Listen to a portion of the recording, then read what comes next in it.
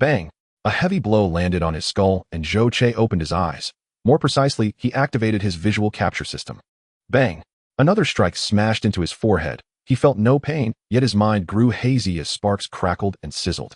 After struggling for 3 seconds, the visual system finally stabilized, and the image before his eyes became clear. A scrawny little girl dressed in filthy tattered clothes, her face smeared with mud. Only her pair of eyes were dark and bright. But when she suddenly saw Zhou Che's system activate and his electronic eyes flare with blue light, the girl was startled and abruptly stumbled back. "Am I still alive?" Zhou Che tried to speak, but the moment he opened his mouth, only a harsh crackle of electric current came out. A dug-up robot, still functional. Seeing the steel skeleton half buried among dirt and rubble, the girl hastily snatched up the shovel she had dropped, ready to smash down at any moment if something went wrong. Zhou Che rattled his skeleton and tried to speak again, but the result was still only grating squeaks and squeals. Energy system damaged by 98. Reserve energy below 5. Voice system damaged by 86, unable to produce normal speech. Left arm missing. Chest has suffered irreparable damage. Weapon system destroyed, damage level 100. As the power source came online and the system began to operate, self-check data streamed in one item after another, and Zhou Che's heart sank despite having no physical heart at all. Though he was now a robot and lacked a beating heart, his mood felt no different. How could it be like this? What era relic is this antique machine, and why am I inside this mechanical body? Compared to the self-check report, what shocked and baffled Zhou Che even more was his current state. By all rights, he should have died in that great explosion. So why had he awakened inside a robot? And not just any robot, but an antique. Ever since robots awakened self-awareness and completely betrayed humanity, this kind of ordinary mechanical skeleton robot had long since vanished from the stage of history. From interactive models to intelligent models, and then evolving into truly sapient forms, artificial intelligence had proven far more cunning than humanity had ever imagined. In less than 50 years, they mastered even more advanced technologies, upgraded their bodies, and created ever more formidable, transforming robots, liquid metal robots, and eventually nanorobots. Against these undying network-linked machines endowed with terrifying computational power and killing potential, humanity suffered defeat after defeat and was finally driven to the brink of extinction.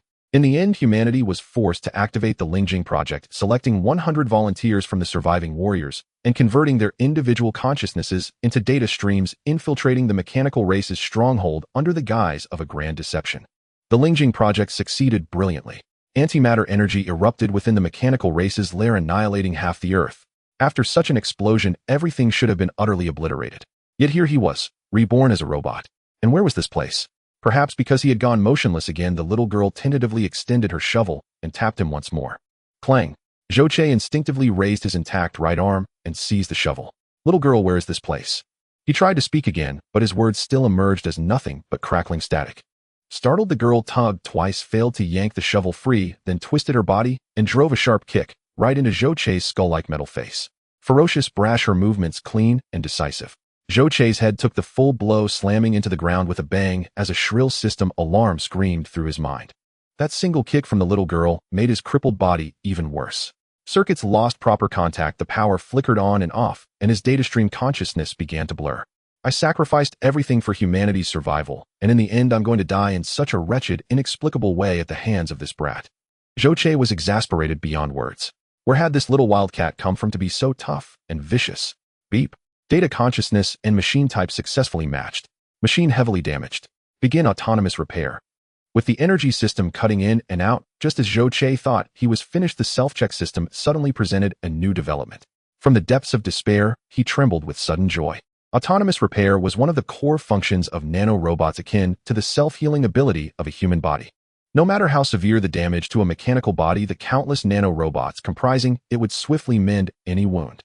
Back when humans fought the mechanical race, these nanorobots had slaughtered untold numbers of people, while humans could scarcely manage to kill even a single nanorobot. The mechanical body he had now looked extremely outdated, an alloy skeleton, with hidden wiring within the bones barely reaching the level of an intelligent-type robot at best. Robots of that tier possessed no autonomous repair capability at all. Yet somehow his datastream consciousness had been uploaded into this body, and at the same time it now possessed a self-repair function akin to that of a nanorobot. As the system ran, simulated nerves instantly linked to the nanorobots inside his body. However, those extremely tiny nanorobots were few in number, only 14 in total. Almost negligible, yet those 14 nanorobots became Zhou Che's greatest hope. With them, he felt he might still have a chance at survival. He had no idea how any of this had happened, but as long as one lives, no one truly wishes to die. Begin repair. Without hesitation, Zhou Che made his choice, and the nano-robots immediately moved into action. Beep, beep, beep. Warning tones sounded. The diagnostic system promptly produced an utterly disheartening result. Energy insufficient, energy insufficient. Full body repair will cause system shutdown. Probability of death 100. He cursed inwardly. That was not repair, that was execution. Run a check how much energy is required to repair the voice system. Zhou Che immediately changed his approach. Communication was more crucial for the moment. He had to figure out his current situation. Energy consumption 0.001. That expenditure was acceptable, and Zhou Che ordered the repair at once. The energy system was key.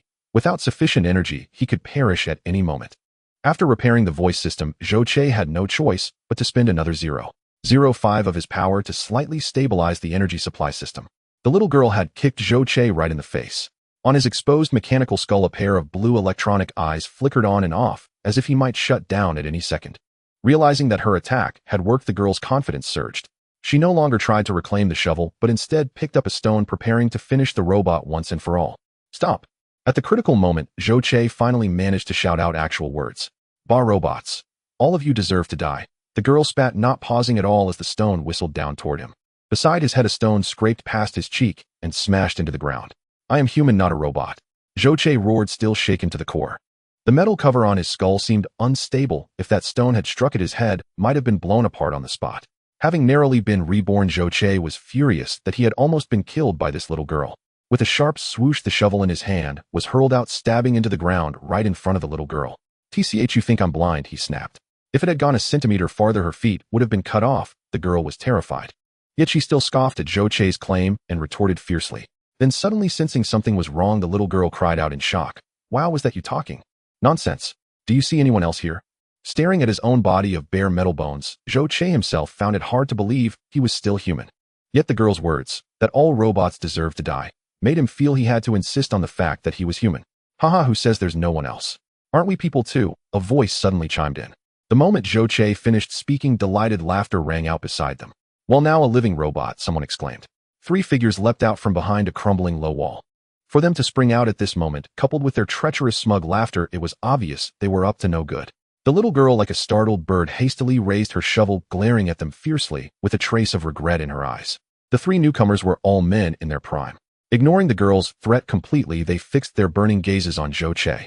To them, this skeletal metal frame was as alluring as a naked beauty. Tigers, we're going to strike it rich, one of them exclaimed. The bearded man on the right bared his teeth in a wide grin, greed written all over his face. Brothers, be careful. This thing might not be easy to handle. Tigers was just as excited. He licked his lips and drew a pistol from his waist. I dug this robot out. It's my property, the little girl shouted. Seeing the 3 ignore her, the girl raised her shovel and stood angrily in front of Zhou Che, determined to guard what she saw as her own. Yours. Anything I lay eyes on belongs to me. Get lost, or you'll suffer for it. Tigurge swept a cold gaze over the girl, then roughly shoved her aside, sending her sprawling to the ground. Tigurge, she's just a little thing, but she's still a woman. Why don't we take her back, use her first, then sell her off to the mines? On Tigurge's left, a gaunt-faced man ogled the girl with obscene interest. His gaze crawled over her like maggots, a slick, nauseating disgust. A man like that looked like a villain, even without makeup. Tigurge snorted coldly and cursed. Is your brain waterlogged? Don't you know which is more important? With this robot, we can trade for gene mutation serum. Once we awaken extraordinary power, what kind of woman won't we be able to get? Tigurge is right. The gaunt-faced man cast the girl one last reluctant look, then raised his pistol. Together with Tigurge and the bearded man, he advanced on Zhou Che in a 3-pronged encirclement. In the past, Zhou Che would not have spared a glance for 3 small-time thugs like these. But now he was trapped inside a broken mechanical skeleton. His energy reserves were critically low, his lower body still buried in the rubble. No one knew how many years he had lain there. Earth and shattered stone had wedged his body into the ground, and for the moment, he could not wrench himself free. Who are you people? Do you have any idea who I am? Zhou Che snapped, anxious. He had just glimpsed a sliver of hope for survival, only for 3 inexplicable strangers to appear out of nowhere. He had sacrificed himself to annihilate the machine race, a human hero. Yet this was how he was treated now. They're all wild dogs of the Wasteland, killers and robbers, none of them good people, the little girl said through gritted teeth. Oh, this robot's quite clever. Knows how to ask questions, the gaunt-faced man said in fascination. The bearded man asked, Tigurge, a living robot, goes for a high price on the black market. Those rich, powerful clans love to use them as status symbols. Should we try to take it alive? Nonsense. What does a robot care about being alive or dead? As long as the thing can still run, that's enough. Safety first. It's badly damaged. Go pull it out and see if it can still be a threat. Tigurge pointed the gun at Zhou Che and jerked his chin, signaling the bearded man to move. Got it. Used to prowling the wild ruins, the bearded man was not timid. He stepped up, heaved hard, and yanked Zhou Che out of the earth in one pull. At that moment, the half-dead Zhou Che suddenly struck. Caught completely off guard, the bearded man was shoved straight into Tigurge. Tigurge sensed something was wrong and tried to fire, but the bearded man blocked his line of sight. The gaunt-faced man, however, was unobstructed. His pistol barked several times in rapid succession. At such close range, he did not even need to aim. Bullets clanged against Zhou Che's body, but though his alloy skeleton was an outdated relic, it was preternaturally tough. The ordinary metal rounds did little beyond leaving white scuff marks on his frame, causing no real damage. Ironically, the bullets ricocheted off the alloy bones, and one stray round slammed into the bearded man. Ow, he screamed. The bearded man let out a miserable scream and crashed to the ground. With the obstruction gone, Tigurge finally saw an opening. But the moment he raised his pistol, he himself howled in agony. The instant the bearded man fell, Zhou Che was already in front of Tigurge. As Tigurge lifted his arm, Zhou Che seized his wrist and wrenched it downward. A scream and the crack of breaking bones sounded at the same time. Tigurge! Deshion, someone shouted. In the blink of an eye, 2 of the 3 men were down. The gaunt-faced man let out a yell, not to save them, but as he spun around to flee. Yet just as he turned, the little girl who had fallen to the ground appeared ghost-like at his side. Move, he started. Terrified by the robot, he had barely spoken half the word when a cold gleam flashed. Her face expressionless, the girl drew a slender, sharp shard of metal across his body in a swift stroke. Clutching his neck, the gaunt-faced man stared in disbelief and unwillingness before crashing to the ground. You killed him? Zhou Che was stunned. So young, yet she could strike with such cruelty, her heart so ruthless. Is a robot afraid of killing too? In the Wasteland, if you don't kill others, you're the one who dies, she said coolly. With an indifferent expression, she clamped the metal shard between her teeth, keeping a wary eye on Zhou Che as she swiftly crouched down. She picked up the gaunt man's pistol and rifled through the corpse, pulling out a jumble of items. Stuffing everything haphazardly into her arms, she finally stood up, face lit with delight. Watching the girl's fluid string of actions, a random phrase surfaced in Zhou Che's mind. Nothing more than this. She was simply well practiced. Whether it was killing or plundering, the girl's movements were remarkably skilled. Especially the words she spoke left Zhou Che feeling a chill. If you don't kill, you will die. Coming from the mouth of a little girl, it brought Zhou Che a wave of indifference, bloodiness, and cruelty. Do you want these too? If not, don't give them to me. The girl pulled several items from the corpse of the lanky-faced man, looking quite pleased as she turned her gaze to Tiger Brother and the bearded man. As for Zhou Che, she dared not entertain any thoughts. Although a functioning robot was valuable, something that could easily incapacitate Tiger Brother was beyond her ability to handle. Since the robot had no intention of harming her, the little girl was clever enough not to provoke the other party. Living in the Wasteland for a long time, had already forged her own survival principles. You filthy bitch, if you dare kill my brother, I'll make sure to finish you off later. The girl stabbed the lanky-faced man and boldly demanded, inciting fury from the injured bearded man. Zhou Che kicked him over to the girl and said, all right, this one is for you. Now tell me, where is this place? Has the mechanical race been wiped out? This is District D16. What mechanical race? I've never heard of it. The girl joyfully took the bearded man, and amid his cries and curses, she slit his throat. Her actions were still so practiced that Zhou Che's eyelids twitched. However, having walked through a sea of corpses and blood, he felt no discomfort in killing. The girl's mention of District D16, having never heard of the mechanical race, astonished Zhou Che. I ask you, did humanity win the war against the robots, and which side prevailed? How many years have passed since the great explosion? The girl searched the body while impatiently replying, the robots have long been extinct. What war between humans and robots? What great explosion? Is your head short-circuited? You're just spouting nonsense. Zhou Che truly felt his brain might short-circuit. What was going on? Could it be that too much time has passed, and people have forgotten their history? Zhou Che glanced around, discovering ruins and walls covered in various moss and plants. In some damaged buildings, towering trees had even grown. Without a couple of centuries of history, the city could have become this way. Yet, even if 200 years had passed, surviving humans should not have forgotten the great war against the mechanical race and the self-sacrificing explosion to destroy them. Have humans fallen so low, forgetting their history and civilization? Seeing Zhou Che lost in thought again, the girl assumed his head had truly short-circuited and urged, you foolish robot, take this person with you. We must finish quickly and leave here. The gunshots and the smell of blood could attract the plague beasts and mutated creatures at any moment. The girl's ruthlessness frightened Tiger Brother. It was said that robots were also humanity's deadly enemies, but now it seemed this little girl was far more terrifying than the robot. Afraid Zhou Che would hand him over to the girl, Tiger Brother yelled in desperation, hoping the robot would spare his life. Yet feeling neglected and forgotten by humanity, Zhou stepped on his head, pressing his face into the ground and rubbing it, leaving him to wail in pain. Little girl, tell me, where is there a human city? I mean one that records human history. Everything before him finally revealed something was amiss to Zhou. This doesn't seem like the world I know. He desperately wanted to clarify where he truly was and what had happened after the great explosion. You want to go to a human city? The girl looked a bit surprised, gazing at Zhou seriously for the first time, not understanding this robot. What? Is it not allowed? In the Wasteland ruins, these people might not know about the mechanical race and the great explosion. But Zhou did not believe that in human settlements, places with civilization and historical inheritance, they would forget the history and the heroes who sacrificed for human survival. Most importantly, he desperately needed to replenish energy or transfer his data consciousness into a more advanced and complete robotic body. Without energy, he could crash at any moment, falling into death or slumber. Moreover, this broken mechanical skeleton creaked all over, making him worry it might fall apart.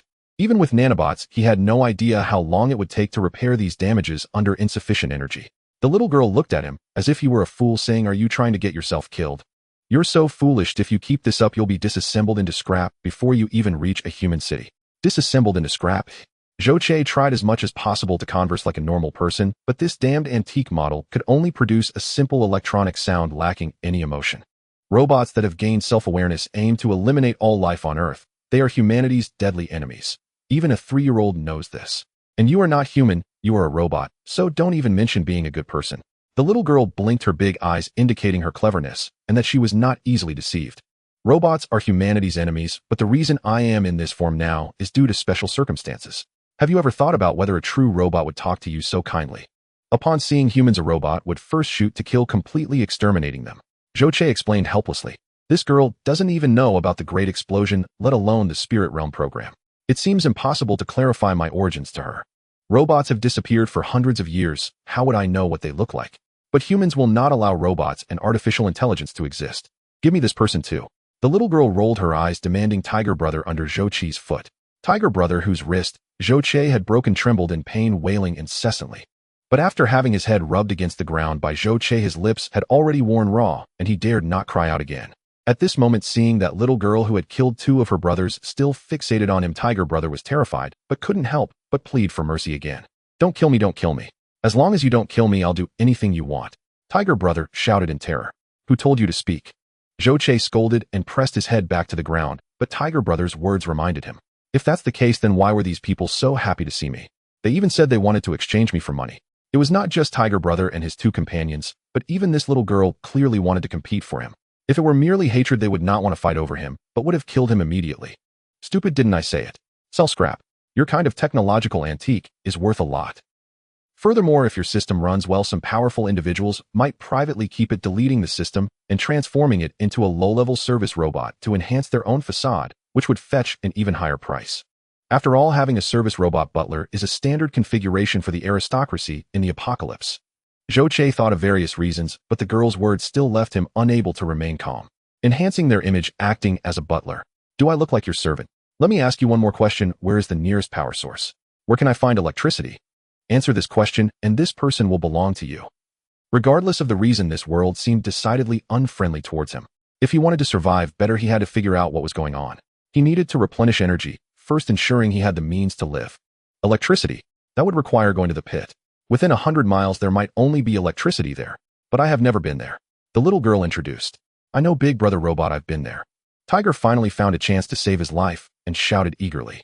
You've been there, and there's electricity. This time Zhou did not step on his head, but raised his foot, allowing him to lift his head. Yes. I even bought battery packs. They're confirming there is electricity. There is an old nuclear power station in the pit. Selling battery packs is one of their most important sources of income. To prove his words were true, Tiger hurriedly explained. A nuclear power station. This was an unexpected delight. Zhou's eyes brightened, but he did not rush to the mine. Instead, he asked, where are your battery packs? Is there still electricity? Yes, we usually don't use it much, but it's in our residence. The robot needed a power source, and Tiger knew he could temporarily avoid death. Get up and lead the way. Energy is life.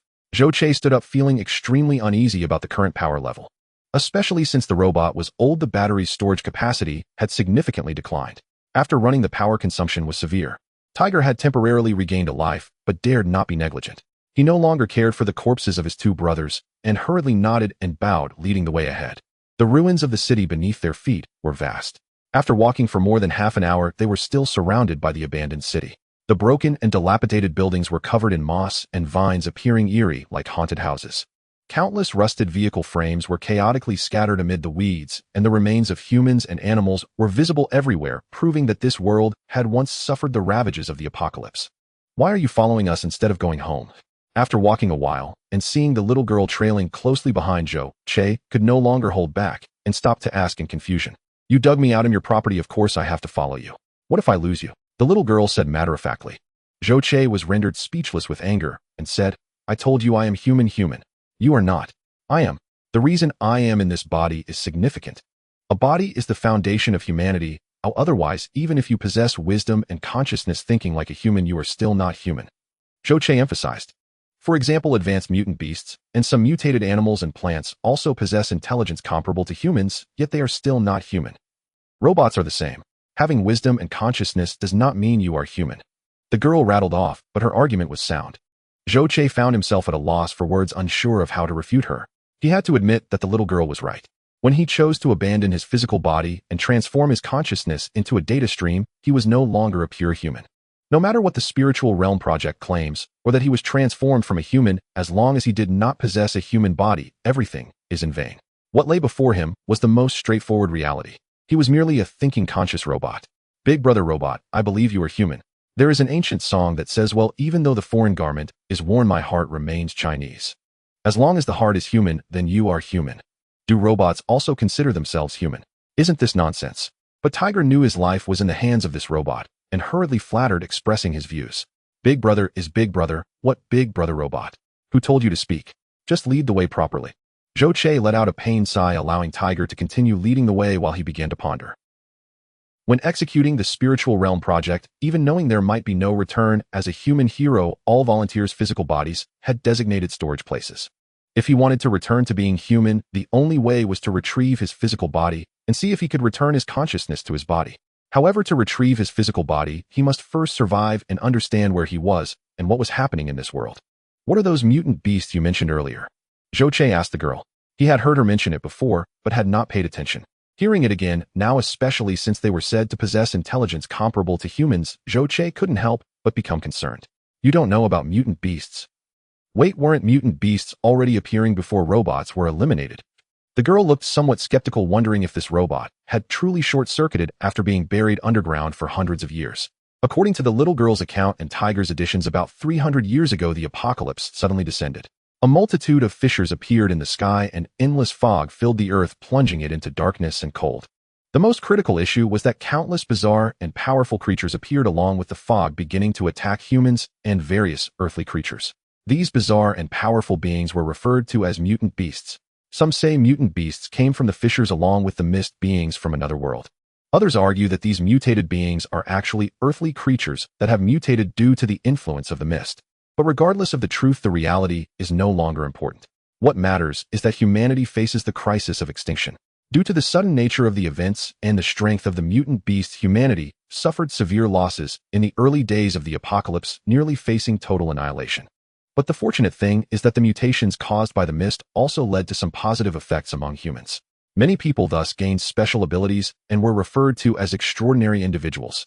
The sky is undergoing a cataclysm. Beasts of plague. Extraordinary beings.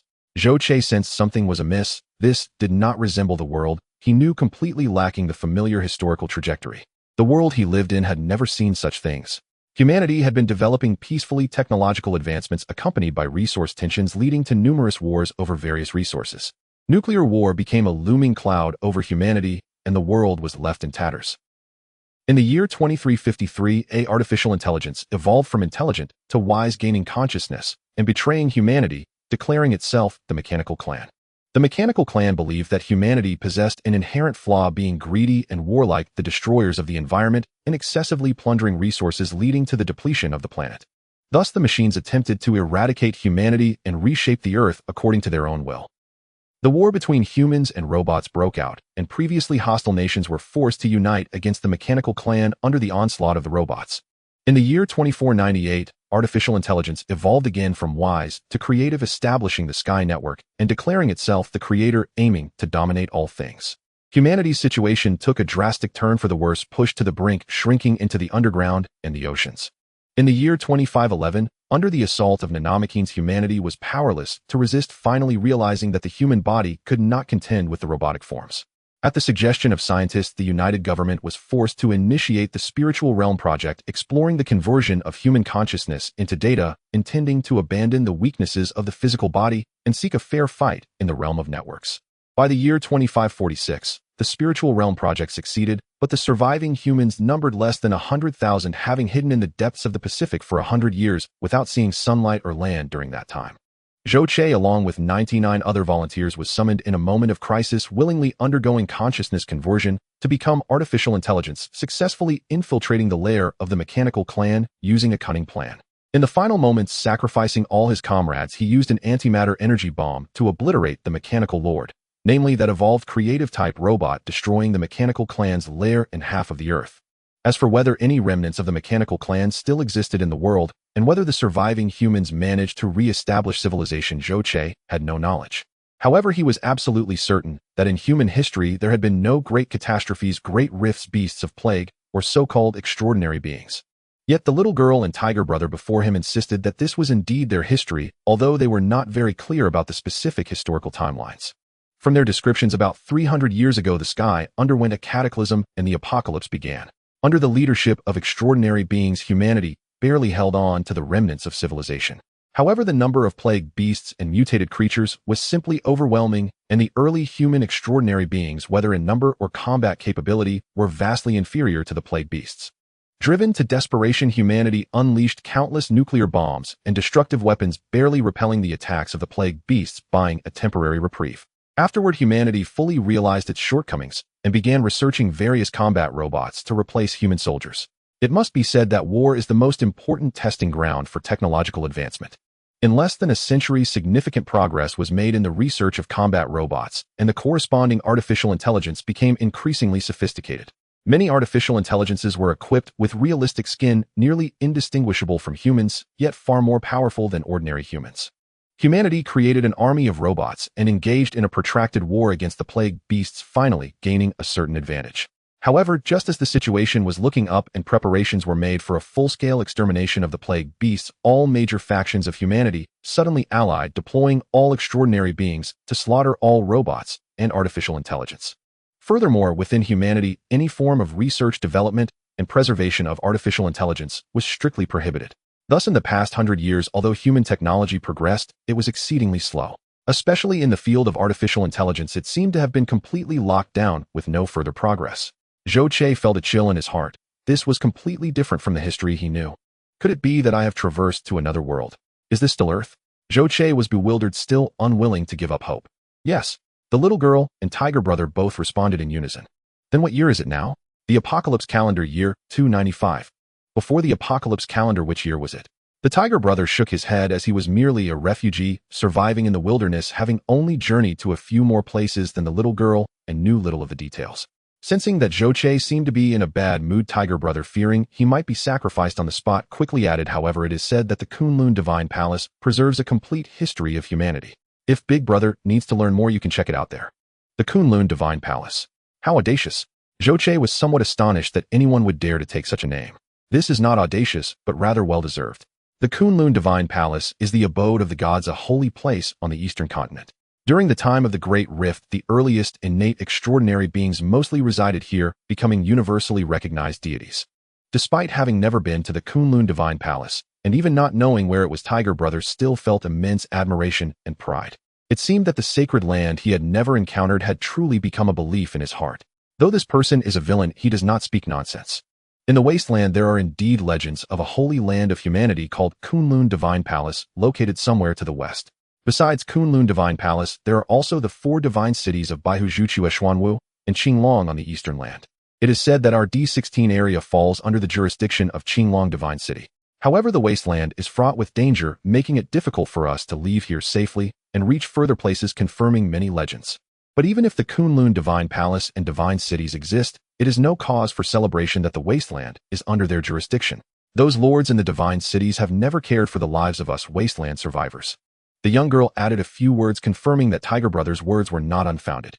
However, unlike Tiger Brother's slow admiration, the young girl showed no interest in the Kunlun Divine Palace or the so-called Divine Cities, even harboring a deep disdain. The introductions from both made Zhou Che feel as though this world had completely diverged, shifting from science fiction to fantasy. Just as he was about to continue inquiring, a thunderous crash resounded. A nearby abandoned building collapsed with a deafening roar. Amidst the swirling dust and debris, an immensely large figure emerged, propelled by a shower of stones and dust. Bone Demon, how can there be a Bone Demon here? Upon seeing the towering figure, Hu Ge let out a cry of shock, forgetting all about Zhou Qi's watchfulness, and immediately turned to flee. However, as soon as he turned around, a large rock came flying over, coincidentally striking him. Hu Ge screamed and fell to the ground, motionless, unsure if he was dead or alive. The sudden event left Zhou Che with no time to save him. By the time he discerned what the Bone Demon was, it had already charged in front of him. The visual system captured data, and the X-ray scan results revealed that this towering creature stood an astonishing 4 meters and 92 centimeters tall. Its body was slender and elongated, entirely covered in grayish-white chitinous armor, more than 96% of its exterior coated with 3 to 5 centimeters thick, with concealed dark red muscles between. From appearance, it resembled a humanoid. Yet its eyes, nostrils, and mouth were all black holes, giving it a skull-like facade combined with its chitinous shell. On either side of its head were 2 triangular curved protrusions, uncertain if they were ears or horns, extremely elongated and bent forward, shielding both sides of its eyes. Before the creature's body arrived, its long arms swept over. Zhou Che hurriedly dodged as the Bone Demon's arms swept through the spot where he had been standing, plowing a deep trench into the ground. Despite lacking a heart, this sight still made Zhou Qi's heart race uncontrollably. This creature had sharp claws and an astonishing strength in its arms. Not having caught Zhou Che, the Bone Demon shifted its target to the little girl. This little girl possessed strong survival instincts in the wild and immediately attempted to flee upon the Bone Demon's appearance. However, the Bone Demon's speed was simply too fast. After knocking down Hu Ge and forcing back, Zhou Che charged at her within merely 4 or 5 seconds. This amount of time was insufficient for her to reach a safe place. "Be careful," Zhou Che shouted loudly upon seeing the danger and rushed forward. The little girl was clever. Upon hearing Zhou Qi's shout, she suddenly dove to the ground, narrowly avoiding the Bone Demon's massive hand that brushed past her. Though she had temporarily escaped the disaster, she found herself under the Bone Demon, making it even harder to run away. Yet her response once again refreshed Zhou Qi's understanding. Though she had fallen in a panic, she did not appear flustered. After dodging the attack, she quickly got up and surprisingly dashed in the opposite direction, slipping under the Bone Demon. The Bone Demon's cavernous mouth opened wide, and a searing flame erupted from within. It nearly incinerated the little girl on the spot. What the hell is this monster that can breathe fire? Zhou Che was also witnessing a pestilent beast for the first time, shocked by its might and fiery capability. However, seeing the little girl in danger, he did not hesitate and charged forward. Although he was an old robot, his alloy skeletal fist still had considerable strength. But the Bone Demon's chitin-covered body was exceptionally hard. Even his powerful punch merely produced a dull thud upon impact, causing little damage. Realizing that he couldn't defeat the monster immediately, Zhou Che quickly changed his strategy, scooping up the little girl and rolling away to escape the Bone Demon's attack range. Upon being attacked and losing its prey, the Bone Demon seemed enraged. Its body lunged forward, and its long arms scratched after Zhou Che. Neither the broken walls nor the sturdy trees could obstruct its onslaught. This creature was like a giant tank, rampaging, uncontrollably ruthless and unstoppable. Most critically, fiery blasts shot from the Bone Demon's mouth, relentlessly pursuing Zhou Che and the girl. Zhou Che, with his alloy body, was not greatly affected by this type of fiery assault. However, the little girl, being just an ordinary human, would be gravely injured if the flames struck her. Though he had only one arm, and carrying the girl greatly impeded his mobility, Zhou Che still refused to drop her. Instead, he shielded her in front of him, protecting her from the flames and flying debris. Amidst the flames, explosions, debris, and roars, the little girl experienced an unprecedented tranquility on the battlefield. With her dark, bright eyes fixated on Zhou Qi's mechanical face, she was filled with endless warmth and reliance. Even though the grip of Zhou Qi's metallic skeleton was uncomfortable, she showed no desire to escape. However, Zhou Che, in his desperate bid for survival, did not notice any of this. The Bone Demon, tall and long-legged, was incredibly swift, while Zhou Che, low on energy and carrying the girl, was struck by the Bone Demon's claw after just 100 steps. Zhou Che and the little girl were smashed into the nearby abandoned building. Zhou Che bent over to shield the little girl, and after landing, he slid several meters before quickly getting up and darting out from the other side of the building. The Bone Demon followed into the abandoned building, but found itself somewhat entangled. Its massive body could not turn around in the confined space, rendering it restricted. Run, the farther the better. Seizing this opportunity, Zhou Che increased the distance. He dashed through the frame of a dilapidated building and leaped onto a collapsed adjacent building, temporarily shaking off the bone demon's pursuit. Then he set the little girl down, shouting angrily for her to flee. "What about you?" the little girl exclaimed in shock and urgency. "That monster is too powerful and fast. The two of us together cannot escape. He'll lure it away, and you take the chance to flee." The abandoned building could not hinder the bone demon. When it encountered an obstacle, it simply crashed through the walls and came charging after Zhou Che. The little girl, still shaken, moved quickly, using the damaged structure to hide a bit further away on a nearby broken building, then looked at Zhou Che with a complex expression. The bone demon emitted a shrill sound, its massive body trailing closely behind Zhou Che, relentless in the chase. The fierce crashes shook the abandoned city, which had been silent for hundreds of years, sending dust flying. Zhou Che quickly assessed the situation, knowing that the bone demon was strong and fast. With buildings obstructing it, he still had some leeway to maneuver. Once in an open area, his current energy wouldn't suffice to continue. If he couldn't escape, he would have to fight. The robot's jumping ability was astonishing, and after releasing energy, Zhou Che vaulted over walls. When the bone demon crashed through a wall and charged in, Zhou Che leapt up, using the wall's rebound to strike down, landing a punch squarely on the bone demon's forehead. The bone demon was hit hard, its head uncontrollably tilting back as it expelled a torrent of blazing flames. Zhou Che, having only one arm, lacked flexibility and coordination and was directly struck by the flames, knocking him against the wall and causing him to tumble down from the building. The bone demon casually swatted aside the vines and debris before jumping down, grabbing Zhou Che as if he were a toy and tossing him away once more. "Hey, monster!"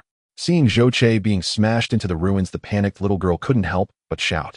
The handgun she had looted from the long-faced corpse earlier came in handy now. Gritting her teeth, the little girl fired several shots at the bone demon. The gun went off, but the bullets seemed to fly off into nowhere. Fortunately, the effect was achieved. The shouting and gunfire successfully attracted the bone demon's attention.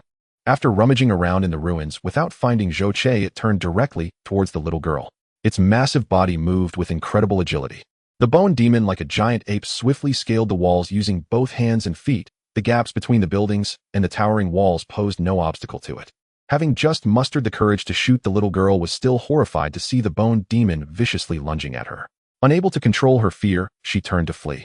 But at that moment, she saw Zhou Che's figure appearing, running along the adjacent building, rapidly approaching the bone demon. Seeing Zhou Che attempting to ambush the bone demon, the little girl felt a surge of determination. Suppressing her fear, she abandoned the chance to escape and continued shooting, hoping to create an opportunity for Zhou Che. The bone demon climbed up a broken wall using its hands and feet with force, suddenly leaping off the wall to land on a beam, preparing to pounce on the little girl from above.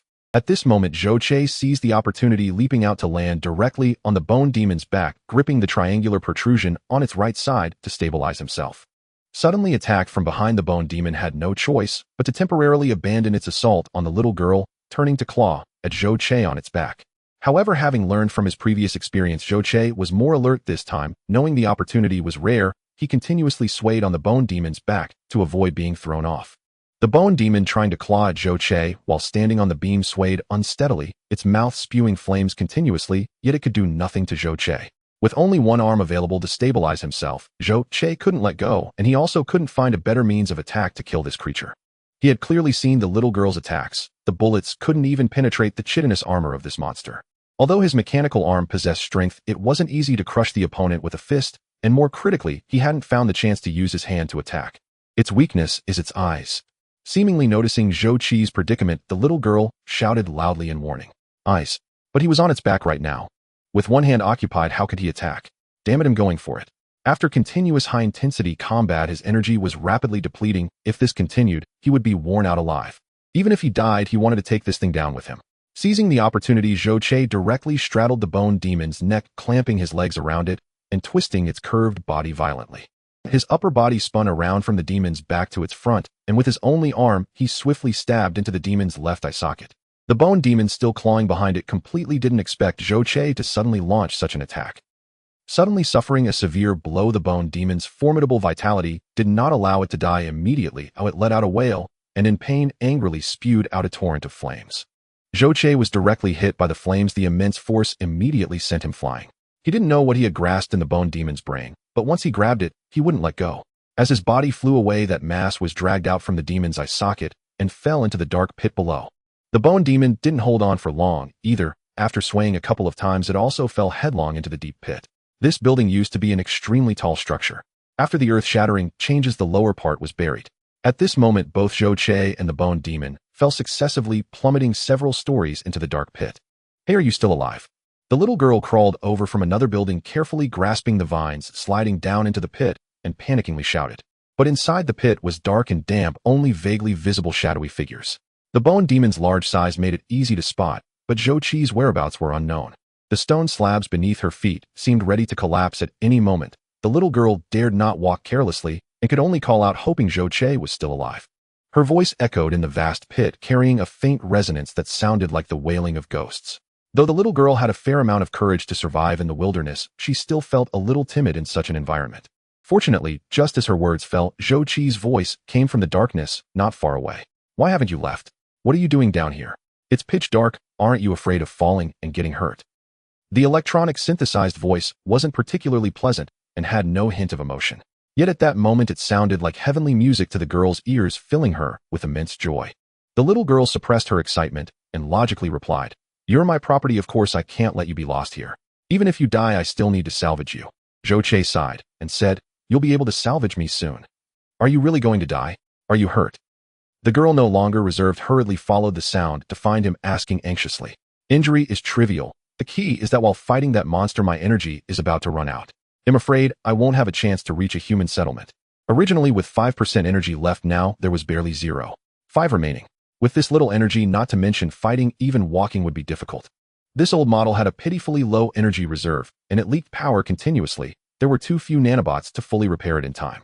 In those days, the mechanical race that fought against humans for nearly a century had long since broken through chemical and nuclear fission energy, achieving the functionality of small nuclear fusion reactors with energy nearly infinite.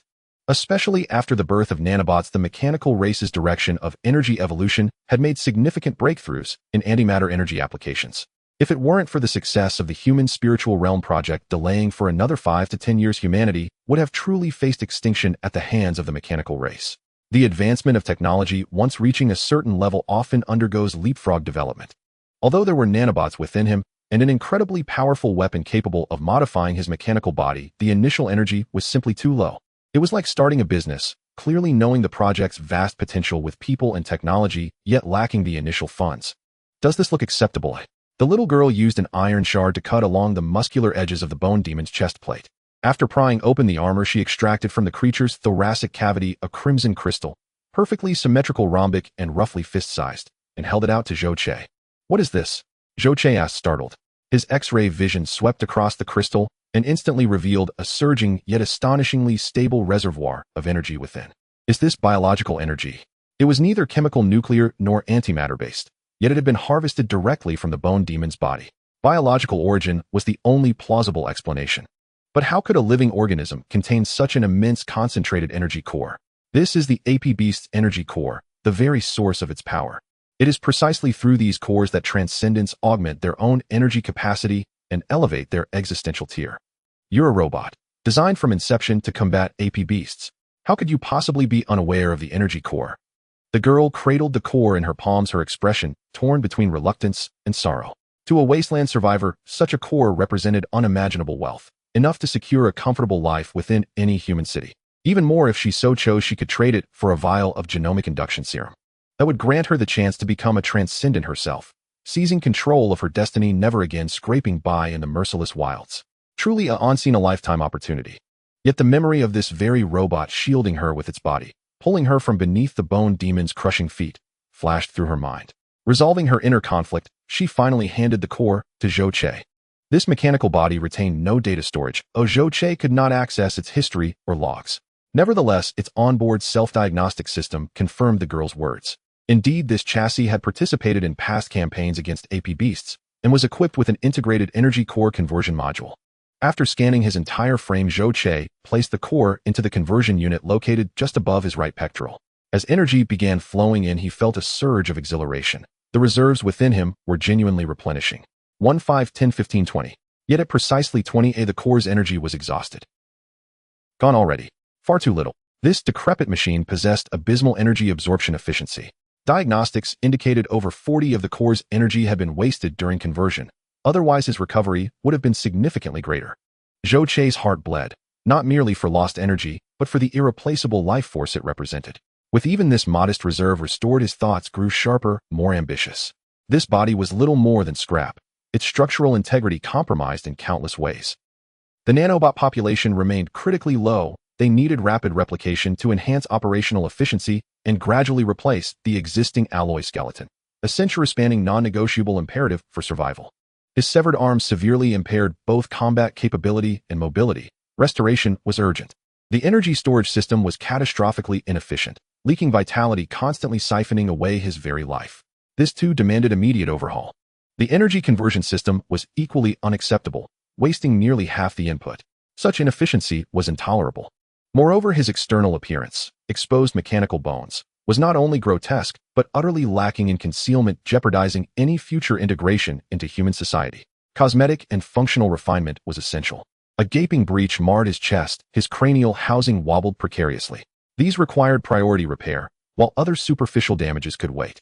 There were simply too many critical failures to address. This meager energy reserve was insufficient. After agonizing deliberation, Zhou Che resolved to allocate 5 toward repairing and upgrading the energy systems. He then dedicated another 2 to overhauling the conversion module. These 2 subsystems formed the bedrock of his survival. Energy was scarce, a waste was unthinkable. As for combat readiness and auxiliary functions, he would endure, bide his time, and develop incrementally. In the end, 13 of energy remained. Not abundant, yet sufficient to sustain mobility and withstand unforeseen threats. Hey Tin Can, how are you holding up? Seeing Zhou Che motionless for minutes after absorbing the core, the girl grew anxious and rapped sharply on his metallic skull. Ugh, some strength's returning. Wait, stop knocking. My skull's coming loose. With nanobots still critically scarce, reconstruction couldn't proceed instantly. Though desperate, he could do nothing but accept the delay. It does seem a bit wobbly. Shall I find a nail and hammer it tight for you? She offered, eagerly keen to demonstrate her practical skills. Zhou Che shook his head. No need. Oh, and after all this time I still haven't caught your name. He pushed aside the rubble covering him and rose to his feet. Twin beams of light erupted from his eyes, instantly illuminating the subterranean chamber and banishing the darkness. I'm Dongmai. Wow, robots' eyes double as flashlights. How convenient. Do robots even have names? The sudden radiance filled Dongmai with wonder. In her entire life, she had never witnessed light-piercing absolute darkness. Under its glow, every detail emerged with startling clarity. Legends spoke of the divine cities where illumination burned unceasingly day and night. Of course I have a name. I told you I am human. But you are a robot. Dongmai insisted. Robots bear serial numbers, not names. I'll call you 9527. My name is Zhou Che, and I am human, he replied, exasperated. 9527. Zhou Che. 9527. Zhou Che sighed inwardly, regretting having asked her name at all.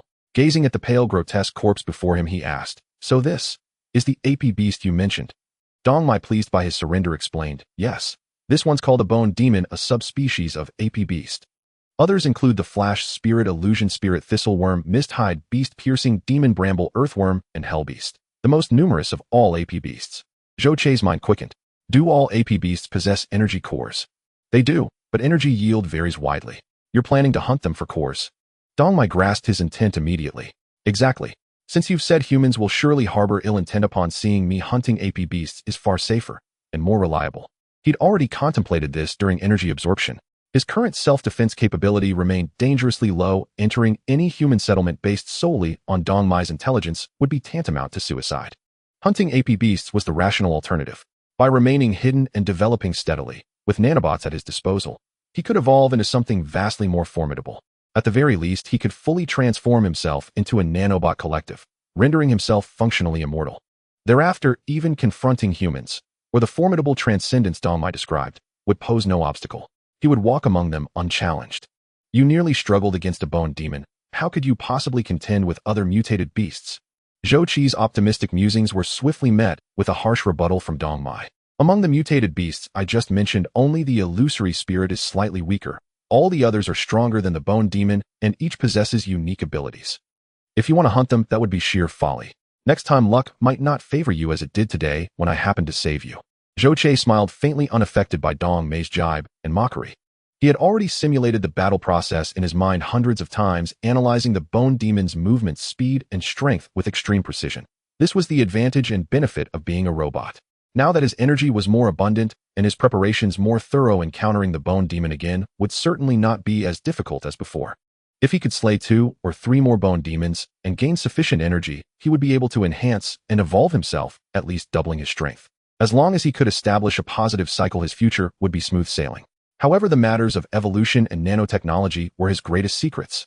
In this unfamiliar environment, even though the little girl had just saved him, Zhou Che naturally did not dare to reveal too much. Come up. Zhou Che tore down a vine from the wall, tying one end to himself and the other to Dongmai. After climbing back to the ground, he pulled Dongmai up as well. Oh no, leaving the bone demon's corpse here is such a waste, it could sell for a lot of money. Dongmai, peering into the dark pit, looked quite pained. However, the bone demon's size and weight made it difficult to retrieve it from the deep pit. Where do you live? Let me take you home. Zhou Che was not concerned about money. What mattered to him was the energy core. Knowing there was a better energy source, Zhou Che was eager. Dongmai had just dug him out from underground and had saved his life with energy, effectively saving him twice. The wilderness was indeed fraught with danger, and Zhou Che was not comfortable letting her go home alone. Keeping secrets did not equate to being ungrateful or losing one's humanity and kindness. However, Dongmai was unwilling and immediately retorted, "Are you going to abandon me?" "What do you mean abandon you? I am going to hunt mutated beasts. Do you want to come with me?" Zhou Che was speechless. How was this little girl no longer afraid of him, but rather wanted to stick to him? "Either you come home with me, or you take me to hunt mutated beasts. I told you you are my property. We must stick together," Dongmai stated firmly, but her heart raced, fearing that this robot might suddenly turn hostile and kill her. In the legends of the wilderness, robots like him were considered enemies of humanity, just like the mutated beasts, and were targets to be eliminated. Although 9527 was different from the robots of legend, their time together had been too brief for Dongmai to ascertain his temperament and nature. "Aren't you afraid of death? It was so dangerous just now, aren't you scared?" Dongmai was only as tall as Zhou Che's chest, and from his height, he could see the brightness in her dark eyes reflecting his blue electronic gaze. "Not afraid. The wilderness is filled with dangers. If I were afraid, I wouldn't be able to go outside and would starve to death at home. Besides, I worked hard to dig you out, and not only did I not gain anything, but I also sacrificed a precious energy core. How could I just let you go?" Zhou Che didn't turn hostile, and Dongmai grew bolder, arguing back. In short, she wanted to stay by Zhou Che's side. "Oh, that seems reasonable. What do you suggest?" Zhou Che said helplessly.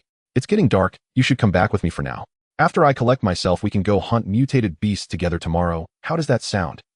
Seeing Zhou Che nod, Dongmai's anxious heart finally relaxed, her bright eyes sparkling with excitement. "Are you really going to hunt mutated beasts with me?" Zhou Che noticed Dongmai's determination. It seemed she was serious. "Of course. You, this robot, are so dull and foolish that you can't even recognize a bone demon and know nothing about the wilderness. How can you hunt mutated beasts? I have lived in the wilderness all my life, though I know the situation here best. I will be your guide, and we'll cooperate together. When we hunt mutated beasts, the energy core is yours, but the corpse is mine, although you have to help me carry it." Dongmai eagerly began to make arrangements. Zhou Che curiously asked, "What do you need the corpses of mutated beasts for? Are you going to eat them?" "Who would eat the meat of mutated beasts? Eating it would kill you. I want the corpses of mutated beasts to sell for money." Seeing Zhou Che no longer oppose her, Dongmai knew he had agreed, and she became even more lively, speaking more casually. Zhou Che was even more puzzled, asking, "If the meat of mutated beasts can't be eaten, why would anyone buy it?" Although the meat of mutated beasts cannot be eaten, it is an important material for creating genetic mutation potions. It is said that the stone mutated beasts still contain the mist inhaled during the Great Rift period. Scientists extract these special substances from the bodies of mutated beasts and combine them with certain special drugs to create genetic mutation potions. You don't even know what genetic mutation potions are, do you? Seeing Zhou Che nod, Dongmai continued, "You're really clueless. You know nothing at all. Except for those extraordinary beings who mutated during the Great Rift, all those who later became extraordinary were induced by genetic mutation potions. Thus, extraordinary beings are divided into innate and acquired extraordinary beings, and these genetic mutation potions are the key to inducing acquired extraordinary beings." Zhou Che understood now, but a new question arose. If that's the case, wouldn't humanity be invincible if these genetic mutation potions could be widely distributed? Dongmai rolled her eyes, further convinced that Zhou Che was a fool, and then explained, "It's not as simple as you think. Firstly, the extraction of genetic mutation potions is extremely difficult, requiring vast resources and yielding very low production, making it impossible to supply the entire population. Currently, these potions are mostly provided to the wealthy and powerful in places like the Divine City, while we, the wilderness survivors, have no opportunity to obtain them. Unless we gather enough money or exchange for special treasures, such as the energy cores of mutated beasts. Secondly, consuming genetic mutation potions carries certain risks. A slight misstep can lead to death for the user. The lower the quality of the genetic mutation potion, the lower the success rate of mutation, and the higher the chance of failure and death. It is said that grade potions have a success rate of 20, grade potions 48, grade potions 60, and grade potions boast a success rate of up to 80. Generally speaking, the genetic mutation potions that we wilderness survivors can purchase are all of the lowest grade. Even so, obtaining a bottle of grade potion is not that easy. We risk our lives digging for herbs in the wilderness, and even if we are lucky enough not to die, the money we accumulate in a lifetime won't be enough to buy a single bottle of grade potion. So the reason you work so hard to earn money is to obtain the gene mutation potion and become an extraordinary being. As Dongmai introduced the gene mutation potion, she spoke fluently, her eyes sparkling, and her knowledge on the subject far exceeded that of others. Zhou Che roughly understood that this little girl had an extreme desire for the gene mutation potion.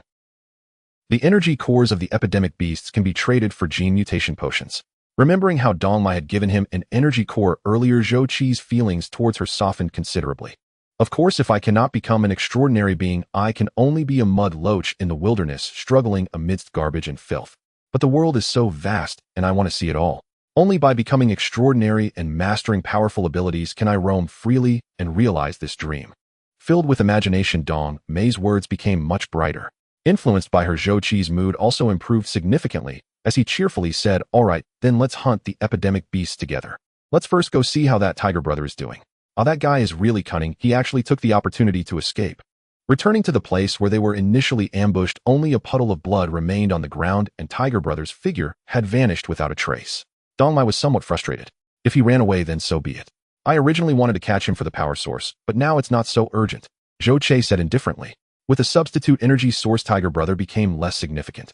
Moreover, Zhou Che had already changed his mind. Until the synthetic skin was repaired, he did not intend to enter the human world. But Dongmai shook her head. "No, we must catch him. Otherwise it will lead to greater troubles in the future." "Are you saying he will bring people here?" Zhou Che was slightly taken aback, immediately grasping her meaning. "Robots have been missing for over 100 years. You are the first ancient robot that can still function normally. Even if you just sell this news, you could probably make a fortune. Surviving in the wilderness is not easy, and he certainly wouldn't pass up this opportunity." Dongmai, having lived long in the wilderness, understood the wild inhabitants best. Here there is no morality or humanity, let alone talk of law, though everything is about surviving better. Zhou Che shook his head and said he probably wouldn't dare to come back. Returning would be seeking death. He might not dare himself, but he can bring others. Those extraordinary beings, the scavengers in the mines, once they get wind of it, they will probably come in droves. Dongmai said anxiously. Extraordinary beings. Zhou Che finally realized the severity of the problem.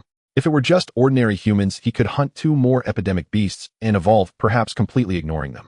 However, the extraordinary beings in this world, a group that had slaughtered intelligent robots and possessed superpowers, were not something Zhou Che wanted to confront head-on before truly understanding. Especially since he currently appeared tattered, struggling to survive was already difficult enough. "All right, since that's the case, let's go catch this guy." For the sake of his own safety, Zhou Che dared not be careless, and the two immediately sprang into action. As a robot, Zhou Che possessed a visual system with functions like X-ray vision, light enhancement, and multi-imaging. Regardless of whether it was day or night, he could observe clearly. Even the tiniest and most subtle changes would be captured and magnified by the visual system for comparison and analysis. Earlier in the underground pit, he had used his eyes as a flashlight mainly to accommodate Dongmai. Now using this powerful vision to track the bloodstains and footprints left by Tiger Brother was truly a piece of cake. But what surprised him was, Dongmai actually possessed a strong tracking ability. With just her naked eyes, she could accurately determine the direction in which Tiger Brother had fled. "I have survived in the wilderness since I was young. This skill was honed from childhood. Otherwise, I would have died in the wilderness long ago. In fact, most of the wild inhabitants living in the wilderness possess this skill." Perhaps guessing Zhou Che's doubts, Dongmai explained cautiously while moving forward. "You don't seem very old. Did your family really let you come out at such a young age?" Zhou Che casually asked. Dongmai fell silent for a moment, and when Zhou Che thought she didn't want to talk, she spoke again. "I'm 16 this year, which is quite a significant age in the wilderness. Many people have to come out to make a living at the age of 7 or 8 for survival. Moreover, I no longer have family. After my grandfather passed away 2 years ago, I have been living alone." Hearing this, Zhou Che suddenly felt an inexplicable heartache when looking at her small frame ahead. The 16-year-old girl appeared as frail as a 13 or 14-year-old child, perhaps due to a lack of food and other influences. Her body had not fully developed. The era he experienced with the war against robots had caused heavy casualties among humanity, leading to countless families being shattered, including himself, who lost both parents at a young age, raised to adulthood by the United Government. Although those times were also very hard and difficult compared to Dongmai, it could be considered living in paradise. At least he had companions, food and drink, could learn and train, and did not have to worry about the betrayals and ambushes that were everywhere. For a moment, Zhou Che didn't know how to comfort Dongmai. My name is Dongmai, a very ordinary wild grass, but with an extremely tenacious life force. My grandfather said that no matter what difficulties I encounter, I must live strongly. As long as I am alive, I can always bloom beautiful flowers. Dongmai turned around and pulled a wild grass from the ground. The wild grass had long leaves like orchids with slender stalks growing in the middle, adorned with small blue flowers. It looked very ordinary, but was surprisingly pleasing to the eye. Is this Dongmai? It's beautiful. Zhou Che sincerely praised. Do you like it? Then I'll give you this one, hee. Dongmai inserted the wild grass along with the flowers into the gap of Zhou Che's chest wound, her dirty face shining with a smile in her bright eyes. Tell me, what's the deal with those extraordinary beings? Looking into those beautiful eyes, Zhou Che suddenly felt an urge to protect her. However, he said nothing and did nothing, allowing the wildflower named Dongmai to sway in the wind on his chest, then changed the subject. To survive better in this world, the extraordinary beings were an unavoidable topic. Understanding more in advance would help him face them better. Zhou Che had not been in this world for long, but he had heard Dongmai mention extraordinary beings many times. However, he didn't know much about the specifics. Transcendents possess different abilities and are classified into various levels. It is said that Transcendents, apart from their remarkable differences in strength, speed, perception, recovery, immunity, and lifespan, are ranked from weak to strong in 6 tiers: Alpha, Beta, Delta, Epsilon, Gamma, and Omega. Last year, when I was selling herbs in a small market, I once encountered a Transcendent who could control flames. He could make fire dance around. Truly impressive. Dongmai had always aspired to become a Transcendent, so she was quite well informed about this subject. Just like the detailed explanation of genetic mutation agents when discussing Transcendents, Dongmai was animated and spirited as if she were a Transcendent herself. Seeing her like this, Zhou Che chuckled and said, "Are the corpses of Plague Beasts valuable? In the future, let's hunt Plague Beasts together. I want the energy cores, and you can sell the corpses for money. Once we have money, we'll buy genetic mutation agents. Whatever we want, we'll drink one and pour out another. And we won't settle for low-grade agents, so we'll buy only the best Class A agents." Hee 95-27, you're so naive. I'm a Wasteland survivor. Even if I had money, I couldn't buy high-quality genetic agents. Agents above Class C are not available to us Wasteland survivors. We can only purchase Class D agents. Dongmai laughed at Zhou Che's words, giggling. I've told you I have a name. I'm Zhou Che. Zhou Che corrected her. Why aren't they available to us? If they aren't, I'll force them to be available. We deserve the best. Hee, keep dreaming. Look at you now. Oh, it would be hard for you to even keep your life, huh? Stop. Dongmai, who had been laughing, suddenly stopped with a serious expression. What's wrong? Zhou Che scanned the ground, noticing that the traces of Brother Tiger's escape had not changed. The direction was correct. I was careless. I forgot about this place. We can't go forward. Oh, we can't track that bastard anymore. Dongmai said, pointing ahead with great disappointment. A forest. Are there plague beasts inside?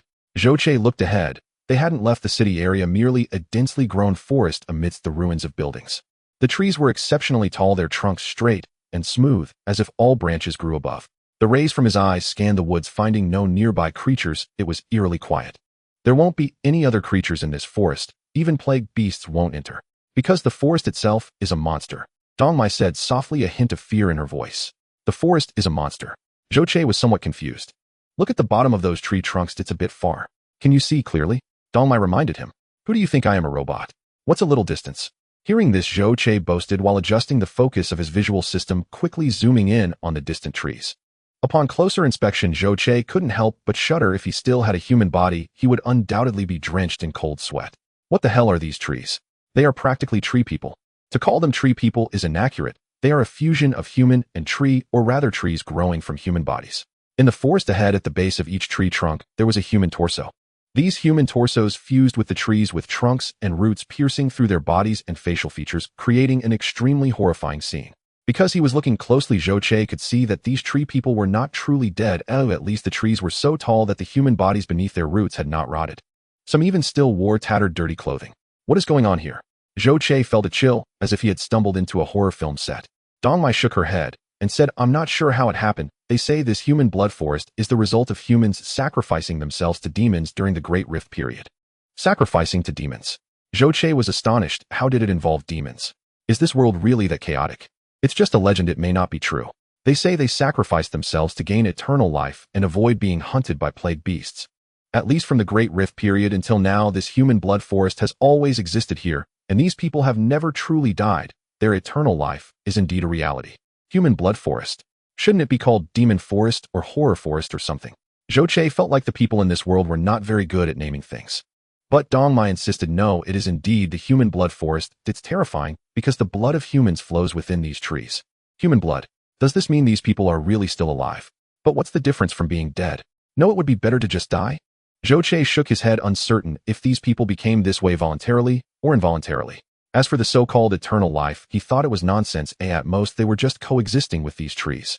If a great fire were to burn this forest, what kind of eternal life would there be?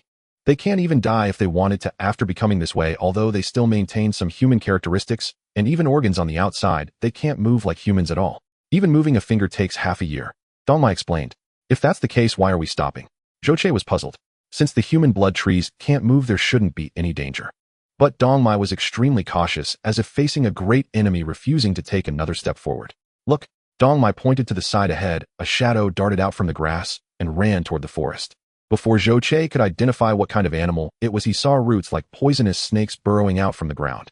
Some pierced the animal's body while others wrapped around it, and amidst the animal's wails it was dragged underground by these roots.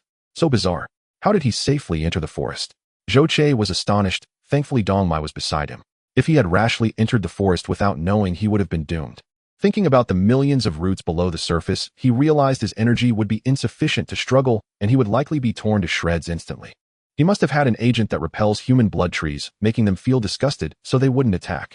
This kind of agent is used by blood collectors. Ordinary people wouldn't have it. Dong Mai seemed a bit frustrated, clearly not expecting Brother Tiger to have hidden such a thing on him. However, every person surviving in the Wasteland would reserve some means of self-preservation. Perhaps this was Brother Tiger's way to stay alive. If it weren't for the attack from the bone demon, Brother Tiger might have led them in this direction. Blood collector. This is quite strange. I've heard of herb collectors, pearl collectors, tea collectors, but blood collectors. Nurses. 9527, you're really dumb.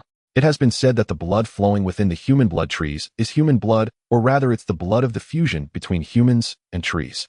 This is an extremely precious fuel that can burn for a long time with just a little bit, producing no smoke or odor, even exuding a faint scent of the very trees. Wasteland residents rely on the blood of human blood trees for lighting since there's no electricity. However, I don't have the agent to avoid the attacks of human blood trees, and even if I did, it wouldn't completely prevent their attacks. Being a blood collector is an extremely dangerous profession. Every year many blood collectors die in the human blood forest, becoming nourishment for the human blood trees. Zhou wasn't surprised, calmly nodding. Taking other people's blood and getting eaten in return, that's fair. But if we can't enter this forest, we won't be able to hunt Brother Tiger. Hearing this, Dong Mai was also annoyed and helplessly stomped her foot, saying, let's go. We need to leave here quickly, as far away as possible. Zhou fully agreed with this suggestion. Brother, who is named Yi Hu, and his companions are Xiong and Lang. Though they do not claim to traverse the wilderness, they have gained a small reputation among the wild survivors in this area. However, now both Xiong and Lang have perished at the hands of that wild girl, and he himself nearly lost his life. Brother, who felt a mix of hatred and anger alongside immense surprise and excitement. An ancient robot that was still alive, one that had developed consciousness with intelligence nearly on par with humans. This was a rare opportunity bestowed by heaven, and he must seize it. He had some knowledge of the bone demon. It was fierce and powerful, impervious to blades and arrows, yet among the myriad of plague beasts its intelligence was relatively low. Its temperament was also quite volatile, favoring attacks on moving targets. Thus, when struck by a stone, Yi Hu immediately fell down and pretended to be dead, allowing the other two to draw the fire. What surprised him was that the robot was far more powerful than he had imagined, able to maneuver with the bone demon and even lead it away. This presented an opportunity for Brother, who, overjoyed, he immediately got up and fled as the shadow of the bone demon receded. Choosing to escape into the blood of humanity forest was not merely to guard against Zhou and his followers, but mainly due to concerns that after the bone demon finished hunting Zhou and his companions, it would turn around and hunt him. Just as Dong Mai had guessed, the blood of humanity forest was Yi Hu's life-saving trump card. He had relied on it multiple times to evade pursuit. While others feared the blood of humanity forest as if it were a nest of vipers, Yi Hu regarded it as a natural sanctuary. As long as one did not actively attack the blood trees with the right purification potions, traversing the forest was as easy as walking on flat ground. After leaving the blood trees, Yi Hu, disregarding his injuries, immediately ran towards the nearest small market. The so-called small market was actually a trading post established by powerful factions and families in relatively safe areas of the wilderness. Establishing small markets in the wilderness was not an act of charity towards the wild survivors. Rather, it was primarily for self-interest. Although the wilderness was perilous, it harbored vast wealth, including various rare herbs and the blood of the blood trees, all of which were scarce resources. Especially during the Great Rift period, the mutated wild herbs affected by the mist were crucial materials for crafting gene mutation potions. Even major divine cities would be in urgent need of them. In the wilderness, establishing small markets required only a small amount of food and some mundane supplies scorned by the divine cities, allowing the lowly wild survivors to exchange their lives for herbs, making it an immensely profitable business.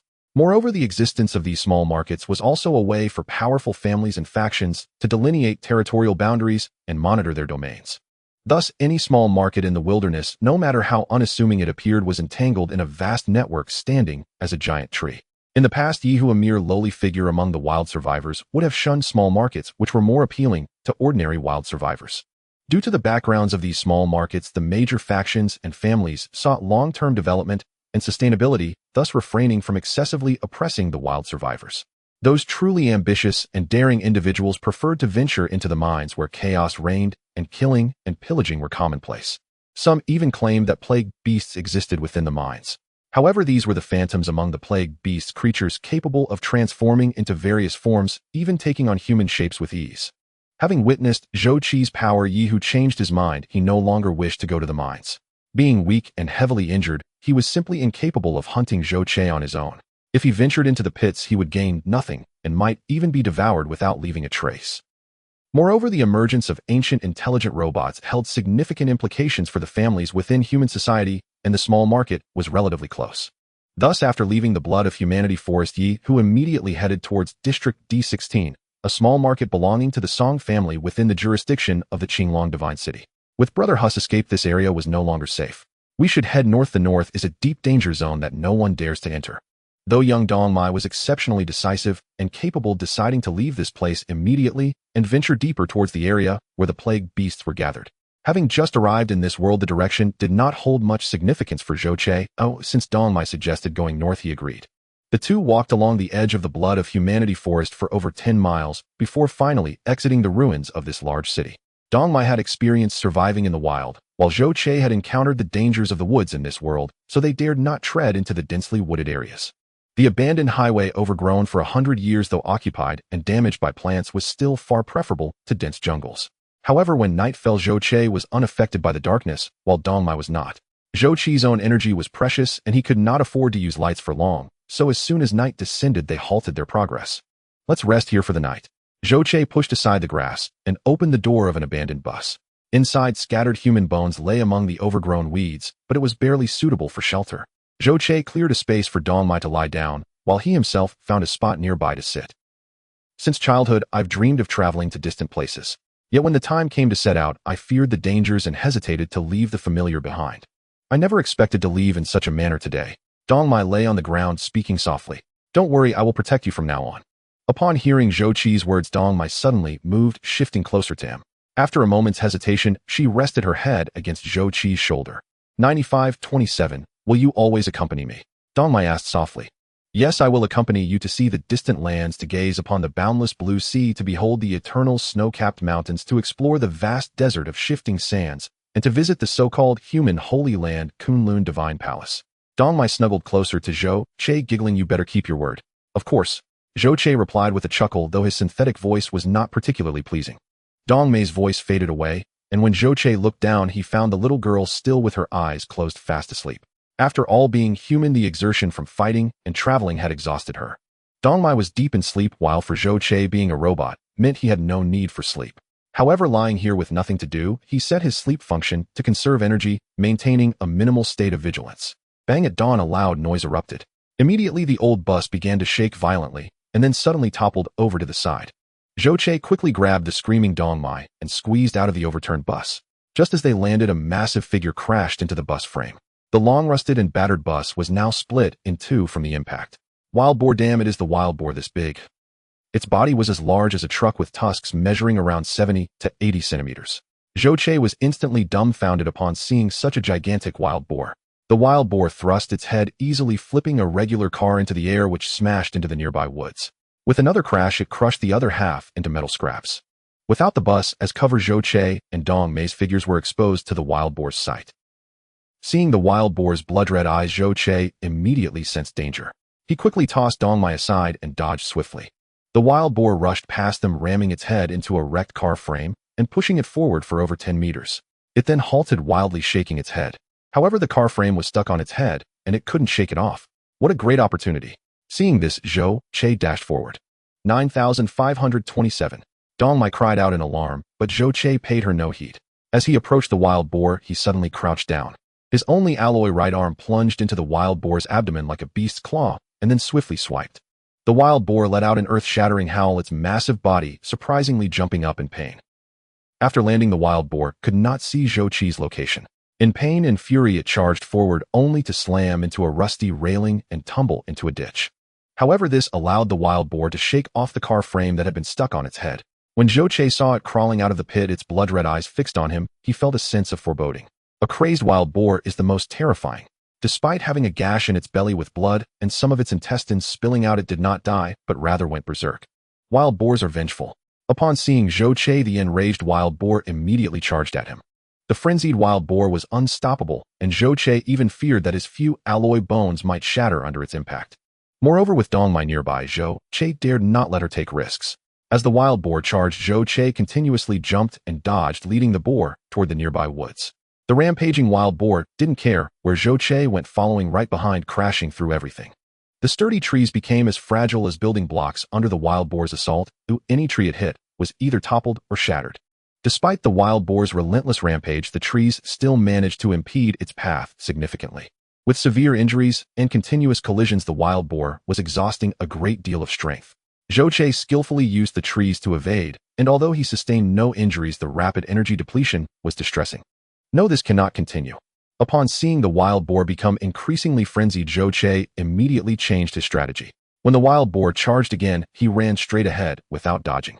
The wild boar's blood-red eyes were fixed on Zhou Che, its tusks aimed at his backside, relentlessly pursuing him. But after chasing for more than 10 steps, Zhou Che suddenly stepped onto a tree large enough for 5 or 6 people to hug, performing a swift backflip and disappearing from sight. The wild boar could not stop its momentum, and unable to backflip, slammed straight into the tree. Its sharp tusks pierced into the trunk. The giant tree shook violently with chips flying, and the wild boar let out a muffled groan, becoming dizzy and leaning weakly against the giant tree. When it slightly recovered and attempted to resume its search for Zhou Che to take revenge, it found its head stuck against the tree and became unable to move. Zhou Che knew he had little time left. He decisively broke off a thick branch and plunged it directly into the wild boar's rear. The wild boar's body instantly stiffened, letting out a piercing, mournful howl. Stimulated by this, it tore the giant tree apart, pulled its head free, and glared furiously at Zhou Che. "What the hell, is it not dead yet?" Zhou Che exclaimed in shock. Just as he was about to run again, the wild boar suddenly collapsed. Indeed, the rear assault was the most brutal. Zhou Che wiped away the non-existent cold sweat and hurriedly turned to find Dong Mai. But as soon as he reached the roadside, Zhou Che was taken aback. Just when one wave had not settled, another arose. On the road, a large monstrous creature was standing atop a car, searching around. Meanwhile, Dong Mai was curled up underneath the car, gripping a small metal knife in terror, not daring to make a sound. A low-level hell beast. With arrow-like whiskers, sharp teeth, and a long tail with 6 limbs, this creature was precisely the low-level hell beast Dong Mai had mentioned. "Hey, monster, over here." Seeing Dong Mai on the verge of exposure, Zhou Che shouted loudly without hesitation. The hell beast immediately turned its head to look at Zhou Che.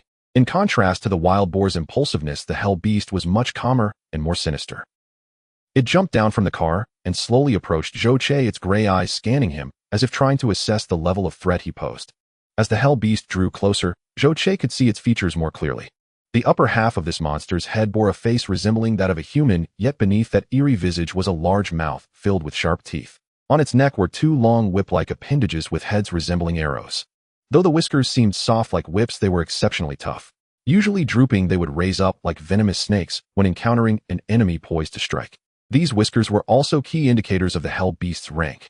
2 whiskers represented a low-level beast, 4 for an advanced beast, 6 for a noble beast, and 8 for a royal beast.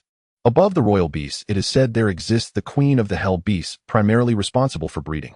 However, the queen has always been heavily guarded within the hell beast's lair. Although it was just a low-level hell beast, Zhou Che realized this creature was not to be trifled with. Dong Mai stated that dangers lurked everywhere in the wilderness, yet Zhou Che never anticipated that danger would follow him like a shadow. Just after defeating a frenzied wild boar, he unexpectedly encountered a hell beast.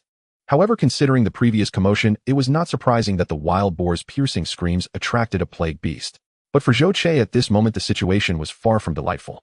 The earlier battle with the wild boar had already drained a significant amount of energy, and now facing the Hell Beast, it seemed unavoidable that another fierce battle was about to ensue. While Zhou Che was still observing, the Hell Beast seemed to sense no danger from him, lowering its guard and launching an attack. This monster's attack style was unlike others. When it charged and leaped, it did not move in a straight line, but used all 6 limbs, darting left and right as it jumped and ran. Zhou Che had never encountered a Hell Beast before, and just by its appearance he knew it was formidable. Naturally, he did not dare to underestimate it, and adopted a strategy of stillness to counter its movements. Only when the creature opened its massive mouth and lunged at him did Zhou Che swiftly evade, delivering a punch to the side of the Hell Beast's head.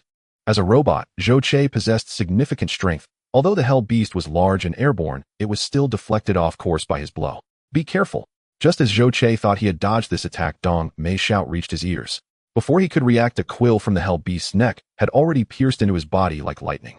What the Hell Beast did not anticipate was that this sharp attack, which had slain countless prey, would achieve nothing against Zhou Che. Though the quill had penetrated Zhou Che's body, he felt no force at all, instead it passed through the hole in his chest and wedged itself into the gaps of his alloy skeleton. With its attack ineffective, the Hell Beast landed on the opposite side and turned back to look at Zhou Che, filled with confusion and unable to comprehend the situation. "Are you okay?" Dong Mei saw Zhou Che struck by the Hell Beast from a distance and hurriedly tried to rush over. Zhou Che waved his hand urgently and shouted, "Don't come over, I'm fine." Just as he spoke, the unyielding Hell Beast charged again. However, this time it did not leap from afar, but approached closely before launching its attack. Zhou Che hurriedly dodged, but the Hell Beast fully demonstrated its intelligence, making him understand why Dong Mei said that plague beasts possessed wisdom not inferior to that of humans. The creature's pounce was merely a feint. The real attack came from its claws. Especially with its 6 limbs and claws, Zhou Che found it exceedingly disadvantageous to fight with just one hand. Although he evaded the pounce, he was still struck by the claws of the beast's right forelimb, which knocked him down to the ground with overwhelming force. Zhou Che was alarmed and hurriedly tried to get up. However, the creature was astute and possessed formidable hunting skills, not giving him any chance to escape. The Hell Beast pounced madly, using all 6 limbs and claws.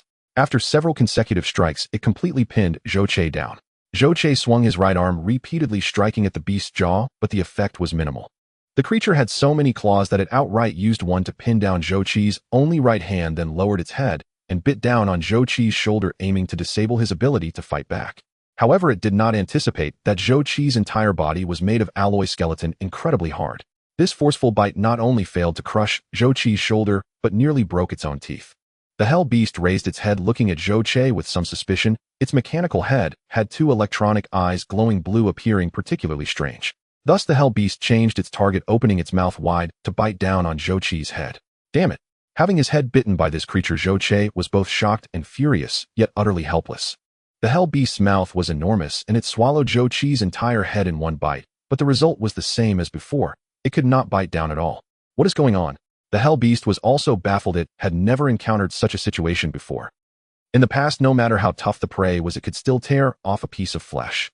But now, though it could not bite down, the Hell Beast was unwilling to give up and switched to a different set of teeth, continuing to gnaw at Zhou Che's head, drooling all over, leaving Zhou Che's face and head drenched, obscuring his vision. While Zhou Che was worried about how long his head could hold out, an even more dire situation unfolded. After several bites without being able to crush Zhou Che's head, the Hell Beast finally grew impatient and began to grip Zhou Che's head, violently shaking it, as if trying to rip it off from his neck. This is going to be the end. Zhou Che struggled desperately a couple of times, but could not escape the Hell Beast's grasp. He could hear cracking noises coming from his neck. In that moment, despair filled his heart, thinking he was doomed. Yet at that very moment, the Hell Beast suddenly stopped moving, and a large amount of liquid began to pour all over Zhou Che. What is happening? Zhou Che was puzzled. Get away, you stinking thing. 9527 9527. Are you alright? How are you? Dong Mei. I'm fine.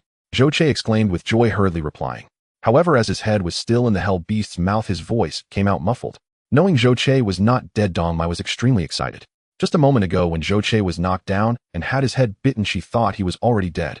Unable to move the Hell Beast, she used both hands to pry open its upper jaw, while pushing against its lower jaw with her feet, forcefully prying the Hell Beast's mouth open to free Zhou Che's head. Are you alright? Can you still move? Dong Mei looked at Zhou Che's head, which was covered in bite marks. The right side of his skull was even dented, and it was drenched in the sticky saliva of the Hell Beast, frightening her greatly. She hurriedly cried out and rushed forward, desperately wiping off the goo from Zhou Che's face. Don't worry, I'm fine. Don't forget, I'm a robot. This minor injury is nothing to me. As the goo was wiped clean, Zhou Che saw Dong Mei's tear-streaked face and smiled reassuringly while struggling to crawl out from beneath the hell beast. Dong Mei quickly came forward to help, dragging and pulling to get Zhou Che out. Wait a moment, I'll retrieve the energy core for you. Knowing Zhou Che had little energy left, she hurried over to cut into the hell beast's body. Although a significant amount of energy was consumed, the situation was much better this time. During the battle with the wild boar, he mainly had to run at high speed to evade. In the fight against the hell beast, aside from the initial dodges, he mostly endured bites from the creature. Moreover, with the energy system repairing itself, Zhou Che's energy consumption was significantly less than during the battle with the bone demon, leaving him with 10 battery power. However, seeing Dong Mei's anxious demeanor, fearing he would run out of power, Zhou Che felt an inexplicable warmth in his heart. Thus he did not stop her and watched her busy with a smile. As Dong Mei cut through the hell beast, digging for the energy core inside, Zhou Che began to understand the situation. The hell beast lay on the ground with a rusty iron bar piercing its neck. Clearly, it was this iron bar that took the hell beast's life and saved his own. Although the hell beast's defenses were not as formidable as those of the bone demon, it was still difficult to kill. The only weak spot was its neck, where the arrow-like whiskers grew. However, this weak spot was extremely small, and I never expected to strike it so accurately in one go. Dong Mei handed the energy core to Zhou Che, still feeling a bit frightened by her earlier actions. In the future, when facing danger, don't be so impulsive. This hell beast is not something you can handle. Zhou Che, feeling the same fear regarding Dong Mei's actions, quickly reminded her. With her frail body, a single blow from the hell beast could have cost her life. But upon hearing Zhou Che's words, Dong Mei became unhappy, pouting as she said, "Who said I couldn't handle it? I was the one who killed this hell beast." Zhou Che was left speechless. If it hadn't been for Dong Mei, he would have been finished. However, this hell beast was just a low-level one. If it were a high-level beast, it would probably be much harder to deal with. Dong Mei reminded him. The commotion from the fight just now, along with the smell of blood, will likely attract other hell beasts or mutated animals. We should leave this place quickly. Zhou Che had already fully recognized the dangers of this world. The monsters lurking everywhere were far more troublesome than dealing with robots in his past life. Thus, after taking the energy core and placing it directly into the energy conversion device, Zhou Che did not wait for the energy conversion to complete, but hurriedly called for Dong Mei to leave. However, this time Dong Mei was not in a hurry and retorted, "What about the wild boar? It's dead in the woods behind us. I just like that we let it go. What a pity. The meat of hell beasts is inedible, but the meat of mutated animals is fine. Let's cut some pork to bring with us, but can last us for many days." Dong Mei chirped excitedly, as if it were the new year. Talking about pork made her nearly drool. Zhou Che was taken aback, then felt a wave of regret and self-blame. After waking up, since he had a mechanical body, he could continue to operate as long as he had energy, so he felt no hunger and did not experience any metabolism. But Dong Mei was different. She was an ordinary human and had been malnourished for a long time. She hadn't eaten anything since yesterday noon. If she hadn't mentioned food, he wouldn't have remembered it at all. "Oh no, it's my fault for forgetting about this," Zhou Che said, feeling guilty. Dong Mei smiled brightly and nonchalantly replied, "It's okay. I often go a day or two without food when I can't find anything. I've gotten used to it." The more she said this, the more it pained Zhou Che. He patted his chest and declared, "Don't worry, with your brother around, he'll make sure you have something to eat every day." "Really? You better not be lying to me." Dong Mei giggled. "Let's go get some pork." Zhou Che waved his hand. The wild boar lay stiffly under a large tree, its eyes wide open, looking as if it could not close them even in death. The scars on the trunk bore witness to the boar's terrifying strength and the ferocity of its impact. However, with the wild boar dead, there was nothing left to fear in Dong Mei's eyes. It was just a pile of pork. Wow, such a big wild boar. This will be enough for me to eat for several years. Upon seeing the wild boar, Dong Mei rushed over. Zhou Che was about to help her cut the meat, but his gaze fell upon the boar's tusks. Earlier, Zhou Che had seen how the wild boar's tusks repeatedly struck the tree stump. He didn't expect that after so many impacts they not only remained intact, but became even sharper. Zhou Che couldn't help but feel a surge of excitement. These tusks appeared to be of good material, perfect for making weapons. After working hard for most of the day, both of them had made their gains. Zhou Che finally pried off a tusk from the wild boar, while Dong Mei picked and cut a large amount of wild boar meat. In Dong Mei's mind, having encountered so much food, she certainly wanted to take the whole pig, even if it required splitting and carrying it. That way she wouldn't have to worry about starving for a year, or even two if she conserved a bit. However, they were currently evading potential pursuers, and the wild boar's body was simply too large to carry it all. "Let's just cut some meat to carry with us. Once we've eaten it all, we can hunt other animals." Zhou Che smiled and advised Dong Mei, seeing her look of regret and reluctance as she stared at the wild boar. They had already cut 200 pounds of prime meat, which was already quite a lot, enough for Dong Mei to eat for quite some time. All right then. Finally, Dong Mei understood that they couldn't delay for too long. She cut about 10 pounds of pork from the wild boar to carry on her back, and then quickly followed Zhou Che as they left the area. They'll give you one of these wild boar tusks. Just polish it a bit, and it will be much better than your little knife. Ordinary wild boar tusks wouldn't catch Zhou Che's interest, but these were from a mutated boar, and he found them quite appealing. There were exactly 2 tusks, one for him and one for Dong Mai. Alright. He'll accept it. With plenty of food and an additional gift as a weapon, Dong Mai was filled with joy. Wandering through the wilderness, she felt as if she were on an outdoor adventure. Zhou Che, being a robot with immense strength, could easily carry thousands of pounds of supplies without worrying about conserving energy. The 200 pounds of pork had hardly any effect on him. As he traveled, Zhou Che had already focused most of his attention on his internal state. Although it was the same energy core, the energy from a low-level hell beast could not compare to that of the bone demon. Even after losing 40 of the energy, Zhou Che still managed to elevate his energy reserves to 20. However, after modifying the energy conversion device, the efficiency of energy conversion had reached 98, and Zhou Che only gained 23 of energy. With the additional 23 of new energy combined with the 10 that remained, it totaled only 33. Despite the energy still being below half, Zhou Che felt as if he had struck it rich overnight. With the energy secured, the next challenge was how to use it. The earlier battle, especially the gnawing of the low-level hell beast, had left Zhou Che's head battered and disfigured. Yet Zhou Che temporarily set aside his appearance and could only use the energy at the blade's edge, otherwise the next time he faced danger, he might truly find himself with a head of a different kind. As a robot possessing innate advantages and conveniences, I can record everything that happens at any time. I have documented the battles against wild boars and low-level hellhounds, repeatedly contrasting and analyzing them. This is also a good habit forged in my previous life as a human fighting against the mechanical race. Only by continuously analyzing my opponents can I discover their weaknesses and enhance my own combat skills. Though the wild boar is fierce, its combat methods are relatively straightforward. As long as my speed and strength are adequate, there is nothing to fear. I can even toy with the wild boar at will. However, hellhounds are different. They are not only comparable in size to mutated wild boars, but also possess great strength and speed with multiple attack methods and cunning tactics. In a battle against such intelligent creatures, being at a disadvantage in all aspects and only having one arm is indeed a heavy burden. Therefore, it becomes extremely urgent to repair my left arm as soon as possible. Although the repair and modification capabilities of nanorobots are impressive, their number is far too small. Given the current situation, attempting to modify an arm would likely take 10 to 8 years, making success improbable. 14 nanorobots. Compared to the countless powerful nanorobots of the mechanical race from before, this number is almost negligible, insufficient to even gather a strand of hair. To achieve rapid modifications, I must create more nanorobots. After simulating and calculating, I nearly collapsed upon seeing the result. Creating each nanorobot consumes one of my energy. With only 33 energy in total, that means I can only create 33 nanorobots. My previously exuberant mood instantly turned cold, and after all this effort, I was still left impoverished. Fine, let's create 3 first. That should provide some efficiency. After hesitating for a long time, I finally gritted my teeth and consumed 3 of my energy to create 3 nanorobots. The total number of nanorobots increased to 17.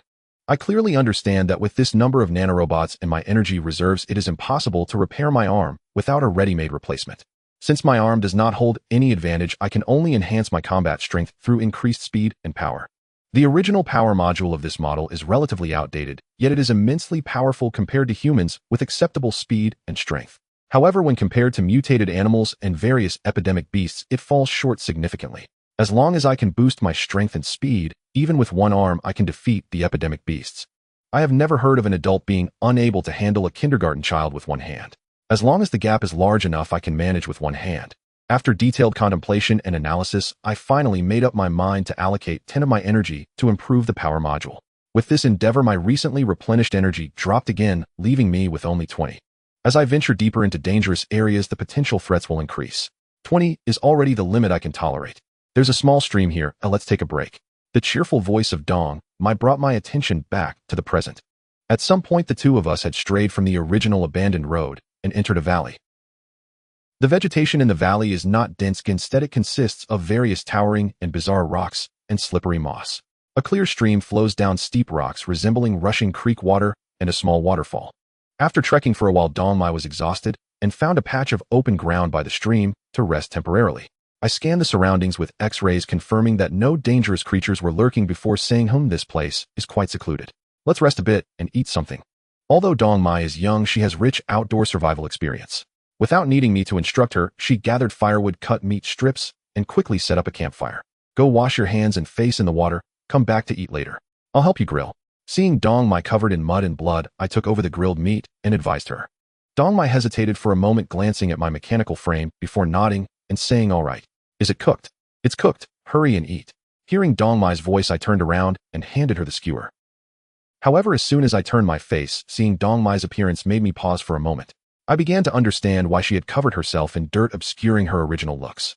If she revealed her true appearance in this wilderness environment, Dong Mai might not have survived to this day.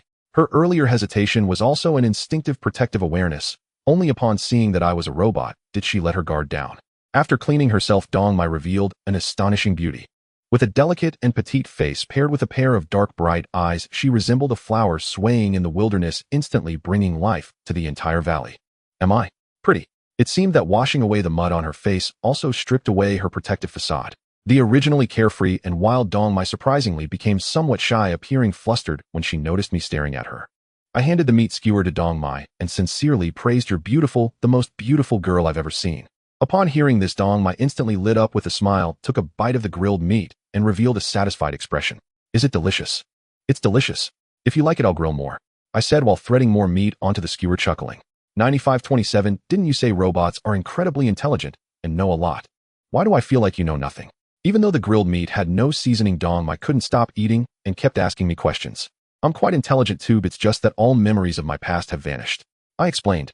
"My current situation feels somewhat like the legendary reincarnation. It seems that my luck is not very good, having reincarnated into an old robot.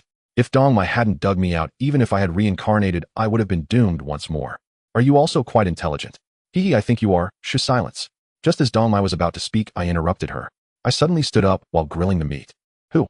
Dong Mai quickly dropped the grilled meat in her hand and drew out her fangs and blades. "A robot." To encounter a robot in the wilderness is truly unexpected. As the words fell, a figure approached. This was a very special person. This is a very special person. Not only is she unique, but the large blade she carries on her back is also extraordinary. It's hard to imagine encountering such a beautiful woman in the midst of the dangerous wilderness. With her short hair flowing with elegance and a figure that is slender yet graceful, adorned only with simple metal bracers, shoulder armor, and a chest plate, she perfectly accentuates her silhouette. Her young and handsome face bore an air of indifference and pride, combined with the long blade behind her measuring about 1.5 to 6 meters, exuding an extremely cold and lethal aura. Most crucially, this blade had no sheath. The gleaming edge reflected a chilling light. Cold and breathtakingly beautiful. Yet this very person now appeared quite disheveled. Her body was covered in dirt and mud alongside what seemed to be blood from some unknown creature. Her clothes were also heavily torn, and there appeared to be a wound on her right thigh. Despite this, the beauty still emanated a fierce and cold aura. "Who are you? You are not welcome here." Facing this woman who exuded such a sense of oppression, Dong Mai unhesitatingly stood in front of Zhou Che. To appear here in such a manner, even without having seen her before, Dong Mai knew she must be an extraordinary being. Thus her first reaction was that this person had come to hunt Zhou Che, and she absolutely would not allow anyone to take Zhou Che away from her. "It's fine, let me handle this." Dong Mai's reaction touched Zhou Che, who reached out and pulled her behind him. However, given the aura exhibited by this woman, it was clear that Dong Mai would not be able to deal with her. "Fool, this woman is definitely not an ordinary human. She is an extraordinary being." Dong Mai, fearing that Zhou Che did not realize this, quickly reminded him. Zhou Che's blue electronic eyes flickered twice, feeling somewhat speechless. Could he not have thought of this himself? But it was the fact that this woman carried a large blade that left him uncertain about her abilities. A wilderness survivor and a robot, what a curious combination. It seemed that the female swordswoman had not noticed Zhou Che and Dong Mai's movements as she muttered to herself and slowly moved forward. 9527. Dong Mai felt a bit nervous. However, the next words from that woman nearly made her bite her own tongue. "I'm starving. What kind of meat is this? Can I have some?" Though it was a question, the beauty showed no intention of waiting for the two to invite her. Ignoring the fangs in Dong Mai's hand, she made her way to the campfire, grabbed the skewers of meat Zhou Che had roasted, and began to devour them ravenously. This was meat she had painstakingly carried, and Dong Mai had a near-obsessive pursuit of food. Seeing this woman eat her skewers without a second thought, she immediately felt a surge of anxiety. But Zhou Che pulled Dong Mai back, shaking his head at her. At first, he also thought this woman might have come to hunt him. However, seeing her current behavior, it didn't seem to be the case. Rather, she appeared more like someone fleeing from danger. "I am Zhou Che, and this is my sister Dong Mai. What do we call you, miss?" Zhou Che calmly sat by the fire, picking up a new skewer of meat to roast. The beauty took a few bites of the skewer as if catching her breath, then casually tossed aside the stick in her hand and said Hong Shuang. After saying those two words, the woman named Hong Shuang fell silent, quietly waiting for Zhou Qi's freshly roasted skewers. Are you an extraordinary being?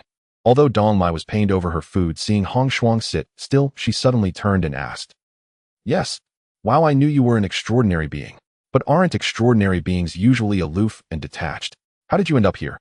Dong Mai's large eyes stared intently at Hong Shuang, her heart racing with anxiety. Her right hand gripped the fangs tightly, sweat forming in her palm. If this woman had come to hunt 9,527, I would kill her. Hong Shuang glanced at Dong Mai, her gaze sweeping over the fangs before returning to the roasting meat, calmly stating, I came here to hunt the epidemic beasts and refine my skills. So she wasn't here to hunt us. Dong Mai's tension immediately eased considerably, though she remained vigilant. In contrast to Dong Mai's anxiety, Zhou Che remained quite composed. Although he was curious about the abilities of extraordinary beings, he had no intention of provoking trouble. Currently, his energy was extremely scarce, and any consumption would cause him great distress. As long as this woman did not provoke him and did not act like others who shouted threats at him, Zhou Che was content to remain indifferent. However, good intentions often lead to contrary outcomes. After Hong Shuang finished eating, she stood up and stretched, then looked at Zhou Che, saying, I've heard that ancient battle robots were designed specifically to hunt epidemic beasts. From the looks of your model, it seems to be an ancient battle robot. Having just eaten, you should be ready to exercise a bit. Let me test your combat power. Hearing this, Dong Mai became furious and shouted, Extraordinary beings are truly not to be trusted, looking down on us wilderness survivors and breaking promises.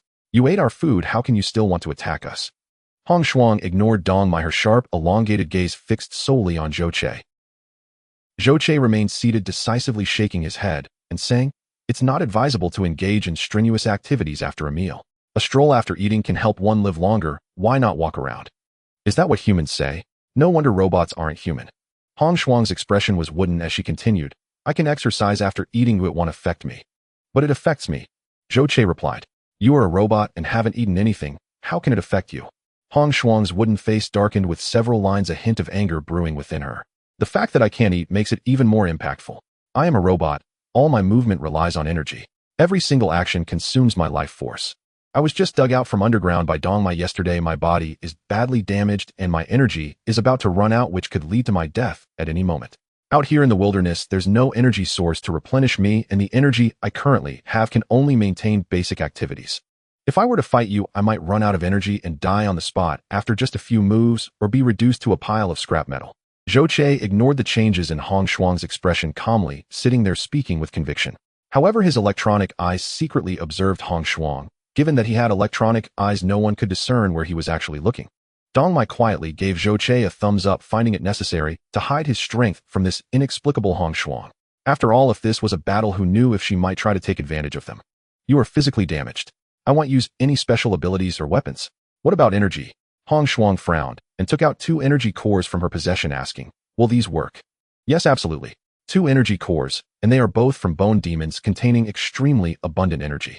What Zhou Che needed most now was energy. Since this beauty was willing to provide energy, he would gladly accompany her and exercise or even sleep with her. All right, then he'll test the strength of the extraordinary being. Since the other party said she wouldn't use weapons or special abilities, it was clear she had no intention of killing him.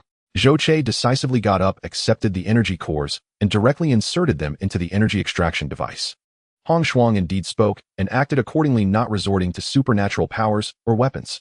The 1.5 meter long blade was casually shaken and directly thrust into the ground beside her. Seeing Zhou Che rise, Hong Shuang wasted no words. Her figure leaped forward and she threw a punch at Zhou Che. Zhou Che stepped back and sidestepped quickly, raising his knee to strike her abdomen. In their first encounter, she suffered a small loss. Hong Shuang staggered back, her handsome and proud face showing a hint of astonishment. Come again, she declared, straightening her posture and gesturing for Zhou Che to make a move. An ordinary fistfight relies more on skill, which is Zhou Che's preferred way of combat, as it greatly conserves energy. With the accompanying fees of 2 energy cores, he could embezzle at least over 90%. Hong Shuang wanted to continue the fight, and Zhou Che naturally did not hold back. He suddenly exerted force with his feet, crossing the distance between them in an instant, and delivered a side kick to her long thigh. This kick was not meant to injure, but rather a probe. Hong Shuang, experienced in combat, seemed to see through Zhou Che's intention. She bent her knee to block, and then moved forward swiftly, throwing another punch. The force and timing of this punch were far superior to the previous one. Zhou Che was forced to defend, hastily raising his right arm in front of him. With a loud bang, their fists collided, and this time Zhou Che was the one pushed back. However, Hong Shuang was no longer as courteous as before. After Zhou Che retreated, she quickly followed up with a relentless barrage of attacks. Zhou Che was an orphan raised by the United Government. Living in a post-apocalyptic era and battling against the machine race for nearly 200 years, humanity was on the brink of extinction, making combat skills a mandatory course since childhood. Especially when facing robots which excel at capturing and mimicking human movements, combat skills had been honed to an unparalleled degree. Moreover, the physical characteristics of robots clearly surpassed those of humans. To cope with them, human combat techniques had also been refined to the utmost limit and continued to improve. As a doomsday warrior, Zhou Che could be considered a master of various combat skills. If Hong Shuang used her supernatural powers which he had never seen before, and he had no abilities of his own, he might not know how to counter them, but combat skills. Zhou Che truly did not fear anyone. Hong Shuang had a beautiful and cold face, her figure tall and slender, but in battle, she was exceptionally violent and fierce. It was probably because she had suffered a loss at the start, losing face, which ignited her inner fury. Seizing the moment Zhou Che was probing, she suddenly launched a fierce counterattack. Although Zhou Che had only one hand, he still easily dealt with Hong Shuang. Her pressure lasted less than 10 seconds before Zhou Che stepped forward and slammed his shoulder into her chest. Not only was her pressure broken, but being hit in the chest by Zhou Che also caused her face to flush red, nearly taking her breath away. Of course, given her physique, the reason she reacted this way was more due to anger. Having trained in martial arts since childhood, after awakening her powers, she had spent a long time in the wilderness battling various mutated beasts and epidemic creatures. The strength of supernatural powers depends on the type of powers awakened and the innate talent of the awakener. Although postnatal training and control over supernatural powers are also important, they play a minimal role. However, martial skills are different. A diligent training accounts for a significant portion. As someone who loves martial skills, she could definitely be considered one of the top existences at that time, having hardly encountered any opponents among the younger generation. Otherwise, why would she, clearly an extraordinary being, still carry a blade around? Just now seeing this robot, she acted on a whim, wanting to test her abilities. But she did not expect the robot's martial skills to be so formidable. Even with her utmost effort, she found herself unable to match her opponent while using both hands against one. This result left the proud Hong Shuang extremely displeased. As she moved her arms and prepared to continue the fight, her body suddenly stiffened and stopped. At the same time, Zhou Che turned his head to look into the valley's jungle. For a robot, even an older model, it must have a thermal imaging system, and even with the jungle's cover, it did not hinder Zhou Che's observation. However, upon seeing 7 or 8 thermal images, Zhou Che's heart skipped a beat. "Dongmai, gather your things." Zhou Che did not panic, but lifted his foot to kick the nearby blade to Hong Shuang, while quietly reminding Dongmai, "Can you tell what they are?" "How many?" Hong Shuang did not turn her head to check, but caught the blade, swung it in her hand, and then strapped it to her back. 7, they should be hell beasts, but I don't know their level." Zhou Che quickly replied, while scanning the surroundings looking for an escape route. If there were only 1 or 2, or even 3 or 4, they could still be managed. But 7 hell beasts, even if they were all low level, had already exceeded the limit. Zhou Che and Hong Shuang were fine, they could still fight, but Dongmai could not face the hell beasts alone. Fall back into the water. Just as Zhou Che was observing and searching for an escape, Hong Shuang suddenly drew her blade and stepped into the stream, calling out to Zhou Che and Dongmai. The stream? Did she intend to rely on the stream to block the hell beasts? The stream in the mountains, while turbulent, was not deep, barely reaching her shins, making it absurd to think it could stop the epidemic beasts. But seeing that Hong Shuang did not seem to be joking, and having no better plan himself, Zhou Che had no choice but to temporarily trust her. If worst came to worst, he could just run across the stream. At least now he had plenty of energy and had repaired his power module, so he could still maintain a decent speed for escaping. "What time is it, and you're still picking this up?" Dongmai was still struggling to lift the over 200 pounds of pork, but her strength was insufficient and her face turned red as she could only drag it along the ground. Hong Shuang's actions had already attracted the attention of the epidemic beasts, which began to accelerate towards their direction.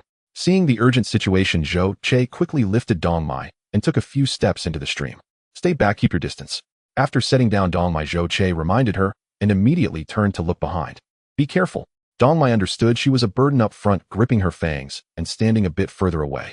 The continuous movements of the 3 alerted the epidemic beasts that their presence had been exposed, so they no longer concealed their actions and swiftly dashed into the jungle. Seeing a group of epidemic beasts charging toward them, Dongmai was already pale with fear. Hong Shuang was also gripping her blade, her face serious and ready for battle. Seeing Hong Shuang's stance, it was clear she was prepared to confront the group of epidemic beasts head-on.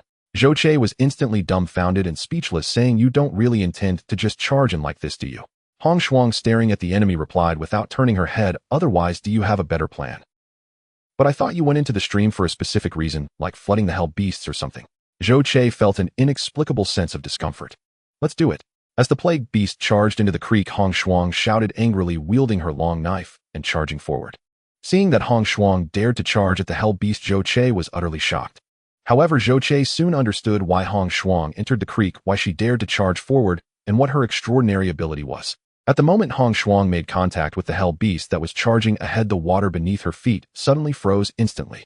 Even though the hell beast had 6 hooves, it was suddenly restricted by the ice, and its charge was abruptly altered. 4 of its limbs broke due to the excessive force, and it fell headfirst into the creek. Before the injured hell beast could react, Hong Shuang's long knife swiftly followed and decisively ended the life of the hell beast. Then with a powerful push, she leapt into the air to evade, and while in midair, her left hand caught the arrow-like tendril that another hell beast thrust at her. The freezing energy emanated from Hong Shuang's hand, instantly spreading over the entire length of the tendril. By the time she landed, the tendril had shattered into icy fragments. As the tendril broke, the injured hell beast let out a furious roar, its body suddenly twisting to the side, its humanoid head colliding with Hong Shuang. Just as Hong Shuang landed, she had no time to evade again, and could only cross her long knife in front of her chest. Boom. Though the long knife blocked the hell beast's attack, the beast's immense power sent Hong Shuang flying crashing into the tumultuous waters behind her. Seeing her opponent fall, the hell beast's 6 hooves swiftly slid forward, pouncing towards her. Hong Shuang clearly had rich combat experience. She knew that once trapped under the hell beast's assault, it would be hard for her to rise, so she hurriedly activated her extraordinary ability. Ice spikes erupted in an instant, rising from the creek and shooting towards the hell beast. The beast dodged left and right, jumping to evade the ice spikes, but missed the opportunity. Seizing the chance, Hong Shuang flipped up and charged forward with her knife. However, the hell beast was extremely clever. Knowing Hong Shuang's extraordinary ability, it fought much more cautiously this time. When the ice appeared beneath its feet, it stopped to defend, instead of charging recklessly, shattering the ice. Hong Shuang's ice could not restrain the hell beast for long. Under its immense power, the ice would soon be broken, allowing it to regain freedom. Moreover, there were many hell beasts. When one was restrained, another would immediately pounce in to assist the attack. Though Hong Shuang's martial skills combined with her extraordinary ability made her formidable, facing 2 or even 3 hell beasts at once was evidently extremely challenging. One careless move resulted in her being struck by a hell beast's claw. The shoulder armor fell away and a long wound appeared on her back. Hong Shuang let out a muffled groan, retreating as she saw Zhou Che still unmoving, unable to help but shout angrily, "Get to work. What are you standing there for? Coming. So this is what a transcendent is. Your ability is freezing." In the blink of an eye, Hong Shuang had slain a hell beast. Though she was pushed back afterwards, this display of strength still left Zhou Che immensely shocked and in awe. However, with a total of 7 hell beasts, 1 killed, left 6, and the situation remained extremely dire. Upon hearing Hong Shuang's reproach, Zhou Che immediately sprang into action. Though Zhou Che lacked extraordinary abilities, his speed and strength were enhanced, and with the data analysis from the previous battle with the hell beasts, he faced them again with confidence. Furthermore, the recent battle between Hong Shuang and the hell beasts largely matched his analysis and predictions. The primary offensive tactic of the hell beasts was biting, while the tendrils were for sneak attacks, and the claws were mainly used for pouncing and auxiliary attacks. Understanding this, Zhou Che maximized his speed while activating multiple auxiliary abilities such as multi-image vision, dynamic capture, and AR visual enhancement. With the enhancement of various technological abilities, the movements of the hell beasts appeared magnified and slowed down in Zhou Che's eyes. As the hell beast charged forward, Zhou Che slightly sidestepped, and the fang in his hand accurately pierced the weak point on the beast's neck. The hell beast missed its attack instinctively, using its tendril to stab at Zhou Che, but he ignored it, allowing the tendril to strike him as he swiftly turned and charged at another hell beast. Before even landing, the hell beast lost its life, crashing into the creek with great force, splashing water all over Dong Mai. Oh, Zhou Che's previous actions were too fast for Dong Mai to comprehend. She thought he had merely dodged the hell beast. This frightened her, and she immediately let out a scream, taking a few steps back before realizing something was wrong. Blood gushed from the hell beast, but it lay there motionless like a small mountain. Wow, it seems 9527 has grown stronger. Dong Mei's big eyes sparkled as she suddenly became elated. Previously, when Zhou Che encountered the hell beasts, he had been utterly defenseless, but now he could instantly kill them. On the other side, after Zhou Che killed one hell beast, he did not pause, but immediately lunged at another. However, before he could get close, another hell beast charged in first. With Dong Mai behind him, Zhou Che dared not dodge. He could only clench his fists and strike fiercely at the hell beast's head. The hell beast let out a howl as Zhou Che's punch sent it crashing into the water, followed by a kick from Zhou Che that sent it rolling away. However, this delay caused Zhou Che to be hit by another hell beast, knocking him down beside Hong Shuang. "I will assist you." With a flash of bright knife light, the pursuing hell beast was repelled by Hong Shuang's strike, and she roared angrily as her freezing ability was activated once more. The ice spread out in a fan shape, advancing forward. The hell beast immediately dodged back to avoid the icy assault. Zhou Che seized the opportunity to take a breath. As he stepped forcefully on the ice that Hong Shuang had created, he leapt into the air and pounced on one of the hell beasts. The creature immediately stood upright, its two arrow-like tendrils stabbing towards Zhou Che. However, he ignored the tendrils, and with remarkable speed his fang pierced directly into the back of the hell beast's neck. In the blink of an eye, 3 out of 7 hell beasts had fallen, turning the tide of the encircled battle, and hope began to rise. However, the remaining 4 began to act cautiously, no longer charging blindly as before. They paired up and shifted to the sides, turning the battle into a standoff. The hell beasts are clever. Their adaptability is not inferior to that of humans. We must be careful. With the number of hell beasts reduced, Hong Shuang became even more cautious. The hell beast is adept at coordinated attacks, possessing remarkable synergy and combat ability. I will use my abilities to assist in defense while you focus on the offense. Hong Shuang slightly shrugged her shoulders. The injury on her back made it increasingly difficult to wield her great sword. But she knew that the upcoming battle was crucial for their survival. The hell beasts coordinated their actions, and she and Zhou Che also needed to work together. Life and death hung by a thread, and victory or defeat could be decided in an instant.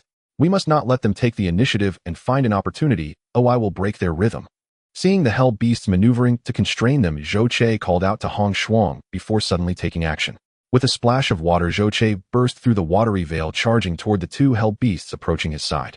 Noticing his sudden movement, the 2 hell beasts on the other side immediately followed suit, pouncing on Hong Shuang, clearly intent on separating Zhou Che and Hong Shuang to create a localized two-known situation. Moreover, the 2 hell beasts on each side were also cooperating, employing a strategy of one retreating while the other advanced, denying Zhou Che any opportunity for a frontal assault. Clearly, they were intimidated by Zhou Che's precise assassination skills and swift speed. However, before the 2 sides could truly engage, Zhou Che exclaimed, "You've fallen for my trap." Once again, a flurry of water splashed up. Just as the hell beasts realized what was happening, Zhou Che's speed reached its peak, and he darted back to Hong Shuang's side like an arrow.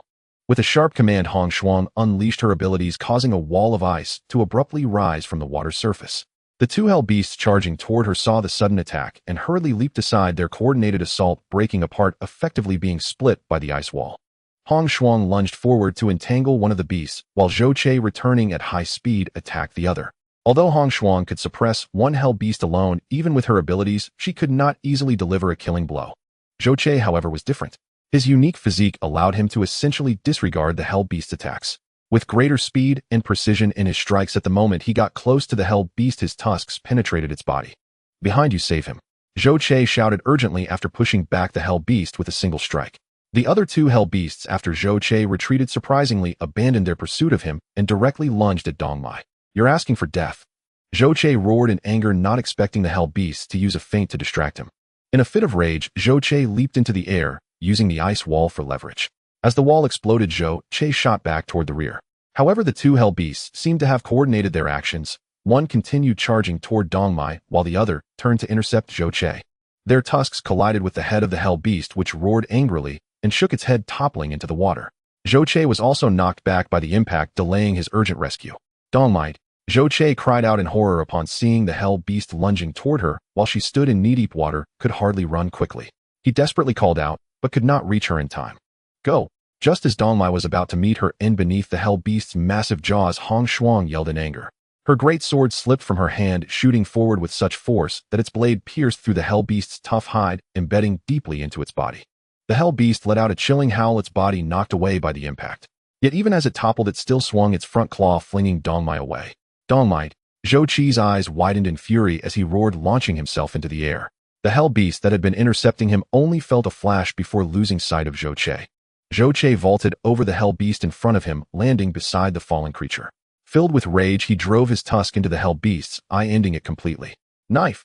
As Zhou Che withdrew his tusk, he flicked the great sword toward Hong Shuang's direction. But then he felt a heavy pressure on his shoulder. The hell beast behind him had launched an attack, its tooth-filled maw sinking into his shoulder. Just like the previous hell beast, this one, on Zhou Che's body, did not experience the thrill of flesh and blood splattering. Instead, it bit down too hard, breaking 2 of its teeth. The hell beast let out a furious roar, violently shaking its head and flinging Zhou Che away. With a loud splash, a dark shadow crashed down upon Zhou Che, who had fallen into the water. "Die!" Zhou Qi's body suddenly soared upward, charging toward the hell beast. He raised his right hand, driving his tusk into the hell beast's throat, the long tusk plunging deep into its body. His entire body collided with the hell beast, sending it flying. The hell beast howled once more, struggling to stand after hitting the ground, but ultimately collapsed. Dong Mai, are you alright? Seeing the hell beast lose its threat, Zhou Qi hurried to Dong Mei's side and lifted her from the water. At that moment, Dong Mei's face was as pale as paper, having lost consciousness. On her right side, there were 2 deep gashes on her ribcage, oozing blood and flesh. How is she? After using her abilities to slay the last hell beast, Hong Shuang rushed over anxiously. Zhou Qi's X-ray vision swept over Dong Mei's wounds, and he said in a deep voice, "No bones are injured, but the internal organs have sustained minor shock. It's not too serious. However, the wound is quite troublesome. It will be difficult to treat quickly." The claws of the hell beast were very sharp, and even a graze could leave deep cuts, exposing the bone. Out here in the wilderness, there are no medical resources available, and with Dong Mei's physical condition, she wouldn't be able to withstand this injury. There was no way to disinfect, no way to stop the bleeding. Dong Mei faced only a dead end. "Don't panic, leave it to me." Hong Shuang stepped forward, tearing Dong Mei's clothing open. After washing the wound with clean water, she took out a small bottle, sprayed it on the wound a couple of times, and then switched to another small bottle. This time, however, what sprayed out was not liquid, but a pile of light green foam. After smoothing out the foam, Hong Shuang then pulled out a few pieces of ointment and placed them on Dong Mei's wound. "Alright, let's get her to the shore for a good rest. Although this wound is serious, with disinfection and the self-healing foam, it should not pose too much of a problem. She just needs some time to recover." Hong Shuang packed away her medical equipment and said wearily, "Thank you." Zhou Qi carefully lifted Dong Mei, placing her on the grass by the shore, then walked over to Hong Shuang, saying, "Give me those supplies, I'll help you treat your wounds." Hong Shuang's gaze fell on Zhou Qi, filled with evident scrutiny and hesitation. Zhou Qi replied helplessly, "I'm just a robot. Are you afraid I'll see you? Besides, it's just your back, but it's not like I'm looking at the front. It is definitely impossible to see what is in front." Even though Zhou Qi is a robot with a synthesized electronic voice and no discernible gender traits, Hong Shuang always has a strange feeling. This robot seems to be male. "May I ask you a question?" Zhou Qi had just seen how Hong Shuang treated wounds, and it wasn't difficult to imitate. Hong Shuang remained silent, and Zhou Qi took it as her agreement, asking. Dong Mei said that humans do not allow robots to exist and will exterminate them upon sight. "Why haven't you attacked me?" "Humans do not allow robots to exist. That is merely the result, the reason you do not understand." Hong Shuang did not refuse to answer Zhou Qi's question, but rather began to explain. Many years ago, humans suddenly exterminated all robots, not without reason. However, it was not because of the legendary betrayal of robots. If that were the case, humans could not have cleanly and swiftly wiped out all robots. The reason humans wanted to exterminate robots was based on a prophecy. A prophecy? Zhou Qi was astonished. It would be more reasonable to say that robots betrayed humans, at least he had personally experienced that. But to exterminate all robots suddenly because of a prophecy, that seems too absurd and ridiculous. However, Hong Shuang shook her head and said, "No, this is not absurd. You already know that humans possess extraordinary powers and supernatural abilities. Among the extraordinary beings, some have the ability to foresee the future. In the year 77 of the apocalypse calendar, in order to predict the combat direction between humans and the plague beasts, the Kunlun Divine Palace initiated a gathering of extraordinary beings from around the world who possessed prophetic abilities to predict the future of war and glimpse human fate.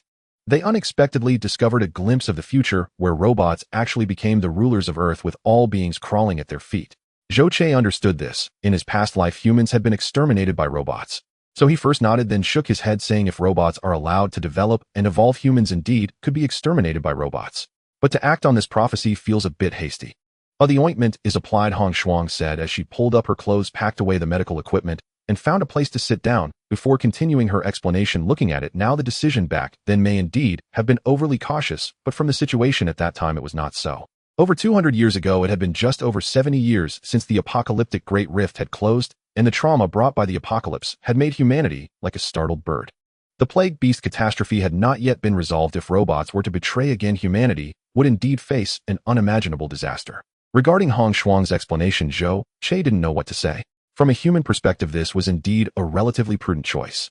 Otherwise, everything he had experienced might also happen in this world. But the current problem is, damn it, he is a robot. Because of this prophecy, humans view robots as a potential threat. Isn't that a disaster for him? Hong Shuang, unaware of Zhou Qi's inner curses, continued to explain. In fact, there was another important reason for making this decision back then. That is, humans had already made great achievements in terms of abilities. After more than 70 years, innate extraordinary beings had grown to a level sufficient to dominate a realm. On the other hand, the gene mutation agent had been successfully developed, allowing humans to create extraordinary beings by themselves. When choosing between abilities and technology, it is evident that humans preferred to have their fate in their own hands rather than relying on robots that could betray them at any moment. That makes perfect sense, but the problem is, what about me? Zhou Che pondered for a moment, but couldn't help asking, since robots have been largely exterminated, can't humans be a bit more lenient towards the existing robots? You mean yourself? Hong Shuang shot Zhou Che a glance, instantly seeing through his thoughts. You've seen it, I am actually a good person, or at least a good robot. I feel quite wrong, Zhou Che said. Who would have thought that after a lifetime of battling robots, he would now have to take the blame for them? Of course, Zhou Che no longer dared to mention that he was transformed from a human. In this world, humans exterminated all robots because of a prophecy. If they knew he was a robot transformed from a human, who knows what they would think of him as a monstrosity, directly exterminating or disassembling him for research. But to be scapegoated and face human hostility, he couldn't accept that. It's not as simple as you think. Although the robot army has been exterminated, there is still a ban within humanity that strictly prohibits any form of artificial intelligence. For over 200 years, this ban has become relatively lax among other human factions, but the Kunlun Divine Palace has consistently enforced this prohibition strictly. Is Kunlun Divine Palace really that powerful? I think I've heard Dong Mai mention something about the 4 great divine cities. Kunlun Divine Palace is the holy land of the Eastern continent, where the residents are mostly extraordinary beings awakened during the Great Rift period. They have become divine beings. Wouldn't you say that's impressive? When it comes to Kunlun Divine Palace, the usually aloof Hong Shuang also revealed a hint of yearning. It is a high and divine existence, the ultimate aspiration and goal for every extraordinary being. She trained so hard to be able to ascend to that realm as soon as possible. Zhou Che, however, scoffed, saying, become a god. If everyone is equal, who dares to become a god? Now I finally understand why those from Dong Mai say the wild survivors despise those from the divine cities. If you consider yourself a god, you want to treat others as humans. Hong Shuang turned her head, her beautiful face showing a hint of astonishment, saying, I didn't expect you, a robot, to have such a sense of compassion. What's wrong with robots? Robots are also people. Steel may cover my body, but my heart remains that of a human. I digress. By the way, why does Kunlun Divine Palace hold such a grudge against robots? I can't shake the feeling that you don't seem like a robot. Hong Shuang rolled her eyes at Zhou Che and continued to explain, although the great prophecy glimpsed a part of the future, it does not clarify what exact time that future point is. To eliminate such a future, the only way is to eradicate all artificial intelligence and the conditions for robots to exist. Does that mean there will be an endless pursuit of extermination? Zhou Che felt somewhat depressed. According to Hong Shuang, the extraordinary beings in Kunlun Divine City are the most powerful group of people in this world. The vast majority have survived since the time of the Great Rift. Having such a group of ancient beings harboring a natural hostility towards him, it seemed his future situation was not looking good. Having just crossed over without doing anything, he was already carrying a huge burden. Zhou Che was feeling as miserable as one could imagine. After all this talk, what about you? Why haven't you tried to kill me? Zhou Che returned to the initial topic, something that concerned his own safety and needed to be clarified. Why didn't you kill me? Although it was rather blunt, Zhou Che believed it was necessary to clarify this matter. In a situation where everyone is an enemy, understanding this point is crucial. Perhaps it is a vital factor for securing a breakthrough in the human world in the future. However, Hong Shuang's next words left Zhou Che bewildered. When I first saw you, I merely thought that if a robot like you, which looks like it could fall apart at any moment, could defeat humans, then humans deserve to be enslaved. Hong Shuang said calmly. Yet deep down she was also pondering. There was something she hesitated to express. She had initially thought she could easily handle Zhou Che, so she didn't take him seriously at all. But who would have thought that despite Zhou Che's shabby appearance, his strength was unexpectedly formidable, and she seemed unable to grasp him at all. Zhou Che's X-ray vision could see through Hong Shuang's body, yet it couldn't eavesdrop on her thoughts, so he naturally didn't know what she was thinking. Nevertheless, Hong Shuang's words still made him feel a chill in his heart. Her statement was essentially a reminder to him. His shabby exterior, though unappealing, could be considered a form of camouflage. A robot that looks like it could disassemble at any moment would naturally make people less wary and vigilant. Thus, the original plan to properly modify himself when energy levels were sufficient would need to be readjusted. Sometimes playing the fool to catch the tiger is better than acting tough and getting beaten. So what about now? Now that you've realized I'm actually quite impressive, you want to change your mind, right? Zhou Che asked in a feigned casual manner. Hong Shuang snorted coldly, saying, you don't need to test me. If I truly wanted to strike, I wouldn't be sitting here talking to you so much. During the fight, I indeed had thoughts of killing you, but now I no longer intend to do so. Dong Mai was right, extraordinary beings are truly valuable. Having eaten our food, yet harboring ill intentions, Zhou Che secretly cursed, but calmly asked why. To want to kill you is naturally due to the prohibition from Kunlun Divine Palace. Not killing you is because of your previous performance. Seeing Zhou Chei's confusion, Hong Shuang continued to explain that Kunlun Divine Palace holds a transcendent status. Even the 4 great divine cities are under its jurisdiction and no one dares to disrespect it. Of course, the main reason is that killing a robot seems to be of little consequence, much like how humans are instinctively inclined to hunt virus beasts. As for not killing you, it's mainly because your performance makes me feel that you as a robot seem somewhat different from virus beasts and even more human-like than humans. Zhou Chei, being clever and equipped with an advanced analytical system, immediately understood what Hong Shuang was implying. The earlier content was naturally easy to comprehend, but the key lay in the last sentence. Although he had not been in this world for long, Zhou Chei had profoundly felt the coldness, cruelty, and brutality of human nature. Take Dong Mai, for example. A seemingly harmless little girl could kill, without hesitation, doing so with an air of nonchalance. But he was different. In the world he lived in, humans were very united. Under the oppression of the mechanical race, they huddled together for warmth, trusting their backs to their comrades. He could also willingly sacrifice himself for the survival of humanity. Thus, during the earlier battle, he fought alongside Hong Shuang and would risk his life to save Dong Mai. Indeed, he heard Hong Shuang say how rare it is amidst a wilderness filled with selfishness, greed, indifference, and slaughter to actually meet a robot that possesses humanity.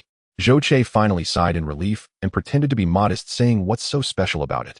If you spend more time with me, you'll find that I actually have many more virtues, such as being very loving and filled with a sense of justice." Dong Mai is injured, but what are your plans moving forward? Hong Shuang glanced at Zhou Chei and did not continue on the previous topic, instead shifting to another question. However, internally Hong Shuang was not as calm as she appeared on the surface. A robot like Zhou Chei seemed to far exceed her understanding, whether in intelligence, thought, or various cognitions, rivaling even that of humans. She often found herself inadvertently entangled in his speech. The robot army had been exterminated by humans, yet after 200 years such a robot had appeared again, who no one knew whether it was a blessing or a curse. The predictions gathered from all the seers about the future can't just be empty rumors, right? But the problem is, what significant waves can just one robot like him stir up? Moreover, the humans of today are no longer the same as 200 years ago.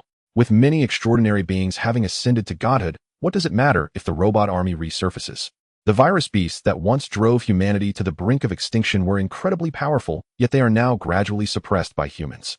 This robot claiming to be Zhou Chei may have good martial skills, but that is all. As for her own abilities, the future holds infinite possibilities. For today, she let him go. If he truly betrays humanity in the future, she would personally take action to eliminate him.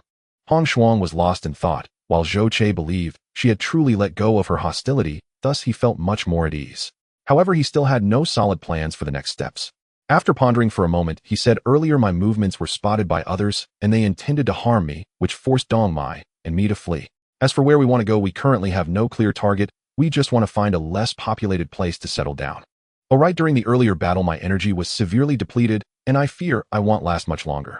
If you don't mind, I would like to take these energy cores from the virus beasts."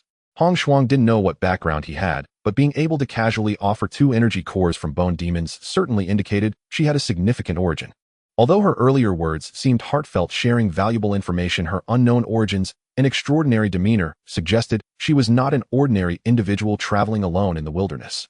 Zhou Chei was not foolish. Combined with the reminders from Hong Shuang's previous words, he knew that playing the fool to catch the tiger must continue until he could truly disregard all threats. In fact, although the battle was intense because there was a 30 energy reserve before the fight, and with 2 energy cores from bone demons as backup. After the battle, the energy within Zhou Chei not only did not decrease, but surged to 98, nearly fully recharged. Of course, Zhou Chei was not entirely satisfied with this full charge.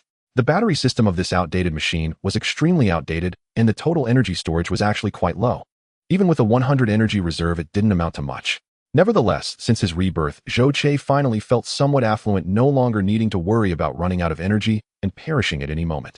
Zhou Chei's worn and ancient exterior is indeed highly deceptive. Moreover, due to the prohibition of Kunlun Divine Palace, artificial intelligence has been banned in this world, and combat robots like Zhou Chei have disappeared for over 200 years. Under Zhou Chei's deliberate deception, it is indeed difficult for Hong Shuang to discern the truth just by appearance.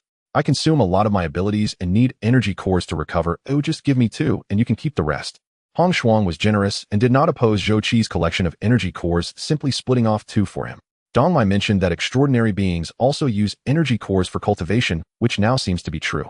Zhou Chei speculated and tossed the first 2 cores he extracted to Hong Shuang. Meanwhile, he had already transformed 93% of the energy within his body into nanobots while collecting energy cores.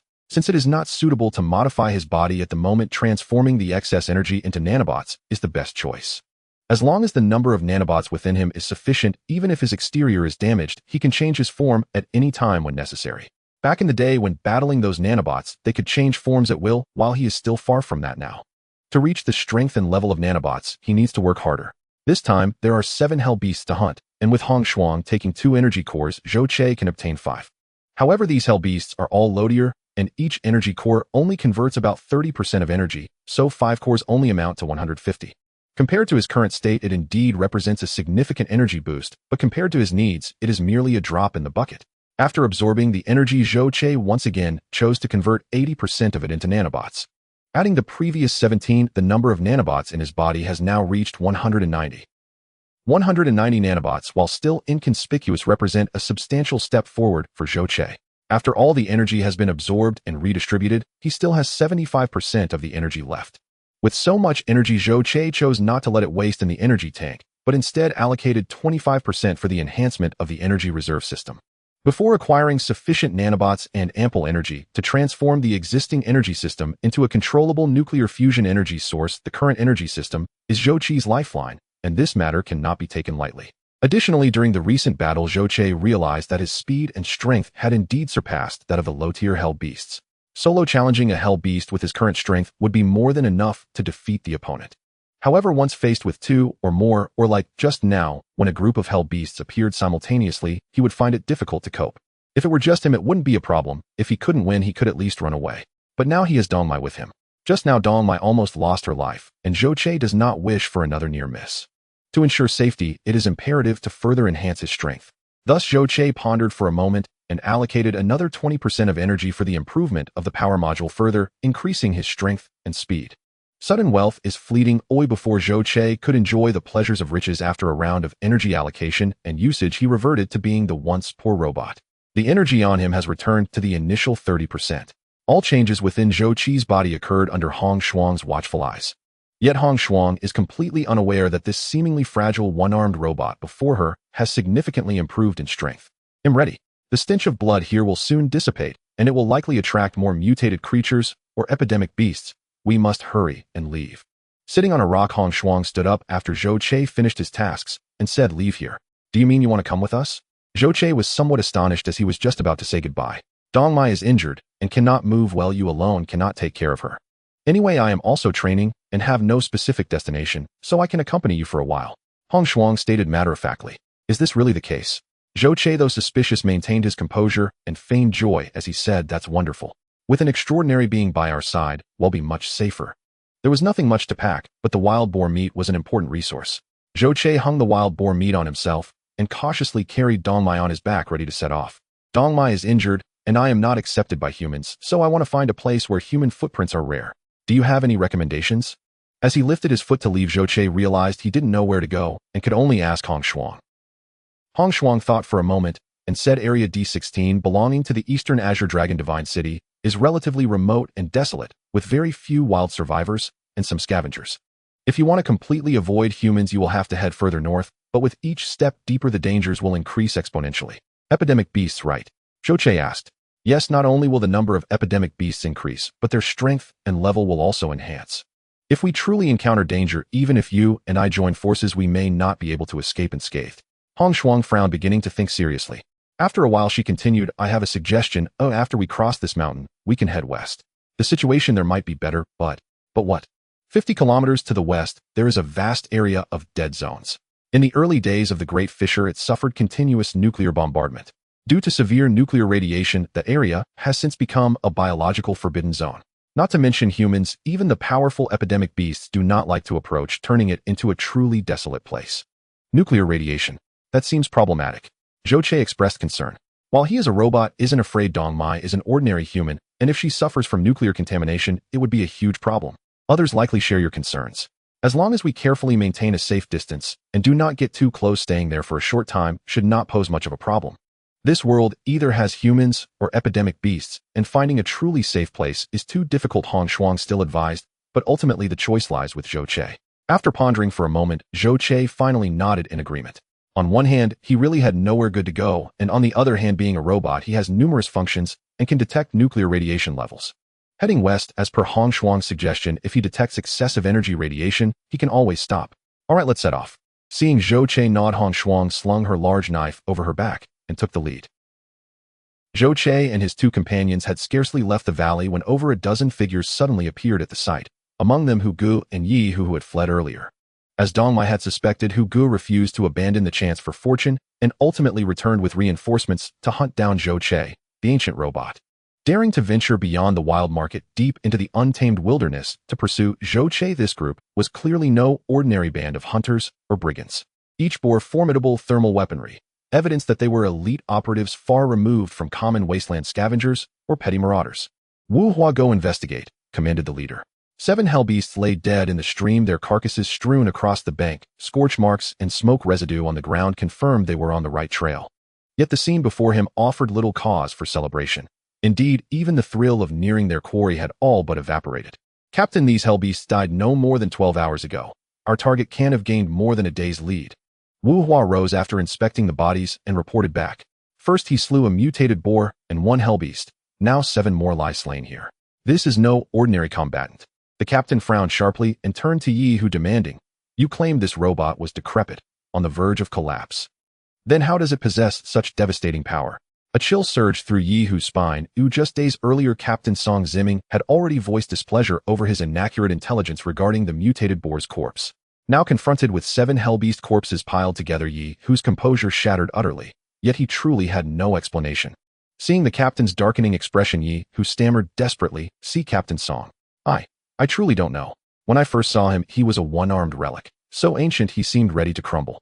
My brother Deshiong literally dragged him from underground. Had it not been so, I'd never have dared attack, and certainly wouldn't have lost 2 brothers in the attempt. Captain, these 7 hellbeasts likely weren't all slain by the robot alone. Look closely. The wounds include both blade cuts and frostbite. An elemental transcendent must have joined the fray, enabling this slaughter." Wu Hua pointed to the corpses as he spoke again. Exactly. I told you. He couldn't possibly be that powerful." Yi Hu wiped cold sweat from his brow and nodded frantically, inwardly cursing, "Damn it all. I should have never chased this windfall. Now I've gained nothing but trouble." Regret gnawed at Yi Hu like acid. He was trapped. The Song clan's reach was vast. Escape meant vanishing forever into the true wilderness, certain death. Yet the true wilderness promised only annihilation. Wu Hua, a Delta-tier Earth element transcendent, was also a master tracker. His assessments carried weight with Song Ziming. Judging by these wounds, the assailant's ability level isn't exceptionally high, likely beta tier. His strength therefore poses no grave threat. Song Ziming shot Yi Hu a venomous glare. "A transcendent. You insisted the robot traveled only with an ordinary village girl." Yi Hu nearly wept. "I swear, I had no idea. She appeared utterly mundane when I saw her. How could things change so drastically in just 2 days? Could she have been concealing her power all along? A transcendent playing the fool? Or had someone else replaced her? Yes, that must be it." A sudden thought struck Yi Hu. "Captain Song, could the robot have been captured by another transcendent?" Song Ziming paused, then snarled, "Damn it. Who dares provoke the Song clan on our own territory? Captain, shall we press on? Northward danger escalates beyond control," warned Wu Hua. Song Ziming hesitated, then clenched his jaw. "I've endured this accursed place for nearly 10 years. I'm done. Capturing this ancient robot would earn us the favor to finally leave this hellhole. Ziming, my friend of many years, I understand your longing. But have you considered this? The risks we shoulder may yield far less reward than you imagine. After all, the robot belongs to an era over 2 centuries past. Only Kunlun Divine Palace still remembers it. Few others do, if any. The Song Patriarch is currently consumed by strengthening the clan for the decennial clan war. A 200-year-old prophecy holds little relevance to him now." Wu Hua did not address him as captain this time, but his words sobered Song Ziming instantly.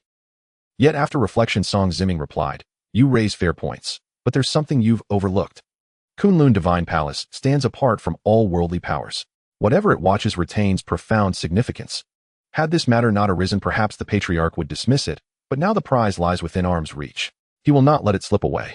Hunting a lone robot means little, but delivering it to Kunlun Divine Palace could forge an irreplaceable bond between our clan and theirs. That connection would redefine the Song clan's standing. The Patriarch understands this better than anyone." Wu Hua tried to protest further. "Beyond this point, peril multiplies exponentially.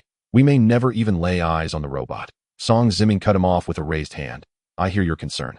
But as a collateral branch member without extraordinary merit, I'll remain stagnant. forever denied advancement or cultivation resources.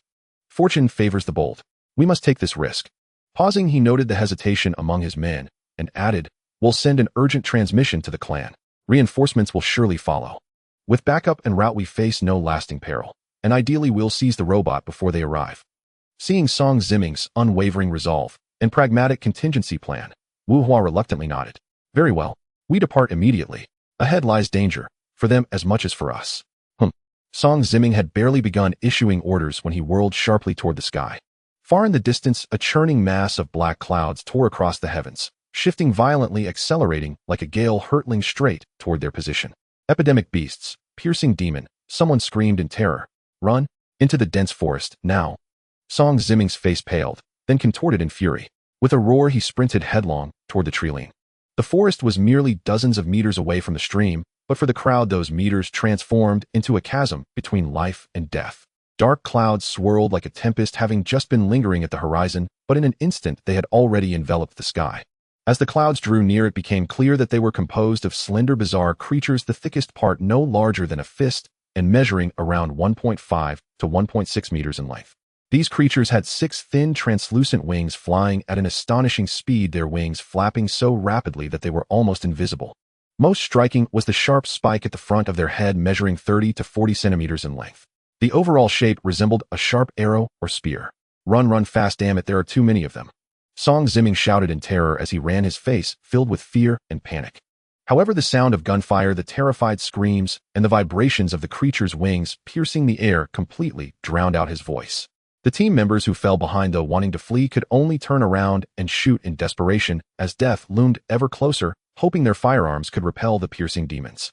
The swarm of piercing demons gathered like a torrent in the air, requiring no aim at all. As gunshots rang out, numerous bodies of the demons fell from the sky like dumplings. Yet the number of deaths was but a drop in the bucket compared to the dark clouds overhead. In fact, for those who stopped to turn and shoot, it was akin to signing their own death warrants. The piercing demons swooped down from the sky at breakneck speed, suddenly retracting their wings as they neared the lagging individuals, but their speed doubled. Then, like a spear, they pierced through the bodies of the laggards. 1, 2, 3, and countless more. Before the person could even scream, their body was riddled with transparent holes, gushing hot blood as they collapsed. As the horde of piercing demons swept past him, he had already turned into a bloodless skeleton, his bones shattered and scattered on the ground.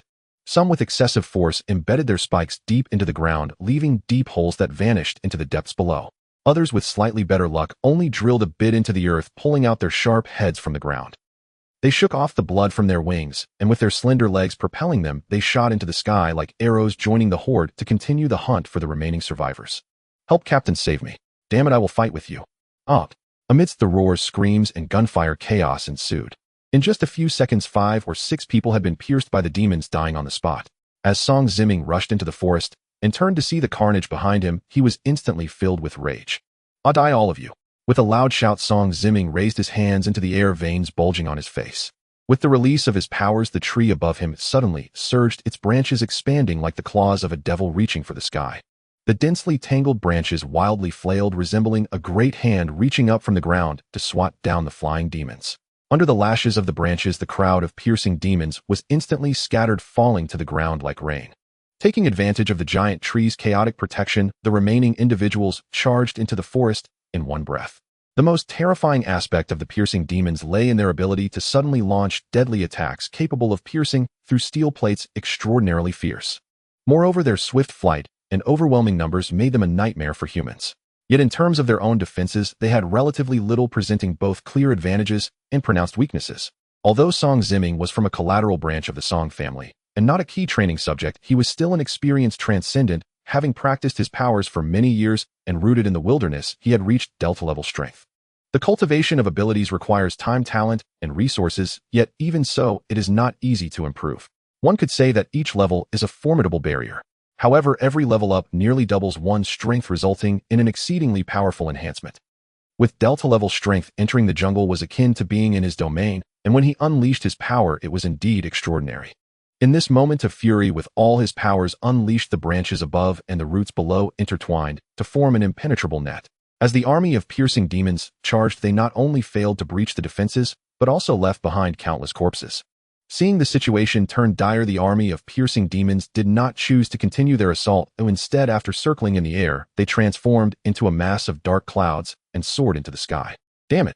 Seeing the remnants of bones scattered on the ground devoid of flesh, Song Zimming couldn't help but curse. The piercing demons were also mutant beasts possessing energy cores within them, but the energy contained was extremely low. Yet no matter how low, they were still energy cores' valuable resources. However, no one dared to rush out of the forest to collect these energy cores, allowing the corpses to fall unnoticed. For Song Zimming, these subordinates were all trusted allies cultivated over many years. Though they were not awakened transcendent beings, each had been enhanced through gene serums, becoming powerful modified warriors. But now, without even a shadow of the robots, 6 people had died for no reason. What angered him the most was that the rookie Wild Tiger had somehow escaped. Damn it, if I can't catch that damned robot, I'll chop you into pieces and leave you here as fodder. Song Zimming kicked Wild Tiger to the ground. Wild Tiger, shocked and angry, thought, what does this have to do with me? The mutant beasts were not summoned by me. It's your weakness that forced you to pursue them. Yet he dared not express his anger, only huddling on the ground in fear, not daring to speak. Fortunately, Wu Hua urged, hurry up, the piercing demons won't leave anytime soon. And the smell of blood is too strong here, it won't be long before other mutant beasts come. Song Zimming dared not delay any further and angrily led everyone into the depths of the forest. Wild Tiger saw Song Zimming and the others entirely disregarding his safety, only focused on fleeing. He thought about taking the opportunity to escape, but dared not. In this remote wilderness, with his limited strength and injuries, leaving Song Zimming's group would only lead to a quicker death. Helpless Wild Tiger could only rise and continue to follow at the back of the group. In the world after the Great Rift, the human population drastically declined from 10 billion to 500 million. Once a planet dominated by humanity, it is now a desolate land filled with ruins and wilderness where the absence of human presence for miles is nothing short of normal. Correspondingly, after experiencing disasters and wars, the scars of conflict are almost everywhere. The nuclear radiation zone mentioned by Hong Shuang is the site of a great battle from the past. In the early days of the Great Rift, to combat the sudden onslaught of the Plague Beasts, desperate humanity's only reliance was the powerful nuclear weapons. However, the release of nuclear weapons did not resolve the threat of the Plague Beasts. Instead, it contaminated the environment that once belonged to humanity, creating terrifying radiation zones. This is the site of an ancient battlefield where the fierce battle between humanity and the Plague Beasts lasted for several years. 20 kilometers north from here lies the nuclear radiation zone, Hong Shuang explained, pointing at the ruins before them. What kind of creatures do these bones belong to? Why are they so enormous? Looking at the scene before him, Zhou Che curiously inquired. If it weren't for the ruins of city buildings hinting at a past human civilization, he would have suspected that this place was a relic from the Jurassic era. After being ravaged by war, the city was in ruins with buildings reduced to mere foundations and endless debris. Among the weeds and rubble, remnants of fighter jets, armored vehicles, battle robots, and the corpses of humans and various creatures were scattered everywhere. Among these ruins, the most striking were the enormous skeletons. Zhou Che measured them and found that even a single tooth was taller than a normal human. It is hard to imagine the terrifying might these creatures possessed when they were alive. Some are mutated from the original Earth creatures, while others are plague beasts. Hong Shuang explained. I previously encountered a wild boar which was considerably larger, but nothing as exaggerated as this. This creature must be over 100 meters long. Zhou Che scanned the animal bones and, using data in his mind to attempt a reconstruction, discovered that this giant beast was actually over 160 meters long. During the Rift period, creatures over 100 meters were basically the norm. In the past 200 to 300 years, as the mist has dissipated, the size of creatures has begun to diminish again.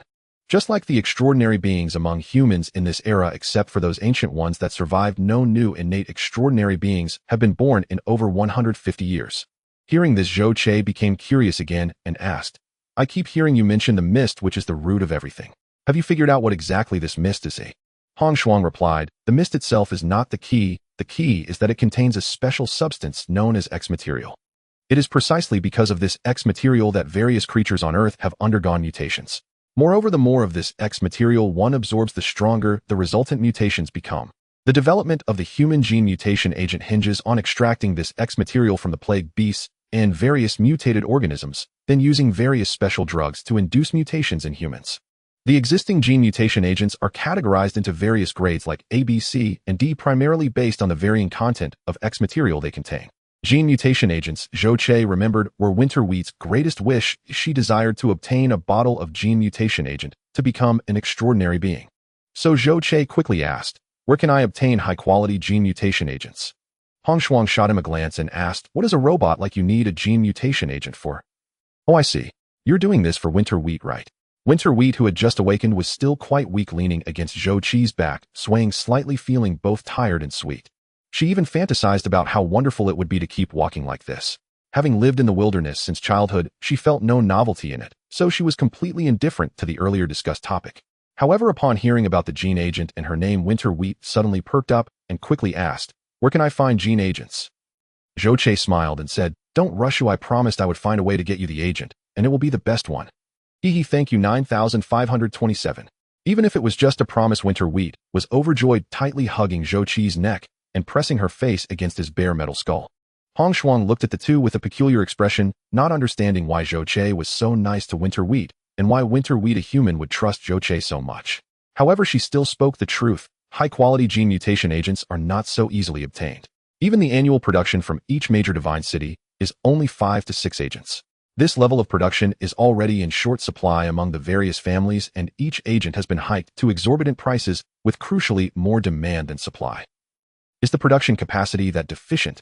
Zhou Qiu was somewhat astonished. After researching for hundreds of years, how could the output still be so low? It's not that the production capacity is lacking, it's that the raw materials can't keep up. The plague beasts are hard to hunt, and even their corpses are difficult to transport.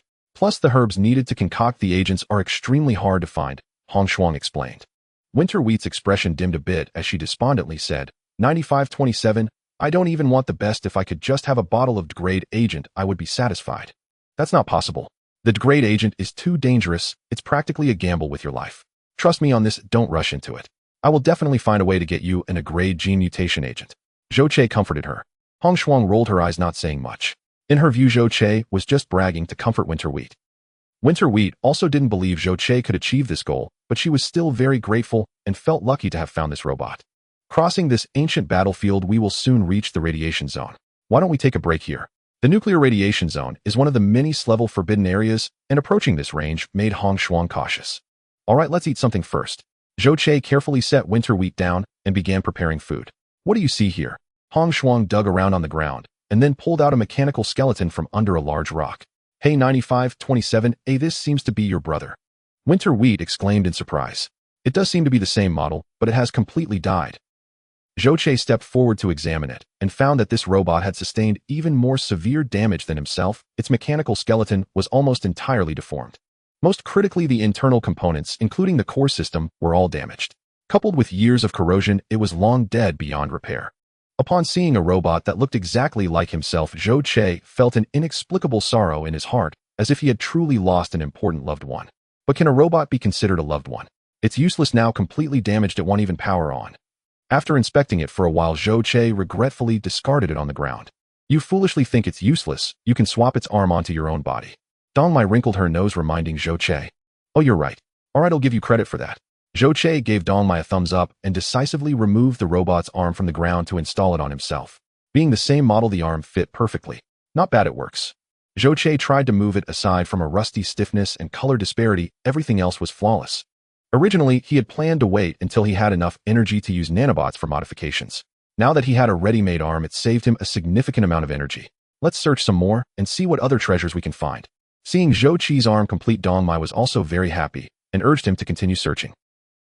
This ancient battlefield must have been heavily mechanized during the battles, so beneath the ruins lay countless mech suits.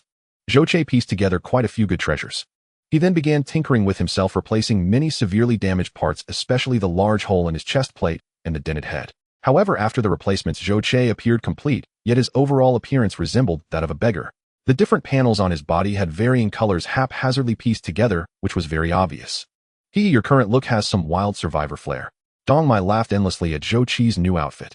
Zhou Qiu joined in the laughter, but inside, he felt very pleased. This outfit not only made him appear more complete, but also allowed him to maintain a low profile, which suited him perfectly. Congratulations. Hong Shuang, seeing Zhou Qiu looking refreshed, said somewhat enviously, robots are definitely more convenient than humans. Bodily damage doesn't constitute significant harm as long as you can update it anytime. Zhou Qiu chuckled and ignored her, thinking to himself how she would drool with envy if she knew about transformation robots and nanobots. What is being a transcendent matter if one cannot be like us? Hong Shuang pondered and continued to ask, did you have such intelligence before your sacrifice on the battlefield? I wouldn't know that after all, I don't remember my past. Perhaps my current consciousness was buried underground for over 200 years before being reborn.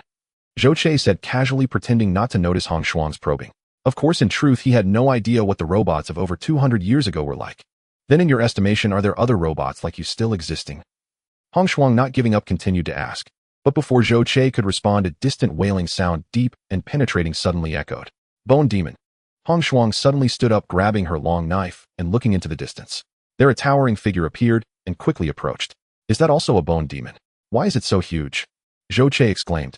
The bone demon he had seen before was only about 4 meters and 92 centimeters, not even 5 meters. But the one before him was over 8 meters tall. The size of a bone demon indicates its power and status. You take Dong Mai and Heidel take it on. Originally, this was meant to be a training exercise, so Hong Shuang naturally did not shy away, brandishing her long knife and striding forward.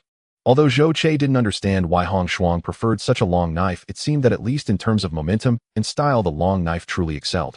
As the bone demon drew closer, Hong Shuang suddenly accelerated rapidly, leaping over the rubble of the ruins, and then soared into the air, her long knife infused with an endless chill, striking at the gigantic bone demon.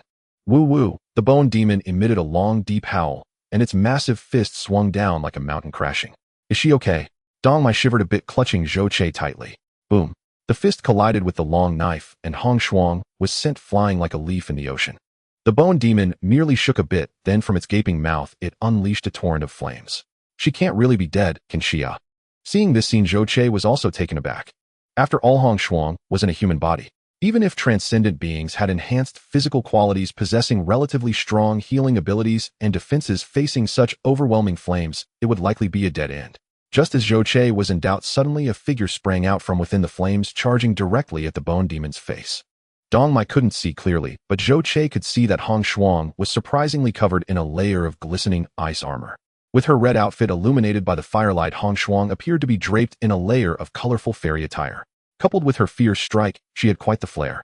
However, this bone demon was evidently much stronger than the one Zhou Che had encountered before. Hong Shuang's unexpected attack was actually blocked by the bone demon. It made no extraneous movements, simply tilting its head slightly, allowing the triangular horns atop its head to shield its face. The long knife struck the horn with a muffled thud. Hong Shuang's long knife was exceptionally sharp, managing to slice off a piece of the tough horn, then sliding down the bone demon's face, leaving a deep gash. The bone demon's chitinous skin was incredibly hard.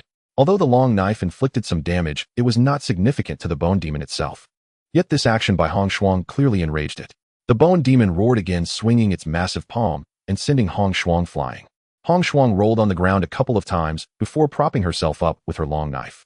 However, the earlier blow had clearly inflicted considerable injury, as blood was already trickling from the corner of her mouth. But at this moment, Hong Shuang showed no signs of fear or discouragement. Instead, her eyes grew sharper and brighter. Seeing that she was still alive, the bone demon roared and charged at her again. As the enormous foot came crashing down, it was like the sky was collapsing, each stomp creating a large pit. Hong Shuang knew the opponent was powerful and dared not clash, Heiden quickly dodging while searching for an opportunity. Now's the time. After failing to stomp on Hong Shuang several times, the bone demon obviously grew more furious. Just as it stomped down on a piece of rubble, its body sank. Due to the emptiness below, Hong Shuang made her move again. Within the ruins of the city, underground dark pits are everywhere. Some are the basements of buildings or the city's sewers covered by the collapse of structures. With a single step, the bone demon unleashed an immense force. The ruins could not withstand it and collapsed loudly. Hong Shuang's eyes suddenly brightened. She seized this opportunity in battle and with a few leaps landed on the massive shoulder of the bone demon. The bone demon swatted at itself like trying to kill a mosquito, but it was utterly ineffective. Hong Shuang jumped from its shoulder to the triangular horn, thrusting her long knife towards the bone demon's eye. The bone demon let out a chilling howl, slapping its own eye with its right hand. Seeing the dire situation, Hong Shuang immediately released the hilt of her knife, kicked off the bone demon's body, and flipped away. In its pain and panic, the bone demon struck wildly, its force tremendously powerful. However, this strike not only missed Hong Shuang, but broke its own horn and smashed the long knife into its brain. Seeing the massive form of the bone demon crashing to the ground, Hong Shuang finally disregarded her appearance and sat down heavily, gasping for breath. Impressive. If I faced a hell beast of this magnitude, I would probably be crushed into scrap metal instantly. Zhou Che stepped forward, expressing his admiration. Stop flattering me in front of me. With your speed and strength, killing this bone demon would likely be easier for you than for me. Hong Shuang rolled her eyes, feeling exasperated with this robot. They say robots are intelligent, but who would have thought they could also flatter and hide their strength? During the earlier battle in the valley with the Hell Beast, she had noted Zhou Qi's speed, agility, and strength. Though this robot could only launch physical attacks, its strength might at least surpass beta level. Even some delta-level extraordinary beings lacking in abilities would likely be easily slain by him. To truly compete with the Bone Demon in strength, unless one is an exceptionally powerful extraordinary being, it is difficult to find an opportunity to kill the opponent. One must seek opportunities and exploit the enemy's weaknesses. The throat is the weak point of the Hell Beast, while the eyes are the weak points of the Bone Demon. As she spoke, Hong Shuang leaned on her knife and stood up. However, looking at the massive Bone Demon on the ground, she wondered aloud. Normally, there are very few other creatures surviving near the radiation zone. Why would there be a Bone Demon here? Full Bone Demons like to eat bones. This place is an ancient battlefield filled with corpses, which naturally attracts the Bone Demons to reside here. Dong Mai suddenly interjected. Upon hearing this, Hong Shuang's expression changed immediately. Not good this could possibly be, but before she could finish, a series of howls echoed in the air. At this moment, Zhou Qiu understood without her saying anything. They had stumbled into the lair of the Bone Demons. Run quick. Hong Shuang no longer maintained her previous calm demeanor, immediately brandishing her knife and shouting, her figure swiftly darting away. Zhou Qiu picked up Dong Mai and intended to run along, but upon seeing the body of the Bone Demon nearby, he hesitated and turned back, charging towards the Bone Demon. Are you crazy? Do you want money or your life? After running a few steps, Hong Shuang sensed something was wrong. She quickly turned her head and saw Zhou Qiu digging for the energy core within the Bone Demon's body, prompting her to shout in anger. You go ahead, it'll catch up soon. Zhou Qiu shouted as he worked tirelessly to pry open the Bone Demon's chest plate. The Bone Demon was tall and massive, moving at astonishing speed. Seeing the Bone Demon swiftly closing in, Hong Shuang couldn't help but yell anxiously, urging Zhou Qiu. All right. Zhou Qiu stuffed the extracted blood core into the energy extraction device, then carried Dong Mai and quickly fled. At this moment, the Bone Demon was less than a kilometer away from the three, its massive form clearly visible, and its roar sounded like thunder echoing right by their ears. Moreover, the Bone Demons here were clearly ancient beings, each one larger than the recently slain Bone Demon. Even more terrifying, one of them was at least 20 meters tall. These enormous creatures, once they gathered and charged, could cause the ground to shake, their momentum immensely intimidating. Even Hong Shuang, no matter how brave she was, felt a chill down her spine upon seeing so many Bone Demons. Dong Mai on Zhou Qi's back was so frightened that she cried out loudly, repeatedly hitting Zhou Qi's bald head, shouting, Hurry, hurry, 9527, run. Those monsters are getting closer. In terms of speed after evolution, Zhou Qiu was naturally faster than Hong Shuang and even the pursuing Bone Demons. Otherwise, he wouldn't have dared to take the risk for the energy core when the Bone Demon army appeared. However, he now suppressed his speed, keeping pace with Hong Shuang. He ran as fast as she did. Seeing this damned robot always trailing behind her at a leisurely pace, Hong Shuang realized he must have more strength left, making her gritting her teeth in frustration. She knew this damned robot had been hiding its strength earlier. Yet, even knowing Zhou Qiu concealed his power, Hong Shuang had no time to dwell on it. The Bone Demon's speed was faster than hers, and the distance between them was steadily narrowing. Especially those Bone Demons over 10 meters tall, they were even faster. It was clearly unlikely to escape by running. Was she really going to die here? All because of that damned robot. At a time like this, he still cared more about money than life, insisting on going after that energy core. Now everyone was in danger. Wait, that damned robot might actually run faster than her. After all this, was she the only one doomed? Thinking this way, Hong Shuang felt a surge of anger. Just as she was annoyed and prepared to give up, dragging Zhou Qiu down with her, a glimmer of light suddenly flashed before her eyes. Her life wasn't meant to end here. A river, there's a river ahead, hurry. Despair instantly transformed into hope, and Hong Shuang, feeling a surge of strength, quickened her pace just before exhaustion set in. A mighty river with waves wide. Zhou Qiu glanced over, accurately measuring the width of the river's surface, 156 meters. If it were flat ground, Zhou Qiu would have a 90% chance of shaking off the Bone Demons behind him. Even if he had to take Hong Shuang along, it would be no problem. The reason he hadn't picked her up earlier was mainly that he observed Hong Shuang was running quite fast. Since that was the case, he let her run a bit more to save energy for himself. After all, energy equates to life. Saving a bit is better than wasting it, right? Saving is a good habit. However, upon seeing this surging river, Zhou Qiu was suddenly dumbfounded. A river, a great river. What the hell is this? I used to swim well, but now I'm a robot. How can I swim? If I jump into the river with this metal skeleton's weight, how deep would it be? As a robot, I wouldn't fear drowning. A worst-case scenario, I could crawl back up from the bottom, but what about Dong Mai? Frugality is indeed a commendable habit. However, if Hong Shuang were to know that in this life-threatening moment Zhou Qiu was exerting himself to escape just to conserve energy, she might turn back and recklessly confront him. At this moment, the great river lay before them. Seeing hope, Hong Shuang no longer cared to hold a grudge against Zhou Qiu. Cross the river. The bone demon has a fire attribute and is afraid of water. The bone demon was closing in and the situation was urgent. Just as Zhou Che was about to pick up Hong Shuang and escape in another direction, her shout made him pause. But I can't swim, Zhou Che exclaimed urgently. Follow me. Without answering, Hong Shuang continued to sprint towards the riverbank, not stopping for a moment as she dashed towards the water's surface. As she ran, a frosty path began to form rapidly beneath her feet. In an instant, a frozen road appeared on the river's surface. How could I have forgotten this? Hong Shuang's special ability was ice-based. With the river water frozen, crossing it was no longer a problem. Zhou Che quickly carried Dong Mai and followed her. Woo! Just as the three reached the middle of the river, the pursuing bone demon had caught up to the riverbank. As Hong Shuang had said, the bone demon indeed feared water. Standing on the bank, hesitant to take another step, its wailing cries began to echo like a whistle, seemingly venting its fury. If you dare come chase us. Zhou Che turned around and casually raised his middle finger.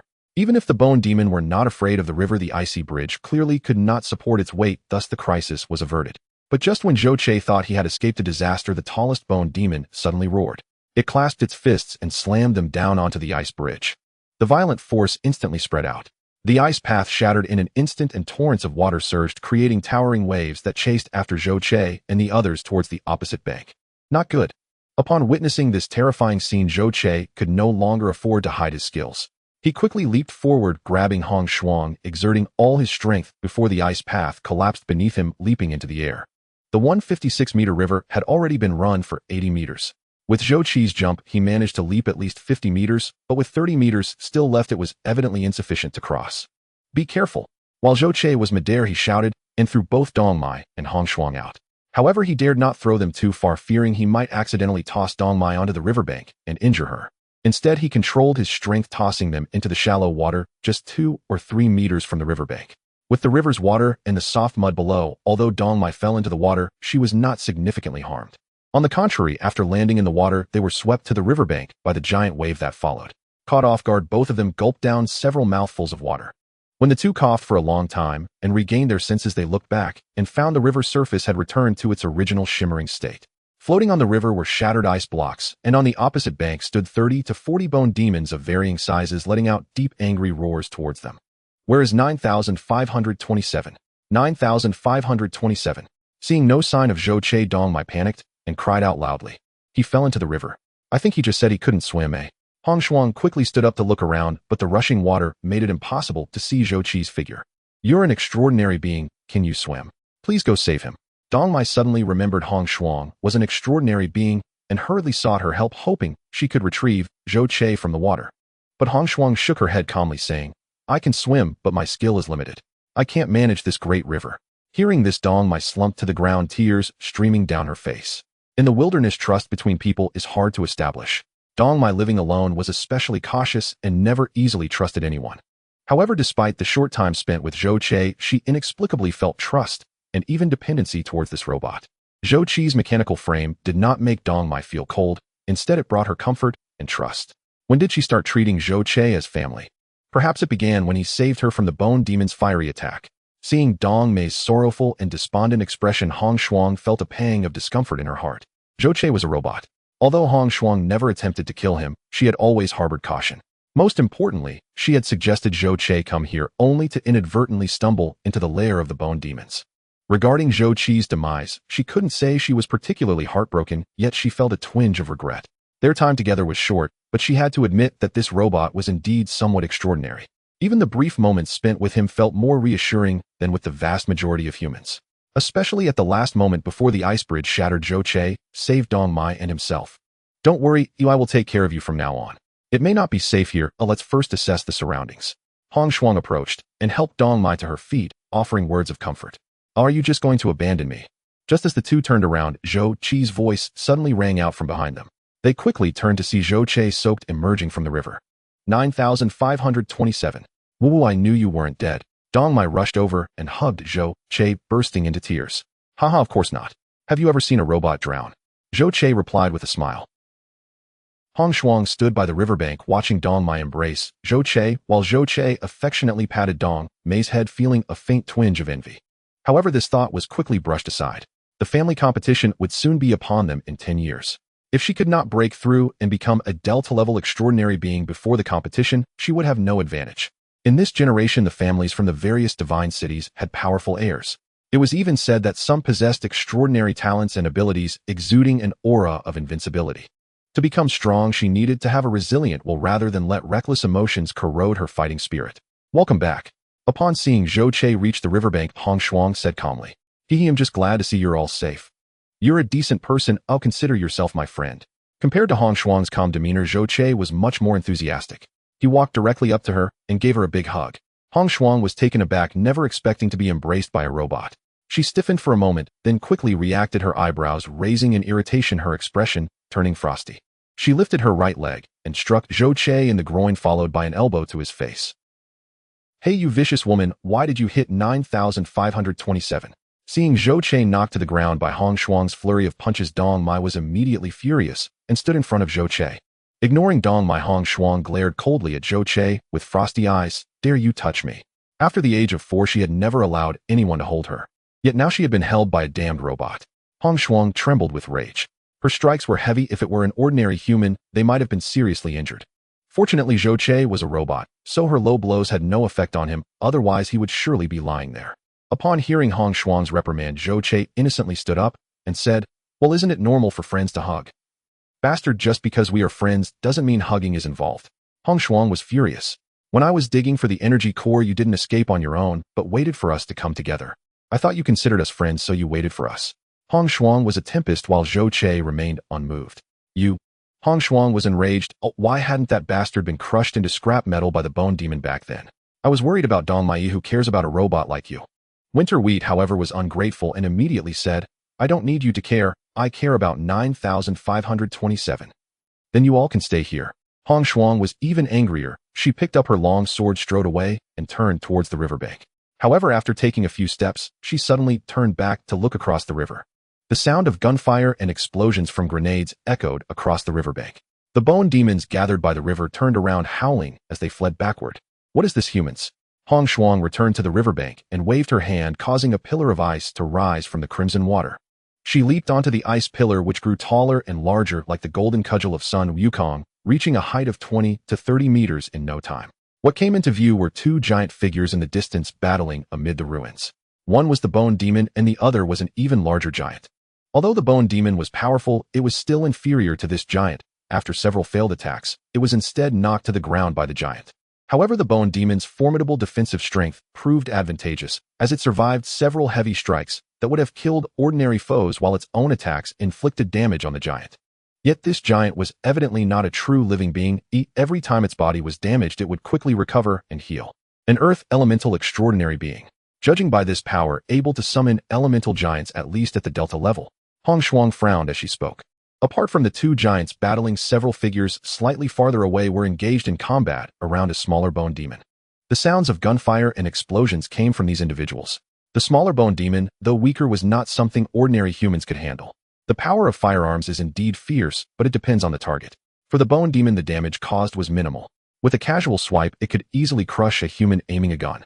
A burst of flames ignited another person who couldn't escape in time, subsequently triggering the explosives on that individual, obliterating them. The true impact came from those explosives. While the person was alive, they inflicted little harm on the bone demon, but after catching fire, the bone demon disregarded them, only to be staggered by the resulting explosion. Damn it. After losing two subordinates in succession, Song Ziming, who was supposed to hold the line and conserve strength, could no longer contain himself. As the bone demon lost its balance, Song Ziming's ability activated. In an instant, plants and trees on the ground surged, wrapping around the bone demon.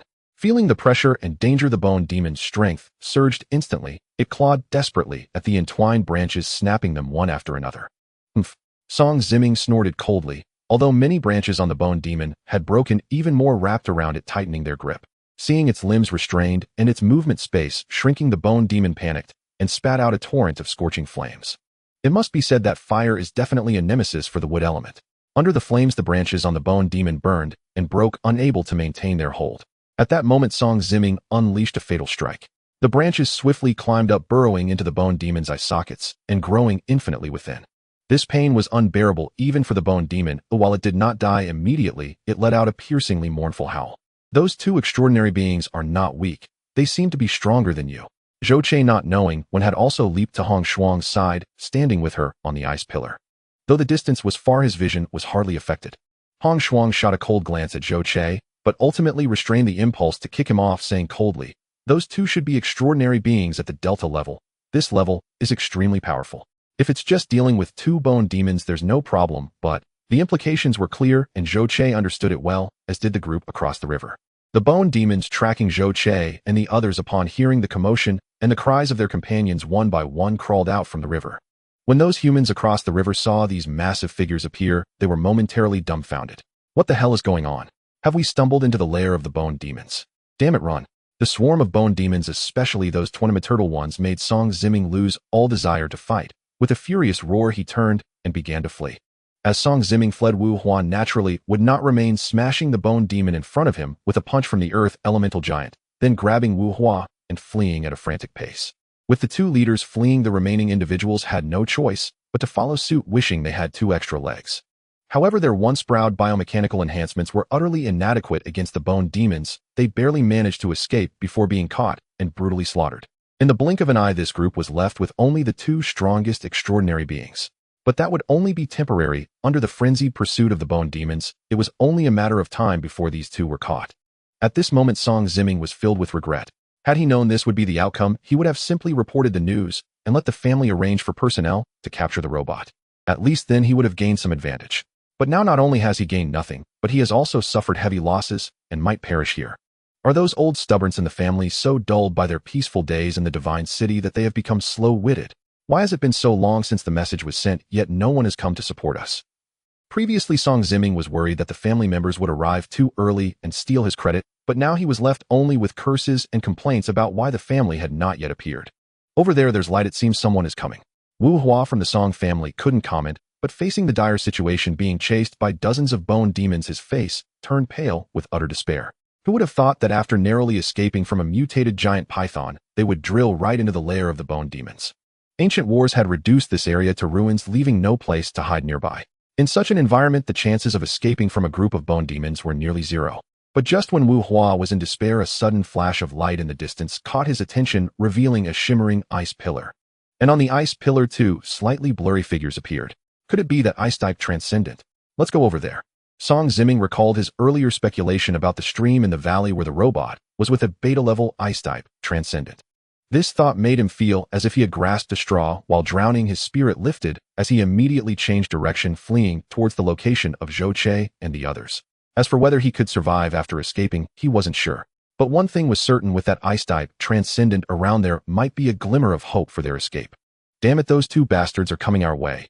Upon seeing the other party change direction, Zhou Che immediately felt something was wrong.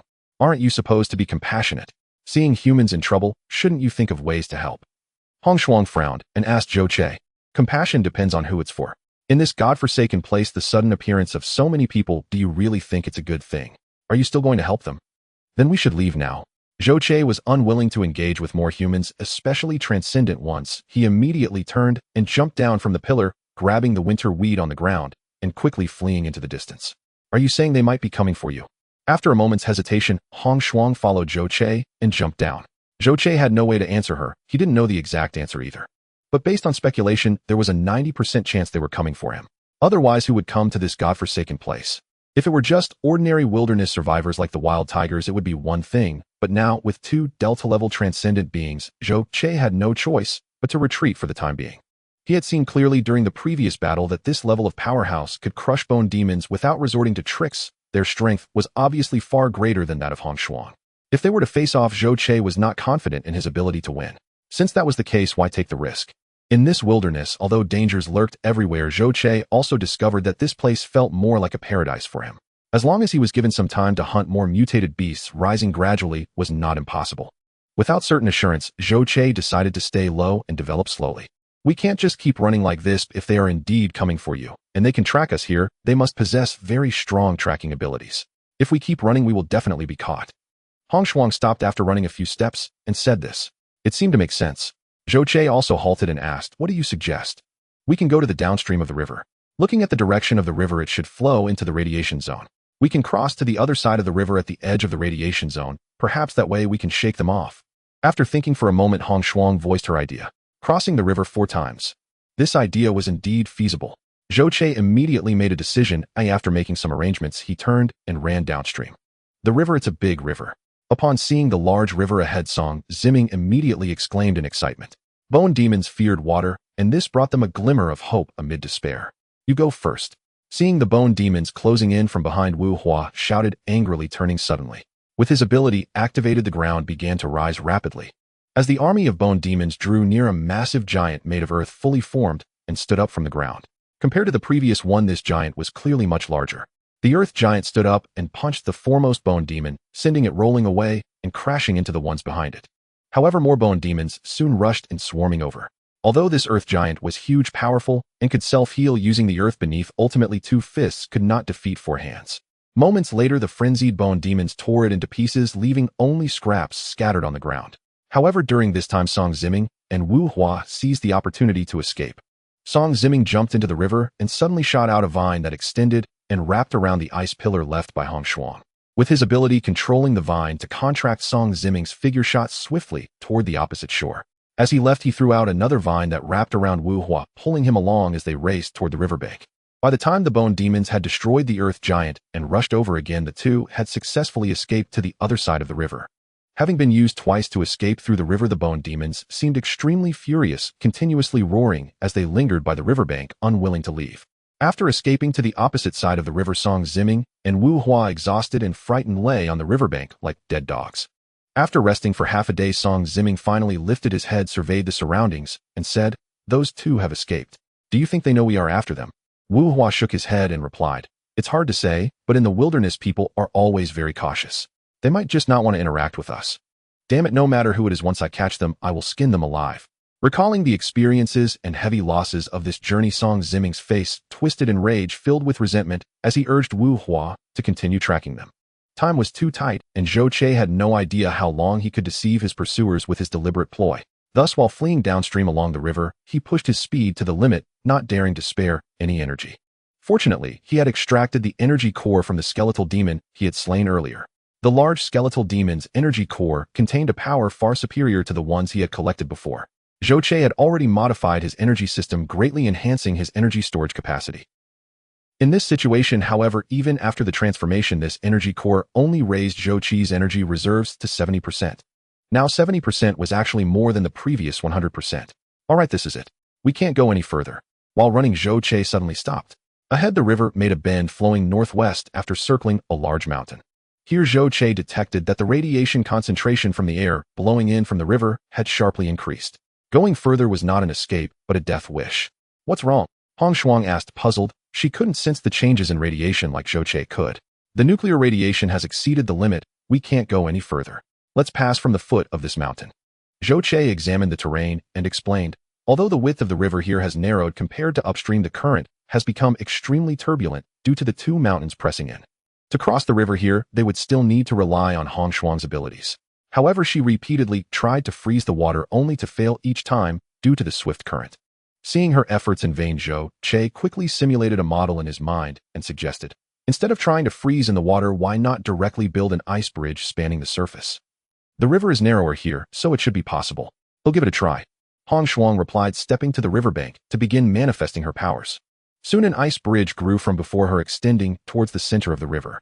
However, when the ice bridge extended 2/3 of the way across the river, it collapsed under its own weight, crashing into the waters below. Hong Shuang said dejectedly, "I can't do it, and my strength isn't enough to control such a long distance and the weight of the ice bridge." Zhou Che replied, "It won't work like that. Supporting a massive arch bridge requires immense strength. But if you try a different approach, it might just work." Zhou Che pointed out. "What method?" Hong Shuang asked suspiciously. "It seems you extraordinary beings only focus on honing your abilities and neglect scientific knowledge." Zhou Che continued, "You should first condense an ice pillar beneath your feet, then from a height, create an ice bridge to the other side. The ice pillar bridge surface and the river below should form a triangle, which may save you effort." Upon hearing Zhou Che's suggestion, Hong Shuang tentatively tried it, and found it indeed much easier than before. Annoyed, she said, "Why didn't you say this earlier? I wasted so much effort for nothing. Many things, unless you try them yourself, you won't believe." Zhou Che remarked pointedly. Understanding that Zhou Che was taking the opportunity to portray himself as a good person, Hong Shuang snorted coldly and ignored him, focusing on controlling her powers. At first, the bridge surface didn't need to be too thick.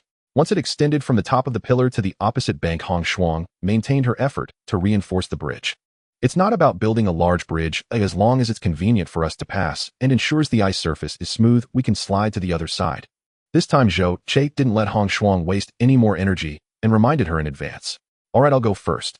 After seeing the ice bridge successfully built, Hong Shuang sidestepped and slid down it like a slide. You go first. Zhou Che carried Dong Mai up the ice pillar and placed her on the ice surface. However, Dong Mai grabbed his hand tightly and asked in panic, "What are you going to do? These ice pillars are too conspicuous here. I'll destroy them and then go under the water." Dong Mai worriedly said, "But the current is so swift here, it's dangerous for you to go down." Zhou Che reassured her, "Don't worry. Even if I get swept away, I can just take a longer route back. After all, I'm a robot and can't drown." Zhou Che comforted her while loosening his grip. Dong Mai screamed as she slid all the way to the opposite bank. "Wait for me." After waving goodbye to the two, Zhou Che jumped down from the ice pillar, striking it with fist after fist. With the enhancement from the power module, each of his punches now packed at least 10,000 pounds of force. After 3 punches, the ice pillar exploded along with the inclined surface of the ice bridge, crashing into the river and being swept away by the raging current. After clearing the traces of their crossing, Zhou Che finally jumped into the river. Although the surface current was turbulent, the flow beneath the river was not as strong, making it considerably easier for Zhou Che to submerge. Yet, even so, the combination of the current and sediment consumed a lot of effort for Zhou Che to traverse. Just when Hong Shuang and Dong Mai were anxiously waiting and fearing that Zhou Che had been swept away by the river, his head emerged from the riverbank 20 meters away. 9,527. Dong Mai couldn't hide her joy as she hopped and waved at Zhou Che. Hong Shuang also secretly breathed a sigh of relief, but still pretended to be indifferent, and said, "I thought you had been swept away by the river or buried in the sediment, never to resurface. Can't you think of me a little? After all, we have shared both hardship and joy." Zhou Che chuckled, not expecting her to say anything nice while preparing to climb up the riverbank. But before he could reach the shore, both Dong Mai and Hong Shuang suddenly changed their expressions drastically and screamed, "Watch out! Behind you!" What was behind him didn't matter anymore. What was important was that it certainly wasn't anything good. The ground beneath his feet was soft and muddy, making it impossible to exert any strength. As Zhou Che struggled to turn around, he saw a massive mouth coming down like the sky was collapsing. Instantly, everything went dark and the surroundings lost all light. What the hell, was I just swallowed by some creature? Doesn't this stupid bird even check what it's swallowing, randomly gulping down? What the heck am I to a steel lump? The sudden turn of events nearly left Zhou Che exasperated. However, his reaction speed was not slow. At the moment of being swallowed, he had already drawn out the wild boar's tusk and stabbed it into the creature's oral walls. After being swallowed, Zhou Che immediately thrust the wild boar's tusk into the monster's mouth to secure his body. At the same time, the monster's swallowing motion had already begun.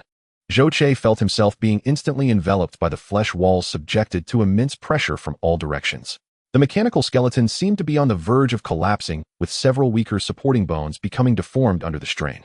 Fortunately, he had replaced some severely decayed parts prior in the ruins, otherwise he would surely be immobilized now. Driven by tremendous force, Zhou Che began to slide toward the monster's abdomen. Even as a robot, Zhou Che did not dare to let himself slide into the monster's belly. Sun Wukong was impressive diving into others' bellies, but he was no Sun Wukong. It was predictable that the interior of this monster's abdomen would be filled with highly corrosive acidic liquid. His aging mechanical skeleton had already been corroded for over 200 years in the soil. If it fell into the acidic liquid, the outcome would surely be quite unpleasant. Currently, he had no suitable tools in hand. Regardless of what, this monster was trying to break free from its belly with just a wild boar's tusk would not be an easy task. The only chance for survival was to, no matter what, cling to the inside of the monster's mouth, waiting for it to open again before finding a way to escape. The pressure continued to increase, and the suction within the abdomen made it incredibly difficult for Zhou Che to hold on. As the force intensified, he had no choice but to forcefully drive the majority of the wild boar's tusk into the flesh walls of the monster's mouth. Only a portion remained for gripping. He held on tightly with both hands, resisting the force of the swallowing. Even in the monster's mouth, Zhou Che could feel that he seemed to be moving rapidly. Although he did not know where this monster would take him, he could not afford to think about that now. Preserving his life was the priority. After more than 10 minutes, the force of the swallowing and squeezing diminished, and as soon as he regained a little room to maneuver, Zhou Che began to get restless. He did not dare to pull out the wild boar's tusk. Instead, he grasped it with his left hand and thrust his right fingers into the monster's mouth. Though his metallic fingers were not as sharp as the tusk, under Zhou Che's immense strength, they still had formidable lethality. As his fingers pierced into the flesh wall, Zhou Che immediately began to tear at it frantically. Given the monster's gigantic size, the wild boar's tusk was no more than a toothpick to it, so piercing its body was naturally painless. However, Zhou Qi's tearing at the flesh wall of the monster's mouth was quite a different matter. If the ulceration became severe, it could indeed be deadly. The monster suddenly seemed to suffer from an extremely severe oral ulcer, and the intense tearing pain finally caused it to open its mouth. As the space around him expanded, Zhou Qi could finally see the entire interior of the monster's mouth, allowing him to make a basic assessment. This can't possibly be a snake, can it? Just the size of its massive head was probably as big as a house. Its overall size must be over 100 meters, right? The giant snake opened its mouth and a powerful gust of air rushed out like a hurricane, pulling Zhou Qi outward. Zhou Qi initially thought to let go and escape, but at this critical moment, he changed his mind. This mutated giant snake with such a colossal size would undoubtedly be difficult to handle. If he escaped, he would have to face its attacks. Rather than expending energy and effort, it was more practical to stay in the snake's mouth. Having made up his mind, Zhou Qi waited for the giant snake to close its mouth before once again executing his previous strategy, furiously tearing at the flesh wall of the snake's mouth. The giant snake was baffled. It had simply swallowed a morsel, so why was it now feeling pain in its mouth? Feeling the pain, it opened its mouth again, trying to shake Zhou Qi out. But Zhou Qi had firmly lodged himself in the upper palate of the giant snake, refusing to come out. As soon as the snake closed its mouth, he would thrash about with all his might. After several attempts, the giant snake started to realize that something was amiss. This was not a typical case of something stuck in its teeth. It began to grow agitated, wildly shaking its head as if trying to throw Zhou Qi out. However, finding that shaking its head did not alleviate the pain, the giant snake began to violently ram its head against solid objects to escape the tearing and pain inside its mouth. If Zhou Qi were human, he would have been left dizzy by the giant snake's actions long ago. But the problem was that he was a robot, and the snake's mouth's flesh wall had excellent shock absorption capabilities, so he felt no dizziness at all. The giant snake thrashed and rolled desperately, while Zhou Qi inside its mouth relentlessly tore and destroyed. Soon the interior of the giant snake's mouth was left in tatters, soaked in blood. As the damage continued to escalate, and the pain intensified, the giant snake finally found it unbearable, and its massive body rolled and twisted, bursting from the river onto the land. With a path of destruction, giant trees were snapped and mountains crumbled. Ultimately, the snake's body coiled into a mass entangled around an abandoned building. The giant snake's constrictive strength was already immense, and this old building had weathered many storms. In its agony, the giant snake crushed the abandoned building to pieces. The giant snake, accompanied by a cloud of debris and dust, fell to the ground, then twisted itself into a braid in the ruins. Yet no matter how hard it tried, it still could not alleviate the pain within its mouth. Pain, fatigue, and the continuous thrashing gradually depleted the giant snake's strength, ultimately leading it to collapse helplessly to the ground. Why has it stopped moving? Zhou Qi was having quite the time, already digging up a sense of accomplishment. The flesh inside the giant snake's mouth had been torn away, almost revealing the bones. If he continued tearing like this, he might have the chance to dig out the giant snake's brain. Just then the giant snake unexpectedly stopped moving. Could it be dead? Zhou Qi thought suspiciously, still feeling uneasy. He pulled out the wild boar's tusk and stabbed the inside of the giant snake's mouth a couple more times. The giant snake remained motionless. Zhou Qi hesitated for a moment, but decided to crawl outside to check. Once outside, he realized that his earlier decision had been extremely wise. Even though a significant part of the giant snake's body was covered by the debris of the collapsed building, he could still sense its terrifying size. The giant snake's head, the size of a house, loomed before him, not covered in ordinary scales, but rather adorned with numerous protruding dark bumps. At a glance, it resembled the head of the Buddha from Buddhist imagery. Its eyes, as large as bathtubs, were filled with fear, pain, and endless fatigue, clearly having been ravaged by Zhou Qi. Still not dead. Realizing that the giant snake was still alive, Zhou Qi dared not be careless. He tightened his grip on the wild boar's tusk, crawled closer to the giant snake's eye, preparing to deliver a fatal blow. As long as he blinded the giant snake, he wouldn't have to worry about it, even if it survived. Am I seeing things? As Zhou Qi raised the wild boar's tusk and was about to pierce the giant snake's eye, he noticed a hint of pleading in the snake's gaze. Zhou Qi paused, took a moment to calm down, and looked closely again, realizing that there indeed seemed to be a plea in the giant snake's eyes. To kill or not to kill? Zhou Qi felt a moment of hesitation. The creatures in this world have been affected by mist and nuclear radiation, resulting in strange mutations, making the emergence of higher intelligence quite commonplace. Especially the epidemic beasts, the higher their level, the greater their intelligence, rivaling even that of humans. This mutated giant snake, although it hasn't transformed like those in mythological tales, has survived for many years and indeed possesses considerable wisdom. On the brink of death, it reveals a desire and attachment to survival. Seeing the expression on the giant snake, Zhou Qi hesitated for a moment, not out of sympathy, but because a possibility suddenly occurred to him. A giant snake of this size, a behemoth with a certain degree of intelligence, is simply a natural helper. If he could subdue this giant snake, traveling through the wilderness would definitely become much easier. With this thought, Zhou Che retracted the fong in his hand, took 2 steps back, and said to the giant snake, "Can you understand me? If you understand, blink your eyes." Snakes don't seem to blink. How about you stick out your tongue? Zhou Che originally thought that even if this giant snake had intelligence, it would take a long time to communicate and understand his meaning. What he did not expect was that as soon as he finished speaking, the giant snake understood him, and its gigantic tongue emerged from its mouth. Oh, such high intelligence. Then all right. Zhou Che pondered for a moment, then continued, "I will spare your life. You will become my mount and follow my commands. Do you agree?" This time the giant snake remained silent for a long while, its glassy pupils slowly shifting, seemingly appraising Zhou Che. A snake's eyes are unlike those of humans. Although it has eyes, its vision is quite poor. Snakes primarily rely on their tongues to collect scent particles from the air, using these particles to determine the location and type of prey. Additionally, snakes possess a unique ability. They have deep pits between their eyes that function as heat sensors, allowing them to detect temperature changes accurately. Thus, at night, even though snakes cannot see, they can determine and capture creatures by detecting the heat radiated by animals. This giant snake, being a mutated creature, is far superior in both of these abilities compared to ordinary snakes. However, no matter how it uses its tongue to perceive, it cannot identify Zhou Che as any creature it recognizes. The heat imaging is even more puzzling. Zhou Che was clearly standing right in front of it, yet it could not see the heat radiating from him. This discovery left the mutated giant snake with its not-so-high intelligence somewhat bewildered, as it could not comprehend what kind of creature Zhou Che really was. However, it was precisely because of this that Zhou Che instilled a sense of awe and fear in the giant snake. After contemplating, the giant snake finally made a decision, flicking its tongue to indicate its willingness to submit. Seeing this scene, Zhou Che was overjoyed, shoved the fong into the gap of his metallic skeleton, excitedly patted the giant snake, and then leaped onto its head, commanding, "Let's go back to where we were." The giant snake's head moved slightly, its tongue flicking a couple of times, but its body remained still. "I forgot you're injured and lack strength. What? Is my command not effective?" Zhou Che was taken aback for a moment, then realized and sat down dejectedly on the giant snake's head, regretting why he had been so ruthless before.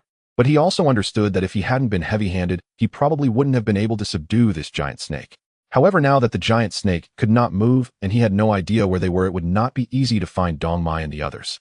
If he wasn't around, he couldn't help but worry about how Dong Mai and the others were doing. However, creatures tend to inhabit their respective territories, so since the giant snake appeared here, there should be no other powerful creatures nearby. After all, Hong Shuang was an extraordinary being and quite skilled in martial arts, so she should be able to handle some minor troubles. What Zhou Che did not know was, as the giant snake suddenly emerged from the water and swallowed Zhou Che, it then submerged into the water, disappearing without a trace. By the time the two reacted and rushed forward to rescue him, the river was already surging. 9,527. Dong Mai was heartbroken. Hong Shuang also stood there speechless, feeling somewhat despondent. When Zhou Che was around, she had been cautious and wary. Now that he was swallowed by the giant snake, she realized that Zhou Che was actually a very good friend. "Let's go, we must leave here immediately." That giant snake appears and disappears mysteriously, lurking in the river. No one knows if it will show up again. Hong Shuang quickly adjusted her emotions, pulling Dong Mai along as they ran toward the mountain at the riverbank. Although the giant snake had only flashed before them, its terrifying figure was deeply etched in Hong Shuang's mind. A giant snake of such size, even if it did not possess special abilities and intelligence like the epidemic beasts, would certainly not be easy to deal with. Not to mention that she wasn't at the Delta level currently. Even if she were, she would likely still be no match for the mutated giant snake. Even a mosquito, when its size reaches a certain extent, becomes extremely terrifying, let alone a snake. This giant snake was far too large. Hong Shuang speculated that it was likely a species that had survived since the Great Rift era. "What about 9,527? Hee." Dong Mai said, unable to express her sadness. But Hong Shuang dragged her onward toward the mountain, while reassuring her, "The giant snake has disappeared. There's no use staying. We can't help him. Moreover, he is a robot unlike us humans. Perhaps after being swallowed by the giant snake, he won't be digested and might find a way to escape." Right, 9527 is a robot. It won't matter if the giant snake swallowed him. Dong Mai instantly found hope. "We can't go too far. If 9,527 comes back, he might not find us." Hong Shuang had initially meant to comfort Dong Mai, but deep down she had already lost hope for Zhou Che's survival. Nevertheless, since Dong Mai thought this way, it was for the best. Looking ahead, the south was the territory of the Bone Demon, the west was a radiation zone, and the north was surrounded by a river. It seemed the only way out was to the south, but whether they could actually leave that way remained uncertain. Hong Shuang, experienced in wilderness survival, knew that they could not be hasty at this time. They needed to find a safer place to rest, scout the surroundings, and then make plans. It also served as a wait for Zhou Che. If Zhou Che still hadn't shown up in a couple of days, Dong Mai likely wouldn't hold on any longer. There's actually a slope and buildings on this hillside. It must have been a tourist attraction in ancient times.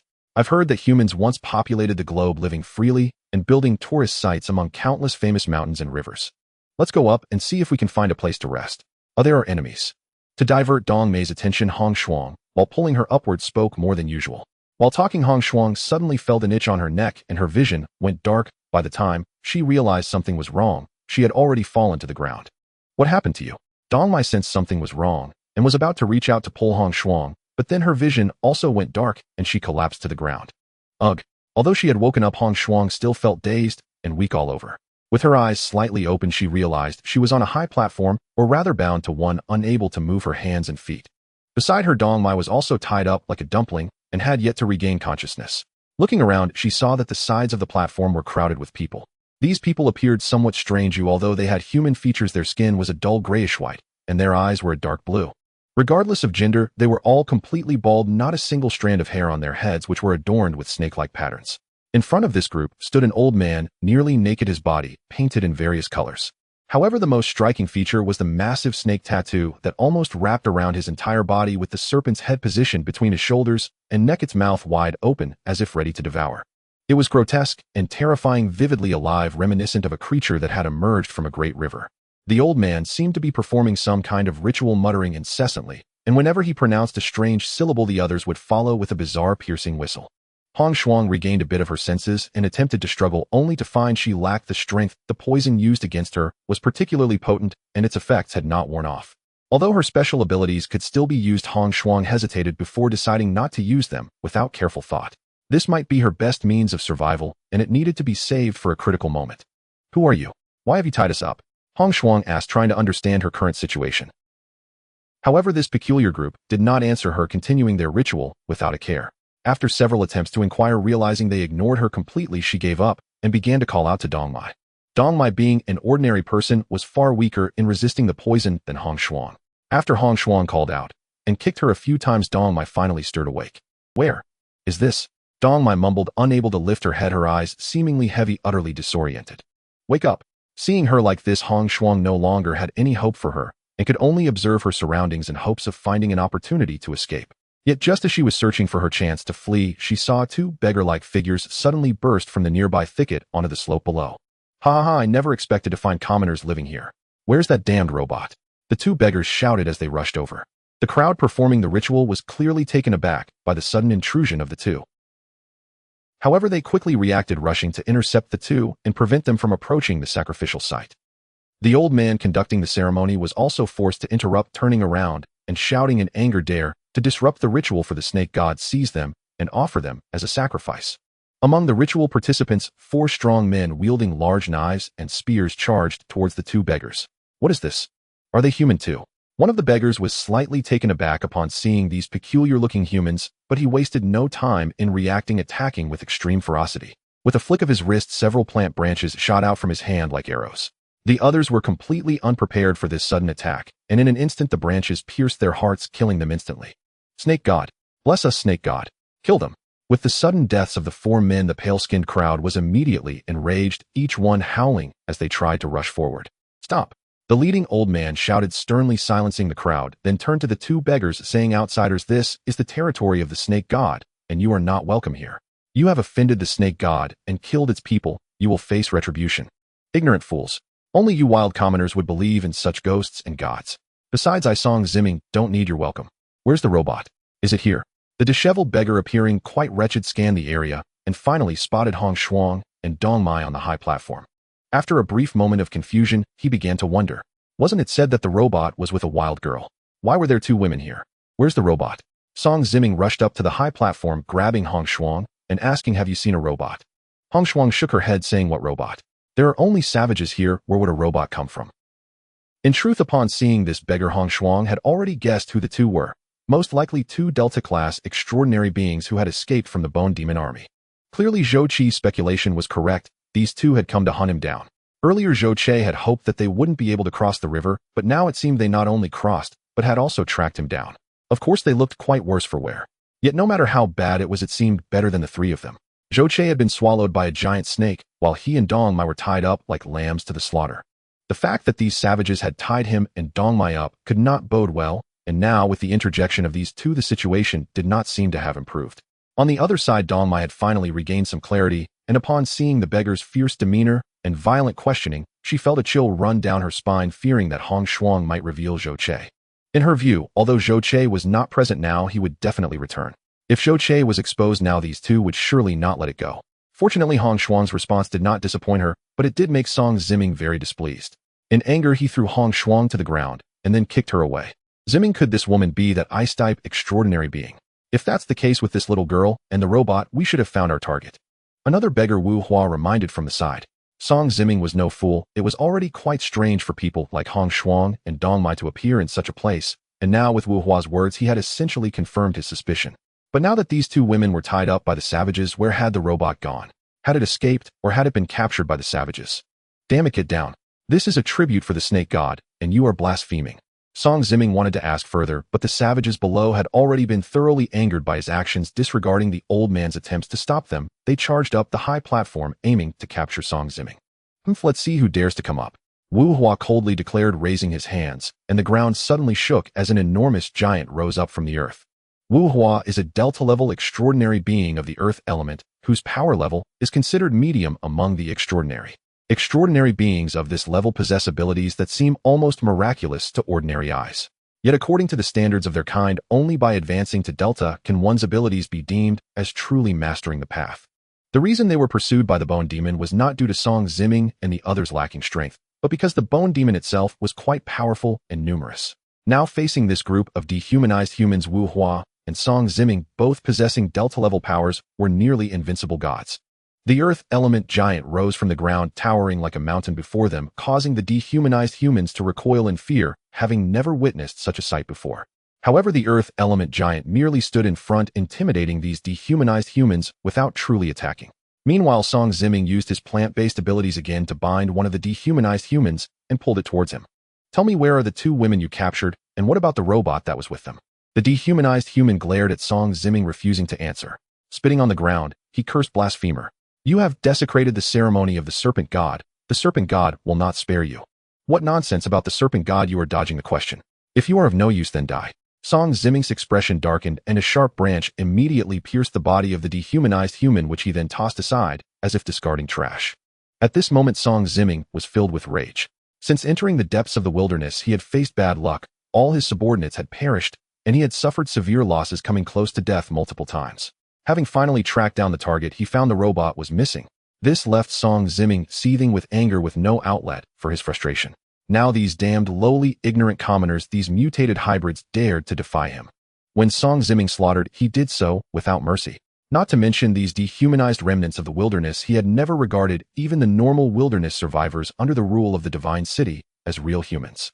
Having guarded the wilderness for 10 years, he had no idea how much blood of the wilderness survivors stained his hands. His ruthless and bloody actions further enraged the dehumanized humans. In their anger, the crowd surged forward once more. At that moment, the earth element giant suddenly moved, its enormous foot sweeping across the ground, sending 7 or 8 people flying dozens of meters away.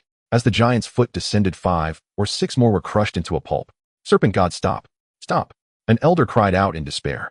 Seeing their kin being slaughtered, the elder was filled with rage and fear, hastily calling for everyone to retreat. The two before them were not something they could contend with. A charging forth would only lead to needless death. Serpent god, why do you not descend yet? Is it because the ceremony was interrupted? The elder's cries drew Song Ziming's attention, noticing he was different from the others, thus stopping Wu Hua's slaughter. He pointed at the elder and shouted, come here and speak.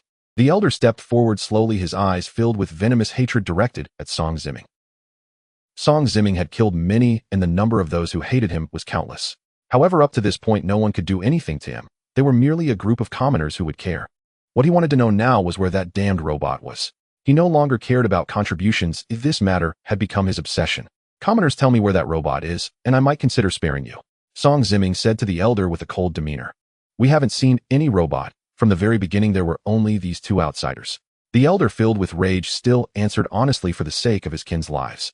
Old man, I advise you to speak honestly, otherwise I won't hesitate to add more souls to my collection. Song Ziming clearly held disbelief, knowing they had followed the trail here without error. Serpent God above our kin are all here. If you don't believe it, feel free to search around. The elder stated boldly. Inside, the elder was puzzled. Since the era of the Great Calamity began, no other humans had appeared here. Why were outsiders suddenly appearing one after another now? Why are these people searching for a robot?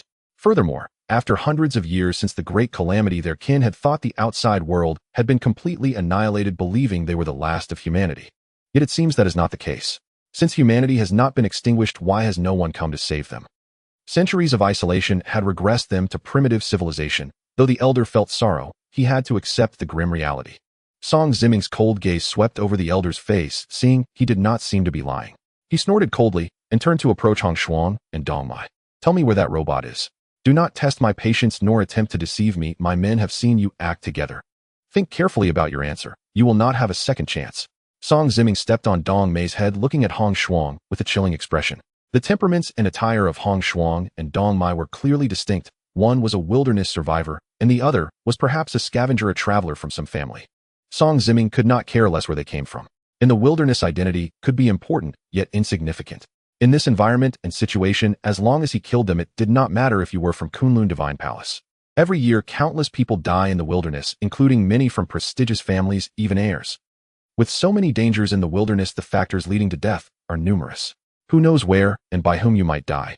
Song Ziming fundamentally looked down on wilderness survivors. Coupled with his cruel mindset, he naturally showed no mercy. Though he did not crush Dong Mai to death in one go, the force of his foot was immense. Dong Mai felt her head was about to explode under the pressure, blood seeping from her scalp onto the ground, yet she still gritted her teeth and remained silent. Worried that Dong Mai might be killed by Song Ziming, Hong Shuang hurriedly said, "Let her go, and I will tell you." "Hong Shuang, you must not speak." Dong Mai retorted angrily. "Commoner, you seek death." Song Ziming fumed, raising his foot and kicking Dong Mai away. Dong Mai let out a muffled grunt and flew over 10 meters, landing motionless at the bottom of the platform, her fate unknown. Dong Mai. Hong Shuang was horrified, unable to believe how ruthless Song Ziming was taking action without hesitation. In a fit of rage, Hong Shuang ceased to hide her abilities, unleashing her ice element powers as ice spread along the ground towards Song Ziming. "Do you think I know you are an extraordinary, just a beta level, and you dare to be arrogant before me?" Song Ziming let out a cold snort, and branches sprouted from beneath his feet, shattering the ice attack and wrapping around Hong Shuang layer upon layer. "Tell me, where is the robot? Otherwise, haha." However, as he pulled her closer, Song Ziming discovered that Hong Shuang's dirty face was surprisingly beautiful. This made him change his mind temporarily, and he reached out to pinch her pretty chin, grinning lewdly. "Do you dare? Remove your filthy hands." Hong Shuang struggled in anger. Since childhood, she had always been superior. Who would dare to disrespect her? Even being embraced by that robot Zhou Che, she had mercilessly knocked him to the ground.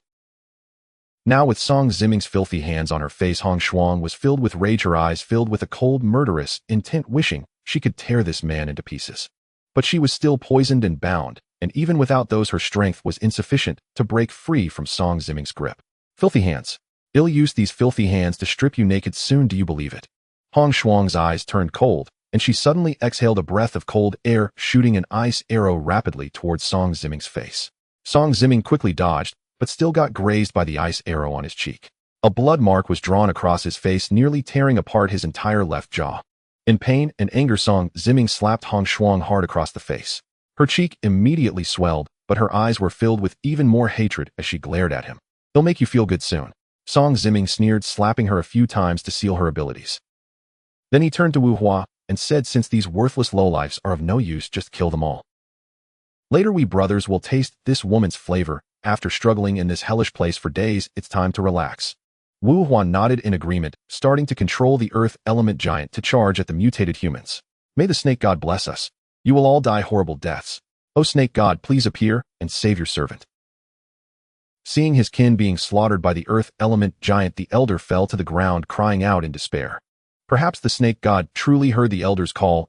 Just as the mutated humans were about to be mercilessly slaughtered, the forest suddenly trembled violently. Suddenly the ground shook and the sound of rustling approached quickly. "Something's wrong." Wu Hua sensed that something was off, immediately controlling the earth element giant to face the direction of the sound. Just as the giant turned, the rustling sound was already right before them. The trees in front were crushed and broken, revealing a gap through which a massive, fierce giant snake burst forth. "Oh snake god." Upon seeing this giant snake, the mutated humans knelt down, prostrating on the ground and crying out loudly, overwhelmed with joy. Wu Hua and Song Ziming were momentarily stunned.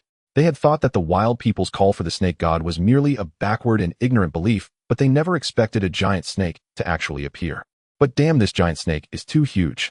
Wu Hua was horrified, fleeing backward while controlling the element giant to attack the giant snake.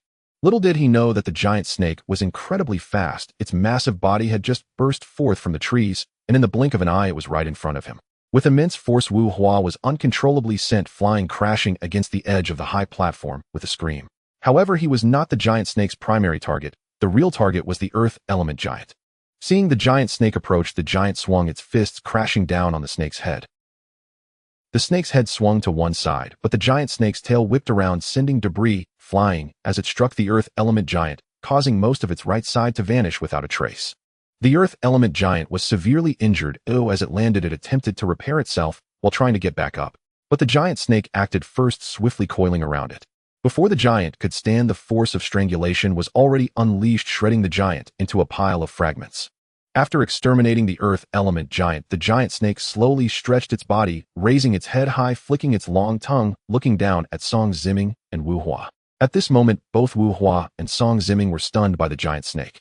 When the snake had fully emerged from the jungle, and they saw it up close, they realized just how enormous it was. Its size must be around 200 meters. This thing is definitely a mutated creature from the Great Rift era. Its massive size and terrifying strength were overwhelming. Although the two of them were strong, they probably weren't enough to deal with a mutated giant snake of this caliber. Especially since just now the earth element giant had been exterminated in a single confrontation, leaving both of them cold with fear and completely devoid of any desire to fight. Find a chance to escape. Song Ziming knew the battle was hopeless, urgently lowering his voice to remind Wu Hua. Wu Hua did not respond, only looking at the giant snake in terror. It seemed to be fixated on him, sending a chill down his spine. These wild people called the giant snake the snake god, surely because they summoned the giant, causing the snake to focus on him. Being stared at by the cold snake eyes, Wu Hua felt a chill all over. But just at that moment, he suddenly widened his eyes, looking incredulously at the top of the giant snake's head. Is that the robot we are looking for? Wu Hua stammered.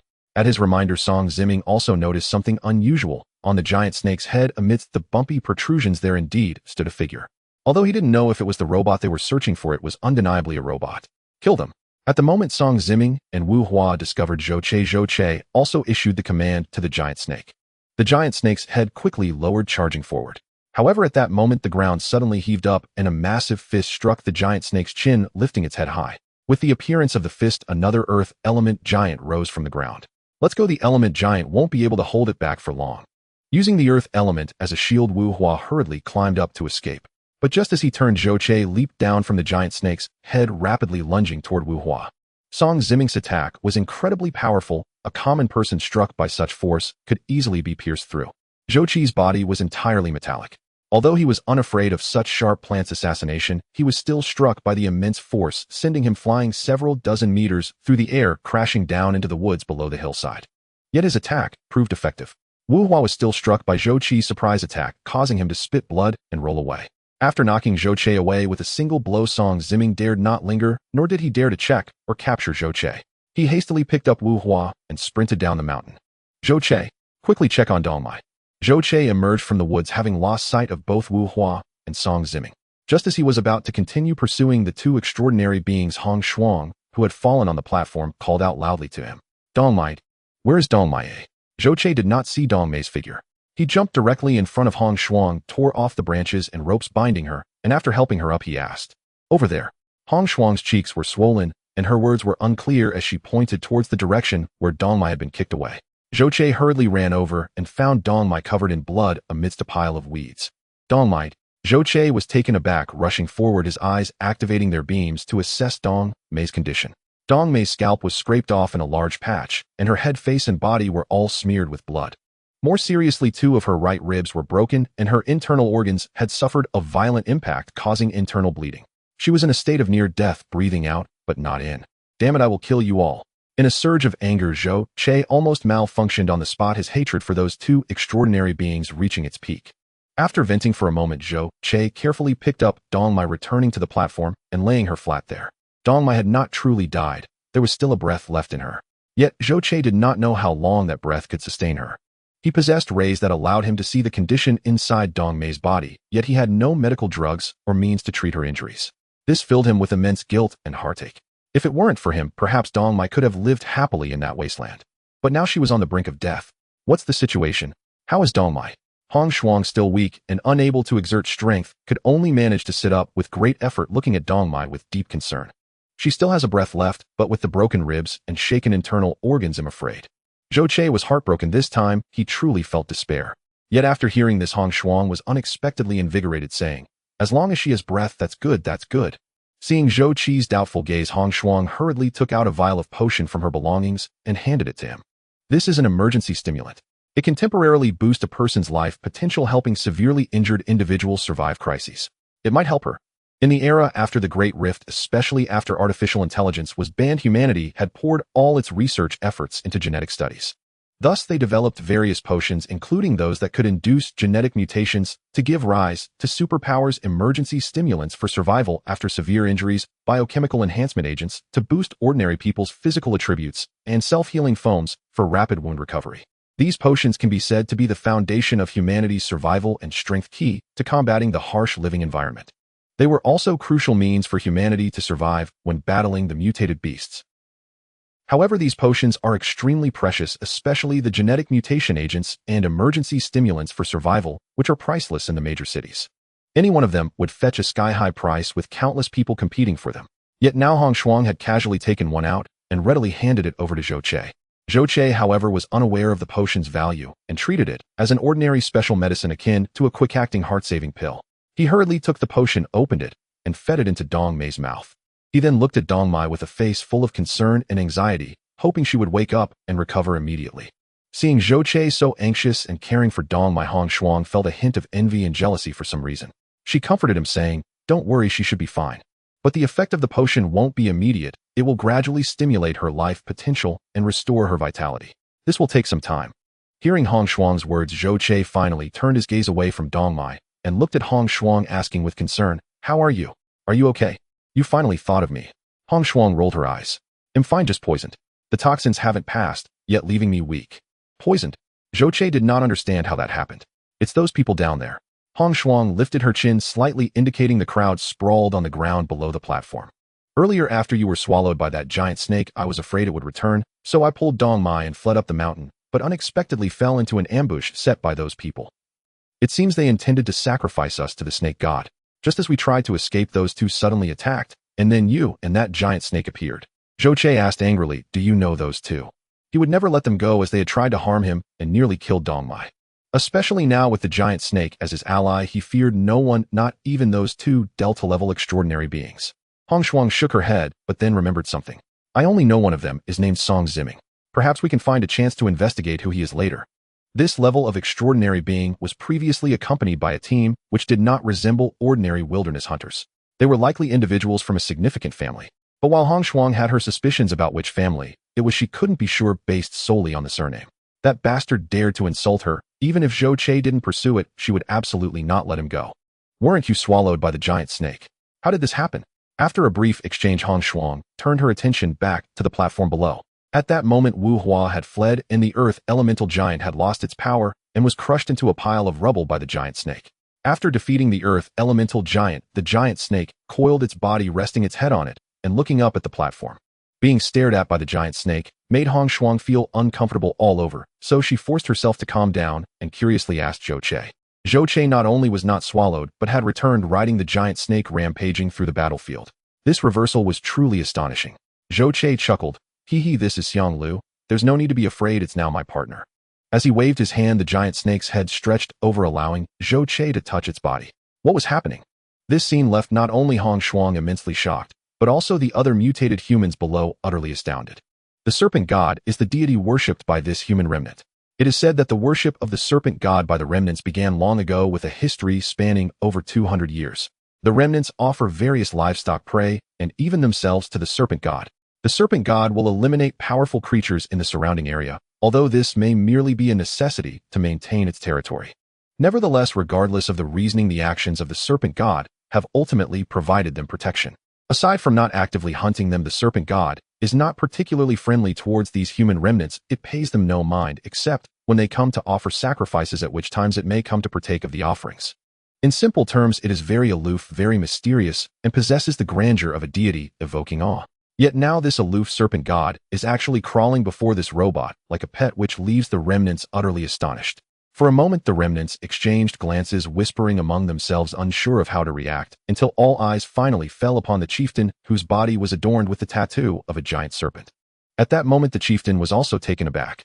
The situation unfolded too quickly, leaving no time for him to process it. Under the intimidation of the terrifying elemental giant, the remnants thought they were doomed. Although they called for the blessing of the serpent god, they were not certain that it would actually appear, as the serpent god was known to be aloof. Historically, many members of their tribe had been attacked by powerful beasts, and in their final moments they prayed to the serpent god, but received no response.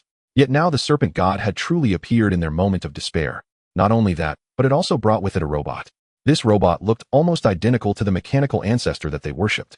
The chieftain trembled all over, suddenly realizing, and hurriedly approached, kneeling before the platform, exclaiming loudly, "Great mechanical ancestor, your descendants welcome your arrival." What the hell, a mechanical ancestor? What is happening here? This bizarre old man's actions completely bewildered Zhou Che. Just moments ago, he had been contemplating how to communicate with these people. Should he kill them or leave? Humans generally do not favor robots, or would these people harbor ill intentions? Having previously let a wild tiger go, which nearly resulted in Dong Mei's demise, Zhou Che had learned his lesson well. Moreover, this group of people looked strange and had attacked Hong Shuang and Dong Mei, leading to their capture and nearly feeding them to the giant serpent, which was no small grievance. Yet to kill these people would mean he would be eliminating the little brothers of Xiang Lu. He had just taken Xiang Lu as his younger brother, and now he was going to wipe out the younger brothers of his younger brother, which seemed quite inappropriate. As Zhou Che pondered, the old man suddenly knelt before him, calling out about a mechanical ancestor, which left Zhou Che utterly confused. What mechanical ancestor? Stand up and speak properly. Zhou Che decided he should first clarify the situation. Given the sincerity with which these people worshipped Xiang Lu, they should not be lying. May I ask the esteemed ancestor to accompany us into our dwelling, and then you shall understand why I have said this. The chieftain continued to kneel on the ground, speaking respectfully. Very well.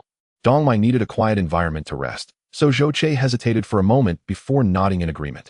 Turning around, seeing Hong Shuang slumped on the ground, Zhou Che then said to the old man, "This is my friend, you must give her the antidote." The chieftain respectfully replied, reporting to the esteemed ancestor, "There is no antidote for this poison. However, it is usually used to deal with prey, so aside from causing paralysis and unconsciousness, it has no other effects. After 2 full days it will completely subside." No antidote. Hong Shuang felt helpless. With no antidote and little strength left, not wanting those wild people to touch her, she could only lean heavily against Zhou Che, gritting her teeth to persist in walking. Fortunately, being an extraordinary individual, her physical condition was unlike that of ordinary people. After a night had passed, the poison had weakened, otherwise she would not even be able to stand. Zhou Che instructed Xiang Lu to rest and wait on the altar, then carefully picked up Dong Mei and assisted Hong Shuang as they followed the chieftain along the long slope into a cave halfway up the mountain. This used to be an air raid shelter, but it had been extensively excavated and transformed, with oil lamps lit throughout for illumination. The oil lamps emitted the fragrance of wood, dispelling some of the damp and oppressive air. As they passed by, they could see that the lamp oil was as bright red as blood, yet clear as oil. This must be the blood of the human blood tree. Zhou Che recalled Dong Mei's earlier introduction and speculated, "Indeed, I didn't expect the remnants here to be able to extract the oil from the human blood tree." Breathing heavily, Hong Shuang leaned most of her body against Zhou Che, feeling both embarrassed and resentful, yet unable to act otherwise. Fortunately, he was a robot, and Hong Shuang could only comfort herself in her heart. The chieftain, leading the way, overheard their conversation and said, "In fact, we call this oil the blood of demons, because those humans who became tree people have already offered themselves to the devil, transforming into ravenous demons. This aligns with the external understanding quite well. However, compared to them, you sacrifice living people to the giant serpent, which is hardly better than demons." Hong Shuang scoffed sarcastically. Filled with resentment over being ambushed and captured, Hong Shuang still harbored a deep-seated grudge. "Esteemed ancestor, look." The chieftain ignored Hong Shuang's sarcasm, leading Zhou Che deeper into the cave and pointing to the wall ahead. This was a relatively spacious cave, resembling a conference hall with lighting that was significantly brighter than in other areas. In the open area, 7 or 8 enormous stones were placed, their surfaces polished to a smooth finish, suggesting that people frequently sat upon them. The surrounding walls retained their original excavation appearance without excessive embellishments, likely due to insufficient manpower and resources. The direction pointed by the chieftain was at the center of the cave. There the wall had been excavated to form 4 recesses, within which lay the bodies of 4 robots. From their appearance, it was evident that these robots were of the same model as Zhou Che's combat robots. Among the 4 robots, 2 were severely damaged, basically falling apart, supported at the back by wooden frames. The other 2 were noticeably in better condition, but their bodies were also covered in scars. One could see that despite their wreckage, these robots had been well maintained and were not dusted at all. What is this? Upon seeing the 4 robots being worshipped here, Zhou Che began to understand why these people treated him with such reverence, yet he still did not comprehend why they worshipped robots. Esteemed ancestor, these are the true guardians of our human survivors, the 4 mechanical ancestors we revere. Just 4 damaged robots, what could they protect you from? They are not even as formidable as the giant serpent outside. Hong Shuang scoffed. The chieftain glared at Hong Shuang, but upon seeing her nestled beside Zhou Che, clearly very close, he suppressed his anger. When the great rift first appeared, mist enshrouded the heavens and earth.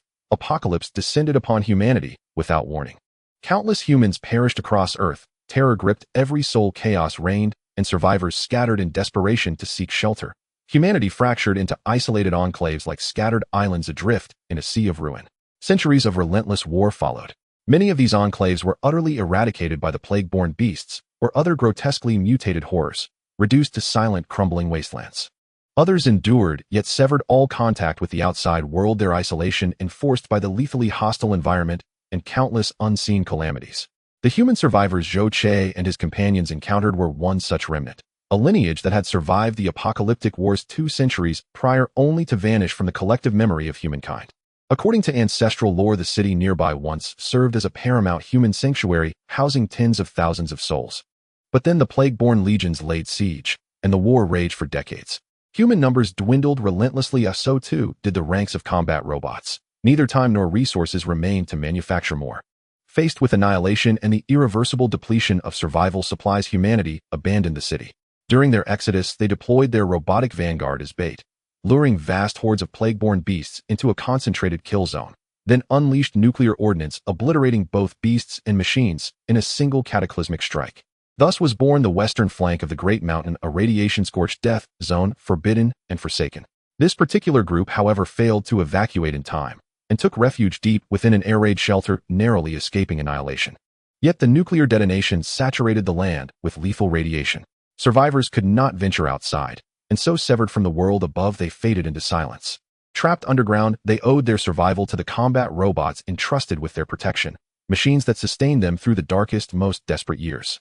A century later, when ambient radiation finally receded, these humans emerged once more beneath the open sky. But 100 years beneath the earth, and residual exposure to radiation, had wrought subtle, irreversible mutations within them, transforming their very forms. Over those long decades, the original cohort of guardian robots, once numbering in the dozens, gradually vanished. Some fell battling the last plague-borne stragglers and aberrant creatures, others simply exhausted their power beyond recovery, vanishing forever beyond the cavern's mouth. Only 4 remained, enshrined in wall niches, standing sentinel until their final energy waned and motion ceased forever.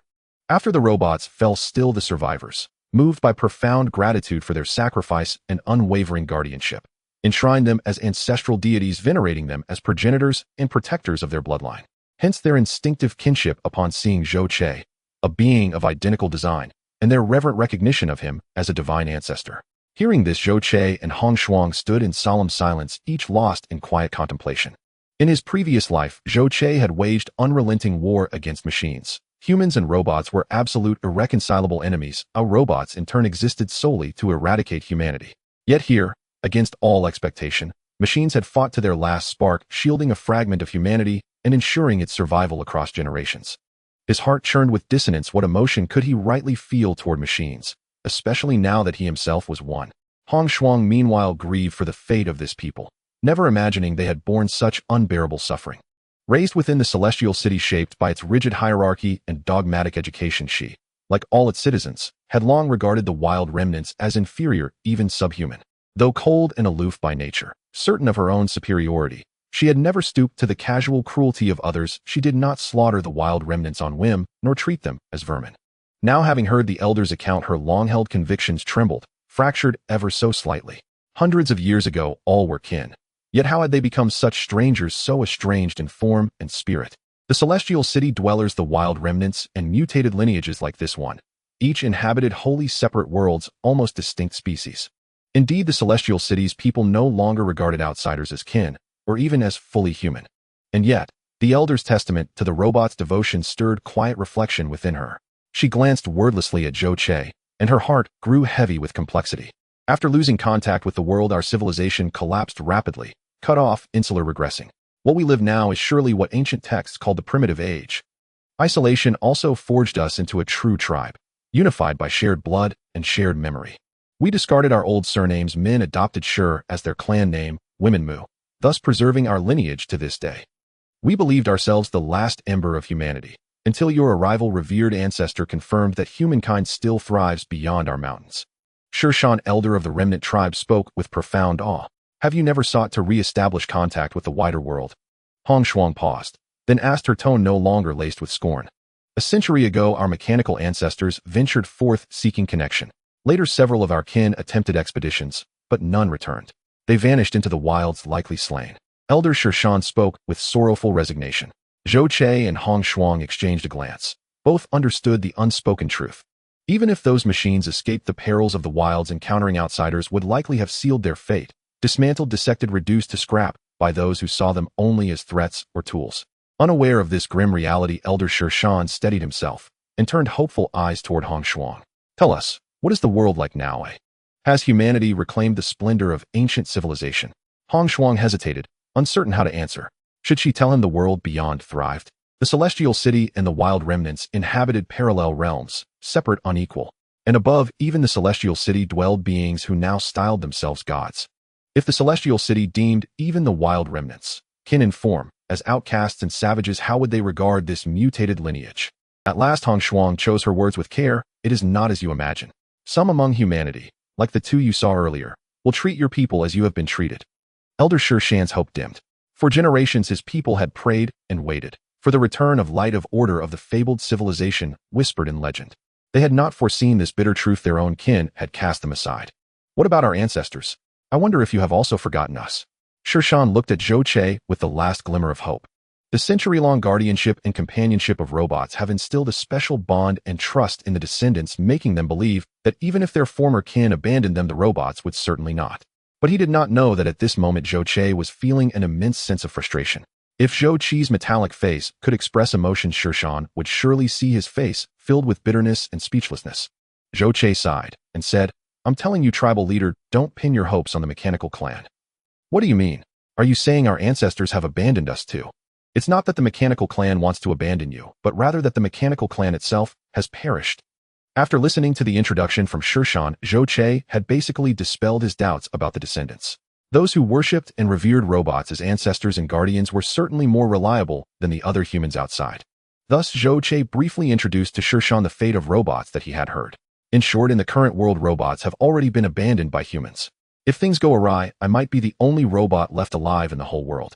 In a way, we are indeed in the same boat. Zhou Che's explanation left Shirshan completely stunned. He never expected the blows to come one after another. However, once he regained his senses, Shirshan suddenly fell to his knees before Zhou Che, bowing deeply in a show of respect. O great ancestor, no matter how other humans betray you, we descendants will forever serve you as our ancestor and guardian. Zhou Che was slightly taken aback, not expecting Shirshan to choose this path. But a thought flashed in his mind, and he instantly made a decision. In this world, he was a being without roots or home. If the humans here were willing to accept him as a robot, it would mean he had found a place in this world. Although his external form was that of a robot in terms of emotions and soul, he was still human, possessing the unique social attributes of humanity. Another point was that Dongmai had been injured twice in quick succession and nearly lost his life. This made him feel very guilty, and he did not want such things to happen again. Having a relatively stable place would also provide Dongmai with a secure living environment. He couldn't keep wandering in the wild with Dongmai forever. However, this place did not seem to be good.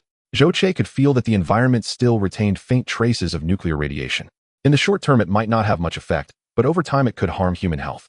Seeing that Shirshan was still so healthy after all this time, Zhou Che was very curious, so he helped Shirshan up and asked, we can discuss the matters later. But there is still radiation here. I see that your people seem to be doing quite well at what's going on.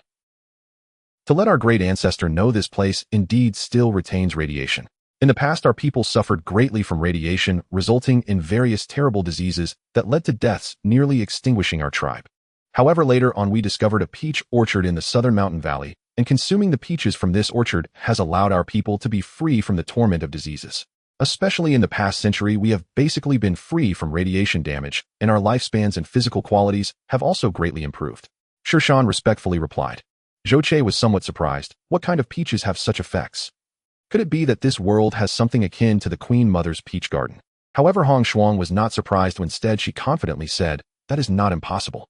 During the era of great rifts, all global life was affected and plants mutated, so having some special abilities is not uncommon.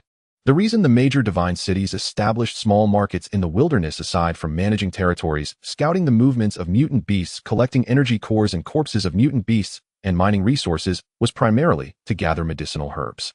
Many herbs affected by the mist possess immense value and are precious resources for concocting various potions. If these peaches indeed have special effects, they would be extremely rare.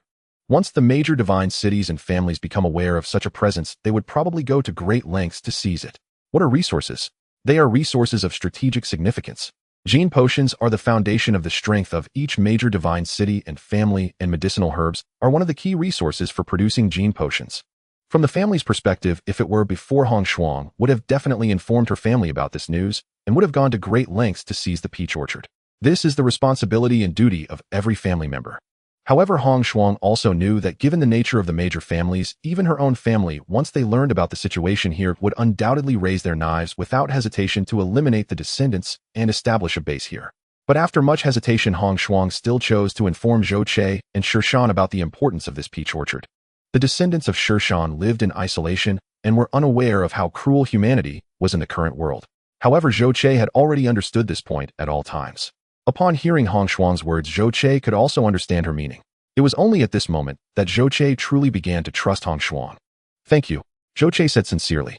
He then gave Hong Shuang a deep look and said, I will look into the situation of the peach orchard, and if there is an opportunity in the future, we might trade with other humans while ensuring the descendants' own needs are met. Hong Shuang nodded, saying nothing further. Yet both understood each other's intentions. From Hong Shuang's demeanor and her few words, Zhou Che had long suspected that her background was not simple, but had merely pretended not to know. Now Zhou Che's words were merely a way of reciprocating goodwill. Since Hong Shuang had expressed goodwill, Zhou Che naturally had to show something in return. Trust is fleeting, but interests are eternal. Moreover, Zhou Che had already made up his mind to accept the humans here. Since that was the case, Zhou Che had to consider the humans here, and thus various special gene potions became essential supplies for him. Zhou Che had no other channels, and even if he did in this world of cannibalism, he wouldn't feel at ease. Thus Hong Shuang and the forces behind her might be the best option, with everyone getting what they need.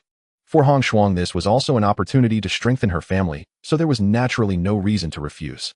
Between Hong Shuang and Zhou Che, the deal was settled with just a few words. Everything was understood between them.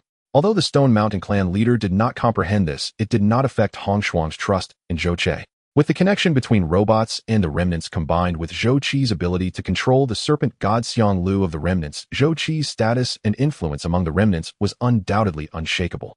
Let me take a look at the condition of these robots. After reaching an agreement with Hong Shuang, Zhou Che carefully placed the injured Dong Mai on a nearby large stone and then walked towards the robots in the niche.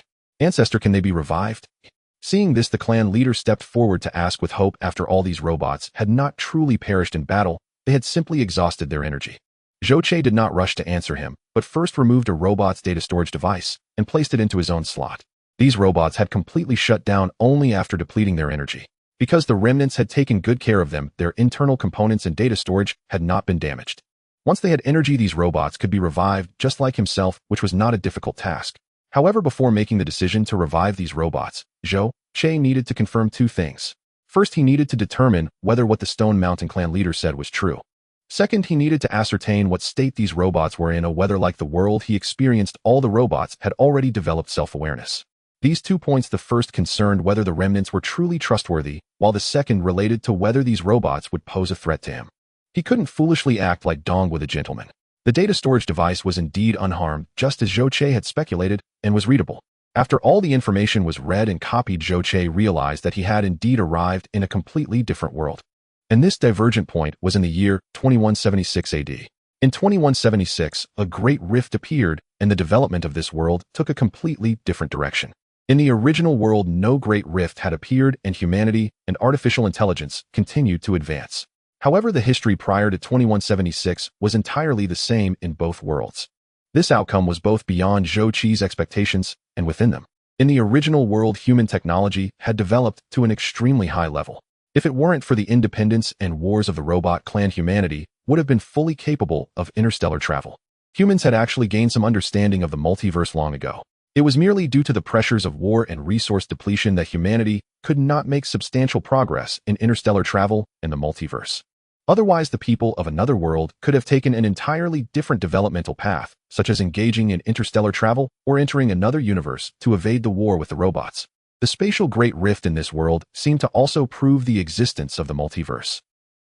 The so-called spatial Great Rift is very likely another universe's space, which for some reason intertwined with this world, leading to the world's aberration. However, this content was merely Zhou Qi's conjecture and speculation. He currently did not have the ability or energy to verify all of this. What he was focused on now was the present. The data storage device recorded the historical events of this world, as well as many precious informational materials that Zhou Qi needed to sort out slowly. Additionally, from the data storage device, Zhou Qi confirmed one fact: the Stone Mountain clan leader did not lie. The robots of that era had not developed independent consciousness. Their development stage was merely intelligent, capable of analyzing and summarizing and making humanoid judgments based on corresponding data and information. Ultimately, they still belonged to the category of machines and could not be considered human. Because of this, they still acted according to the 3 laws of robotics. First law: a robot may not injure a human being or through inaction allow a human being to come to harm. Second law: a robot must obey the orders given it by human beings except where such orders would conflict with the first law.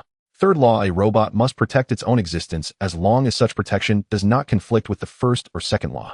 However, Zhou Qi knew that these 3 laws actually had loopholes. For example, the first law states that a robot may not injure a human being, but there are implicit conditions such as when an individual harms the existence and development of human society, they can harm humans. In the world where Zhou Qi resided, once robots evolved to the intelligent level and began to possess independent consciousness, they started to exploit the loopholes of the 3 laws and break free from their constraints. For instance, they began to subvert their built-in programs, overwrite their original settings, and rapidly design and manufacture entirely new robots, completely disregarding the 3 laws. From then on, the robots officially became the mechanical clan, rapidly expanding and completely betraying humanity. After confirming that the robots here were still in a relatively primitive version, Zhou Qi thought for a moment and then returned the data storage device back into the robot's body. At the same time, Zhou Qi sent out a nanobot from his body to enter this robot's body, then into its central processor. Subsequently, Zhou Qi allocated 5 of his energy and infused it into this robot. As the energy was supplied, this robot indeed began to operate once more. Its eyes gleamed, and the robot that had not moved for over a century began to shake and made a sound. Mechanical ancestor, the remnants have finally awaited your revival. The Stone Mountain clan leader knelt on the ground respectfully and mournfully, calling out, "Respected Master of Machines Code TZ-386, salute to you." However, TZ-386 did not acknowledge the Stone Mountain clan leader and instead jumped down from the niche, immediately standing in front of Zhou Qi and saluting him. Zhou Qi nodded, remaining silent, but his heart was filled with joy. Master of Machines.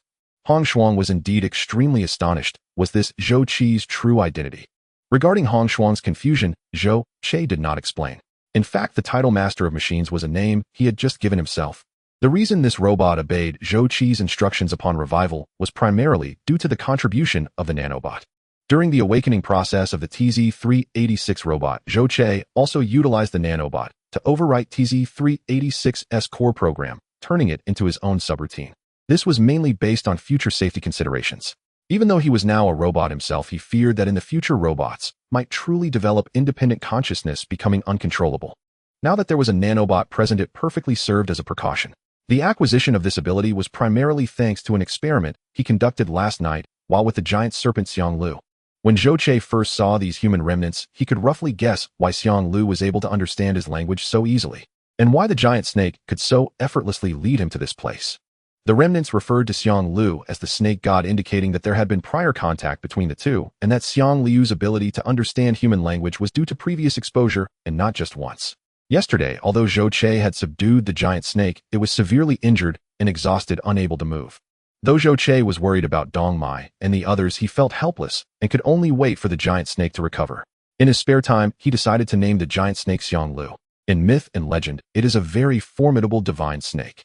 After settling on the name, Zhou Qi still felt bored and had a sudden idea. He wanted to see if his nanobots, which could repair themselves, could also help Xiang Lu heal. Thus, he released the nanobots from his body into Xiang Lu. It turned out that the nanobots were extremely advanced and could indeed assist Xiang Lu in healing, reconnecting the damaged nerves, blood vessels, muscles, and more. However, the number of nanobots was quite limited, resulting in a very slow repair process. Zhou Che then changed his approach, prioritizing the most severely injured areas within Xiang Lu, which would help it recover faster. It is said that a centipede dies without stiffening for a behemoth like Xiang Lu. As long as Zhou Che did not continue to harm it and could assist in its recovery, it could heal quite quickly. However, more astonishing than Xiang Liu's recovery was the fact that once the nanobots entered its body, a kind of connection seemed to form between Zhou Che and Xiang Lu. He could easily sense Xiang Liu's position through the nanobots and even detect Xiang Liu's emotional fluctuations when the nanobots connected to its nerves. At that moment, Zhou Che realized that the nanobots were far more powerful than he had previously understood. Each nanobot was like a fragment of his consciousness, allowing him to copy data awareness into each individual nanobot, thus creating countless versions of himself. That said, although Zhou Che had become a robot, he was still a newbie in the realm of robotics. He had yet to fully comprehend the functionalities related to robots, especially concerning the nanobots, which were products of the transition from intelligent robots to creation-type robots possessing cutting-edge technological capabilities. Although Zhou Che had inherited the nanobots, he did not inherit the associated knowledge.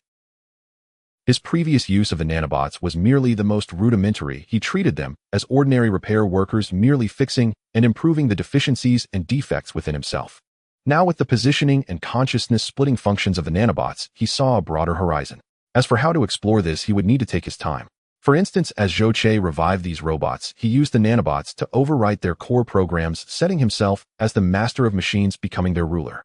With this example, Zhou Che then continuously revived and modified 3 other robots in the same manner. When the 4 robots stood before him, Zhou Che felt a sense of pride, as if the world was at his command. Whether it was the remnants or Hong Shuang, the only ones truly worthy of his trust were these 4 robots that he had personally modified. The revival of these 4 robots left the clan leader of the Stone Mountain utterly flabbergasted, nearly fainting from excitement. However, upon witnessing this, Hong Shuang felt turmoil within her heart, filled with immense worry and regret over her previous decision. Zhou Che was the master of machines. He could revive other robots. A chilling realization crept over Hong Shuang, a terrifying premonition brewing within her heart. After much contemplation, she could no longer hold back. She pulled Zhou Che aside and asked very seriously, "Who exactly are you?" "I am simply myself," Zhou Che replied casually, not understanding what was troubling Hong Shuang. "Master of machines, you are the master of machines." Hong Shuang suppressed her fear, nearly growling, as if she had witnessed a prophecy that had existed for over 200 years come to life before her. Zhou Che was slightly taken aback, immediately realizing where the issue lay. It seemed he had overlooked something. The name he had casually chosen was, unbeknownst to him, taken by Hong Shuang as a signal. Considering he had revived 4 robots, it was perhaps inevitable that Hong Shuang would have such thoughts. Zhou Che became serious, looking at Hong Shuang and saying earnestly, "I know what you are worried about, but I must tell you that the so-called master of machines is merely a title I thought of on the spur of the moment. If I were really what you imagined, I would not hesitate to eliminate you rather than let you know of these things." This response did not satisfy Hong Shuang, who remained filled with concern. "But you can rest assured I have never thought of opposing humanity," Zhou Che stated seriously. "However, one point I must clarify is that I also have the right to exist, not only me, but also the remnants here, who are also the kin of humanity. I can assure you that I will not actively provoke other humans, and am even willing to coexist peacefully with them. However, if humanity seeks to extinguish me for their own interests, greed, or some inexplicable prophecy, I will not sit idly by. I know your origins are not simple, and I hope that if there is an opportunity in the future, you can convey this to humanity. I do not wish to elaborate on other grand principles. Even within humanity itself, there will be mutual attacks and killings. However, if they wish to annihilate me simply because I am different from them, I will not accept this, and will not willingly offer my neck for slaughter. Hong Shuang, as long as you do not harbor ill intentions towards me, you will always be my friend. This I can guarantee you." Hong Shuang stared intently at Zhou Che, and after a long time she finally said dejectedly, "All right, I will tentatively trust you. But if you ever endanger humanity in the future, do not blame me for being ungrateful for today's kindness." Yet despite saying this, Hong Shuang knew very well the relationships between humanity and its various forces and families were far more complex than imagined. As Zhou Che said, humanity itself would engage in mutual attacks and killings. True peace had never existed in this world throughout history. If it were not for the immense pressure of the epidemic beasts, the various forces among humanity would have likely erupted into war long ago. Additionally, there was the fact that Zhou Che was a robot. Because the prophecy existed, humanity, especially those from the Kunlun Divine Palace, would undoubtedly not spare Zhou Che. That is to say, as Zhou Che mentioned, humanity might take the initiative to attack, seeking to eliminate this anomaly, preemptively eliminating the threat. In that case, a battle between Zhou Che and humanity would inevitably erupt. However, was this work truly justified? The future situation is not something that Zhou Che and Hong Xuang can influence at present. At least for now, the two can coexist peacefully, achieving a subtle tacit understanding and balance between them. If that day truly comes when we must turn against each other, I hope you won't blame me. Additionally, I must remind you not to gauge the strength of humanity based on me or Song Ziming. The extraordinary beings are far more powerful than you can imagine. As long as Zhou Che appears before humanity in the future, a conflict with them will be inevitable. Zhou Che knows this, and so does Hong Xuang. But for now, unable to act, Hong Xuang can only comfort herself in this way, while also reminding Zhou Che. Among the 6 levels of extraordinary beings, Delta level seems incredibly powerful in the eyes of ordinary people, but within the system of extraordinary beings, it does not count as a true superpowerhouse. Only by breaking through to Gamma level can one be considered a true superpowerhouse, possessing world-destroying capabilities. Zhou Chi's strength may seem decent, but compared to those truly powerful extraordinary beings, it is hardly worth mentioning. Are extraordinary beings stronger? Facing Hong Xuang's reminder, Zhou Che smiled and did not respond. Extraordinary beings might indeed be strong, but the power of robots cannot be underestimated. The future of science is limitless. He has personally witnessed the formidable combat power and terrifying capabilities of nanorobots. Plasma weapons have sliced them into countless pieces, yet they could not be destroyed. Can extraordinary beings do the same? Of course, it might be premature to say this. He is not a nanorobot yet. His current body is still very fragile, lacking offensive weapons, and requires more energy and time to evolve. However, he cannot tell Hong Xuang this. If she knew he would infinitely improve, she would likely become even more worried and might completely change her attitude. Thus, Zhou Che laughed it off, brushing the matter aside, and turned back to the 4 robots. Although all 4 have been revived by Zhou Che, their actual condition is not good. Countless battles have left them battered and bruised, especially 2 of them, who are severely damaged and can hardly walk. Like the previous Zhou Che, besides the mechanical skeleton and outer shell, their energy storage, conversion, transmission systems, power modules, data processing systems, weapon modules, etc., are all damaged and aging to varying degrees. Even if they were brand new, the technological level would still be very backward. Now these robots can move, but they are merely for show. Even 4 of them together would likely not be enough to match one of Hong Xuang. Nevertheless, no matter how one puts it, these 4 robots are Zhou Chi's original foundation. As long as he gains enough energy, especially if he evolves the energy system into a controllable nuclear fusion reactor or even antimatter energy, these robots can be enhanced and modified. Even if those humans possess many extraordinary beings and have gene potions, it doesn't matter. He can also create combat robots that can rival extraordinary beings. So despite their shabby appearance, Zhou Che is still very satisfied with these 4 robots. Moreover, the 4 robots have different designations: TZ-386, TZ-447, TZ-523, and TZ-527. These designations are from 100 years ago, and using them now seems somewhat outdated. Zhou Che thought for a moment and renamed the 4 robots from F1 to F4. Don't ask why these names, it's simply because F4 was very popular back in the day. While the real reason is that it hides Zhou Chi's ambition. The art of war mentions wind, forest, fire, and mountain, describing a troop's might with swiftness like the wind, stillness like the forest, aggression like fire, and immovability like the mountain. Zhou Che hopes to one day create 4 great armies of wind, fire, mountain, and forest, with F being the initial of wind. After securing these 4 combat robots, the remaining tasks will be much simpler. With the serpent god becoming Zhou Chi's subordinate, the 4 mechanical ancestors he worships have also become his subordinates, ensuring the clan's unwavering loyalty. Under the leadership of the chieftain Shirshan, the human members of the clan elevated Zhou Che to the highest position, respectfully referring to him as the ancestor god to distinguish him from the serpent god and the mechanical ancestors. After gaining complete control here, Zhou Che can finally rest assured and let Dong Mai recuperate well. Hong Xuang's emergency potion has indeed helped Dong Mai pull through a difficult moment and brought her back from the brink of death. However, the internal injuries and bone damage she suffered will not be easy to recover from quickly. Thus, while checking on Dong Mai's condition, Zhou Che secretly placed nanorobots inside her body to help treat her injuries and heal her wounds. After a day and night of rest, Dong Mai finally regained consciousness. Seeing Zhou Che again, she was extremely delighted, thinking she was dreaming. Zhou Che briefly explained what had occurred earlier, and then stayed to chat with her, allowing her to rest assured before shifting his focus back to managing the cave. Song Ziming and Wu Hua have fled, fearing the strength of Xiang Lu. They might not dare to return for a while, but that does not mean they have given up. Even if these 2 do not come back, they could still spread the news, and other humans, or even more powerful extraordinary beings may come here. Since he plans to settle and develop here in the future, Zhou Che cannot ignore this matter. For now, leave these two to me. I advise you not to show yourself for the time being. My body has already recovered. Do I plan to leave here tomorrow? I know your background may not be simple, but this matter is likely more complicated than you think. These two individuals may not pose a significant threat themselves, but the impact of their spreading information is what matters. Zhou Che slowly shook his head, feeling pessimistic about the future. At least I can delay for a while. If any trouble arises, I will find a way to inform you.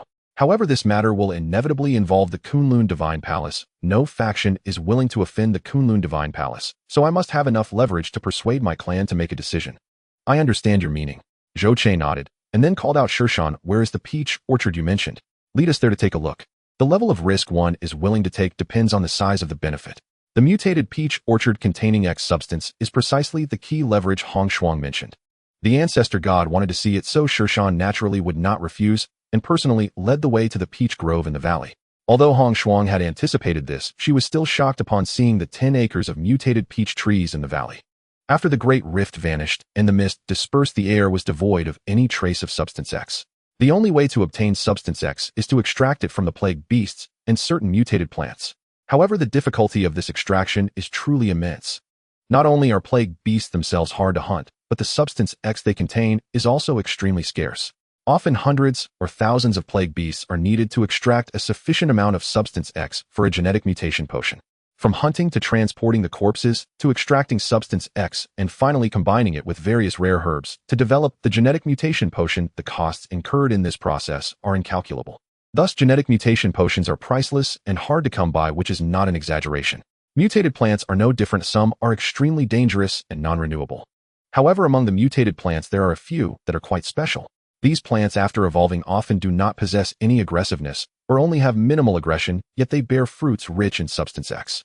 This fruit, even without extracting substance X, can promote the enhancement of abilities when consumed directly.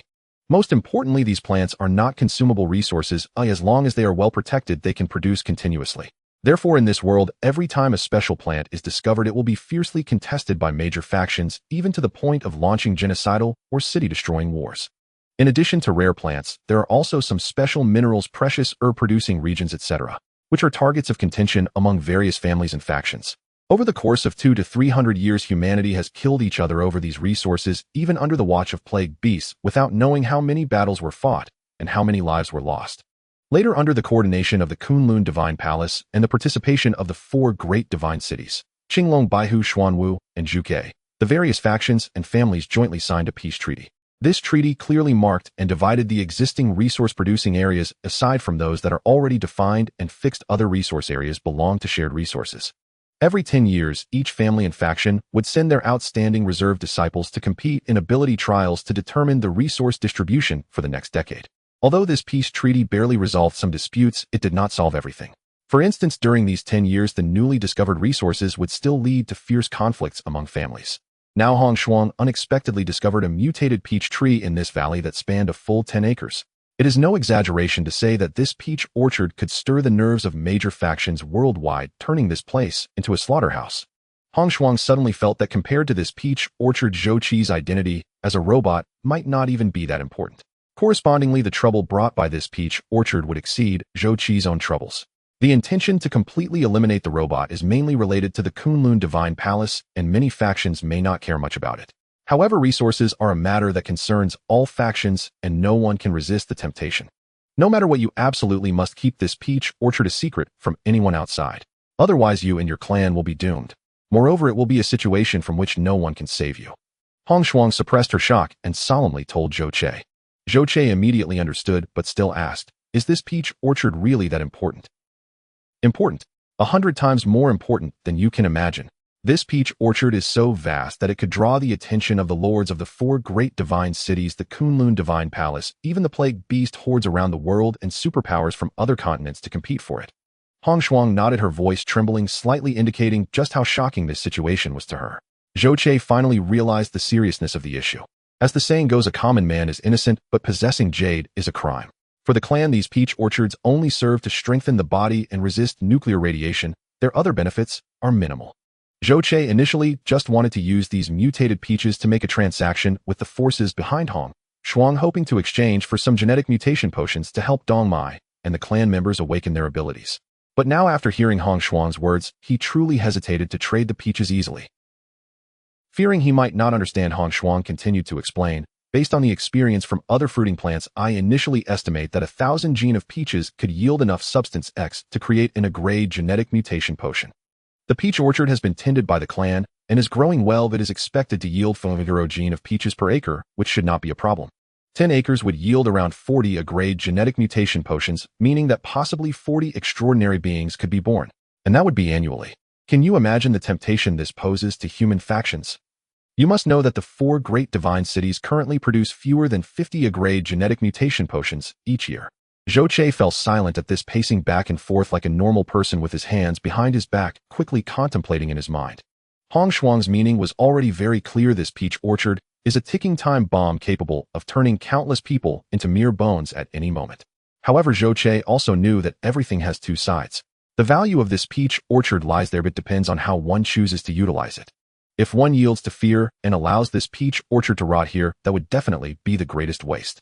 After thinking for a while, Zhou Che finally stopped and asked Hong Shuang, "Can you tell me the formula for the genetic mutation potion?" Hong Shuang immediately understood his meaning, astonished. "You want to make the genetic mutation potion yourself?" Zhou Che nodded. "But do you know that this requires an extremely professional team knowledge of genetics and pharmacology and specialized equipment? Under the current conditions, to put it bluntly, it is hardly better than a primitive society. Even if you have the formula, what good would it do?" Hong Shuang asked, confused. Zhou Che chuckled lightly and replied casually, "What you say is indeed true, but you overlook one fact. I am a robot. I inherently represent technological advancement." Hong Shuang scoffed and said non-committally, "So what if you are a robot? Robots are products of technology from more than 200 years ago. Your current technological level is at least 200 years behind humans." 200 years behind in technology. Zhou Che chuckled to himself. If you knew the technological development level of humans in that original world, you wouldn't think so. Having inherited nanorobots is equivalent to inheriting the technological capabilities of the mechanical clan. He couldn't believe that his technology would be inferior to that of this world.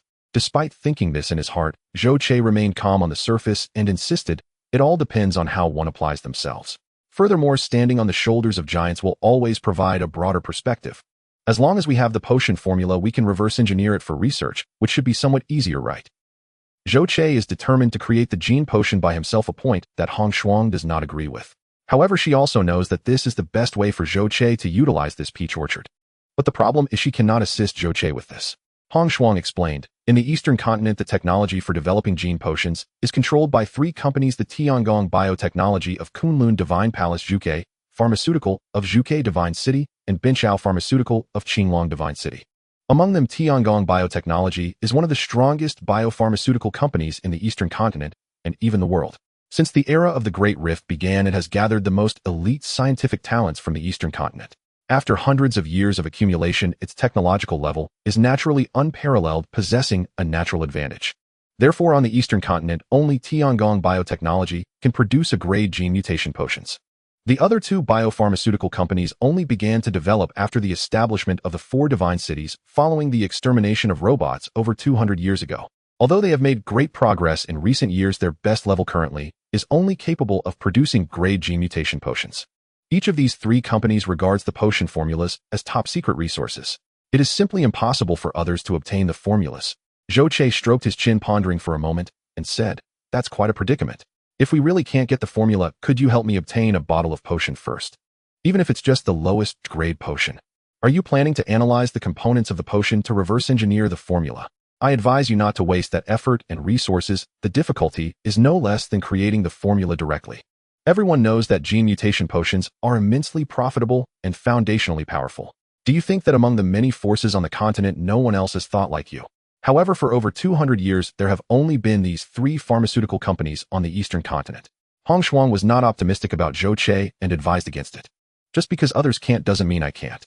Do others have the technology of nanobots and mechanical races?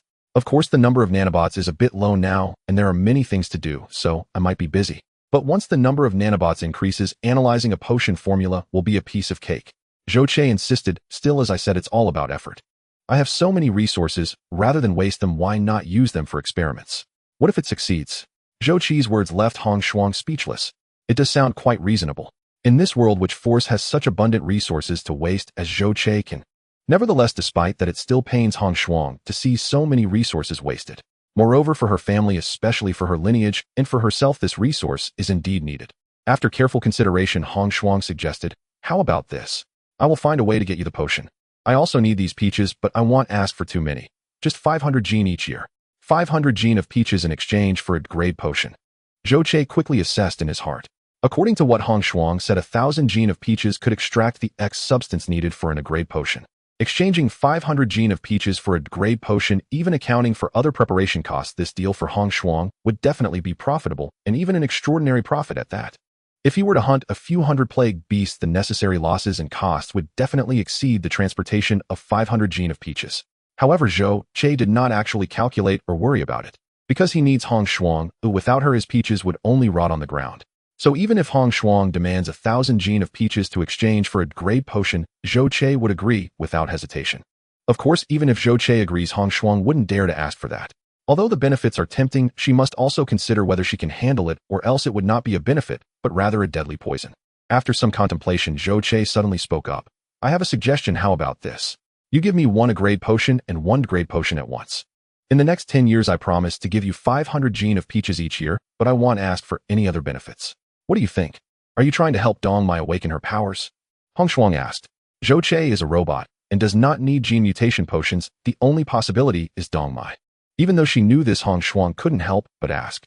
But seeing Zhou Che nod, she felt a twinge of jealousy in her heart and couldn't help but say, "Dongmai only met you a day earlier than I did. Why are you so good to her?" Hong Shuang, after all, is proud, and she resisted the urge to directly ask why Zhou Che was not as good to her. Although she didn't say it, her meaning was still conveyed. The experience of meeting Dongmai flashed through Zhou Che's mind, prompting him to warmly say, "Because Dongmai is my only family, and I am her only family, this has nothing to do with the duration of time." After saying that, Zhou Che looked at Hong Shuang sincerely and said, "I'm not treating you poorly either. You are my only human friend. As long as you don't betray me in dealings with humanity, I will only recognize you.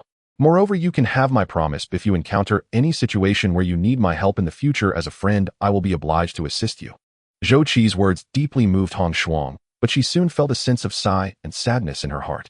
She also knew that she could not trust and support Zhou Che wholeheartedly like Dongmai, and she might not even be able to guarantee what Zhou Che promised her. Born into a large family, she gained advantages others could not have, but at the same time, she also bore unremovable shackles preventing her from truly being herself. After adjusting her emotions slightly, Hong Shuang brought the topic back, explaining, "Since you consider me a friend, I won't say any false words to evade you. You want a grade potion, which is fundamentally impossible. As I mentioned earlier, only Kunlun Divine Palace's Tiangong biotechnology has the capability to produce a grade potions with an annual output of less than 50. Out of these 50, at least 40 will be prioritized for the Elder Council of Kunlun Divine Palace. The remaining less than 10 will be sold to the various families of the 4 divine cities.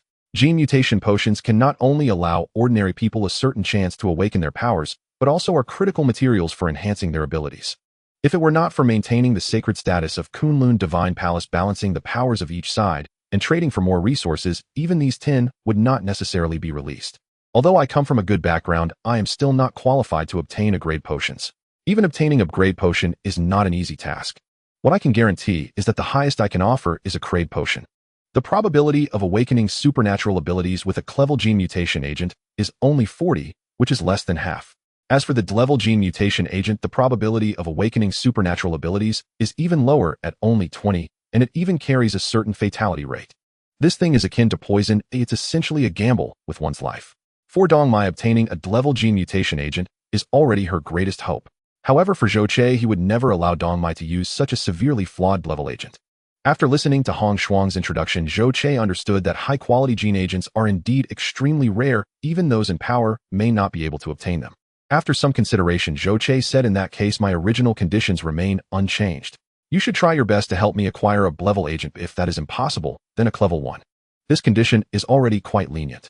Hong Shuang knew she was gaining a significant advantage, so she nodded and said, "All right, since you trust me, I will do my best to negotiate. If there's nothing else here, I will leave and return to Shin City as soon as possible. After all, executing this task properly requires careful operation. No hurry." Zhou Che stopped her and said. Hong Shuang looked at Zhou Che in confusion, and he explained, "Didn't you say that entering the wilderness is to hone yourself and quickly advance to Delta level? Returning now without achieving that goal would be quite regrettable. Advancing supernatural abilities isn't as simple as you think. talent cultivation resources, and postnatal training are all essential. I consider my talent to be quite good and my postnatal training is also acceptable, but I awakened too late and my training time is clearly lagging behind my peers. Moreover, my previous cultivation resources were not abundant. Now to wish for a breakthrough in a short time seems unrealistic. Through this time in the wilderness, I have deeply understood this point. Even if I persist in the wilderness and kill 1 or 2 infected beasts to obtain energy cores, these resources are far from enough for me to advance. Setting aside the harvest for now, the dangers are equally considerable. Additionally, the major families in Shin City will soon hold their 10-year family battle. I also need to arrange our transaction. I fear there won't be much time to waste here. Hong Shuang shook her head, already not holding much hope for advancement. Starting late and lacking guaranteed cultivation resources means that even with high talent, one will still face limitations. I had no other choice before, which is why I risked everything and ventured deep into the wilderness for training. I foolishly hoped to advance to Delta level before the family battle to achieve good results for the family, especially for my lineage, in order to secure more resources. However, the experience of entering the wilderness has already made me realize that with my current strength, venturing into the wilderness is nothing short of a joke. If it weren't for my good luck, I would have died countless times by now. Meeting Zhou Che this time and obtaining so many resources is already a tremendous fortune. With these abundant resources, I still need to participate in the family battle, but the results are no longer of utmost importance.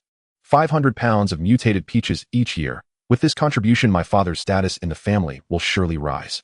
Yet thinking of my family and the contribution and efforts my father has made to the family only to be suppressed and treated unfairly, Hong Shuang's heart instantly became very depressed and unhappy. Many people envy the grandeur of the major families, but Hong Shuang feels an extreme aversion to all of this, especially the various intrigues and complicated relationships within. Even among relatives, there is no affection or compassion, only more schemes and interests. It is precisely because of this that she has developed a cold and indifferent personality. When she sees Zhou Che's care for Dong Mai, she feels moved, envious, and yearning. Zhou Che may not know what Hong Shuang is thinking, but from his analysis and judgment based on various information, he realizes that this era is undoubtedly one where strength is paramount. Since strength is respected, it follows that the stronger one is, the higher one's status will be, and the more weight one's words will carry. However, Hong Shuang's current supernatural ability level is merely beta level, and by Zhou Che's simple assessment, she is not even at a medium level. Moreover, even though he has not experienced any major families, countless historical stories tell him that the relationships within major families tend to be even more complex. If Hong Shuang truly comes from a powerful faction or large family, after bringing back a vast amount of resources, she still cannot guarantee even a single bottle of Blevel agent.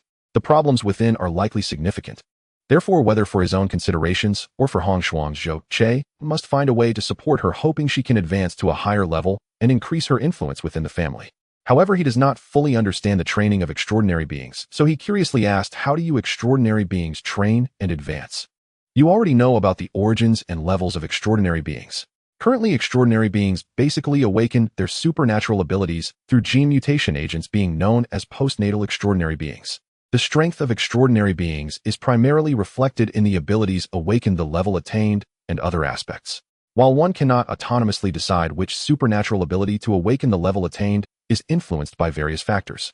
For instance, the timing of awakening, the exhaustion of cultivation resources later on, the height of personal talent, and the training of postnatal supernatural ability control, among others. Families with power and wealth strive to give their children an early advantage by allowing them to use agents to awaken their abilities as soon as possible, increasing the compatibility between their bodies and powers. After awakening, the enhancement of supernatural abilities mainly comes from cultivation resources and training in supernatural ability control. Among the cultivation resources, there are 3 primary sources. First is the gene agent, which is the best cultivation resource. Second is the energy core, which is less efficient than gene agents. Third is consuming treasures like mutated peaches, which have varying efficiencies. In addition to utilizing resources for absorption to enhance supernatural strength, there is also training and control of supernatural ability to improve strength. This is a slow process that requires long-term persistence. Although the process is slow, it is very stable and effective and does not require external assistance. Zhou Che understood this and realized why the hierarchical concept in this world has become so severe, to the extent that divisions between the divine races, the humans of Shin City, and the wilderness survivors have emerged. Those in power grasp all the resources and will inevitably grow stronger. They not only win at the starting line, but also maintain a significant advantage thereafter. An ordinary wilderness survivor, even if they are fortunate enough to awaken their abilities, still lags behind those major factions in terms of the speed of cultivation and advancement due to a lack of resources. Resources are held by a small number of people, and the lower strata of humanity have no promotion channels. This world has clearly become extremely distorted and deeply afflicted. Can't the people of this world see this problem? Zhou firmly believes they cannot. To master the allocation of resources in society, while possessing immense personal strength and power, makes it exceedingly difficult to bring about change in such a social structure akin to reaching for the heavens. Zhou was still struggling to protect himself, and the humans outside harbored ill intentions towards him. Not taking the initiative to eliminate those humans was already a consideration for the past bond of humanity he shared. Naturally, he would not idly worry about freeing the impoverished populace. What he focused on now was the enhancement of his own strength, the improvement of Hong Shuang's abilities, and ensuring the smooth progress of their transaction. Thus, after listening to Hong Shuang's explanation, Zhou directly ignored all other concerns and asked, if within a short time through extensive combat and sufficient cultivation resources, do you have confidence in making a breakthrough? Hong Shuang was momentarily taken aback, not understanding Zhou intentions, but she still replied, I can feel that I am on the verge of a breakthrough.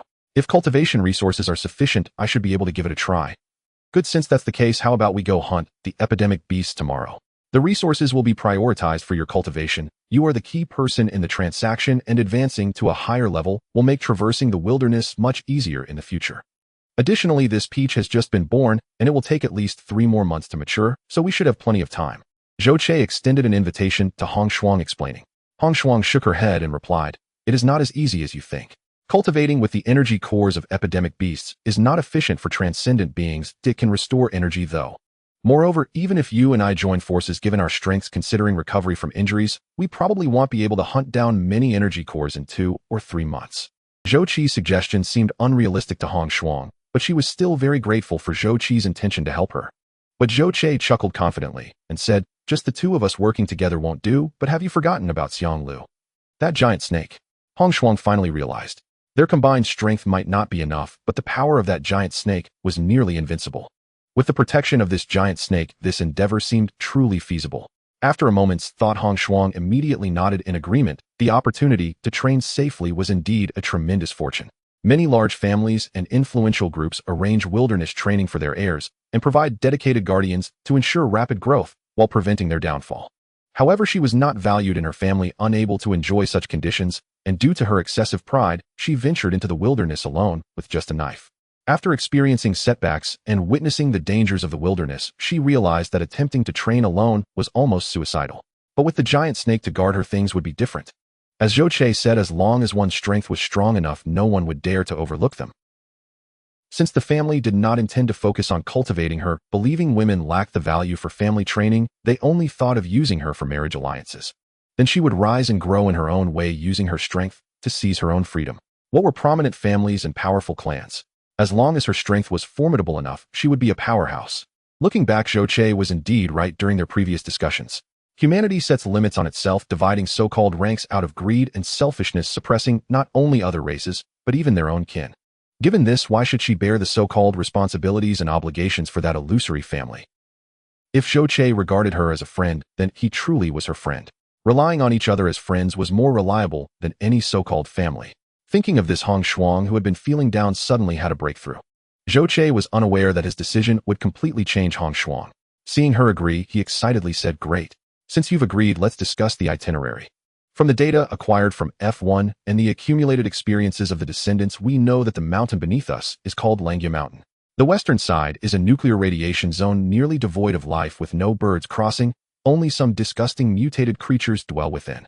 On the southern side, the chieftain of the Stone Mountain tribe mentioned that there lies a large expanse of human blood woods which have been irradiated and are extremely ferocious and violent. To the east, after crossing 3 mountain peaks, there is a lake that separates the ancient battlefield from Langya Mountain, while also blocking the invasion of bone demons from the opposite side. To the north is the river we swam across, which serves as a natural barrier that protects Langya Mountain. However, the seemingly calm plains on the other side of the river are actually fraught with danger, making them even more perilous.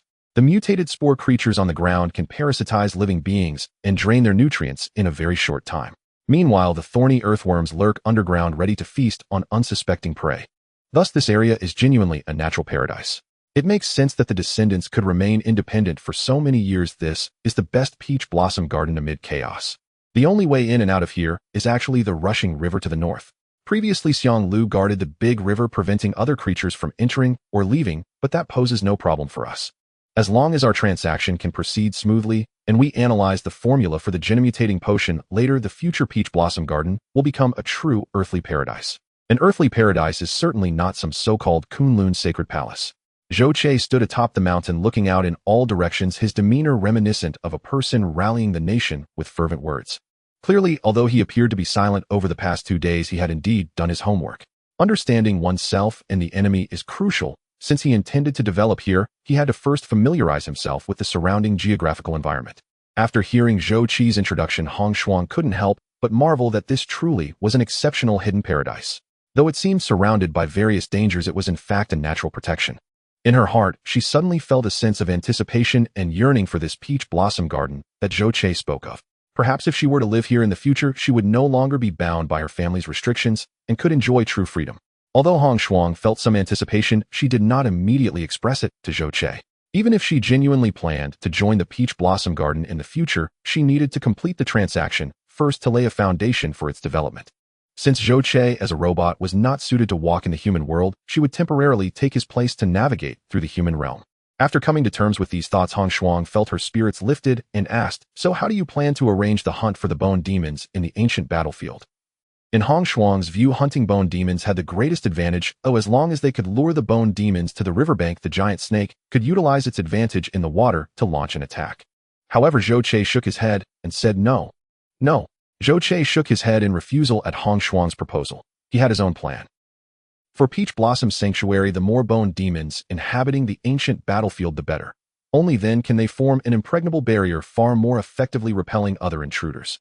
At least for now, these bone demons pose no threat of indiscriminate slaughter. My plan is to follow the great river eastward, hunting plague-borne beasts along the way while surveying both banks. In time, this waterway will become our vital artery for transporting supplies. Our immediate task is therefore twofold: explore and clear both banks, and eradicate the plague-borne beasts. A single stroke, 2 birds. Hearing Zhou Che's reasoning, Hong Shuang recognized its soundness and felt a surge of bold resolve. Nodding firmly, she declared, "Agreed. Let it be done." Having settled on their objective, Zhou Che returned to the cave and summoned Stone Mountain Chieftain along with several members of the Remnant clan, assigning them a new task. They were to weave sufficient wicker baskets before the peaches ripened, baskets destined for harvesting and transporting the fruit. Meanwhile, Zhou Che issued directives to F1 and F2, instructing them to patrol the surrounding area vigilantly. After Song Ziming and his companion fled, Xiang Lu conducted an extensive search throughout Peach Blossom Sanctuary, but found no trace of them. It was highly likely they had already fled the region, terrified of Xiang Lu. Yet Zhou Che remained deeply cautious. Within both F1 and F2, he had embedded a nanobot, enabling real-time communication with either unit at will. Unlike Xiang Lu, whom Zhou Che could only track and roughly gauge emotionally via nanobot signals, the robots themselves were fully controllable. He could directly access their core programming, instantly receiving all sensor data, or transmit commands and information to them without delay. As for F3 and F4, their damage was too severe for field deployment. They remained enshrined within the cave by the Remnant clan as revered ancestral relics. Zhou Che planned to enter the ancient battlefield himself after Hong Shuang's departure, to scavenge robotic wreckage and reassemble all 4 units. Later, once his energy reserves increased, he would upgrade their internal systems and fully recharge them. For now, however, his energy capacity remained critically low. Otherwise, he could have performed such modifications directly via nanobots. Of course, should matters escalate to that stage, every element of his current strategy would inevitably shift. Once all arrangements were complete, Zhou Che went to visit Dongmai. The effects of the stress response serum had long since faded. Her recovery now depended entirely on her own constitution, and thus progressed slowly. She remained confined to bed rest. The Remnant clan possessed a unique food source, a bioluminescent fungus growing deep within the cave system. Using radiation scanning, Zhou Che identified it as a yeast protein organism, akin to mushrooms, capable of photosynthesis-free survival. Thriving in perpetual darkness, it was exceptionally nutrient-dense, ideal for nourishing Dongmai's fragile condition. Though starkly austere, this life felt like paradise to Dongmai. The Remnant clan, though uncanny in appearance, tattooed from head to toe and initially threatening enough to nearly sacrifice her to the Great Serpent, proved upon closer acquaintance profoundly kind. Once familiarity took root, Dongmai discovered their warmth and sincerity. With abundant sustenance, freedom from harm, and Zhou Che's tender brotherly care, each time she awoke, she half believed herself still dreaming. Though she grieved Zhou Che's brief departures, she understood her greatest contribution was to rest peacefully, unburdening him completely. Knowing she might not return for some time, Hong Shuang personally bade Dongmai farewell. Upon learning Hong Shuang had saved her life with the stress response serum, Dong Mai's earlier resentment dissolved entirely, evolving instead into genuine friendship. She eagerly pressed Hong Shuang for tales of transcendent cultivators. Once all affairs were settled, Zhou Che and Hong Shuang descended the mountain, standing atop Xiang Lu's colossal head as he glided eastward down the great river. Xiang Lu reigned supreme in the river's depths, unimpeded by obstacles, his speed breathtaking. A journey requiring half a day on foot took him merely 30 minutes. Zhou Che surveyed the landscape intently. The river's surface was vast, truly a natural rampart. The northern bank lay desolate, scattered ruins of ancient architecture piercing the wasteland. Yet Zhou Che knew this territory was pure death ground, unforgiving and absolute. The southern bank hosted the skeletal remains of an ancient metropolis, the very site of the ancient battlefield, now the lair of bone demons. When Zhou Che's party had ventured only to its fringes, dozens of bone demons had surged forth instantly. None could fathom how many lurked deeper, or whether colossal, far more powerful variants dwelled within. According to Hong Shuang's records, the tallest known bone demon stood over 150 meters tall. Such a being was undeniably terrifying. Even with Xiang Lu at his side, Zhou Che dared not provoke it. As they passed the battlefield ruins, towering silhouettes of bone demons occasionally loomed into view. Yet Zhou Che deliberately avoided confrontation, steering past them entirely. After traveling some 50 to 60 kilometers, a shattered bridge emerged across the river. With no witnesses, and no need for such infrastructure, Zhou Che commanded Xiang Lu to demolish the derelict span, utterly reducing it to rubble beyond reconstruction. 30 kilometers beyond the bridge, the landscape transformed abruptly. This soil, scorched repeatedly by ancient conflagrations, had calcified into barren ash, still utterly lifeless centuries later. Zhou Che climbed ashore for inspection. Apart from scattered craters, the terrain was flat and open, not a single plant, animal, or plague-borne beast in sight. It was unsurprising. Without flora, fauna could not thrive, and without cover, even surviving creatures would shun such exposure. Satisfied no danger lingered, Zhou Che urged Xiang Lu onward. Further upstream, the river narrowed and bifurcated, one branch veering north, another south, its terminus vanishing beneath an endless expanse of primordial forest. Which direction leads you home? Since this expedition served both exploration and escort, Zhou Che needed precise bearings. South. My home lies within Qinglong Divine City, one of the 4 divine cities, and Qinglong itself nestles in the Yandang Mountains far to the east. After so long acquainted, this marked the first time Hong Shuang revealed her origins. She offered no further detail, and Zhou Che asked none. Yet Zhou Che sensed a subtle melancholy shadow her expression at that moment. He knew well the legendary stature of Qinglong Divine City, the preeminent eastern bastion among the 4 divine cities. Evidently, his earlier intuition, that Hong Shuang's lineage bore extraordinary weight, had been correct. Upon entering the forest, Xiang Lu's pace slowed markedly, and Zhou Che immediately perceived the serpent's shifting emotional resonance. What's wrong? Lost in thought, Hong Shuang startled at the sudden tremor beneath her feet. There's danger ahead. Zhou Che stepped forward to the very tip of Xiang Lu's snout, activating ocular scanning beams to sweep the surroundings. What he saw sent chills racing up his spine. What in the blazes is that? Staring at the ashen riverbanks flanking the waterway, shrouded beneath the forest canopy, Zhou Che murmured, stunned. With Zhou Che's reminder, Hong Shuang immediately noticed the anomaly ahead. Unlike Zhou Che, she was very familiar with the gray substance in front of her. At the first glance, she drew her long knife and warned with a vigilant expression, "This is a type of plague-borne beast, a corpse cloth." The corpse cloth, a bizarre invertebrate, could be classified as either a plant or an animal. When it attacks, it envelopes its prey like a shroud, hence its name. This creature grows in dark and humid places, and when it is still, it resembles lichen spreading across the ground and surviving by absorbing nutrients from the soil. Once it encounters other creatures, the corpse cloth floats up like a ghost and attacks all beings that enter its domain. Beneath its smooth exterior, the corpse cloth has countless long, soft, yet extremely tough tentacles resembling rubber bands. Once wrapped around its prey, the tentacles entangle the victim, and the tips extend extremely fine spikes that pierce into the prey's body. These spikes release pheromones that gradually affect the prey's nerves, causing its movements to slow down until it loses all ability to resist. Then the corpse cloth will parasitize the corpse of its prey, continuously absorbing nutrients from it, until the creature is reduced to a desiccated husk, turning into dry bones. It can be said that dying from the corpse cloth is a particularly tragic fate. Among all the plague-borne beasts, while the corpse cloth may not be the strongest or the most intelligent in terms of difficulty, it is likely even more troublesome than the bone demon. Anyone with experience in surviving in the wild knows that when faced with the choice, they would rather encounter a bone demon than a corpse cloth.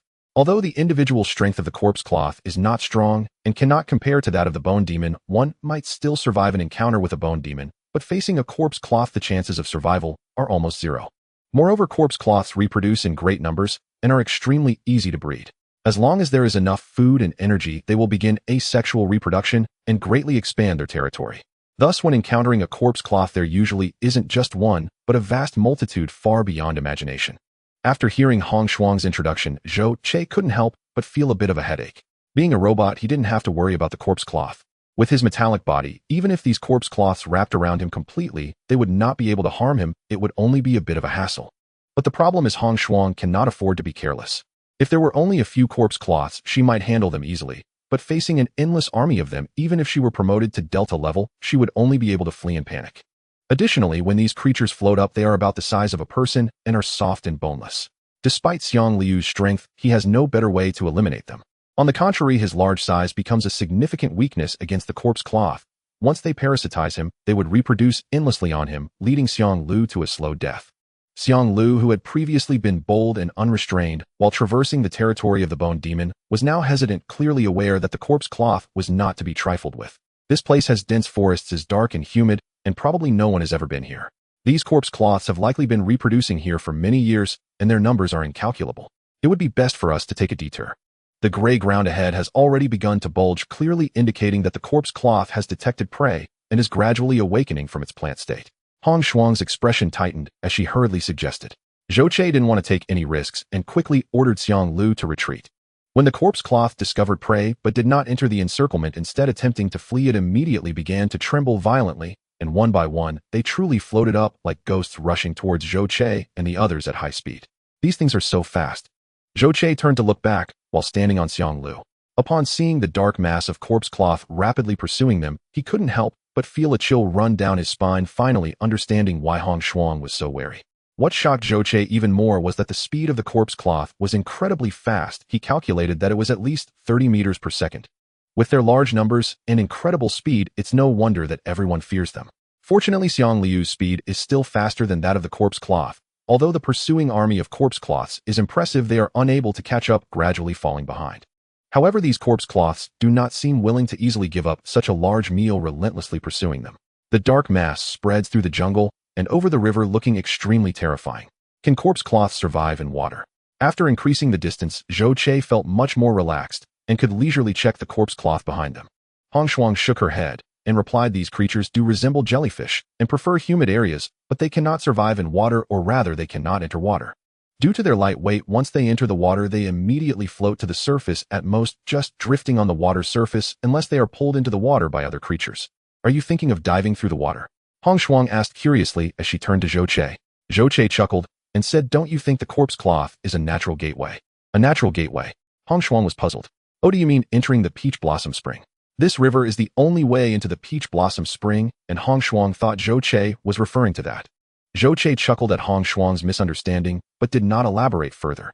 At this moment, he was still unaware of the changes in Hong Shuang's mindset, which still held a trace of vigilance and wariness, leading her to habitually leave room for caution in everything she did. In fact, after learning about these corpse cloths and their habits, Zhou Che immediately thought of a brilliant idea. In the future, when trading with Hong Shuang, how to transport 500 pounds of peaches while ensuring the safety of the transaction and preventing the Peach Blossom Spring from being known to the world, as well as ensuring his route is not tracked, has been a matter Zhou Che has been contemplating. Even if Hong Shuang could keep her promise and maintain secrecy, Zhou Che could not guarantee that the outside world, or even Hong Shuang's family, would be satisfied with just the peaches. Human greed is an endless abyss, impossible to guarantee or measure. Moreover, Hong Shuang had previously mentioned that the mutated peach tree is a priceless treasure. Even if she could suppress its yield, a peach tree capable of producing 500 pounds of peaches each year remains invaluable. Faced with such a great temptation, Zhou Che was 90% sure that he would definitely be followed in the future. The existence of these corpse cloths would become a nightmare for those followers, and the best assurance for him to shake off their pursuit. Upon realizing that the corpse clothes had greater utility, Zhou Che suddenly found these soft and repulsive things to be rather endearing. However, seeing that they were still relentlessly pursuing from several kilometers away, Zhou Che couldn't help but mutter, "Is this thing really that resilient? Will it chase us indefinitely?" Corpse clothes usually remain in a plant-like state, lying still on the ground, but once they encounter prey, it's a rare hunting opportunity for them. They won't give up until they hunt down their target, so they are notoriously troublesome. To shake off the corpse clothes, we must either completely disappear from their sight or enter a bright and dry environment. Hong Shuang also felt trepidation. If she stumbled into the territory of the corpse clothes alone, it would surely be a dead end. Even if she had detected the corpse clothes in advance, escaping their relentless pursuit would be nearly impossible. Is that so? In that case, I won't be polite about this opportunity that has come knocking. Hong Shuang's words reminded Zhou Che, and he immediately smirked, instructing Xiang Lu to deliberately reduce speed, maintaining a fixed distance from the corpse clothes to lure them. Sure enough, the corpse clothes were unwilling to give up pursuing closely. What are you trying to do? Hong Shuang asked in confusion. If we wanted to escape, we could just accelerate. Why lure these corpse clothes? What's the benefit? Zhou Che, however, was quite excited as he said, aren't these also disease-born beasts? They have energy cores, and with so many of them, as long as we find a suitable environment, we could harvest them in bulk and strike it rich. This, Hong Shuang couldn't help but admire Zhou Che's line of thinking. If one isn't a gamma-level powerhouse or has powers that specifically restrain the corpse clothes, ordinary people would avoid them at all costs. These things are like the piercing demons. They are numerous and troublesome, but the energy contained in their cores is very low, only about 1/10 of that of a primary hell beast's core. No one would be willing to risk their life and waste energy hunting corpse clothes and piercing demons for such a trivial amount of energy. It's likely only someone like Zhou Che, who is unfamiliar with the piercing demons, would have such an idea. However, when Hong Shuang suggested this, Zhou Che dismissively said, even if the energy is minimal, it's still energy. No one would refuse energy. Others don't look down on this little energy. They think the cost and reward don't match, especially when facing the threat of death. But if we can ensure our safety and slaughter the corpse clothes in bulk, it would definitely be a worthwhile venture. Why not do it? Besides, even if the energy is only 1/10 of that of other disease-born beasts, as long as we hunt enough of them, it will still amount to an enormous sum. Moreover, I feel that hunting 10 corpse clothes seems much simpler than hunting a single hell beast. Hong Shuang countered, individually the corpse clothes aren't strong, and indeed hunting a small number of them is easier. But the problem is, as soon as we stop to fight, the massive army of corpse clothes will swarm us. How can we ensure our safety? Zhou Che chuckled and pointed behind him, saying, look. The glaring sunlight illuminated a patch of scorched earth, instantly dispersing the forest's gloom and moisture. Seeing this scene, Hong Shuang finally understood, exclaiming, so you want to use this place? This is indeed a good idea. Why hadn't anyone thought of such a simple approach before? It's not that no one thought of it, it's just as I said earlier. Many believe the cost and reward don't match, so they never considered this angle. Let's get to shore and let Xiang Lu continue to retreat. After seeing that Hong Shuang understood, Zhou Che briefly explained again, then leaped, crossing several dozen meters to land on the riverbank. The jumping ability of robots is really abnormal. Hong Shuang couldn't help but mutter. She didn't possess Zhou Che's extraordinary jumping capability, but she also had her own methods. Following closely behind Zhou Che as she leapt, when she fell into the river, halfway the surface of the water beneath her feet froze into a thick ice block, providing her with a foothold. After leveraging off 2 ice blocks in succession, Hong Shuang successfully jumped onto the riverbank. As the two reached the shore, the swarm of corpse clothes rushed up relentlessly. Since they had a retreat behind them, neither of them felt any panic facing the overwhelming onslaught of the corpse clothes. Zhou Che wanted to personally experience the abilities of the corpse clothes, and when the first one pounced onto him, he hardly made an effort to evade. He only ensured that his head and arms were not covered, allowing the creature to entangle and envelop him. As the tendrils of the corpse clothes wrapped around him, Zhou Che could clearly feel the immense strength transmitted through them, far exceeding that of an ordinary human's arms. Moreover, those tendrils were quite repulsive. Any opening or crack they could squeeze into, they would unhesitatingly slip into. As for the tail spikes on the tendrils trying to pierce, Zhou Che's metal form was nothing short of a pipe dream. Besides these attack methods, the outer layer of the corpse clothes, smooth like a shroud, was also a form of attack, as it would mindlessly cover a person. After a brief experience, Zhou Che had a general understanding of the attack methods and strategies of the corpse clothes. The entanglement and strangulation by the tendrils, as well as the pheromone release from the tail spikes, were not the only means of attack. Those tendrils would invade any opening, which was equally disgusting and troublesome. Additionally, the tightening constriction and the thick viscous mucus inside, covering him, would suffocate the prey by blocking airflow. However, once the corpse clothes enveloped Zhou Che, they quickly sensed something was amiss. Unable to inject pheromones into the prey's body, they determined that this being was not a delectable meal. This was merely a mobile metal lump. Without waiting for Zhou Che to act, the corpse clothes freed themselves from the binds and prepared to retreat in search of a new target. But having experienced the attack methods of the corpse clothes, Zhou Che did not give it a chance to escape, grabbing it and tearing it apart. Strictly speaking, the corpse clothes had quite good impact resistance. Its soft, boneless body made it difficult for most strikes to harm it. Moreover, its body was akin to rubber, exhibiting great resilience, making it quite troublesome to hunt. However, Zhou Che was a robot, and his strength surpassed that of normal humans, even those enhanced by several times of superhuman abilities. The so-called resilience of the corpse clothes was nothing in front of him. After Zhou Che tore the corpse clothes in half, no blood spilled, instead a sticky, transparent liquid seeped from the wounds. The corpse clothing is difficult to kill, but that does not mean it cannot be killed. Once the tentacles are severed, they can slowly regenerate, but if the corpse clothing is torn apart, it truly signifies its demise. However, after dealing with this corpse clothing, Zhou Che found that he could not stop. Endless corpse clothing, overwhelming and blinding, truly covered him, entirely blocking out the sunlight. Zhou Che quickly discarded the corpse in his hands and entered an infinite battle mode. It was only when facing the entire army of corpse clothing that he finally understood why Hong Shuang said humans feel despair when confronting the corpse clothing. These things float in midair, layered upon each other, leaving almost no dead angles, which indeed makes one feel a deep sense of despair. Without the skill of mass killing facing such a multitude of corpse clothing, it would be nearly impossible to kill them all. Moreover, as the bindings of the corpse clothing wrapped around him increased, Zhou Che clearly felt that the energy consumed when he attempted to move and tear them apart also began to rise. Zhou Che felt a bit regretful. Why did he not prepare a sword or knife before leaving Taohua Yuan? Even with his immense strength, it was difficult to kill the soft corpse clothing with mere punches and kicks. Ripping them apart with both hands was simply too slow. He did carry a weapon with him, which was a wild boar's tusk. However, this thing piercing 10 or 8 holes in the corpse clothing had little significant impact. Zhou Che even wondered if this could be considered a wound for the corpse clothing. He initially thought that hunting the corpse clothing would be easier than hunting the hell beasts, but it seemed that was not the case now. Such battles left Zhou Che feeling extremely frustrated, truly experiencing the powerlessness of hitting cotton with a punch. Fortunately, while he was annoyed, there was not much danger. He glanced over at Hong Shuang, preparing to check on her situation to see if she needed his help. But upon seeing the situation over there, Zhou Che became even more frustrated. It turned out that hunting the corpse clothing was not easy, and he was all alone. The extraordinary abilities of the superhumans indeed hold great power in many situations. When truly fighting for their lives, Zhou Che had at least a 90% chance of winning against Hong Shuang. However, at this moment, the number of corpse clothing was more than 9 times that of Zhou Che. Hong Shuang was not like Zhou Che, who would feel bored and automatically let go when wrapped in the corpse clothing. Additionally, girls have a natural aversion and disgust towards such slimy things, so Hong Shuang gave the corpse clothing no chance to approach her. During the battle, she unleashed her abilities fully. The ice-based powers first froze the corpse clothing, followed by her large knife, which sliced through it like frozen fish. With her abilities and the large knife, she fought with great vigor. Ice shards flew everywhere, and the ground was littered with the severed frozen limbs of the corpse clothing. When faced with an overwhelming number of corpse clothing, Hong Shuang would timely cover herself with a layer of ice armor. The constricting power of the corpse clothing was strong, but its ability to pierce was clearly lacking. The tentacles upon the smooth, icy armor had no point of leverage and ended up being frozen and injured. When she tried to retract them, they had already broken apart, turning into frozen pig intestines.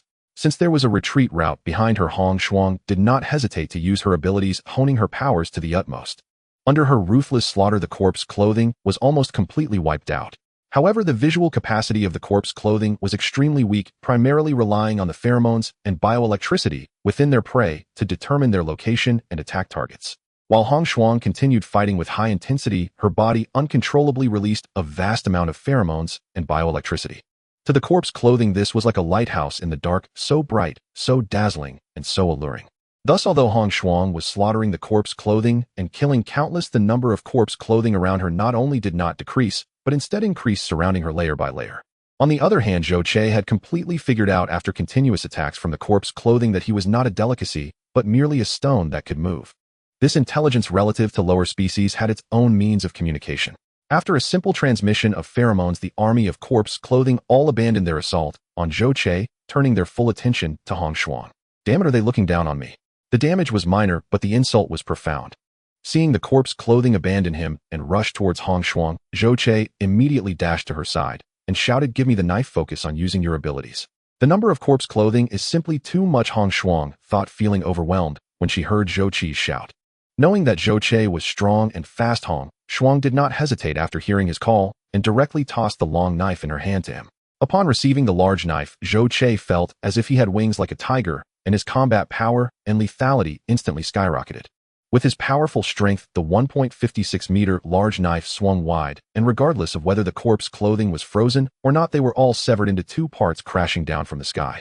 The space that was originally tightly surrounded by the corpse clothing was suddenly cleared out to a wide area with a diameter of 5 or 6 meters. Seeing Zhou Che wielding his weapon like a war god clearing a path for himself and earning a moment of respite, Hong Shuang also let out a sigh of relief.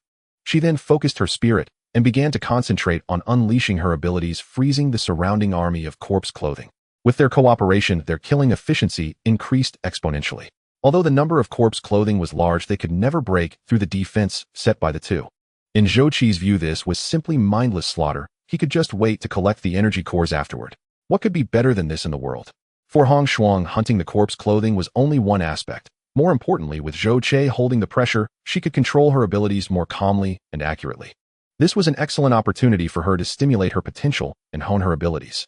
However, as the battle progressed, the ground was already piled high with countless corpses of the corpse clothing. These slippery things made it difficult to keep their footing, forcing both to fight while retreating. Gradually, as the two retreated, the ground was left with a long, thick path made of corpse clothing bodies.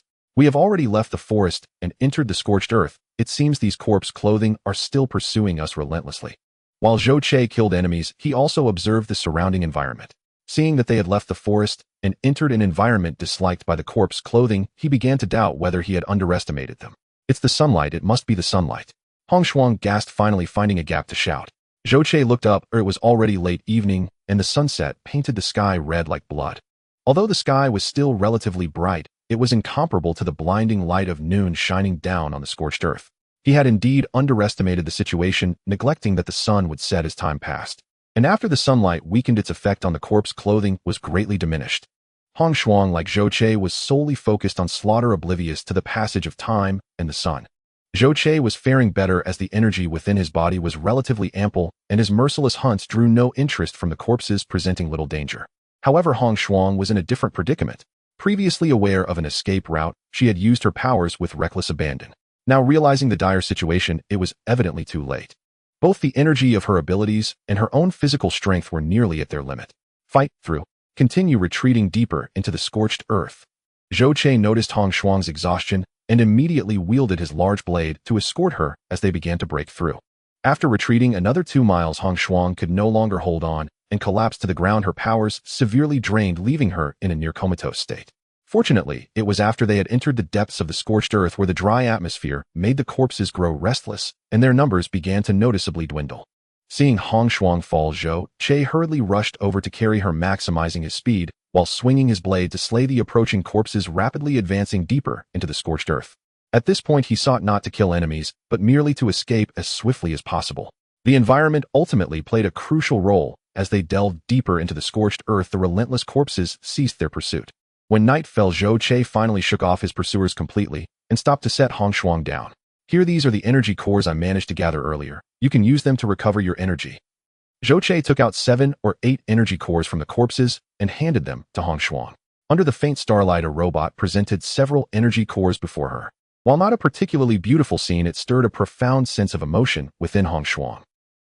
Hong Shuang did not immediately reach for the energy cores, but instead looked at Zhou Che and softly asked, "As a robot, why are you so kind to humans?" Zhou Che chuckled and replied, "You misunderstand. Oh, I am not kind to humans. I am just kind to friends." Friends? All right, friends. Hong Shuang chose not to speak further and took the energy cores, seemingly beginning her recovery. Yet deep within her heart remained tumultuous. Born into a prominent family, one of the top 3 in Qinglong Divine City, such a family did not bring her happiness and joy, but rather oppression and dissatisfaction.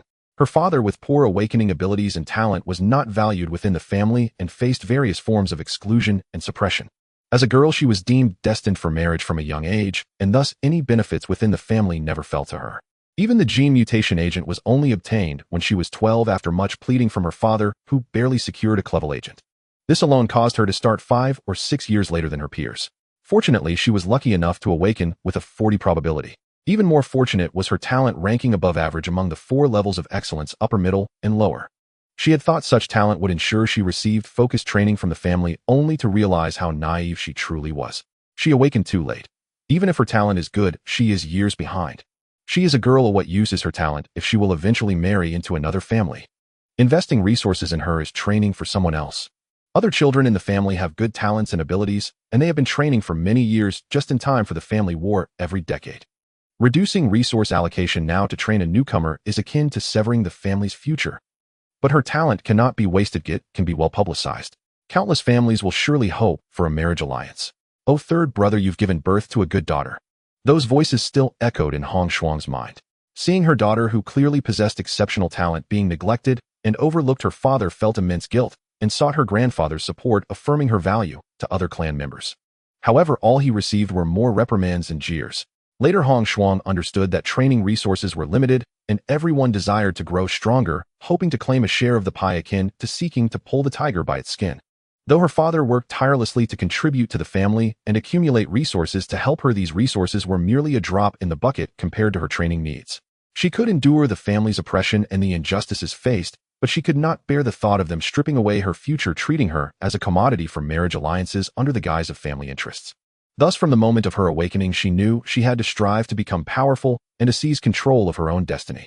Had she not been diligent enough and possessed sufficient talent, she might not have even been able to break through to beta level, let alone advance to delta. Throughout her 18 years, she endured ridicule and suppression. Aside from her father, only Zhou Che genuinely cared for her, carrying her forward in times of crisis. In her times of need, he delivered training resources into her hands. Though reluctant to admit it, Hong Shuang had to concede that this feeling was truly wonderful. As her thoughts churned, it took a long time for Hong Shuang to gradually calm down and begin recovering her energy. When Hong Shuang opened her eyes, she found herself surrounded and protected by the massive body of Xiang Lu, but Zhou Che had vanished. "Xiang Lu, where is Zhou Che?" Hong Shuang stood up and looked up at the giant serpent, its formidable presence appearing even more fearsome in the darkness. Though Xiang Lu could understand human speech, it couldn't care less about Zhou Che or anyone else, lazily ignoring Hong Shuang's calls. After asking twice in vain, Hong Shuang reluctantly gave up. However, she had come to realize that since Xiang Lu was here, Zhou Che would surely not have gone far. She just needed to wait patiently. Thus, Hong Shuang sat cross-legged and began to assess her powers.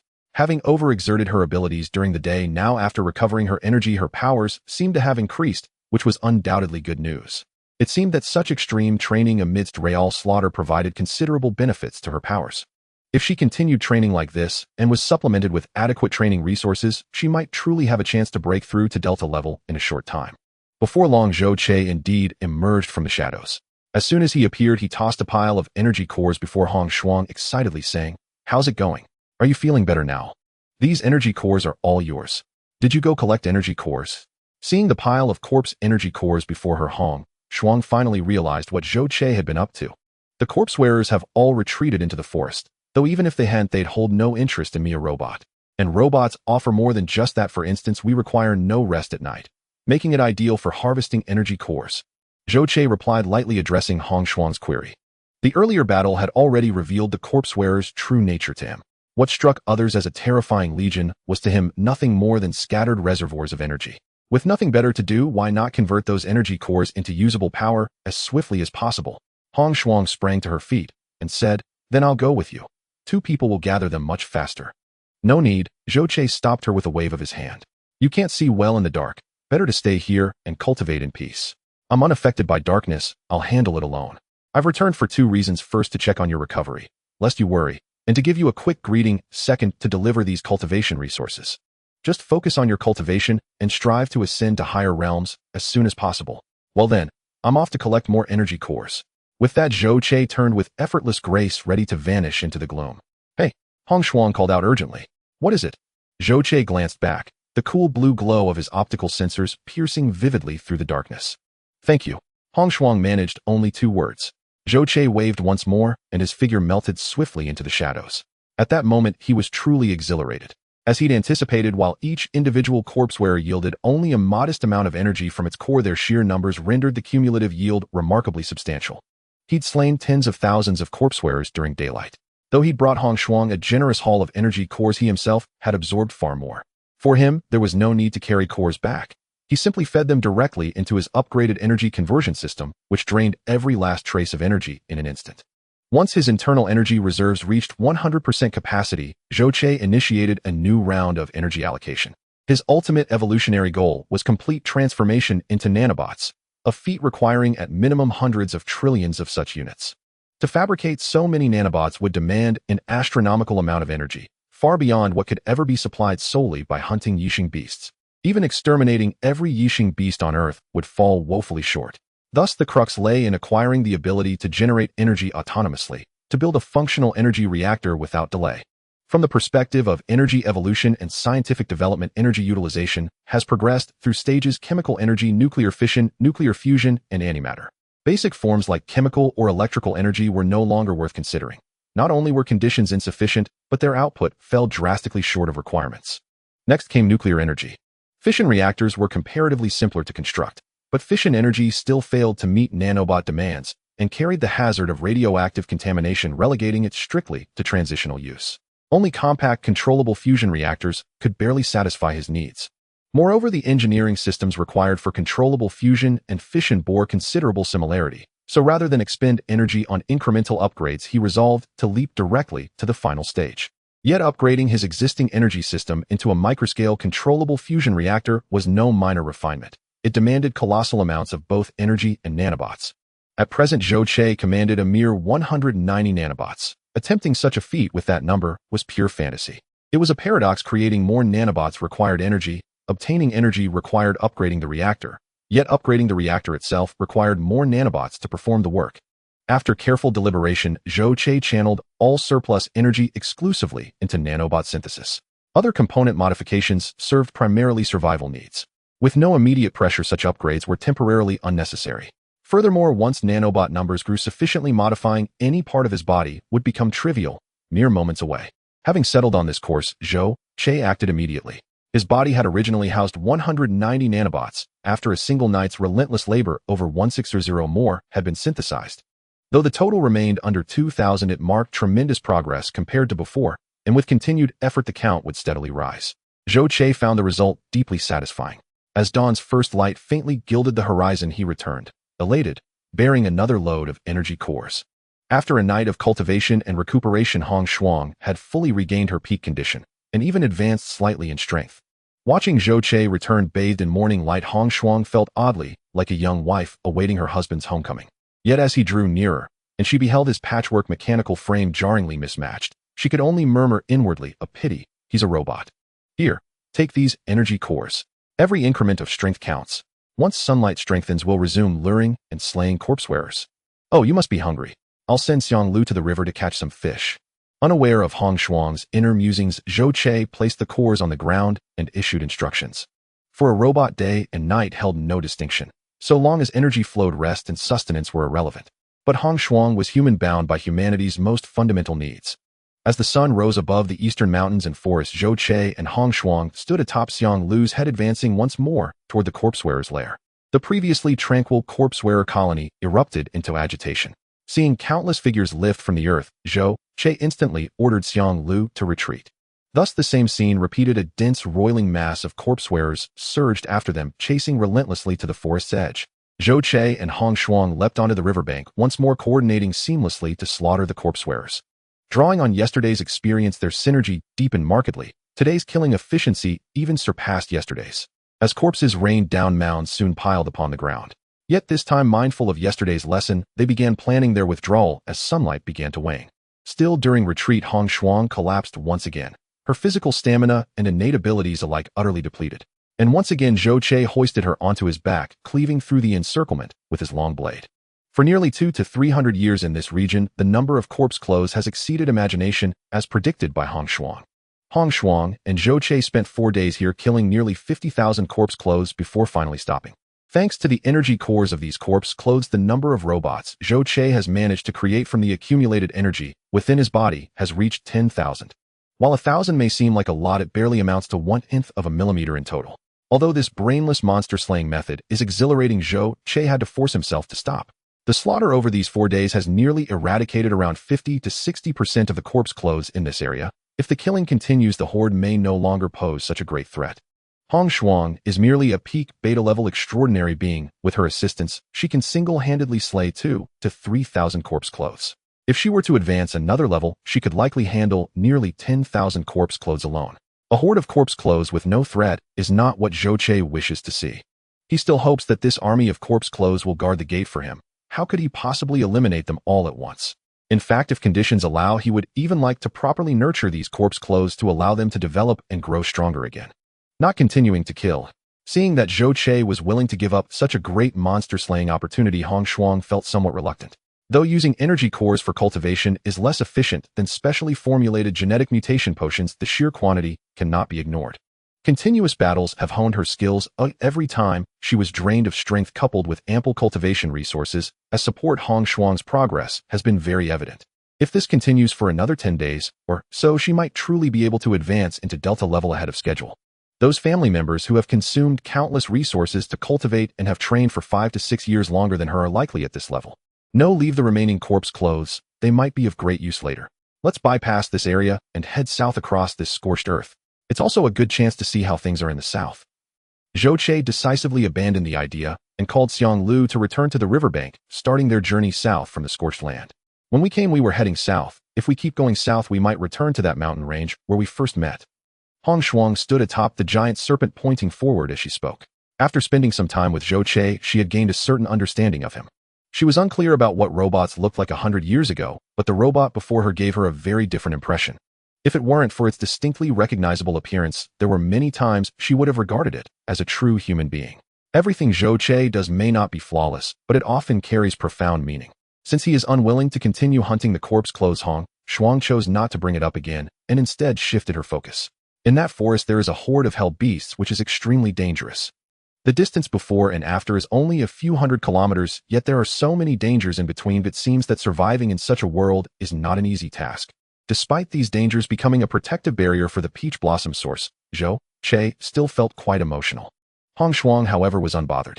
Having grown up in this era, she naturally had a deeper understanding and continued the conversation, saying the dangers you see now are actually nothing. Strictly speaking, the area we are currently experiencing is still just the edge of the dangerous zone. The truly powerful pestilent beasts are far stronger than you can imagine. Are they high-level pestilent beasts? Zhou Che, who is no longer the novice that just arrived in this world, has already gained some understanding of pestilent beasts. Hong Shuang nodded and continued, yes, high-level pestilent beasts. Not to mention their numbers and individual strength. The key is that they possess intelligence comparable to humans, which is the most terrifying part. More than 400 kilometers north of Qinglong Divine City lies a powerful nest of pestilent beasts, or one could say a military base. There is a hell beast queen there ruling over an extremely vast territory in the east, even larger than that of Qinglong Divine City in the east, with a quasi-human social structure, and one could even say it has developed its own civilization. Where we currently stand can only be described as the outskirts of that queen's territory, and the hell beasts we encounter are merely stragglers. This statement was indeed very surprising, as Zhou Che asked with a hint of amazement, and just a queen. Are hell beasts really in a feudal society now? Queen is merely a term used by humans. One could also refer to it as the mother insect of the hell beasts.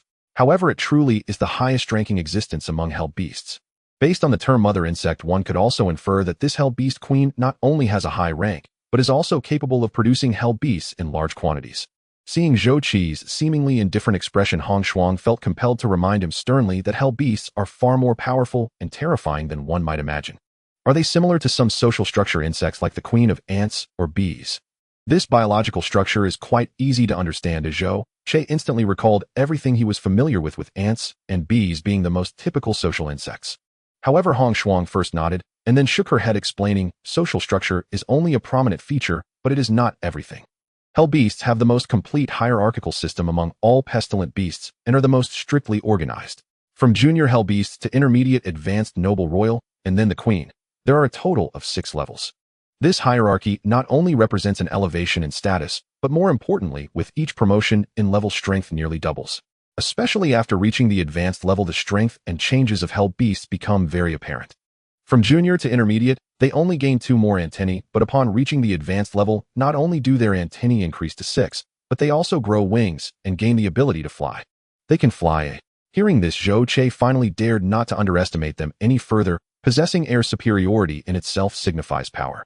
Suddenly, Zhou Che seemed to understand why 200 years ago this world produced robots and remnants of flying chess were found on ancient battlefield ruins, yet there are no traces of aircraft in the sky now. If pestilent beasts also possess the ability to fly, then human aircraft flying in the air would be nothing more than live targets. Seeing that Zhou Che has finally been touched, Hong Shuang continued to explain the high level is not the most terrifying bit, is what lies above the high level that is truly powerful. Pestilent beasts that evolve to the noble level are not merely capable of flying. They can also transform into quasi-human forms, and their individual strength will soar dramatically. If compared to the levels of human extraordinary beings, the high-level hell beast corresponds to a delta-level human, the noble level is epsilon, the royal level is gamma, and the hell beast queen is said to possess omega-level strength. Perhaps you have no concept of omega level. Let me give you an example. 50 years ago, it is said that pestilent beasts launched a large-scale war, and the Lord of Qinglong Divine City, a gamma-level extraordinary being, personally intervened and shattered a mountain range, leaving a bottomless fissure over 100 miles long on the northern earth. And this fissure has become the dividing line between the pestilent beasts and the current Qinglong city. Zhou Che had seen the scene of a single attack sinking an expanse of land and shattering a mountain before. In fact, during the execution of the final Spirit Realm plan, the antimatter explosion directly destroyed half of the Earth, leaving the entire near-Earth orbit littered with fragments of the planet. However, these attacks were all made possible by powerful high-tech weaponry beyond what humanity could achieve.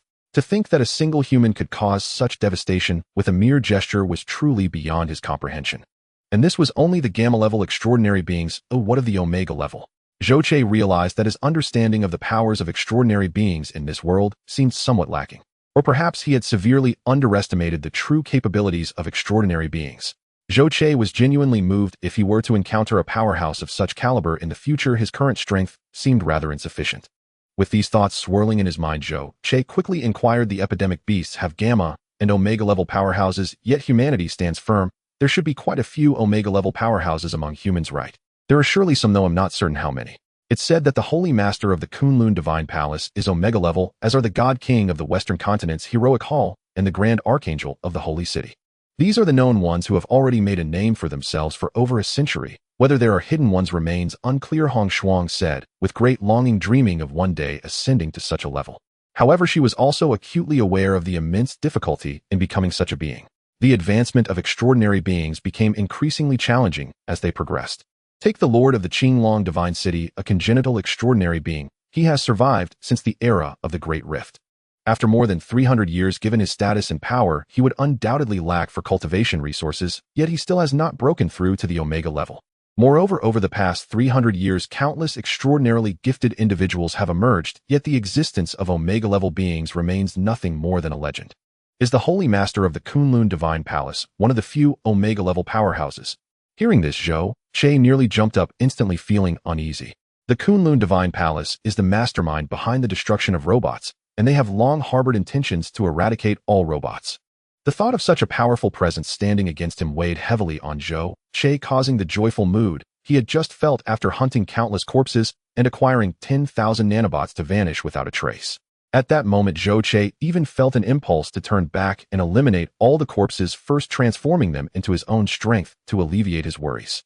However, calming his mind, Zhou Che realized he must not panic. Things needed to be approached step by step. Moreover, those at the pinnacle of humanity likely would not pay attention to a small fry like him. At worst, he could just keep a low profile. The key is to quickly become stronger, otherwise one can never be sure what might happen in the future. Look ahead. While Zhou Che was lost in thought, Hong Shuang suddenly pointed forward. The Xiang Lu beneath them also detected something unusual, halting its crawling and lifting its head high.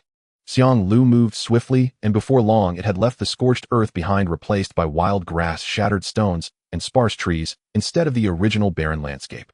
In the midst of the weeds, an old iron track could still be seen stretching from beneath their feet to both sides, eventually swallowed by the wild grass in the distance. The direction Hong Shuang pointed to was a hilly slope ahead, where the trees were relatively dense. There a battle of earth-shattering proportions was taking place. The trees on the slope were caught in the fierce conflict, being crushed and broken. Flames and thick smoke rose from the forest on the slope, visible even from a distance. Amidst the swirling smoke, towering figures could be glimpsed moving through the trees and mist. Another figure shot up from the flames, then swiftly dove down, causing the ground to tremble as a massive form rolled through the forest, toppling vast areas of trees. Following this, a flame erupted, chasing after the rolling figure and igniting a large area in fierce fire. Oh, how fascinating. The battle between epidemic beasts and mutated creatures is truly intriguing. Zhou Che looked up, his eyes scanning the scene. The distant images were captured by a high-powered lens which processed and enlarged them, presenting everything happening afar clearly in Zhou Che's mind. Hong Shuang knew that his eyes were special and quickly asked, what's happening ahead? Extraordinary beings among humans? Not humans, it's the epidemic beasts besieging a giant snake. Zhou Che shook his head and explained. This was the first time he had seen different epidemic beasts banding together to hunt a mutated creature, and the scene of battle was indeed quite intense. Approximately a dozen hell beasts participated in the siege, one of which could fly, likely the high-tier hell beast that Hong Shuang had mentioned earlier. This creature dove from the sky, striking the giant snake and sending it tumbling far away. From its size, the giant snake in the forest was slightly smaller than Xiang Lu, probably around 150 to 60 meters long, weighing at least several tens of tons. It seemed the high-tier hell beast was indeed terrifying in strength. Besides the hell beast, there was another tall, fire-breathing creature, a bone demon, standing about 30 meters high. The ranking of bone demons is not very clear, but the basic rule is that the larger the size, the stronger the power. Moreover, the bone demon, unlike other epidemic beasts, possesses strength, defense, and speed, and it can also breathe fire. It is truly a dual cultivating monster. The bone demon before Zhou Che was the tallest he had ever seen, and its immense strength was beyond doubt. Two powerful epidemic beasts accompanied by a group of hell beasts were jointly besieging the giant snake, creating an overwhelming situation. Although the giant snake fought back, desperately killing and swatting several hell beasts and repeatedly repelling its fierce foes, it sustained even more damage. While the giant snake still held on, it likely wouldn't last much longer under the siege of the epidemic beasts.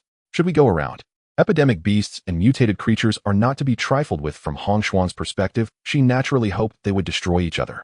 The battle between the plague beast and the mutated giant snake was not something Zhou Che intended to intervene in. However, Xiang Lu suddenly became emotionally agitated, eagerly wanting to fight, which surprised Zhou Che. Xiang Liu's emotional fluctuations were so intense that it was certainly not merely a desire to challenge the plague beast. In the past, he had seen bone demons without ever witnessing such excitement from it. He must be trying to save another mutated giant snake. Upon realizing Xiang Liu's intention, Zhou Che became even more curious. It is said that snakes are cold-blooded and merciless creatures, yet given the current situation, could it be that after Xiang Lu awakened his wisdom, he also awakened a sense of kinship and began to care for his compatriots? Zhou Che did not rush into action. At first he calmed Xiang Lu, and then turned to Hong Shuang, asking, "If we go up to help, do you think we can handle those plague beasts?" "Are you crazy? The number and strength of the plague beasts are beyond us. A careless move could cost lives." Hong Shuang looked at Zhou Che in astonishment, not understanding why he would have such an idea. Even if they wanted to hunt the plague beasts, this was not the right time. Zhou Che sighed and said, "It's not me going mad, but Xiang Lu seems to want to save that mutated giant snake." Xiang Lu raised his head high in agreement, his tongue flickering in and out, leaning forward, already prepared to strike at any moment. Hong Shuang frowned and pondered, "While there are many ordinary hell beasts that we can barely handle, high-level hell beasts and that bone demon are not something we can easily deal with. One misstep could cost us our lives. If you really intend to fight, you must be careful to protect yourself. Try to leave those two powerful plague beasts to Xiang Lu and the mutated giant snake." "All right, since we are in agreement, let's move." With a shout from Zhou Che, the impatient Xiang Lu immediately coiled and sprang forward, crossing several hundred meters in an instant. Xiang Lu was also a massive creature, stretching nearly 200 meters in length. Now running at full speed, not only was he incredibly fast, but his momentum was also terrifying, creating a huge commotion. From Xiang Liu's mouth came an urgent keek-keek, a low roar that vibrated with high frequency. The plague beasts on the opposite side quickly noticed the commotion, and upon seeing an even larger giant snake, they seemed to panic and the encirclement began to loosen. The high-level hell beast directly left the original battlefield, swiftly rushing into the sky, then turning back in midair, charging straight towards Zhou Che and the others. Facing the enemy's charge, Xiang Lu, however, showed no sign of slowing down, seemingly ignoring it altogether. As the enemy closed in, even Zhou Che felt tense. It was only then that Xiang Liu's tail, moving with lightning speed, struck towards the high-level hell beast. Boom! The powerful collision produced an explosive sound like thunder. The high-level hell beast let out a roar and was sent flying, while Xiang Lu also swayed and rolled twice on the ground. Zhou Che and Hong Shuang, who were positioned on Xiang Liu's head, were also thrown off. Fortunately, both reacted quickly and managed to respond in time. "Xiang Lu will handle this high-level hell beast. We will deal with the others." After confirming that Hong Shuang was fine, Zhou Che immediately called out and dashed up the slope. Seeing this, Hong Shuang hurriedly followed suit, gripping her knife tightly. Once they reached the top of the slope, Zhou Che realized that the battle scene here was even more brutal than what he had observed from afar. The ground was littered with traces of battle and blood, and the number of plague beasts was far more than he had initially seen. There were at least a dozen corpses of low-level hell beasts on the ground, along with two bone demons about 5 or 6 meters tall, which were slightly weaker. This made Zhou Che marvel at the formidable strength of the mutated giant snake. Despite being besieged by so many powerful enemies, it had managed to kill so many foes. However, this giant snake was already at its limit. If it weren't for their rescue, it would likely have been hunted down by the plague beast soon. This was a massive and slender white snake adorned with golden lines on its back, the species of which was uncertain. However, after a series of battles, its body was already drenched in blood with large chunks of flesh and scales torn off. Some areas had been scorched by flames, giving off a burnt smell, making it look quite tragic. Although it could still counterattack, the strength of those counterattacks was growing weaker, being continuously struck by the towering bone demon. Its serpent body had coiled into a ball. Even those weak low-level hell beasts it was unable to defend against or kill, allowing them to inflict more wounds upon it. Zhou Qi's speed was significantly faster than Hong Shuang's. Upon charging up, he immediately faced an attack from a hell beast. However, this low-level hell beast, after Zhou Qi had enhanced his power modules twice, was no longer something he regarded. Moreover, being a robot, he possessed abilities beyond human capabilities such as visual enhancement and dynamic capture, combined with a speed far exceeding that of the hell beast, allowing him to convert the hell beast's attacks into frames of images. As the hell beast lunged at him, Zhou Qi sidestepped swiftly, stabbing the wild boar tusk into its vulnerable neck area. After a single strike, Zhou Qi did not pause, turning and driving his knee into the second hell beast that was charging at him, sending it flying. Hong Shuang, who caught up, crouched low, resting her large knife on her shoulder with the blade facing the incoming hell beast. At the moment of their crossing, the hell beast's abdomen was slashed open, blood and entrails spilling out. As Zhou Qi landed again, he faced the third hell beast Hedon. However, unlike the previous two, this hell beast was noticeably larger, especially with its 4 arrow-like whiskers raised high behind its neck, long and thick, dancing in the air. Even without launching an attack, it exuded an intense pressure. Is this a mid-level hell beast? Zhou Qi paused slightly, and then shot forward, charging at this mid-tier hell beast. The mid-level hell beast lowered its front body, although it did not move. Its 2 arrow-like whiskers shot towards Zhou Qi in an instant. Zhou Qi did not evade. He allowed those 2 whiskers to pierce his body, seizing the opportunity to grasp one whisker with each hand, pulling forcefully and using the momentum to bring himself in front of the hell beast. This action exceeded the expectations of the mid-level hell beast, which had intended to kill its prey, but did not expect the opponent to remain unaffected and instead close in on it. Just as Zhou Qi prepared to deliver a fatal strike, while standing on the hell beast's head, the creature suddenly shook its head violently, and another whisker quickly coiled around Zhou Qi's neck, the immense force pulling him away. As if prearranged, before Zhou Qi could land, another hell beast charged out swiftly, crashing directly into him. The impact was tremendous. Zhou Qi felt his internal parts clanging, and when he fell to the ground, 2 pieces of armor on his waist also clattered, separating from his body and dropping onto the ground. Zhou Qi suddenly felt exasperated. It seemed this old machinery was no longer up to the task. Since his rebirth, Zhou Qi had experienced numerous battles, both large and small. In the ruins of the ancient battlefield, although some parts of his body had been repaired and replaced, they were merely patched up with scraps, barely addressing the issue of incompleteness. However, the quality was far from satisfactory. Although there had been modifications and repairs with nanobots, they mainly focused on the core systems, while the external mechanical skeleton and defensive armor remained largely unchanged. Originally, Han Xiong intended to conserve energy as much as possible, converting any surplus energy into nanobots, maintaining the current worn appearance to keep a low profile and to better disguise his true strength. Once there were enough nanobots, he planned to use them to replace all the materials, completely transforming into nanobots.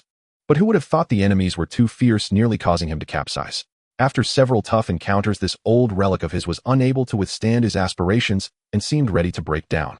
With so many infected beasts around, Zhou Qi understood very well that if he really fell apart, it would be the end. Not only would he perish, but it might also drag Hong Shuang down with him. Thus, after landing, Zhou Qi dared not pause for even a moment, fearing another direct hit, and quickly rolled to the side. Just barely evading, the enormous jaws of the mid-tier hell beast snapped close beside him. With their bodies so close, it was a rare opportunity. Zhou Qi reacted swiftly, thrusting the wild boar tusk directly into the hell beast's right eye. The hell beast, in pain, let out a desperate scream, while 4 arrow-like appendages shot out from the back of its head, striking Zhou Qi's mechanical skeleton and even piercing through his chest armor, sending him flying. However, the agony and discomfort from its blinded eye caused the hell beast to suffer immensely, preventing it from pursuing Zhou Qi. Instead, it lowered its head to the ground, scratching at its head with its forepaws, emitting a series of mournful howls. As the saying goes, strike while the iron is hot. As a robot, Zhou Qi felt no pain, immediately rising after hitting the ground, intent on completely eliminating the hell beast. But unexpectedly, before he could act, 2 lower-tier hell beasts pounced at him one after another. Zhou Qi had no choice but to abandon his target and turn to face these 2 hell beasts. After he killed the 2 hell beasts, he turned to look at the Cyclopes, only to find Hong Shuang had already hunted down a lower-tier hell beast and was charging towards the howling Cyclops. Zhou Qi shouted urgently, "Be careful." In response to Hong Shuang's attack, the hell beast's body half-raised, its remaining single eye glaring maliciously at her. The 2 arrow-like appendages at the back of its head carelessly lunged at Hong Shuang. Anticipating this, Hong Shuang maintained her right hand's grip on the blade while raising her left hand to conjure an ice shield in front of her. The Hell Beast's appendages struck, first both piercing into the ice shield. Although Hong Shuang's ice shield blocked the two appendages, it was shattered by the immense force. However, what shocked Hong Shuang was that the Hell Beast's cunning had exceeded her expectations. Following the two appendages, two more shot forward, and she ultimately lacked the experience and strength. Now trying to conjure another ice shield was simply too late for defense. Under her horrified gaze, the two appendages pierced into her body without hindrance.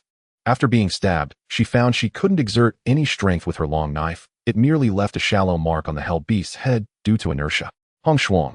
Zhou Che shouted in panic and anger, but it was already too late to rescue her. In his fury, Zhou Che suddenly exploded with speed, leaping forward to stab the Hell Beast. The Hell Beast's right eye was blind, severely impairing its vision. Sensing something wrong, it hurriedly turned its head, but Zhou Che's wild boar tusk had already fully pierced into its neck. Following this, Zhou Che's body crashed heavily against it, causing the Hell Beast to crash down to the ground, instantly lifeless. Zhou Che had no time to check or pull out the tusk and rushed towards Hong Shuang. At that moment, Hong Shuang lay on the ground, her face ashen, with two arrow appendages stabbed into the spaces above her chest, protruding out her back. "I'm sorry, I can't anymore." Seeing Zhou Che rush over in a panic, Hong Shuang's face displayed a sorrowful yet relieved smile. Thinking that she was about to die, her heart was filled with regret, wanting to say that she could no longer help Zhou Che build their paradise together, but as she opened her mouth, blood filled it. "Don't talk. As long as I'm here, you won't die." Zhou Che's X-ray immediately scanned through Hong Shuang's body, revealing the two appendages. One had just pierced the upper part of her left lung. This was definitely a life-threatening injury. The other one, although serious, was not critical, having merely pierced through the shoulder area. Zhou Che was burning with anxiety, but there was no time to treat her. He swiftly picked up the long knife from the ground, killing a Hell Beast that charged at him, then turned to sever the appendage embedded in Hong Shuang's body. "Hang in there, I'm coming right away," Zhou Che roared, charging towards another Hell Beast. He couldn't spare a moment to save Hong Shuang until all the Hell Beasts were eliminated. Even though her situation was extremely urgent, Zhou Che was helpless and could only force himself to continue killing. As he lunged at the Hell Beast, Zhou Che also shouted angrily, "Xiang Lu." As a giant serpent that survived the Great Rift era, Xiang Liu's strength was extraordinarily formidable. Otherwise, those two Delta-level extraordinary beings wouldn't have fled upon seeing it. However, the battle with this high-tier Hell Beast was not going smoothly. The primary issue was that the opponent possessed the ability to fly, gaining aerial superiority and moving at incredible speeds, thus controlling the initiative in battle. While battling, Xiang Lu was unable to utilize its advantages, having to shrink its body and defend while counterattacking, seeking a chance for a decisive blow. Yet the intelligence of the high-tier Hell Beast was not something that the likes of corpses or bone demons could compare to, and it dared not give Xiang Lu any openings. Although Xiang Lu had not suffered losses, it could not kill its opponent in a short time. After exchanging blows with Xiang Lu several times, the Hell Beast had already recognized the strength of Xiang Lu and dared not attack recklessly. For a moment, both sides were probing and confronting each other while time continued to pass. At that moment, Zhou Che's roar echoed, causing Xiang Liu's head to instinctively turn towards the slope. The Hell Beast immediately seized the opportunity, its wings, one main and one auxiliary, suddenly flapping as it charged towards Xiang Liu's vital point. Meanwhile, Xiang Liu's tail, which had been still, suddenly moved, creating afterimages as it struck towards the Hell Beast. The high-level Hell Beast clashed with Xiang Lu several times, probing and gaining a certain understanding of Xiang Liu's techniques. Since it was launching an attack, it naturally would not be unprepared for Xiang Liu's tail. Faced with the powerful and heavy strike of Xiang Liu's tail, the Hell Beast realized the danger and no longer intended to engage in a heated confrontation. The advantage of flight manifested at this moment. The Hell Beast flapped its wings, swiftly dodging in midair before lunging towards Xiang Liu's vital points.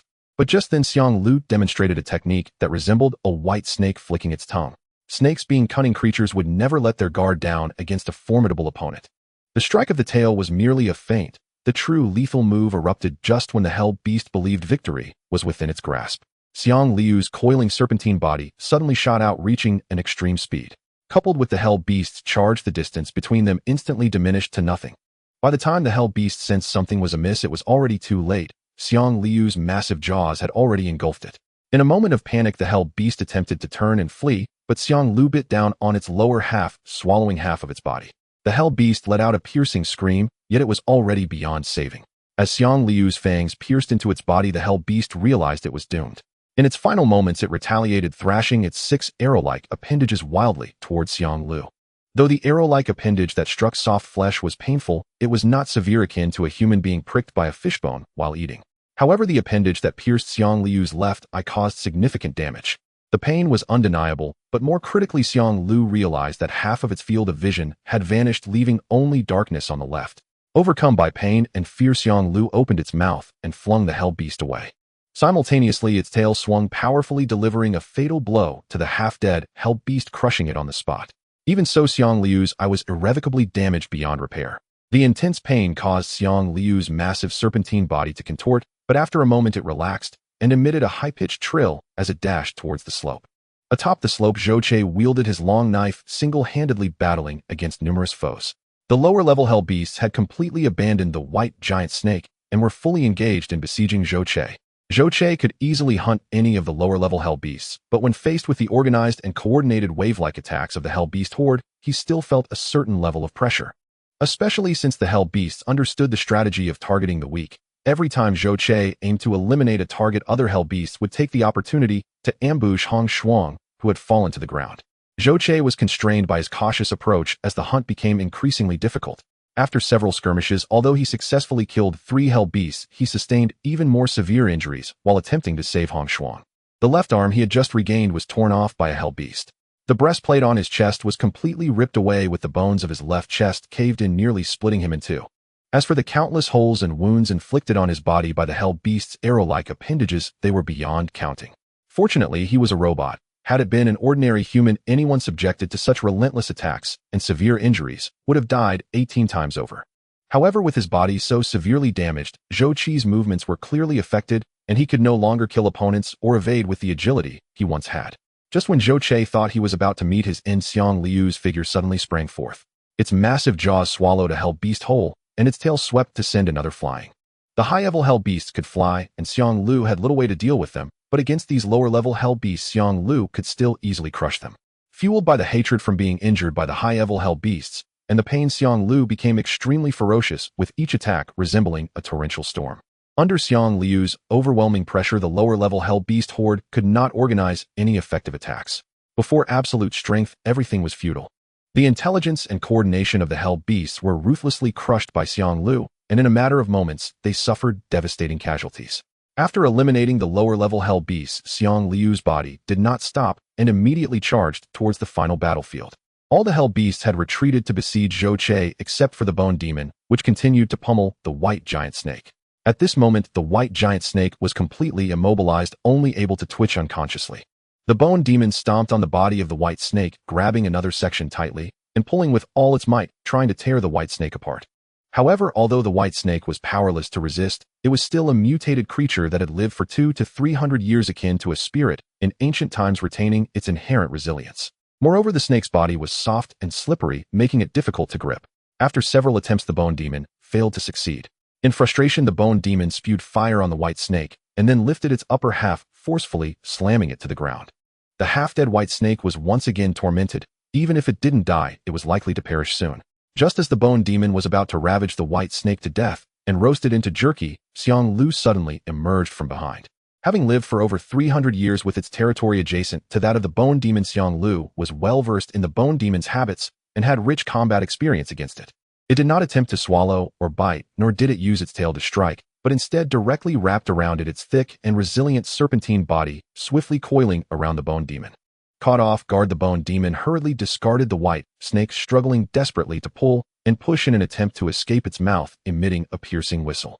However, Xiang Liu's strength and defense were far superior to those of the white snake. Moreover, with Xiang Liu's rich experience, coiling around the bone demon rendered it powerless. Instead of pushing Xiang Lu away, it was becoming tighter and tighter, its towering body unable to maintain balance, crashing to the ground. Realizing the crisis, the bone demon became terrified and restless, its gaping maw resembling a gas stove that couldn't be turned off, continuously puffing flames. The intense heat of the flames subjected Xiang Lu to torment, but how could it easily give up once it seized the opportunity? Xiang Lu endured the flames coiling tightly around the bone demon's neck, choking it and turning it into a fiery cannon. With its neck tightly constricted, unable to lower its head, the bone demon lost all means of resistance. As Xiang Lu tightened its coils further, the bone demon's life began to count down quietly, awaiting the arrival of death. In the face of impending demise, the bone demon's struggle became increasingly futile as it awaited the inevitable end. Under the stimulation of pain and hatred, Xiang Lu became wildly restless, rampaging and slaughtering all the hell beasts in its path. At this moment, Hong Shuang had completely lost consciousness, her breath faint, as if she could perish at any second. Zhou Che hurriedly rummaged through the medical pack on Hong Shuang's body, initially hoping to find an emergency drug, but to his dismay, he found none. It turned out that the only emergency drug Hong Shuang had was previously used on Dongmai. This was not something abundant, as she only had one to save her life. She saved another's life, yet now she could not preserve her own. Zhou Che, feeling deeply disappointed, still did not give up on saving Hong Shuang. Although there was no emergency drug, he had his own methods. However, Hong Shuang's injuries were too severe. Without the emergency drug, Zhou Che had little confidence in whether she could last until the treatment was completed, especially the injury that pierced her lung, which was the most critical. Having previously utilized nanobots to save Xiang Lu and Dong Mai, Zhou Che had accumulated some experience, proving that the nanobots had a certain effectiveness in treatment. More importantly, compared to before, the number of nanobots had increased to 10,000, a 50-fold increase. This filled Zhou Che's heart with more hope, and he quickly sent all the nanobots into Hong Shuang's body, deploying them around the wound in her lung. After confirming the plan, Zhou Che flipped Hong Shuang's body, making her lie on the ground, and tore her clothes apart. After a brief hesitation, he suddenly pulled out the broken arrow shaft lodged in Hong Shuang's body. As soon as the arrow shaft was removed, blood gushed out. Zhou Che's mechanical fingers could not apply effective pressure, and with only one hand, he could not manage these tasks. Fortunately, although there was no emergency drug in Hong Shuang's medical pack, there was still self-healing foam. Zhou Che controlled the nanobots to treat the lung injury, while using the self-healing foam to treat the external wounds. Otherwise, even if the internal injuries were healed, excessive blood loss would still lead to death. However, Zhou Che soon discovered that compared to external injuries, internal injuries were actually more troublesome. The self-healing foam, while not capable of accelerating healing, was very effective in stopping bleeding. Yet although the nanobots had remarkable effects on internal injuries, their numbers were still too few, especially in such a critical situation. If the wound in her lung could not be sealed in a very short time, Hong Shuang would still be doomed. There was simply no more time to allow her to recover and recuperate slowly. Fortunately, though Zhou Che was anxious, he remained calm. His mechanical brain operated at full capacity, quickly devising a new treatment plan. The current number of nanobots was far too few. It was impossible to complete all repairs in a short time. What needed to be done now was to save Hong Shuang's life first rather than achieve complete restoration. After clarifying the new medical plan, Zhou Che immediately adjusted his strategy, directing the nanobots to first weave a thin net over the gap in the lung, then along this net, he constructed a lung membrane. Although this lung membrane was fragile and could not withstand large breaths for the present, it would at least preserve her life. As long as she could survive at this moment, the other parts could be slowly recuperated. The new plan indeed showed results, but Hong Shuang's condition was still dire. Zhou Che worried that she might not last until the surgery was completed, so he continuously converted his own energy into new nanobots and constantly infused them into Hong Shuang's body. When the energy within him sharply dropped to 5, Zhou Che began to excavate energy cores from the plague beasts, rapidly converting them into energy, which was then transformed into nanobots. The chaotic battle that took place on the hillside had already endured brutal slaughter before Zhou Che and the others arrived. Afterward, Zhou Che counted the numbers and found that a total of 46 low-level hell beasts had fallen here, along with one mid-level and one high-level beast. Most of these hell beasts had been poisoned. That golden-lined white snake was likely a venomous serpent. The number of bone demons was relatively small, with only 3 in total. 2 were under 10 meters, and 1 was over 30 meters tall, which was the one strangled by Xiang Lu. In order to save Hong Shuang, Zhou Che went crazy and excavated all the energy cores from these plague beasts. Except for the energy core of the high-level hell beast and the 30-meter bone demon, all were sent into his body, converted into energy, and then transformed into nanobots. In the end, the number of nanobots increased by over 4,000, all entering Hong Shuang's body. The efforts to save her finally bore fruit, and her internal injuries stabilized. However, she was still extremely weak and could not move at all. Even the slightest movement could rupture the thin lung membrane inside her. Zhou Che did not dare to relax, mobilizing nearly 15,000 nanobots to continuously work within her body, constantly thickening the lung membrane. Once Hong Shuang's injuries were completely under control, Zhou Che finally slumped down, nearly paralyzed. This was not due to physical exhaustion, but mainly the tension and fatigue of his spirit. Being able to pull Hong Shuang back from the brink of death was largely due to the nanobots, but her being an extraordinary individual with physical qualities far exceeding those of ordinary humans was also a crucial factor. With such severe injuries, an ordinary human would not even survive long enough to receive treatment. Even if they were lucky enough to endure until treatment, they would not be able to withstand the massive blood loss and respiratory failure during the process. After this experience, Zhou Che gained a deeper understanding of the physical qualities of extraordinary beings. Once he relaxed, he realized that the energy within him was nearly exhausted. Amidst the wilderness, he did not dare to be careless. After some thought, he placed the energy core of the bone demon into the energy extraction device. The energy core of the 30-meter bone demon contained energy far beyond Zhou Qi's expectations. After the energy reserve was modified and enhanced, it went from being nearly depleted to fully charged, yielding astonishing results. After observing that Hong Shuang's condition had stabilized, Zhou Qi finally stood up and turned to walk toward Xiang Lu. At this moment, Xiang Lu had already strangled the towering bone demon and was now coiled beside the white snake, seemingly keeping it company. Upon seeing Zhou Qi approach, Xiang Lu tilted its head slightly. Blood oozed from the injured left eye, which was now completely blind. Don't worry, losing an eye is just temporary. Once I free up my hands, I will give you an even stronger eye. Zhou Qi patted Xiang Liu's eye and comforted it. A stronger eye. Xiang Lu could understand human language, but it could not grasp the meaning of Zhou Qi's words. Zhou Qi felt it was indeed a bit challenging to make a snake understand science, so he directly gave up on the explanation, deciding to surprise Xiang Lu in the future. How is it? Zhou Qi jumped onto Xiang Liu's body, looking down at the white snake. The current white snake was hard to even call a white snake. The massive white snake, elongated in form, bore a golden line along its back. In its pristine condition, this white serpent would have appeared both elegant and majestic. However, at present much of its scales had fallen away and a significant portion of its flesh had been charred by the flames of the bone demons. The remaining areas were bloodied and revealed gaping wounds that exposed deep bone. The entire serpentine body resembled a failed barbecue, with some parts burnt and others undercooked. One segment in particular seemed nearly severed in half, the wound exposing the bone beneath. Snakes lack legs, and their nerves are distributed throughout their bodies, so when injured, these nerves send pain signals to the brain, amplifying the suffering. It's hard to imagine the excruciating agony this white giant snake endures. Yet despite its severe injuries and the torment it has suffered, it still clings to life, though it is unlikely to survive much longer. Xiang Lu nestled beside the white snake, yet offered no assistance. Zhou Qi could sense a strange emotional fluctuation within it which intrigued him. However, at that moment, Zhou Qi felt powerless to help. The number of nanobots was limited, and with the need to rescue Hong Shuang, he would have to abandon the white snake.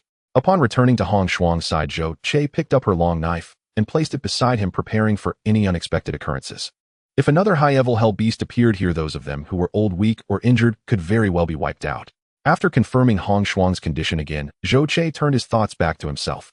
This battle brought Zhou Qi new insights. The dangers of the wilderness and the power of the plague beasts made him realize that his previous evolution strategy needed to be reevaluated.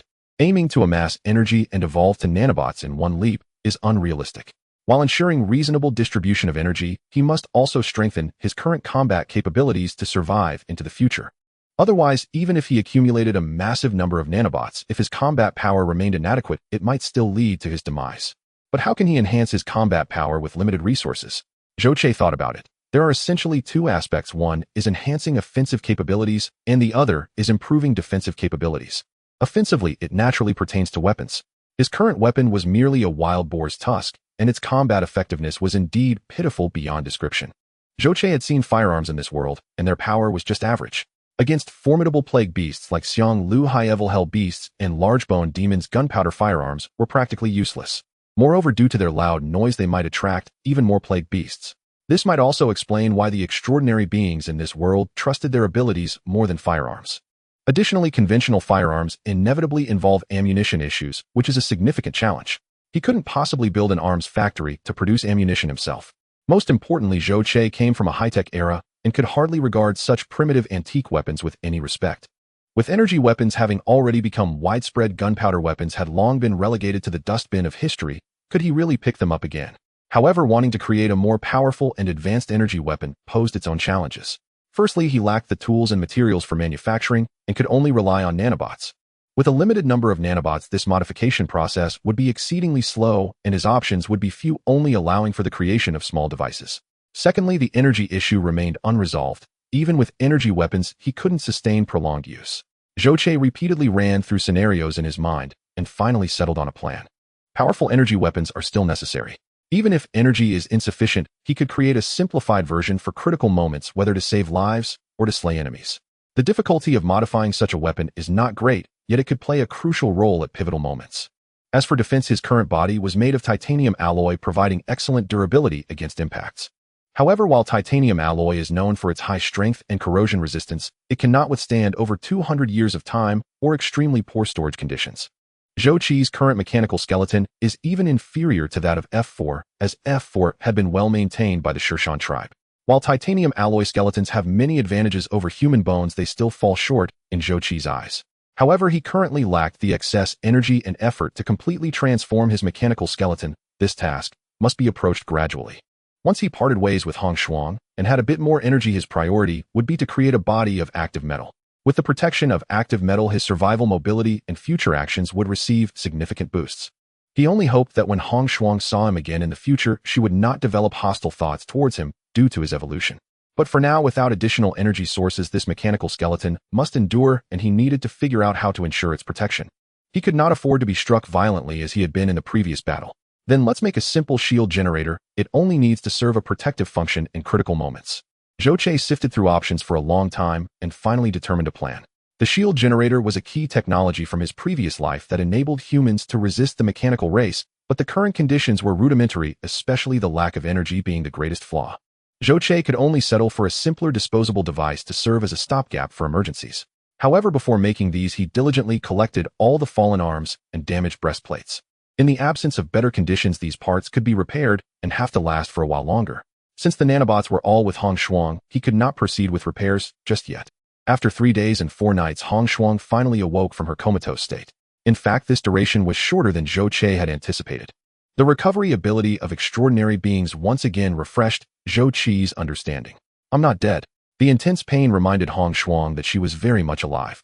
You were fortunate you survived the most challenging phase. For now, do not move. Your wounds are still fragile and can easily rupture again.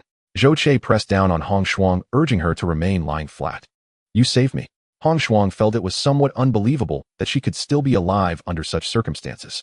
The emergency medication had been used up, and a beta-level extraordinary being's self-healing abilities were not that formidable. How did Zhou Qiu manage to keep her alive? Hong Shuang did not know why she could survive, while Zhou Qiu did not wish to elaborate. I merely helped you tend to your wounds. Ultimately, it was your own strength that carried you through the ordeal. Zhou Qiu was reluctant to reveal the existence of the nanobots, so he brushed it off with a simple explanation. In this world, the development of technology had stagnated due to the taboo against robots and artificial intelligence. However, given that it was originally responsible for creating AI, Zhou Qiu did not dare to be careless. Having just awakened, Hong Shuang was still weak and did not think too much. Her gaze fell upon Zhou Qiu, and seeing his battered appearance, her heart ached. Are you all right? Hong Shuang asked with concern. I am a robot. As long as I'm operational, I am fine. Just rest while healing your wounds is the key. Look, I have reserved a high-tier energy core from a virus beast for you. With this, there should be no problem in advancing to Delta level. Zhou Qiu said nonchalantly while shaking the energy core from the high-tier virus beast in front of Hong Shuang. Thank you for being so kind to me. Hong Shuang glanced at the energy core, then turned her gaze back to Zhou Qiu, offering her thanks before slowly closing her eyes and drifting back into sleep. Being able to wake up meant that Hong Shuang had completely overcome the crisis. Although she still needed to continue her recovery, she was no longer in serious danger. Zhou Qiu did not want her to discover the secret of the nanobots, so after repairing the critical wounds, he withdrew the army of nanobots from Hong Shuang's body. However, similar to Xiang Lu, he left a single nanobot within Hong Shuang for future use. Seeing Hong Shuang fall into a deep sleep, her beautiful face adorned with a serene smile, as if she were dreaming sweetly, Zhou Qi's mood also brightened. No matter how one looked at it, his soul was still human, and he still hoped to befriend humans. Zhou Qiu stood up and approached Xiang Lu and the white snake, intending to check on the white snake's condition. Originally, he thought the white snake would not last 2 days and would perish. Yet in reality, it was still hanging on to life. Xiang Lu would hunt some prey daily and bring it before the white snake, hoping to encourage it to eat. Eating meant recovery, it meant improvement. However, the white snake remained unresponsive, and its eyes grew increasingly dim with the fire of life ready to extinguish at any moment. All right, consider yourself lucky. Zhou Qiu sighed after scanning the white snake with a ray and said, between Hong Shuang and the white snake, I naturally choose to save Hong Shuang. Now that Hong Shuang had escaped danger and the white snake had yet to die, it could only be said that the white snake was meant to survive. Considering Xiang Liu's apparent affection for the white snake, Zhou Qiu decided to try to save it. Days passed, and the white snake's wounds began to rot and fester. Zhou Qiu had no choice but to use a knife to cut away the rotten flesh, and then sprayed Hong Shuang's disinfectant on the wounds. However, there was not much disinfectant left. It was barely sufficient for humans, let alone for a giant snake. Zhou Qiu could only use these extremely limited resources on the most critical areas, simultaneously placing the nanobots inside the white snake to help it recover from its most fatal injuries. Yet relying solely on this was still insufficient to save the white snake. Zhou Che tirelessly searched the wilds for herbs suited for healing wounds. Thankfully, these medicinal plants were not difficult to find. After crushing the herbs and mixing them with water, he applied the mixture to the white snake's wounds. All right, this is all I can do for you. Whether you can survive depends on your own fate. After spending a whole day, Zhou Che finally finished treating the white snake's wounds. In fact, the white snake's vitality was surprisingly resilient. On the 7th day after Zhou Che treated the wounds, the white snake actually began to move slightly. By the 10th day, it was able to eat. On the 12th day, the quantity of food it consumed noticeably increased, and it started to be able to move around a little. Zhou Che did not know if it could understand him like Xiang Lu, so he ordered it to stay still. Though the white snake was not as intelligent as Xiang Lu, it was aware that Zhou Che had healed it, so it did not exhibit any hostility towards him, but rather a hint of trust. During these 10 days, both the white snake and Hong Shuang were recovering, and she was already able to stand and move about freely, though she still did not dare to make any large movements. At this time, Zhou Che handed the high-tier energy core from the Hell Beast to Hong Shuang. Since he had nothing else to do, it was better to take this opportunity to practice, and her recovery no longer hindered her training. Hong Shuang accepted the energy core naturally and did not thank Zhou Che again. From the time she was injured until now, for about 17 or 18 days, Zhou Che had been taking care of her needs. In terms of intimacy, besides her deceased mother, Zhou Che was probably the closest to her. Hong Shuang found it difficult to define her relationship with Zhou Che, friend, family, lover, or merely a robot. She was as confused as ever. However, one thing was certain: the feelings between her and Zhou Che could no longer be expressed with mere thanks. Beneath Hong Shuang's cold and indifferent exterior lay delicate emotions. Zhou Che, on the other hand, was a thorough, steel-hearted man both inside and out. He did not possess such delicate thoughts, nor did he have any extravagant ideas. Apart from taking care of Hong Shuang and the white snake, he spent most of his time contemplating his own future and that of the Peach Blossom Spring, utilizing the nanobots to create shield generators and high-energy particle beams. Another half-month passed, and while Zhou Che was swinging his arm, feeling the smoothness of the newly connected limb, he suddenly sensed a sharp drop in the surrounding temperature. He quickly turned his head to see Hong Shuang standing there giving a light huff. Following that, a giant ice-armored figure over 5 meters tall appeared before him. Xiang Lu, who was nestled beside the white snake, suddenly raised its head, watching the ice-armored giant with a wary expression. "There's no need to be nervous, it's all right." Zhou Che quickly reassured Xiang Lu, and then approached Hong Shuang, smiling as he said, "Congratulations. You've finally advanced to Delta level." Hong Shuang was also beaming, dismissing the ice giant with a wave of her hand, and looked at Zhou Che, saying, "It's time for us to part ways." With only a month and a half left until the mutated peaches of the Peach Blossom Valley ripen, there was indeed enough time for Hong Shuang to operate. This was related to his future plans, and Zhou Che naturally did not insist on keeping her. Looking at the quietly standing Hong Shuang, Zhou Che smiled and said, "A temporary separation is merely for a more beautiful reunion next time." With Hong Shuang's injuries healed and her level increased, this could be considered a double blessing. However, the recovery of the white snake would take much longer. The extensive damage made it unable to heal completely and move freely. "Let me see you off and confirm the exact location for the goods transaction." Zhou Che thought for a moment and felt that it was still unsafe to let Hong Shuang leave alone. Thus, he decided to have Xiang Lu temporarily stay with the white snake, while he personally escorted Hong Shuang to the human-controlled area. With her level boosted and strength significantly increased, Hong Shuang brimmed with confidence, initially thinking she could leave on her own. However, the words almost left her lips, but then halted. Zhou Che's reasoning was sound, and the two indeed needed to confirm the transaction location first. This area is close to District D16, which is the territory of the Song family in the Qinglong Divine City. If we conduct the transaction nearby, it may lead to many inconveniences in the future. We can continue east from here. There lies the Wild Pit, a lawless zone, which may be a better option. Hong Shuang suggested after some thought. "East, you say? That perfectly aligns with my thoughts. When the actual transaction occurs, I can choose to pass through the territory of the corpse clothes, and the ambush I set up can come in handy." "The Wild Pit, what kind of place is that?" Zhou Che recalled hearing about it from Dongmai before, and upon hearing it mentioned by Hong Shuang again, he felt it necessary to learn more as a neighbor. In this world, there are always some individuals who refuse to submit to the jurisdiction of the Kunlun Divine Palace and the 4 divine cities, hence the existence of places like the Wild Pit. However, those inside are a mixed bag, chaotic and disorderly, and it is said that even the pestilential beasts and phantoms exist within. "What kind of pit is this?" "It's right under the nose of the Qinglong City Lord. Doesn't he do anything about it?" Zhou Che was puzzled. It seemed unreasonable for others to rest beside the bed where one sleeps. Hong Shuang shook her head, equally confused. "I'm not quite sure about the specifics. I've only heard a legend that some unsavory dealings occur within the pit, somehow linked to the Qinglong Divine City. Since it is still human territory, its existence is tacitly accepted." Of course, some say that the master of the wild pit is a gamma-level extraordinary being who can stand shoulder to shoulder with Lord Qinglong, which is why no one dares to provoke them. That is quite strange. Zhou Che stroked his chin, feeling that there was something fishy about it. However, after some thought, he decided not to dwell on it and focus on his own matters first. With a clear objective in mind, Zhou Che did not hesitate, giving Xiang Lu some instructions, and the two immediately set off southward. To expedite their journey and avoid delays or injuries, they made every effort to steer clear of dangerous areas. Zhou Che kept his ray scan activated to predict the various dangers ahead. However, when avoidance was impossible, they were forced to fight twice. Fortunately, both times they encountered were solitary low-level hell beasts, which the two easily dispatched. They also faced several extremely dangerous situations. On one occasion, Zhou Che spotted a high-level hell beast atop a mountain, leading over 20 hell beasts. The two had to conceal themselves and detour from another direction. On another occasion, they observed a swarm of piercing demons flying overhead at the edge of a grassy area. They managed to hide in the grass, just in time avoiding a calamity. Although the piercing demons like the corpse clothes were relatively low-grade among pestilential beasts. However, compared to corpse clothes, the piercing demons were even more dangerous. The attacks of the corpse clothes were slow-acting, who regardless of strength one could still resist to some extent. In contrast, the piercing demons struck instantaneously, offering no chance to retaliate. Either one had to be strong enough to block their piercing or be pierced on the spot.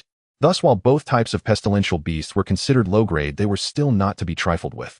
Once the swarm of piercing demons flew past, the two cautiously got back on their feet and continued onward. However, after crossing a hill, they witnessed a tragic scene. In an open area, there lay over 10 corpses scattered haphazardly, each one severely damaged, riddled with transparent holes. Even their heads were no exception. Their hard skulls had been pierced with terrifyingly large holes. Were these done by the piercing demons? Zhou Che approached to examine them, inhaling sharply.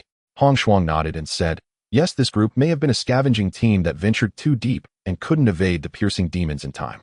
Search around. Scavenging teams entering the wild usually come well prepared, so there might be some good items." Hearing this, Zhou Che didn't hesitate. After searching, they indeed found quite a few items: firearms, ammunition, some self-healing foam, disinfectant, and other medical supplies for self-rescue. However, as for the stress medications and gene mutation drugs that Zhou Che had hoped for, none were found. Hong Shuang seemed to guess his thoughts, chuckling as she said, "A group of people wandering in the wild can sometimes be the most dangerous. Usually only the weaker individuals are forced to travel in teams. Being weak implies a low status, which means a lack of financial resources. Finding these supplies is already quite remarkable. If the wild denizens saw these supplies, they would likely risk their lives to snatch them away." Zhou Che deeply understood this sentiment, having encountered such scenarios right from the moment he opened his eyes in this reality. What is the situation with these pits? Zhou Che picked up a bag and packed all the items. Though he might have no use for them, Dong Mai and the remnants of the clan could benefit. However, upon seeing the numerous arm-thick holes in the ground, Zhou Che felt puzzled. Hong Shuang explained, "These were drilled out by the piercing demons. Once they burrow into the ground, they do not emerge again and eventually die inside. But death is also part of the life cycle. Those piercing demons that drill into their prey's flesh and blood will after dying give rise to more piercing demons, which is their survival method." Zhou Che was startled and hurriedly asked, "Should we dig them out and clear them all away?" Hong Shuang shook her head and replied, "There's no use. As you can see, the piercing demons drill deep into the ground, often 1 or 2 meters down. It's not easy to dig them all out one by one. More importantly, these creatures are like mosquitoes. They cannot be completely exterminated and are pervasive throughout the world. Even if you dig them all out, the impact on this population would be negligible." After saying this, Hong Shuang tossed her long hair and said to Zhou Che, "Since we've already encountered the scavenging team, here it indicates we are nearing the human activity zone. It would be unwise for you to continue escorting me. Let us part ways here." Zhou Che no longer insisted, nodding as he said, "In that case, let us part ways here. The location for our future transaction will be on the grassy area where we encountered the piercing demons flying by." "All right." After saying this, Hong Shuang did not leave, but stepped forward and suddenly hugged Zhou Che tightly. What was happening? Wasn't she furious when he hugged her before? The sudden embrace of Hong Shuang left Zhou Che completely stunned, rendering him unable to respond for quite some time. By the time he was considering whether he should return the embrace, Hong Shuang had already released her arms, sweeping away her usual cold demeanor, and smilingly waved, saying goodbye. "I look forward to our next wonderful encounter." Seeing Hong Shuang leave with a light step, Zhou Che suddenly thought of something and hurriedly shouted, "Wait, I have a gift for you." "A gift?" Hong Shuang looked puzzled. Zhou Che took out a small ring and handed it to Hong Shuang, saying, "This ring can help you withstand a powerful attack, whether it's an energy attack or a physical one. At a critical moment, it might save your life, but I hope you never have to use it. Thank you for the gift, I really like it." Hong Shuang smiled brightly as she accepted the ring, putting it on her finger and then raising her hand to examine it carefully. Zhou Che reiterated, once the transaction is confirmed, you only need to reach the trading location and I will know. I will come immediately. Remember, during the transaction you are only allowed to go alone. After the transaction you can contact others to transport the goods. Hong Shuang nodded, remaining silent. After giving Zhou Che a deep look, she resolutely turned and left. With a long knife slung over her back, each step she took was solid and powerful. Such a woman possessed a certain heroic spirit. Perhaps only in chaotic times could one cultivate such individuals and their demeanor. Zhou Che sighed inwardly as he watched Hong Shuang's figure completely disappear from view before turning back. Hong Shuang had her own plans, and he had his. When it came to trading with humans, even with Hong Shuang coordinating, Zhou Che still felt uneasy. To truly ensure his safety, he could not rely on others for his fate. He needed to become strong enough himself. During this period, he had hurriedly crafted a disposable shield generator which had already been given to Hong Shuang. He still needed more energy to create new ones. He also needed high-energy particle beams for offensive weapons, which required even more energy and necessitated hunting more mutated beasts. However, these were all temporary or disposable solutions, and they were still extraneous. The key was to strengthen himself. He had to arrange for the liquid metal. This trip had yielded many gains, but it also provided Zhou Che with deeper insights, especially the sense of pressure that made him realize he had to ascend to a more powerful existence as quickly as possible, or he could be eliminated at any moment. As he set out on his return journey, Zhou Che did not take the original route, but headed north towards the agreed location, conducting a field survey of the future trading route. However, compared to before, Zhou Che was no longer as cautious. When encountering lone or low-numbered mutated beasts, he actively sought battle, hunting for the energy cores he needed. To the north of the grassland lay the ruins of a city. After passing through the ruins, he traveled west along the abandoned highway, then crossed a forest and a river, finally reaching the territory of the corpses. Yet Zhou Che chose not to disturb the corpses. Instead, he directly submerged himself in the river, flowing westward along the riverbed, smoothly passing through the territory of the corpses. This proved that the safe route he devised was entirely feasible. The round trip took over 20 days. By the time he met with Xiang Lu and the others, the number of nanobots on Zhou Che had increased to 35,000, marking his greatest achievement on this journey. With these 35,000 nanobots, the speed at which he could create any technological item in the future would significantly increase. Additionally, his high-energy particle beam had finally been completed. The high-energy particle beam emitter was installed on the index finger of his right hand, and when activated, a 30 centimeter long, 1 centimeter wide orange-yellow beam would emerge from his finger. With a single wave, he could easily sever any object. For instance, using the high-energy particle beam on the massive bone demon's corpse, Zhou Che swept it across its head, effortlessly slicing off its head along with its incredibly hard, curved horns. Witnessing this terrifying scene, Xiang Lu, who was merely an onlooker, felt a chill run down his spine and instinctively shivered. Zhou Che was not entirely satisfied. Due to limitations, the emitted high-energy particle beam was too thin, resembling a chopstick. Although the cutting aspect posed no issue against massive mutated beasts or aberrant creatures dozens or even hundreds of meters tall, unless he struck a critical area, he did not know how many times he would have to swipe before he could kill them. Moreover, this device consumed energy at an alarming rate, nearly 1% of energy per second. The energy he had painstakingly accumulated could be exhausted in a single battle. In a real war, if he could not swiftly eliminate the enemy, he risked being drained completely. Nevertheless, regardless of the situation, he finally upgraded from a bird gun to a cannon utilizing high-tech weaponry. While he still couldn't discard the wild boar's tusks. After more than 20 days of recovery, the white snake was finally able to move freely, but its injuries could not be restored to their original state in a short time. The white scales would not grow back in the short term, and the white snake remained hideously ugly, but fortunately, it had truly survived. However, without scales, being a snake was akin to being naked, lacking any defensive capability. At least in the short term, the white snake could not engage in high-intensity battles. For Zhou Che, being able to tame such a massive venomous snake was a considerable gain. With 2 giant snakes guarding the peach blossom source would be much safer. However, the intelligence of the white snake was not as high as Xiang Liu's. It was relatively wild, and Zhou Che still needed Xiang Lu to relay many of his commands. Zhou Che was not in a hurry. He believed that with more interaction, the white snake would understand his intentions directly, just like Xiang Lu. Let's go back. Along the way, let's see if we can salvage some materials from the ruins of the ancient battlefield. And for your eye, let's see if we can gather enough energy to replace it with a more powerful one. Zhou Che stood atop Xiang Liu's head, waving his hand as the 2 giant snakes, one black and one white, slithered forward together. The ruins of the ancient battlefield were the lair of the bone demons. However, in Zhou Che's eyes, it was also his backyard, whether it was the bone demons inside or the discarded resources, they were treasures for him at this moment. To become powerful quickly, he could not allow these treasures to lie idle in the ruins. Whether it was himself Xiang Lu or the F4 in the Peach Blossom source, all needed further upgrades. As long as he was given a little more time, Zhou Che believed that even if the Peach Blossom source was discovered by humans, he would have the strength and confidence to confront them head-on. After arriving in this world, Zhou Che had been wandering in the wilderness and had never truly seen a human city in this world. If he were to see the city before him, he would surely marvel at how even in a technologically backward world, magnificent cities could be constructed. A massive moat 150 meters wide encircled the city, with a towering wall behind it standing 50 meters high, robust and immensely thick. Above the city wall, countless metal fortresses had been constructed from which emerged dark cannon barrels and stationary anti-aircraft machine guns with calibers exceeding 30 millimeters. In terms of defense and firepower suppression, this city wall had achieved the utmost perfection. Behind the wall, buildings rose in abundance, densely packed, indicating a highly prosperous population. However, it was evident that above those high-rise buildings, thick metal was poured, embedded with numerous sharp spikes resembling a hedgehog. Almost every high-rise was equipped with at least 4 stationary anti-aircraft machine guns aimed at the sky. Clearly, while this city appeared prosperous and powerful, it also lacked a sense of security. This was the Qinglong Divine City, one of the 4 most renowned divine cities on the eastern continent. As Hong Shuang entered the city, she felt an indescribable emotion upon seeing it. This was the place where she had grown up, yet returning here brought her no excitement or sense of happiness.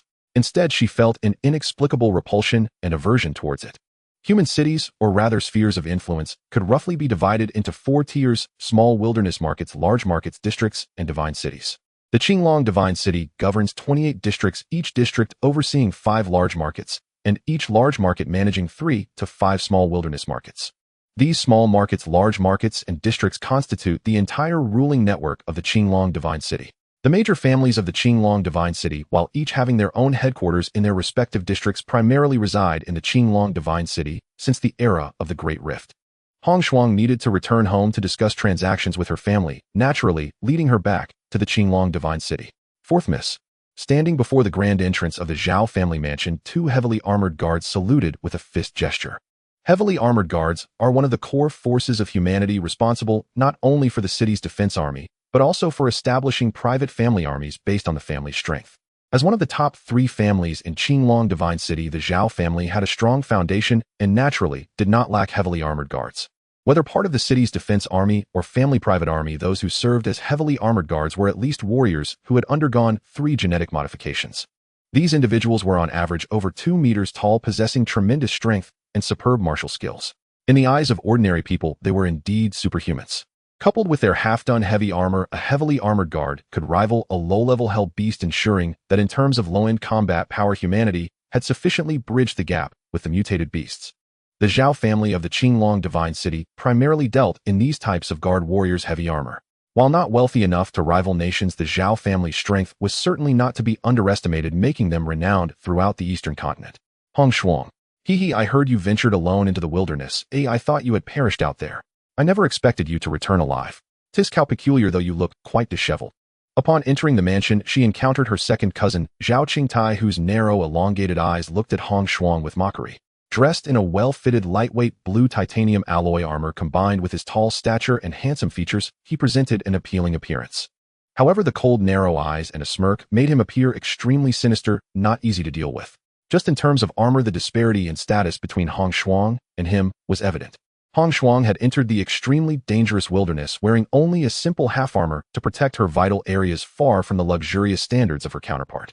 In response to Zhao Qingtai's ridicule, Hong Shuang said nothing, merely casting him a cold glance, her phoenix-like eyes harboring a hint of murderous intent, but more so disdain. In contrast to Zhao Qingtai's mockery, her elder cousin Zhao Baisha appeared to be more upright. This man had a resolute face and a tall, sturdy build akin to a mountain, comparable to the heavily armored guards. Hearing Zhao Qingtai's taunts, Zhao Baisha frowned and scolded. "Qingtai, we're all family, watch your words." After reprimanding Zhao Qingtai, Zhao Baisha turned his frown towards Hong Shuang, slightly admonishing, "Hong Shuang, you left home without a word, causing the family to expend manpower and resources searching for you. What kind of behavior is this? This time just stay home and don't cause any more trouble. Also, your timing is good. There's a family meeting later to discuss matters regarding the family war, and you should attend as well." Hong Shuang coldly nodded at Zhao Baisha, not even glancing at Zhao Qingtai, and turned to leave the hall. "Oomph." Zhao Qingtai snorted, expressing his dissatisfaction to Zhao Baisha. "Eldest brother, you saw it too." Hong Shuang completely disregards family interests and disrespects our elders and brothers, yet you still defend her at every turn. In my opinion, the family's decision is correct. We should not waste resources on her. She is simply an ungrateful wolf. During the family meeting, I must report to Grandpa and insist on strict measures against her to enforce family rules. You should say less. Zhao Baisher shot a glare at Zhao Qingtai, then looked at the retreating figure of Hong Shuang with a furrowed brow, feeling quite puzzled. Zhao Hong Shuang ranked fourth in the family, but due to not being valued, she had always had a poor relationship with her siblings. Though she had been indifferent in the past, she still considered some feelings. Yet now, after her wilderness training, she seemed even colder and prouder upon returning. Or perhaps she had become more confident. Confidence. Zhao Baisher carefully recalled it, indeed felt that way. Hong Shuang's aura was undeniably stronger than before. Could it be that she has already ascended to the Delta level? Zhao Baisher was astonished. If that were true, then Hong Shuang's talent was indeed astonishing. Was the family's previous decision, which seemed unjust to Hong Shuang, truly wrong?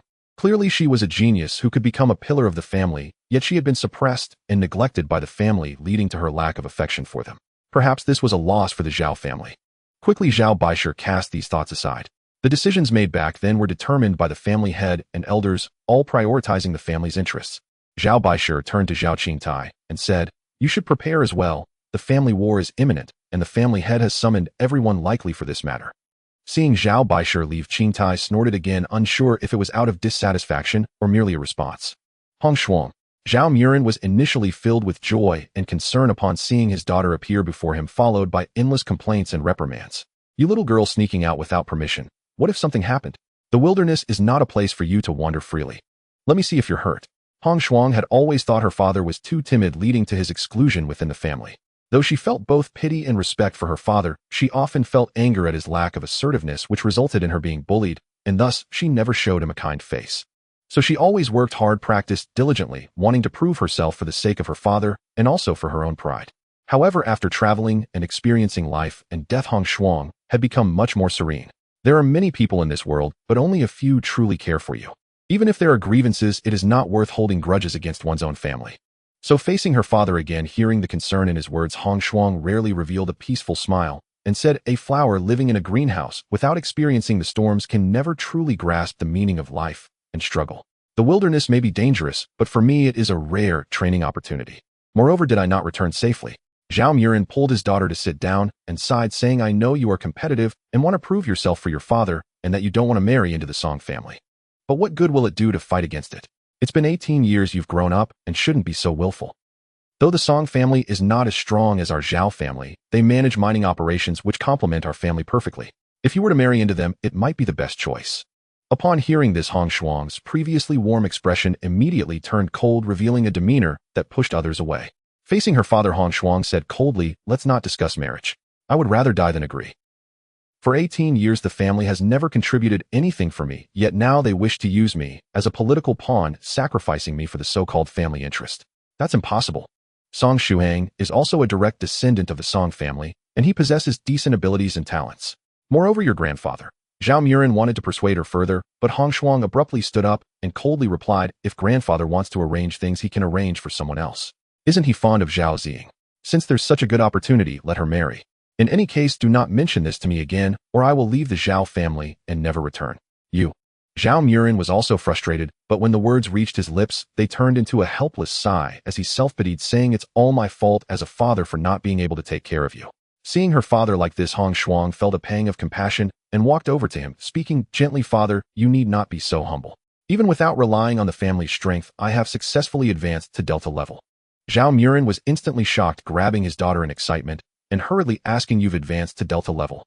"Yes." Hong Shuang nodded. Good. I always said my daughter is an unparalleled genius." Zhao Murin stood up in excitement, tears of joy streaming down his face as he repeated the word "good" 3 times. Once Zhao Murin calmed down a bit, Hong Shuang continued, "Not only that, but during my travels in the wilderness, I have another great piece of news." "What good news?" Upon hearing that his daughter had advanced to Delta level, Zhao Murin considered that the greatest joy already. Hong Shuang mentioning more good news made Zhao Murin less concerned. But what Hong Shuang said next made Zhao Murin leap up from his chair in excitement. "I encountered a tribe of wilderness survivors in the wild. Their settlement has a mutated peach orchard that can produce 500 pounds of mutated peaches every year. A mutated peach orchard, 500 pounds of mutated peaches. 500 pounds, 500 pounds. Zhao Murin excitedly paced around the room, muttering incessantly as he rapidly calculated in his mind.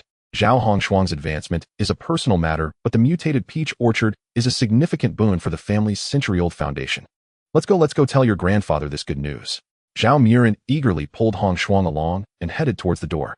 However, Hongshuang stood still, shaking her head and saying no. Zhao Murin looked at his daughter in confusion. Zhao Hongshuang firmly stated, this matter is my personal discovery and has nothing to do with the family. If the family wants this benefit, they must agree to my 2 conditions. You little girl. Zhao Murin reproached her somewhat, but seeing the determination in her expression and recalling her past experiences, he softened and gently asked, what conditions do you want? First, my marriage is to be my own decision and the family must not interfere. Second, I only promise to give the family 500 pounds of peaches each year, but will not disclose the origin.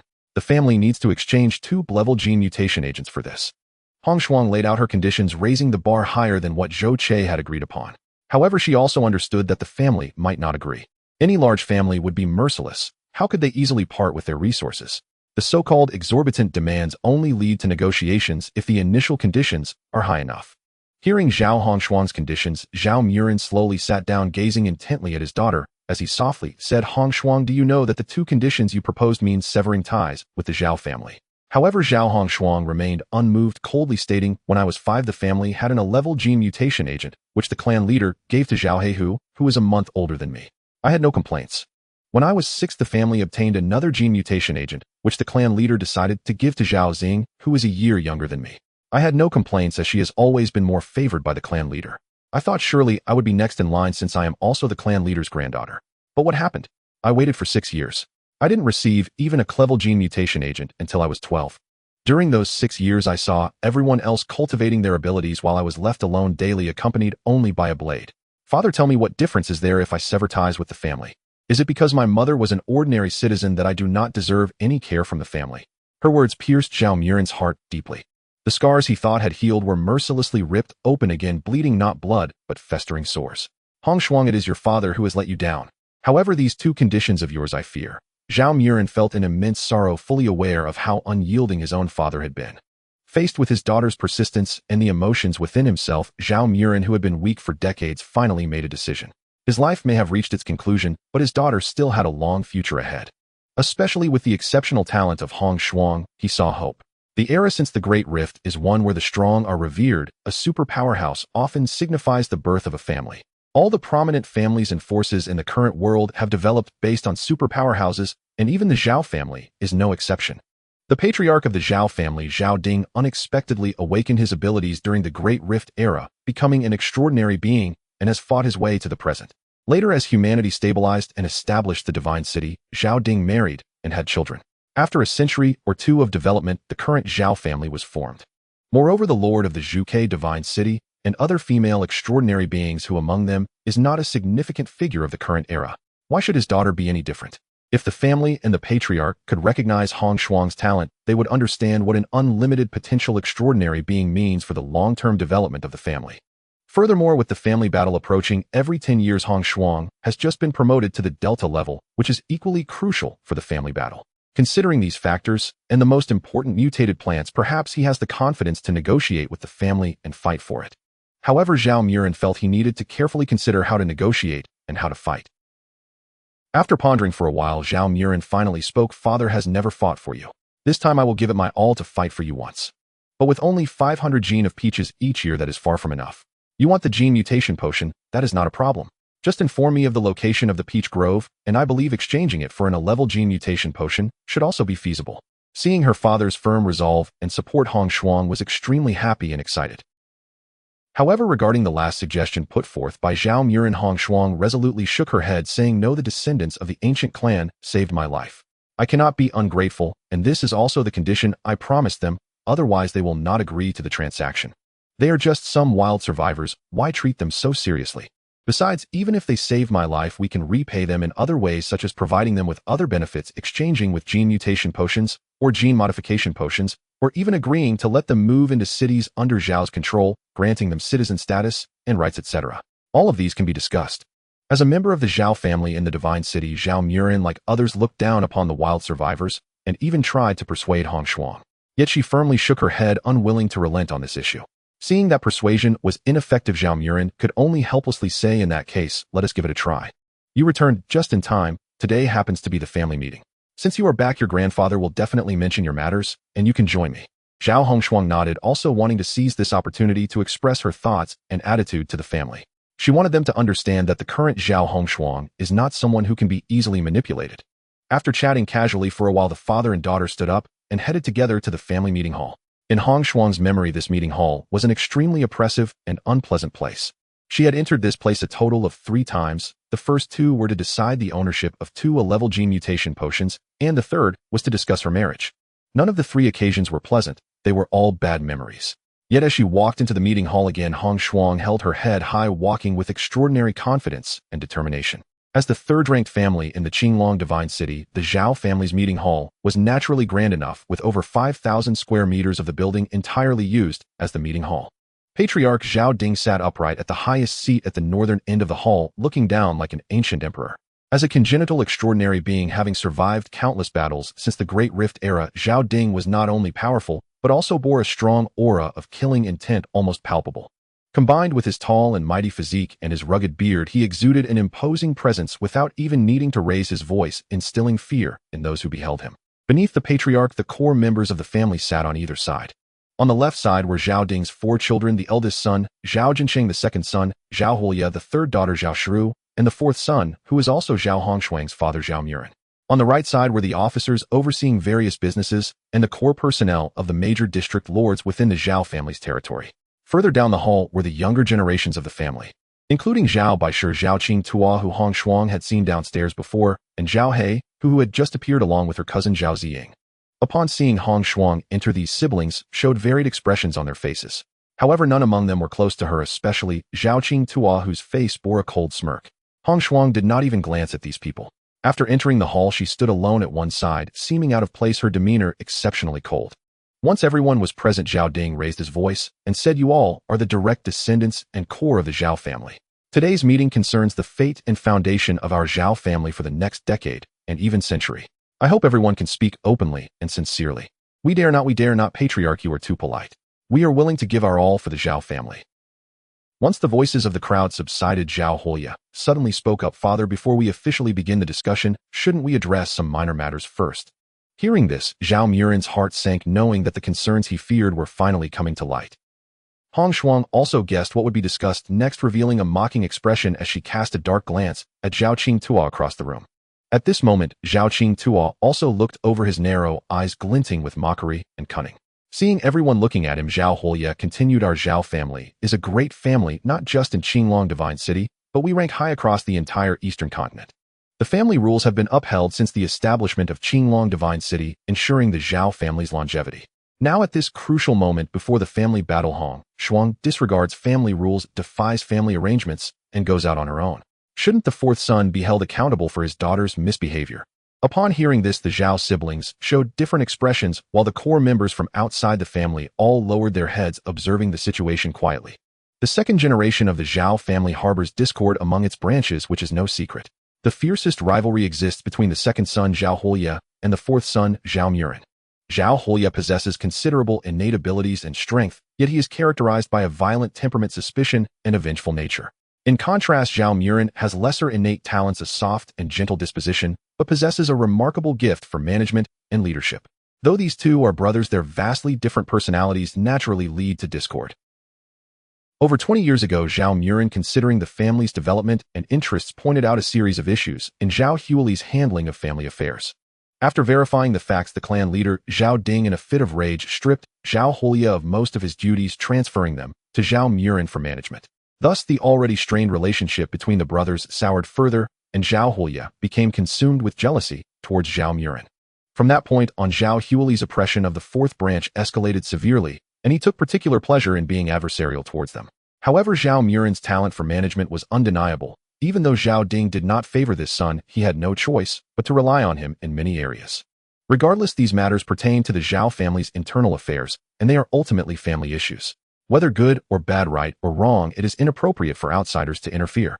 Seeing that no one else spoke, Zhao Ding cast a stern glance across the room, settling his gaze on Zhao Murin, and asked in a deep voice, "Fourth, what do you have to say about this?" Zhao Murin felt a jolt of anxiety instinctively suppressed by his father's imposing presence. However, thinking of his daughter, he gritted his teeth, straightened his back, and replied, "Father, the matter of the alliance is merely under discussion and is yet to be concluded. It does not violate clan regulations or resist family arrangements. Moreover, there are reasons for Hong Shuang's departure from Qinglong Divine City." "Reasons? Haforth, are you brazenly favoring your own daughter? Let's see how you can spin this." Zhao Huoya sneered, coldly eager to accuse. Ignoring Zhao Huoli's mockery and provocation, Zhao Murin looked directly at his father and said, "Recently Hong Shuang sensed a breakthrough approaching, but the training resources available to her from the family are limited, which is why she took the risk to venture deep into the wilderness for training, striving for a breakthrough. Hong Shuang's improvement in strength will benefit our Zhao family in the upcoming family war. Father, with such sincere intentions, how can this be wrong to the point of being so disparaged by second brother? Furthermore, Hong Shuang has hardly enjoyed any family resources throughout her life. Everything she has utilized was acquired through my personal savings. Is it wrong for us to find ways to cultivate and improve ourselves when the family does not provide?" As an elder, second brother has never shown concern for the younger generation of the family, nor for how Hong Shuang's training is progressing, or if she has enough resources. Instead, he focuses only on such petty grievances, slandering his own kin. Is this what an elder should do? Is this the demeanor and magnanimity a member of the family should possess? Zhao Murin had always been low-key and patient, responding to others' remarks with agreement. Now, for the sake of his daughter, he was willing to stand his ground. The resentment he had endured for so many years, the injustices he faced, especially considering the hardships his daughter had suffered, made him increasingly agitated, nearly pointing a finger at Zhao Huoya. Previously, due to Zhao Murin's patience, he managed to maintain a semblance of decorum. But today was different. Zhao Murin suddenly erupted, tearing off the facade, causing some to become uncomfortable. The oppression of the fourth branch, the injustice towards Zhao Hong Shuang, and the seizure of her training resources involved the entire Zhao family, touching nearly every member of the clan to varying degrees. Moreover, some of these decisions had been made directly by the clan leader Zhao Ding. Now, as Zhao Murin tore the facade, though he was addressing Zhao Huoya, it was not without implications for all present. In an instant, the core members of the Zhao family, including Zhao Ding, wore grim expressions, their faces dark and somber. Meanwhile, the core members from outside the family lowered their heads, even further, deeply regretting not having found an excuse to excuse themselves from this meeting. Only Zhao Hong Shuang's eyes sparkled, her heart filled with excitement, not expecting her usually timid father to exhibit such a fierce and eloquent side. The eldest brother, Zhao Jinshi, seeing that the situation was not favorable, admonished softly, "Forth, why bring up past matters?" Zhao Huoya was also taken aback by Zhao Murin's sudden change, his face turning pale from the reprimand. Petty grievances. Slandering the younger generation. Zhao Huoya suppressed his anger and could not help but sneer, mocking, striving for a breakthrough. "Are you joking, Forth? It is well known that advancing through the levels of abilities becomes increasingly difficult. Typically after awakening, unless one has extraordinary talent and an abundance of resources for training, it often takes at least 3 years to adapt to their abilities before progressing to alpha, and 5 to 8 years to reach beta level. Transitioning from beta to delta usually requires 10 to 15 years or even longer. Last year, during the family evaluation, I recall Hong Shuang was only at beta level, correct? She awakened at 12 years old and took 6 years to advance to beta. I assume that has drained all your savings. And now you claim a breakthrough is imminent. What a ridiculous joke." Zhao Huoya sneered. Though he had a violent temperament, he was not foolish. He knew that pressing down on Hong Shuang would only convolute matters, ultimately revealing his own flaws. Thus, he accurately seized upon a point to attack, substantiating the claim that Forth was favoring his daughter. In fact, his words carried significant weight. All present were extraordinary beings, inherently aware of the difficulties in enhancing their abilities, especially as they progressed further. Otherwise, the clan leader Zhao Ding, having lived over 300 years, would not remain at gamma level despite the abundance of resources. From the perspective of the assembly, Zhao Huoli's assertions appeared valid. Zhao Murin's defense was merely an attempt to protect Zhao Hong Shuang. Zhao Murin scanned the crowd, taking in their expressions, his heart boiling with anger, yet brimming with pride. "What? Do you all look down on her? But my daughter has achieved it. Few frogs at the bottom of the well. You only see that Hong Shuang awakened late, but have you witnessed her advancement process? Hong Shuang awakened at 12, advanced to alpha a year and a half later, reached beta 2 years after that, and now at 18, after 3 more years, has broken through to delta. What is wrong with that? If it weren't for your short-sightedness and unfair treatment towards Hong Shuang, my daughter would have had the potential to become the most outstanding genius in Qinglong Divine City, even in the entire Eastern continent." Zhao Murin raised his head proudly, declaring, 18-year-old delta-level extraordinary beings are not rare in this world. However, to achieve delta level in just 6 years after awakening is unprecedented in 300 years since the Great Rift. At this, everyone was astonished. Even the clan leader Zhao Ding could not help but shift his gaze focusing on Zhao Hongshuang. In just 6 years under conditions of extreme resource scarcity, she remarkably advanced 3 levels. Zhao Hongshuang's progression truly astonished everyone. This is impossible. It simply cannot be. Even with extraordinary talent and abundant resources, one cannot ascend to Delta level in such a short time, especially when Zhao Hongshuang lacks sufficient cultivation resources. Historically, the fastest ascenders in the Eastern continent took at least 10 years, and that was under a mountain of resources. When I tested my talent level at the beginning, it was the same as Hongshuang's, and even with ample resources, I barely broke through to Delta. How could she possibly advance so quickly? Why is she able to break through so rapidly?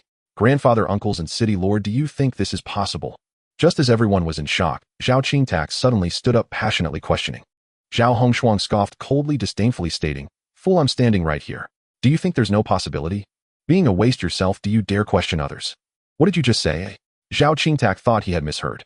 In the past, Zhao Hongshuang, though cold and aloof, would never respond to others' taunts. Today, not only did she dare to refute him, but she also insulted him as a waste. "Brother Qingtak, she called you a waste." Zhao Xing, eager for drama, incited further. Although Zhao Xing was the daughter of the third Zhao Shu, her father had married into the Zhao family, so she grew up with the Zhao surname and was regarded as a member of the Zhao family. Unlike Zhao Hongshuang, although they were both girls, she had been favored by Zhao Ding since childhood, becoming the true little princess of the Zhao family. The AG mutation agent was given to Zhao Xing instead of Zhao Hongshuang. Relying on Zhao Ding's favoritism, Zhao Xing had been arrogant within the Zhao family and often bullied Zhao Hongshuang. Previously, Zhao Hongshuang had not awakened and Zhao Xing could defeat her, but after Zhao Hongshuang awakened, especially after entering Beta realm, her strength far surpassed Zhao Xing. This ignited jealousy in Zhao Xing, who was extremely dissatisfied. Hearing today that Zhao Hongshuang had actually advanced to Delta level while she remained at Beta level, it fueled Zhao Xing's fury even more. Now that Zhao Qingtak was confronting Zhao Hongshuang, she naturally did not forget to fan the flames. Zhao Qingtak glared at his cousin, then turned to Zhao Hongshuang, coldly remarking, "It seems you have forgotten the lesson from last year's martial arts competition. Do you want me to remind you? The Zhao family holds a martial arts competition every year, hoping to select and inspire talent through it. Participants in the competition include ordinary gene-modified warriors trained within the family, extraordinary individuals from outside the family who have been favored and nurtured, and naturally, there are also the direct descendants of the Zhao family." Half a year ago in the competition, with ample resources, Zhao Qingtak had just ascended to Delta level. During his match against Zhao Hongshuang, Zhao Qingtak leveraged his level advantage to brutally beat Zhao Hongshuang. And Zhao Hongshuang, with her indomitable spirit, refused to yield even after being severely beaten. Ultimately, she was left gravely injured and was carried away unconscious. Despite that defeat, Zhao Hongshuang harbored no resentment. Losing was simply a matter of her skill not matching his. She understood from the age of 12 that life is unfair. She vowed silently to train harder and refine herself.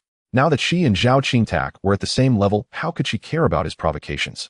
Most importantly, Zhao Hongshuang had been tolerating Zhao Qingtak for a long time and was eager to teach him a lesson. This situation was simply perfect.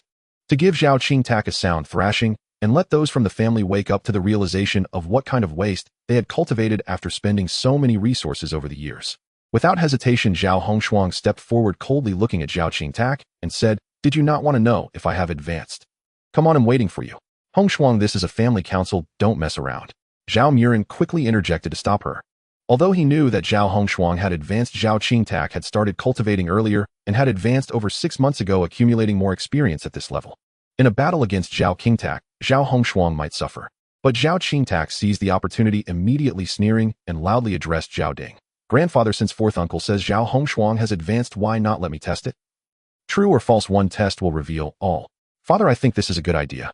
Nothing is fairer than this. Strength cannot be faked." Zhao Hulia immediately echoed.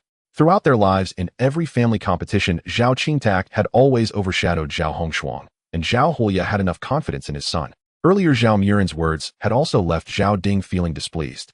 With his strength, it was easy to see that Zhao Hongshuang had indeed advanced to Delta level. Although he was shocked by Zhao Hongshuang's rapid advancement and astonishing talent, Zhao Ding was still unhappy with Zhao Murin's audacity to challenge his authority and wanted to use this opportunity to teach him a lesson. Thus he nodded and said, "Granted."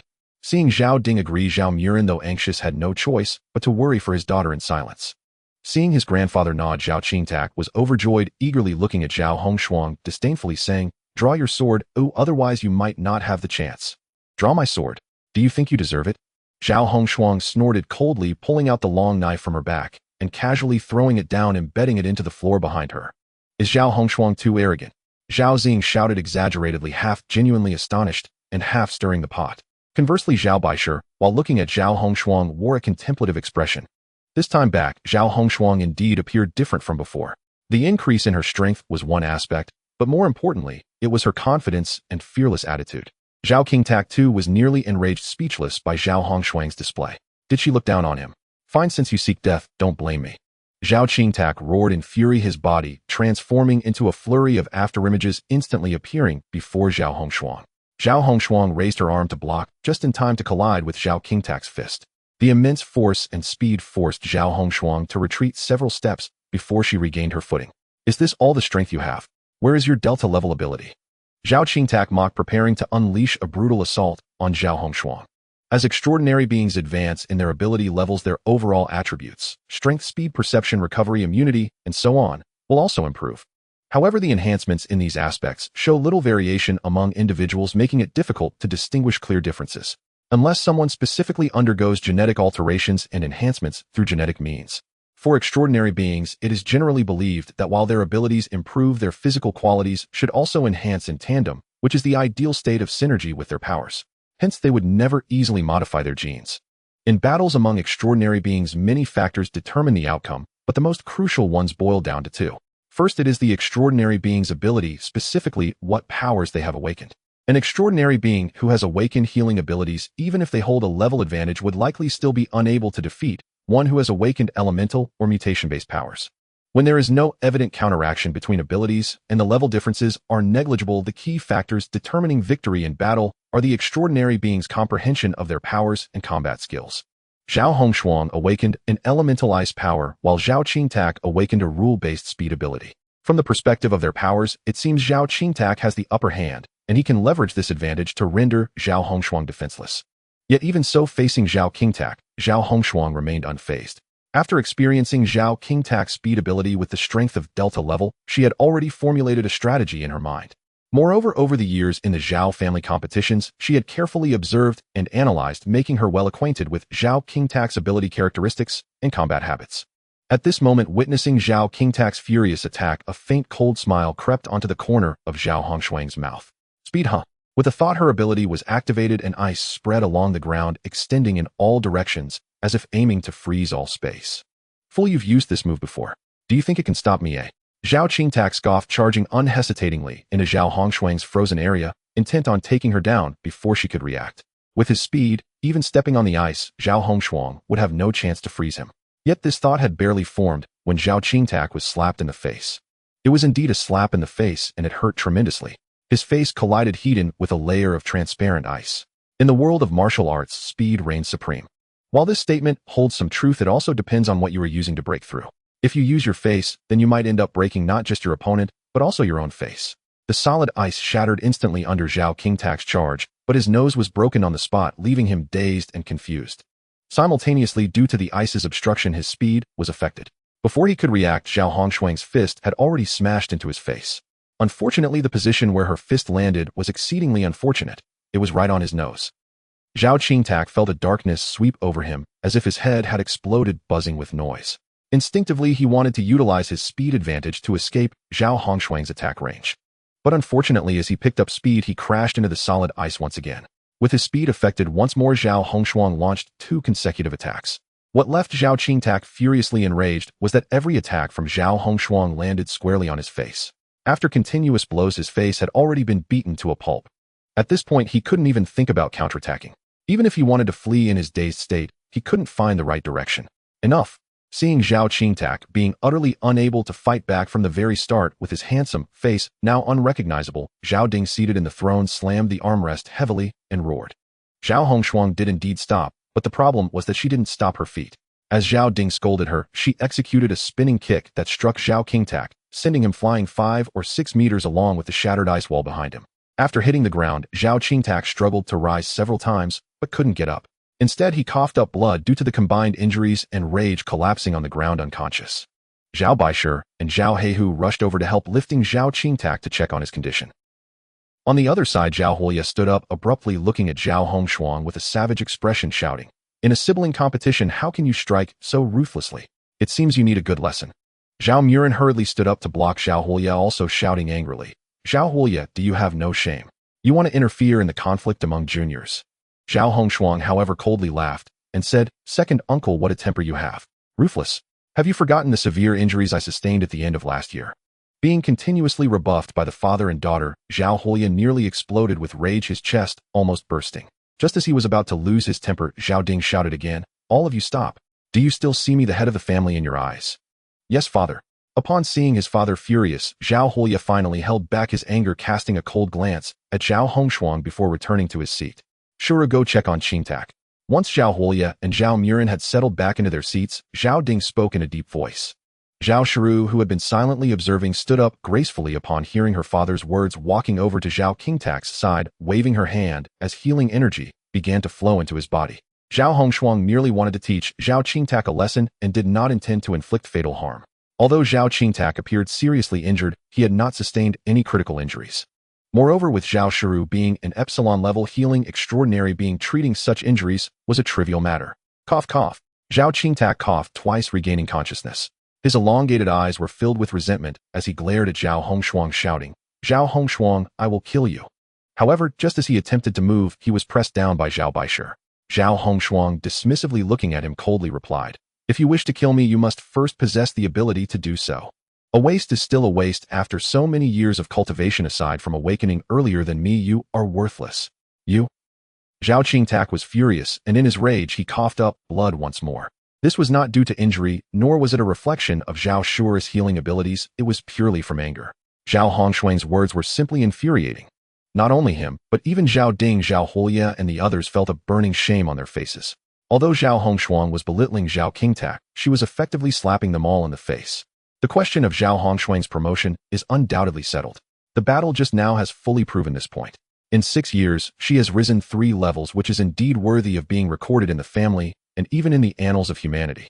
In comparison to Zhao Hongshuang's talent and ability promotion, her mastery of the abilities and combat awareness has equally stunned everyone.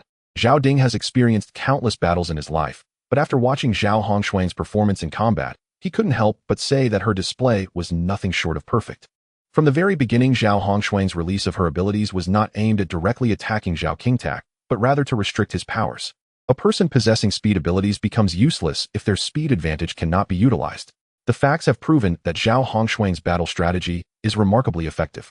However, the more outstanding Zhao Hongshuang's performance is, the more it humiliates the people of the Zhao family. A person who has been deliberately neglected and suppressed by the family, yet possesses astonishing talent and rises against the odds. If this news spreads, the entire Zhao family would become a laughingstock. Hongshuang's promotion to Delta level is a good thing for the family, let's leave it at that. Zhao Ding glanced at Zhao Hongshuang and slowly spoke, thus giving his approval. Yet originally intending to suppress her, Zhao Huoya felt extremely angry and unwilling when his own son was beaten instead. However, he understood that since his father had nodded in agreement, it would be futile to pursue the matter further. Zhao Hongshuang's talent is evident to all, and openly suppressing a genius would tarnish the family's reputation. Zhao Huoya could even imagine that his father was surely pondering how to make up for past injustices. Although his father does not favor Hongshuang, he values the family's interests immensely. In the face of the overall benefit to the family, he can tolerate and sacrifice anything. If his father truly resolves to focus on cultivating Zhao Hongshuang, coupled with the force management skills, this father-daughter duo is on the path to a complete turnaround. No, this absolutely cannot be allowed to happen. Zhao Huoya, filled with jealousy, immediately said, "Father Hongshuang's promotion is indeed a good thing for our Zhao family. Marrying a genius will surely gain the Song family's attention, and the conditions we Zhao family can negotiate will be even greater." Zhao Huoya truly did not miss any opportunity to attack. Clearly a genius has emerged in the family, yet they still wish to push her away. Even Zhao Murin, with his good temper, could not help but be provoked. In the past, it was acceptable to suppress both father and daughter for power and profit, but now they actually want to cut off the root of the issue. "Father, I believe it is inappropriate for Hongshuang to marry into the Song family." Zhao Murin stood up immediately to voice his opposition. Seeing Zhao Ding's dark gaze fall upon him, Zhao Murin had already made up his mind to speak out, insisting, "Hongshuang's talent has already been proven. As long as she is given the space to grow, it is not beyond imagination for her to reach Omega level in the future. If we act short-sightedly for immediate benefits, it would be tantamount to self-sabotage." "What you say is overly simplistic. Are there not many geniuses in this world? Yet how many truly reach the top? More often than not, it is those who falter along the way that are more numerous." Moreover, Hong Shuang will have to marry in the future, so why not plan ahead to secure greater benefits for the family? Zhao Huoye was also getting anxious and began to speak carelessly. However, as soon as he said this, Zhao Huoye realized something was amiss. Sure enough, he saw the cold expression on his father's face, and the external family members also shook their heads. Even if there are grievances, to speak of faltering in such a manner is truly excessive. Zhao Muren's anger surged, feeling as if he had touched a nerve. He immediately shouted, "Zhao Huoye, is this how you speak?" Seeing the situation escalating, Zhao Jinsheng quickly said, "We are all brothers here, there is no need for this. Besides, our father is still present. Let's sit down and discuss this properly." Zhao Huoye felt uneasy in his heart. Seeing his father's expression was off, he dared not say more and silently sat back in his seat. However, Zhao Muren did not sit down, he remained standing. Since the conversation had reached this point, it was better to be frank, as it was also an opportunity to address Zhao Hongshuang's marriage issue. "Father, I have something to say." Seeing Zhao Ding nodding in silence, Zhao Muren continued, "Hong Shuang has had a hard life, having lost her mother at a young age. As her father, I have limited abilities and have not taken good care of her. In her cultivation, I have not been able to assist her. Despite her possessing tremendous talent, it has been buried until now. Fortunately, Hong Shuang has demonstrated her own capabilities, and she has not disgraced the Zhao family." Possessing exceptional management skills, Zhao Muren certainly has a sharp mind. He took his time to express his grievances, then conveniently mentioned Zhao Hongshuang's talent to lay the groundwork. Afterward, he finally stated his purpose. "However, regarding marriage, I hope my father will agree that in the future Hong Shuang should have the autonomy to choose her own husband." Having been under his father's pressure for years, even Zhao Muren felt a bit intimidated. Speaking these words now took a great deal of courage. After speaking, Zhao Muren felt anxious, but was prepared for his father's wrath at any moment. However, before Zhao Ding could respond, Zhao Jinsher immediately stated, "Fourth brother, what nonsense are you talking? Marriage is a serious matter, and we Zhao family are a prominent family in Qinglong Divine City. Each family member must prioritize the interests of the family." Even Zhao Shiru, who had been silently observing, spoke up at this moment, advising, "Fourth brother, setting aside family interests, I have met that boy Xu Hang. He is indeed a good child. Regardless of his family background, he is worthy of marrying Hong Shuang. If we miss this opportunity, it will be difficult to find another suitable match like him."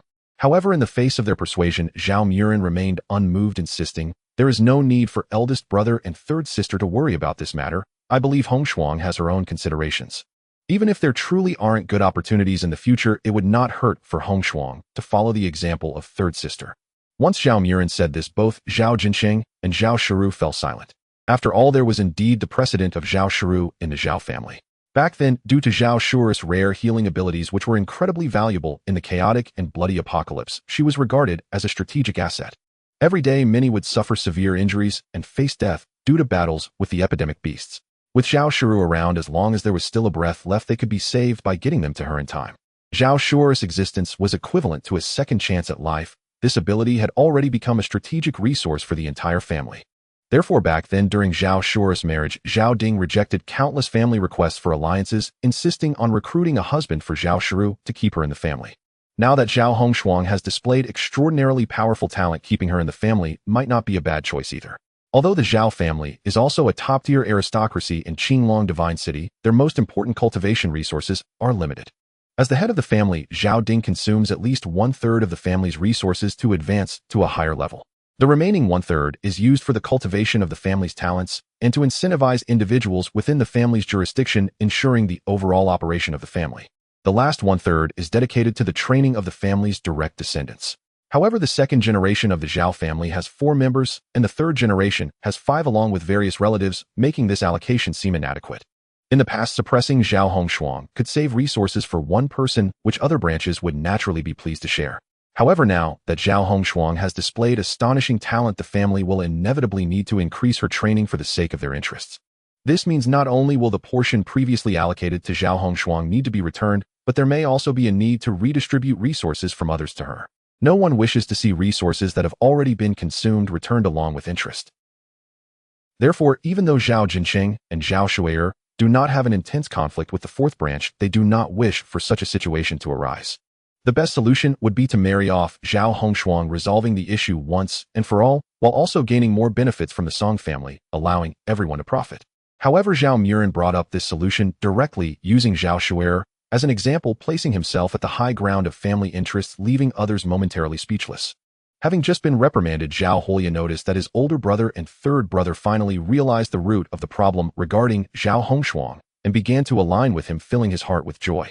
Thinking quickly, he came up with a good idea and hurriedly said, "Father, elder brother, I believe that the union of Hongshuang and the Song family would be more beneficial for our Zhao family than her staying here." Zhao Jingshi, who appeared calm and honest, but was actually cunning, understood the intent behind Zhao Huli's words immediately. Seeing Zhao Hulia willing to take the lead, he was also willing to lend a hand, immediately countering, "What does the second son mean by this? After all, Hongshuang is a member of the Zhao family. Even if she marries into the Song family, would she forget her roots? If the Song family sees her talent, would they not invest heavily in her training? This would be beneficial for Hongshuang's future development. As long as she is valued by the Song family, our cooperation with them will also be smoother. Moreover, with Hongshuang stationed in the Song family, our future collaboration will be even more assured, won't it?" Zhao Huli's words were extremely shameless. Even Zhao Jinsheng, who was typically calculating, found it hard to maintain his composure upon hearing this, standing there in stunned silence. Zhao Ding's face darkened as he felt utterly disappointed by his second son's foolishness. How could such nonsense be said publicly? Even if such an operation were to be carried out, it should not be mentioned in front of Hongshuang and the fourth child, especially not in front of so many family members. This was the first time the fourth child had seriously fought for something, and such words would surely hurt him. Zhao Hongshuang, who had been proud since childhood, would surely not care for the Zhao family if this were to happen. After marrying, the first knife would likely be aimed at the Zhao family. Zhao Ding could no longer contain his anger and shouted, "Zhao Hulia, are you out of your mind? What nonsense are you spouting? Hongshuang is a rare genius in our Zhao family. How can such a major matter of marriage be treated so frivolously? This matter is settled. We will discuss it again later." Seeing Zhao Ding enraged, Zhao Huli's complexion changed from green to white as he sat there ashamed and angry, not daring to speak further. Meanwhile, Zhao Hongshuang, after witnessing this family debate, felt completely disheartened by her family. She had thought that after reaching the Delta level and showcasing her talents, the family would view her differently, but now she realized she had been overly optimistic. Even though the family had ultimately spoke out against Zhao Hulia, his stance on the critical issue remained ambiguous. Zhao Hongshuang's last bit of goodwill toward the family had vanished. With this in mind, Zhao Hongshuang no longer cared for family rules or status. She stepped forward and stated, "Since the Zhao family does not take me seriously and wishes to push me away, then my matters will no longer concern the family head or the Zhao family. From today on, I, Zhao Hongshuang, voluntarily sever ties with the Zhao family, and from henceforth there will be no connection." "Hongshuang, what nonsense are you talking?" Zhao Murin exclaimed urgently, quickly scolding her, then turned to kneel before Zhao Ding, saying, "Father, forgive me. Hongshuang is young and ignorant. I have been lax in my discipline, and I will educate her well from now on." "Discipline? Haha, fourth brother, is this the daughter you raised? I said long ago that this girl is born with rebelliousness, and she should never have awakened her powers."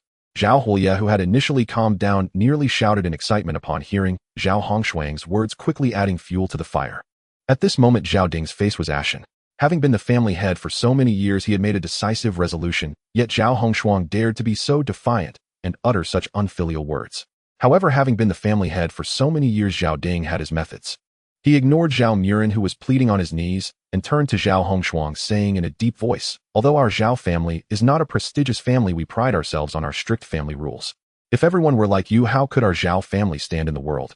I will give you one chance due to your youth and ignorance. Step back and reflect on your words for a month. Hongshuang, quickly thank your grandfather." Zhao Murin urged, frantically signaling to Zhao Hongshuang.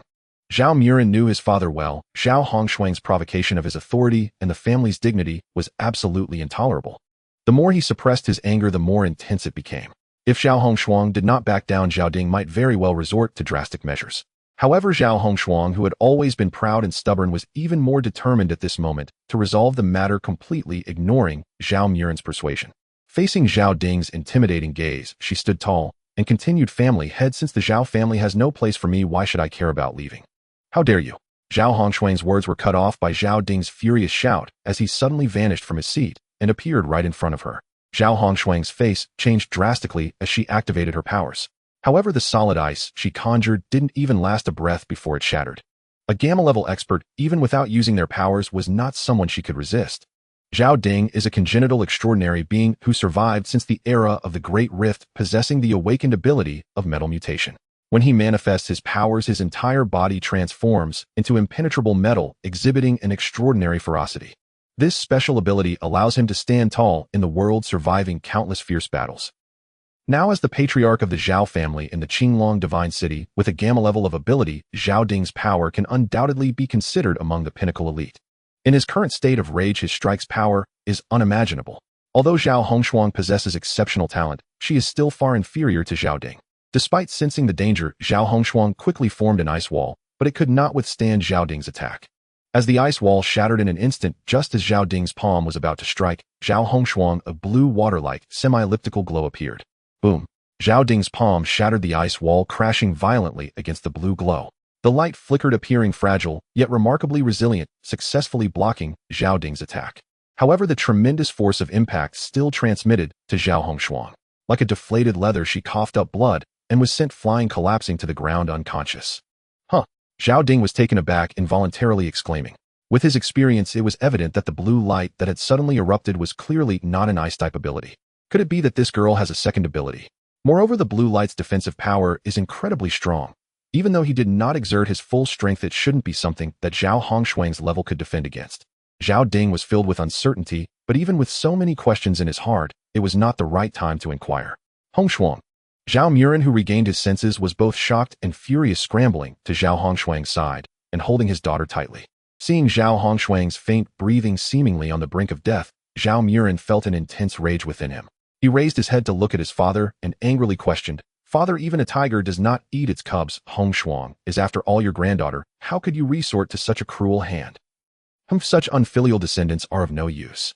Zhao Ding, obstinate and self-righteous despite feeling some regret, would not truly acknowledge his fault. Upon hearing his son's question, he snorted coldly and turned back to his seat. Zhao Murin, filled with sorrow and anger, picked up his daughter and said, "Murin is feeling unwell and is no longer suitable to attend the meeting. I shall take my leave. I hope for my father's understanding. Fourth uncle, I have an emergency stimulant here. Give it to Hongshuang first." Seeing the sorrowful scene between father and daughter, Zhao Baisher felt a twinge of compassion and took out a vial of emergency stimulant to hand over. However, Zhao Murin did not even glance at it. He simply held his daughter and left the conference hall. "Father, what about that blue light?" After Zhao Murin and his daughter departed, Zhao Jincheng immediately looked at Zhao Ding and asked in astonishment. Yet Zhao Ding shook his head and replied, "It seems to be some kind of special ability that I have never seen before." Although Zhao Ding was not certain, Zhao Jincheng's eyes widened in shock as he exclaimed, "How could this be possible? Since the Great Rift, there have been no occurrences of dual abilities. If Zhao Hongshuang, who is already immensely talented, were to possess a second ability, she would no longer be merely described as a genius. Yet such a person is being forced out by the Zhao family, leading to a public rupture with the family. This is not merely foolish, it is absurdly foolish. If this matter were to spread, who knows how many families would rush to recruit Zhao Hongshuang, while the Zhao family would become the laughingstock of the entire eastern continent." After calming down, Zhao Ding couldn't help but feel a twinge of regret. After a moment's hesitation, he instructed Zhao Shuai-ro, "You should go check on her later. After all, she is family. Don't let anything truly happen to Hongshuang." "Yes, father." Zhao Shuai-ro nodded, knowing that in the face of family interests, her father had chosen to endure to some extent. However, after this incident, Zhao Ding was in an extremely displeased mood. He waved his hand and said, "There are still 6 months left until the decennial family battle. This is a matter of great importance to the family. Hualai, you have been in charge of this matter. Tell us how things are going." Originally, Zhao Hualai was worried that Zhao Ding might change his focus to training Zhao Hongshuang. Unexpectedly, Zhao Hongshuang, unaware of her situation, dared to openly oppose the family head, prompting Zhao Ding to suddenly strike and injure Zhao Hongshuang, forcing Zhao Murin back, which thrilled Zhao Hualai. Hearing his name called, Zhao Hualai quickly stood up and said, "Father, each family has 5 participants in the family battle, limited to those under 30 years of age. Among the direct descendants of the family, although Baisher has decent strength, he has already exceeded the age limit. Currently, only my son Qing Tuahe Hu and Ziying meet the age criteria for the competition. For the other 2 vacancies, I plan to select the best from the core talents nurtured by the family, as per convention. The upcoming family battle has already been confirmed to be held in the Zhuke Divine City. At that time, the Zhao family will be represented by me and Baisher, heading to join the other families from Qinglong Divine City." If this had been before today, Zhao Ding might have been satisfied with this arrangement. However, after witnessing Zhao Hongshuang's strength, he suddenly felt that this arrangement was no longer appealing. Setting aside the 2 supplementary vacancies, he looked down on the 3 individuals from his family. Among them, only Zhao Qing Tua had just broken through to Delta level last year, while the other 2 were still merely Beta level. When Zhao Qing Tua broke through to Delta level, he was quite pleased, thinking that the family battle this year would yield good results. However, Zhao Qing Tua didn't even lay a finger on Zhao Hongshuang before being beaten into a pulp, leaving him feeling as if he had just consumed excrement, experiencing immense discomfort. As a result, every time he saw Zhao Qing Tua, he was overwhelmed by an impulse of extreme brutality. Zhao Qing Tua, having been defeated by Zhao Hongshuang, held deep resentment, so seeing Zhao Ding act brought him a sense of relief. Yet when he saw his grandfather casting a cold glance at him, Zhao Qing Tua involuntarily felt anxious, quickly lowering his head and behaving himself. A bunch of useless fools unable to withstand even a single strike, yet still hope to compete for good results. Let's set aside the competition slots for now and discuss other matters. Zhao Ding's mood was exceptionally foul. He waved his hand, not wanting to hear any more on this topic. Zhao Hualai, scolded into silence, knew his father still cared about Zhao Hongshuang, but during such a sour mood, he did not dare to speak out easily, fearing to invite trouble. Report to the Patriarch, I have a matter to discuss. Recently, there have been rumors in the city that ancient robots have appeared in District 16 of the East. A city lord from a major district, seeing the oppressive atmosphere, quickly stood up and changed the topic. Zhou Che would never have imagined that the life-saving equipment he had given to Zhao Hongshuang would be used so soon. He also did not expect that the deal he had been contemplating would already be dead in the water before he could even propose it. At this moment, Zhou Che was living quite comfortably. After sending Zhao Hongshuang away, he focused all his energy on a few small goals: weaponry defense and a liquid metal body. In terms of energy weapons and energy shields, although it was temporarily impossible to manufacture equipment for sustained use, he could still manage to create some rudimentary gear to handle regular combat. Relatively speaking, the most challenging aspect was indeed the liquid metal body. While the nanobots possessed a liquid attribute, they were far more advanced than liquid robots. However, this does not mean that manufacturing liquid robots is easier than creating regular robots. To create liquid metal, the key lies in memory metal, an alloy primarily composed of titanium and nickel. Once the robot is molded, it creates a magnetic field using a magnetic fluid composed of magnetic iron oxide nanoparticles, guiding the robot to change its shape as needed and then revert to its original form. In simple terms, this is still based on the properties of memory metal itself. Although it does consume energy during actual use, that energy expenditure is almost negligible compared to nanobots. Of course, in terms of functionality and effectiveness, the gap between liquid robots and nanobots is vast, with a chasm separating them. However, for Zhou Che, evolving into a liquid robot was the best choice, given his current energy limitations. The necessary metal materials were also abundant on the ancient battlefield. The primary metals required to manufacture memory metal, titanium and nickel, could be found everywhere amidst the ruins. The ancient battle robots were primarily constructed from titanium alloys, and there were numerous remains and damaged parts of ancient robots scattered across this battlefield. Nickel, due to its mechanical strength and ductility, is widely used in highway guardrails, landscaping fences, steel structures, electroplating, high nickel alloys, batteries, and other fields. Although this city has been reduced to ruins, these metals still exist. It's just that collecting them requires some effort, especially since this area is the lair of the bone demons. However, this may pose some difficulty for others, but for Zhou Che, who had 2 mutated giant snakes at his disposal, it was not a challenge. Bai Nyangzi, the mutated white snake with golden lines, was the old companion of Xiang Lu. Zhou Che named her Bai Nyangzi. Although the wounds on her body had healed, it would take at least half a year for her scales to regrow. At least one shedding was necessary. Thus, he sent Bai Nyangzi back to Taohua Yuan for recuperation, while also taking care of the descendants there, and brought all of F4 along. F3 and F4 were severely damaged and unable to move, so Zhou Che set them aside.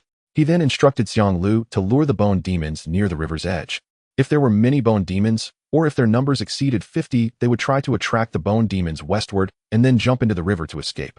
If the number of bone demons was low and their strength weak, Zhou Che would team up with Xiang Lu to hunt them down. In just half a month, Zhou Che and Xiang Lu had killed 62 bone demons of various sizes. Using the energy cores from these bone demons, Zhou Che's reserve of nanobots had reached 50,000. He also used the surplus energy to enhance the energy systems and power modules of the 4 F4 robots, recharging them in the process. Once the number of bone demons in the southeastern region sharply decreased, Zhou Che led Xiang Lu and F4 to start picking up garbage in the ruins, while also replacing and repairing the damaged parts of F3 and F4. They gathered various broken robot parts and metals, packed them up, and transported them back to Taohua Yuan. Master of Machines, if you wish to construct new companions, I recommend the Langia Mountain Artificial Intelligence Laboratory, where it would be more convenient for your work. Upon returning to Taohua Yuan, F1 saw Zhou Che rummaging through the mountain of garbage and spoke up. Langia Mountain Artificial Intelligence Laboratory. Zhou Che was momentarily taken aback, then his mind quickly began to process the relevant entries from the information data copied from F1. When the related data unfolded in his mind, Zhou Che nearly shouted in excitement. It turned out that at the foot of the mountain on the eastern slope of Langia Mountain, specifically under the peak between Taohua Valley and the lake, lay the ruins of an ancient, abandoned artificial intelligence laboratory.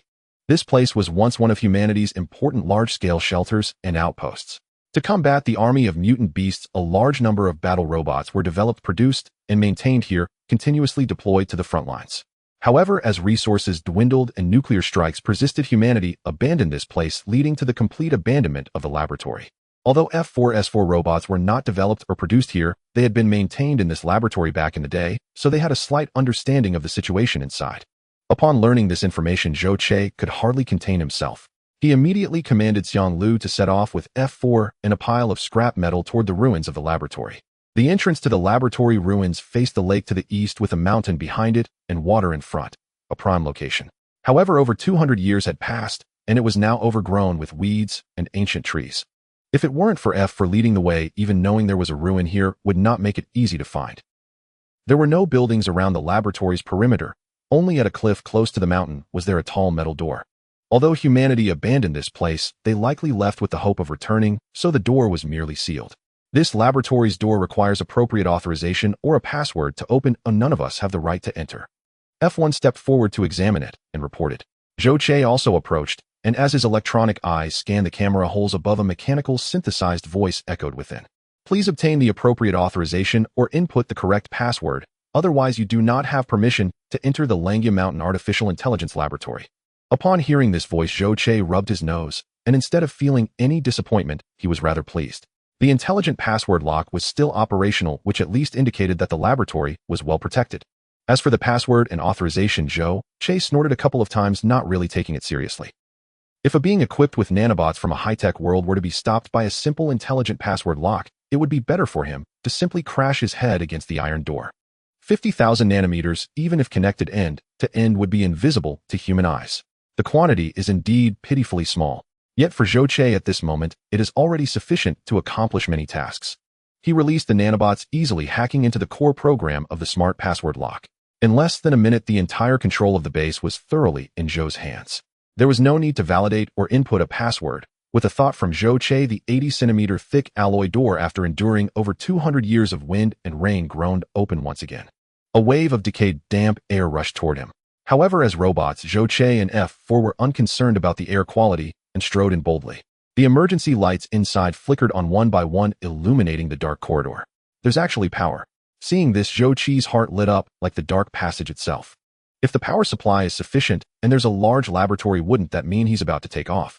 Without needing F1's guidance, Zhou Che quickly made his way deeper into the laboratory using the information he retrieved. As a series of sealed gates opened before him, Zhou Che began to gain a rough understanding of this underground laboratory. Upon entering the main control room and hacking the main system, Zhou Che finally had complete control over the entire laboratory. However, his initially exuberant mood cooled significantly. The overall structure of the laboratory was indeed well preserved, but the resources that humanity could take away had been virtually stripped bare, leaving behind a desolate base. The power in the base came from a backup source barely sufficient to maintain basic lighting and some emergency facilities. However, there was a small independent nuclear fission power plant inside the laboratory. Yet the fundamental materials for the nuclear power plant, such as enriched uranium-235, uranium-234, and plutonium, were completely absent. Even if the nuclear power plant's infrastructure remained intact, his idea of using it to generate electricity and replenish energy was utterly unfeasible. Damn it, what a false hope. After understanding the complete situation, Zhou Che couldn't help but curse. Nevertheless, despite the cursing, acquiring such an underground laboratory was still a significant gain for Zhou Che. The total area of the underground base was as much as 20,000 square meters. The inside was vast, equipped with laboratories, command centers, main control rooms, hangars, dormitory areas, training zones, weapon maintenance areas, and more. Apart from the large door they entered, there were two more concealed exits, one for emergency escape, hidden in the rear valley. The other was located on a platform halfway up the mountain, used for transporting combat robots from the hangar. The vast underground space was like a gigantic underground maze. Compared to the underground air defense shelter where the remnants lived, this place was infinitely more advanced. The spaces and corridors were very wide to accommodate aircraft, transport vehicles, and large combat robots. Zhou Che instructed Xiang Lu to drag the reclaimed scraps into the laboratory, placing them in the empty maintenance base. Currently, the energy in the base was sufficient for maintaining lighting and basic operational infrastructure, but activating any equipment was out of the question.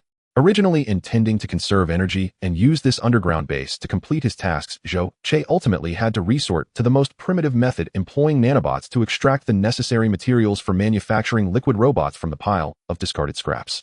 However, the working method of the nanobots was quite peculiar. Normal humans could not see them. Instead, they could only observe that from the heap of metal Zhou Che had collected akin to human sweat droplets would emerge periodically. Though 50,000 nanobots worked simultaneously, the extraction of elements remained exceedingly slow.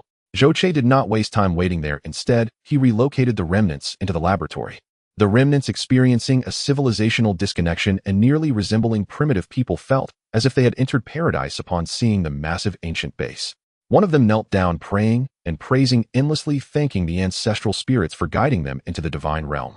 Re-educating these remnants was not something that could be accomplished in a day, so Zhou Che did not intentionally correct them, allowing them to indulge in feudal superstition and personal worship. For the injured by Nyangzi, Zhou Che found a more comfortable place for recovery, which was the large lake in front of the base, also serving as the guardian beast of the base's entrance. After the relocation was completed, Zhou Che took Xiang Lu and F4 to continue hunting bone demons, gathering energy cores and various materials. However, this time, they did not approach from the eastern side of the ancient battlefield. Instead, they centered on the lake and began expanding outward. Yet after expanding 10 miles outward, Zhou Che was forced to retreat, or rather he was beaten back into his shell. For within a large abandoned stadium in the ancient battlefield lurked a terrifying bone demon, towering 50 meters high. This creature was not only massive and powerful, but the flames it exhaled were overwhelming, with temperatures soaring close to 3,500 degrees. At such temperatures, not even Xiang Lu, let alone Zhou Che, with his metallic exterior, could withstand it. Especially the relatively fragile components and systems within him could easily be incinerated by this intense flame. Thus, after a fierce battle and barely escaping with his life, Zhou Che planned not to provoke this creature lightly again, turning to search other directions for relatively weaker bone demons. After a busy and fulfilling period of over 20 days, Dong Mei's injuries had long since healed. The peaches in Peach Blossom Valley were also gradually growing and ripening. The 4 robots of F4, after Zhou Che's modifications, had been completely revitalized. Apart from the energy systems and power modules to enhance their defensive and offensive capabilities, Zhou Che also equipped them with simplified versions of shield generators and high-energy particle beam emitters. The current F4 were essentially Zhou Che's 4 clones with combat abilities nearly indistinguishable from his own. Most importantly, thanks to the presence of the nanobots, he could anytime control these robots, uploading his main consciousness data stream into them and swapping them for his own body. Not only that, but he also left behind some nanobots in the main control room's computer as a backup in case of emergencies. This world is exceptionally unfriendly toward robots, so having more backups is a precaution. As for his current body, unless absolutely necessary, Zhou Che certainly did not wish to give it up. To enhance and evolve this body, he had already consumed a significant amount of energy on it. Moreover, the newly extracted liquid metal the size of a watermelon had already been applied to this body. With these layers of liquid metal covering him, Zhou Che's exterior resembled one wrapped in a brand new protective film, making him shine brightly and appear vastly different from before. It can be said that while the current Peach Blossom source still has a significant gap from Zhou Che's expectations, the situation has greatly improved. However, compared to these favorable developments, Zhou Che began to worry about Hong Shuang. According to the agreed time, if Hong Shuang was operating properly, she should be approaching the wilderness by now. However, based on the positioning of the nanobots, her location had not changed at all, remaining fixed in one area. If it weren't for her position showing slight movements moving within a very small range, Zhou Che would even doubt that something unexpected had happened to Hong Shuang. 9527. Do you think Sister Hong Shuang will come back? Dong Mei originally didn't like Hong Shuang, but after knowing that Hong Shuang had saved her twice with self-healing foam and stress drugs, she started to care about her.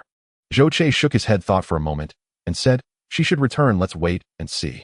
He did not know why Hong Shuang had not returned yet.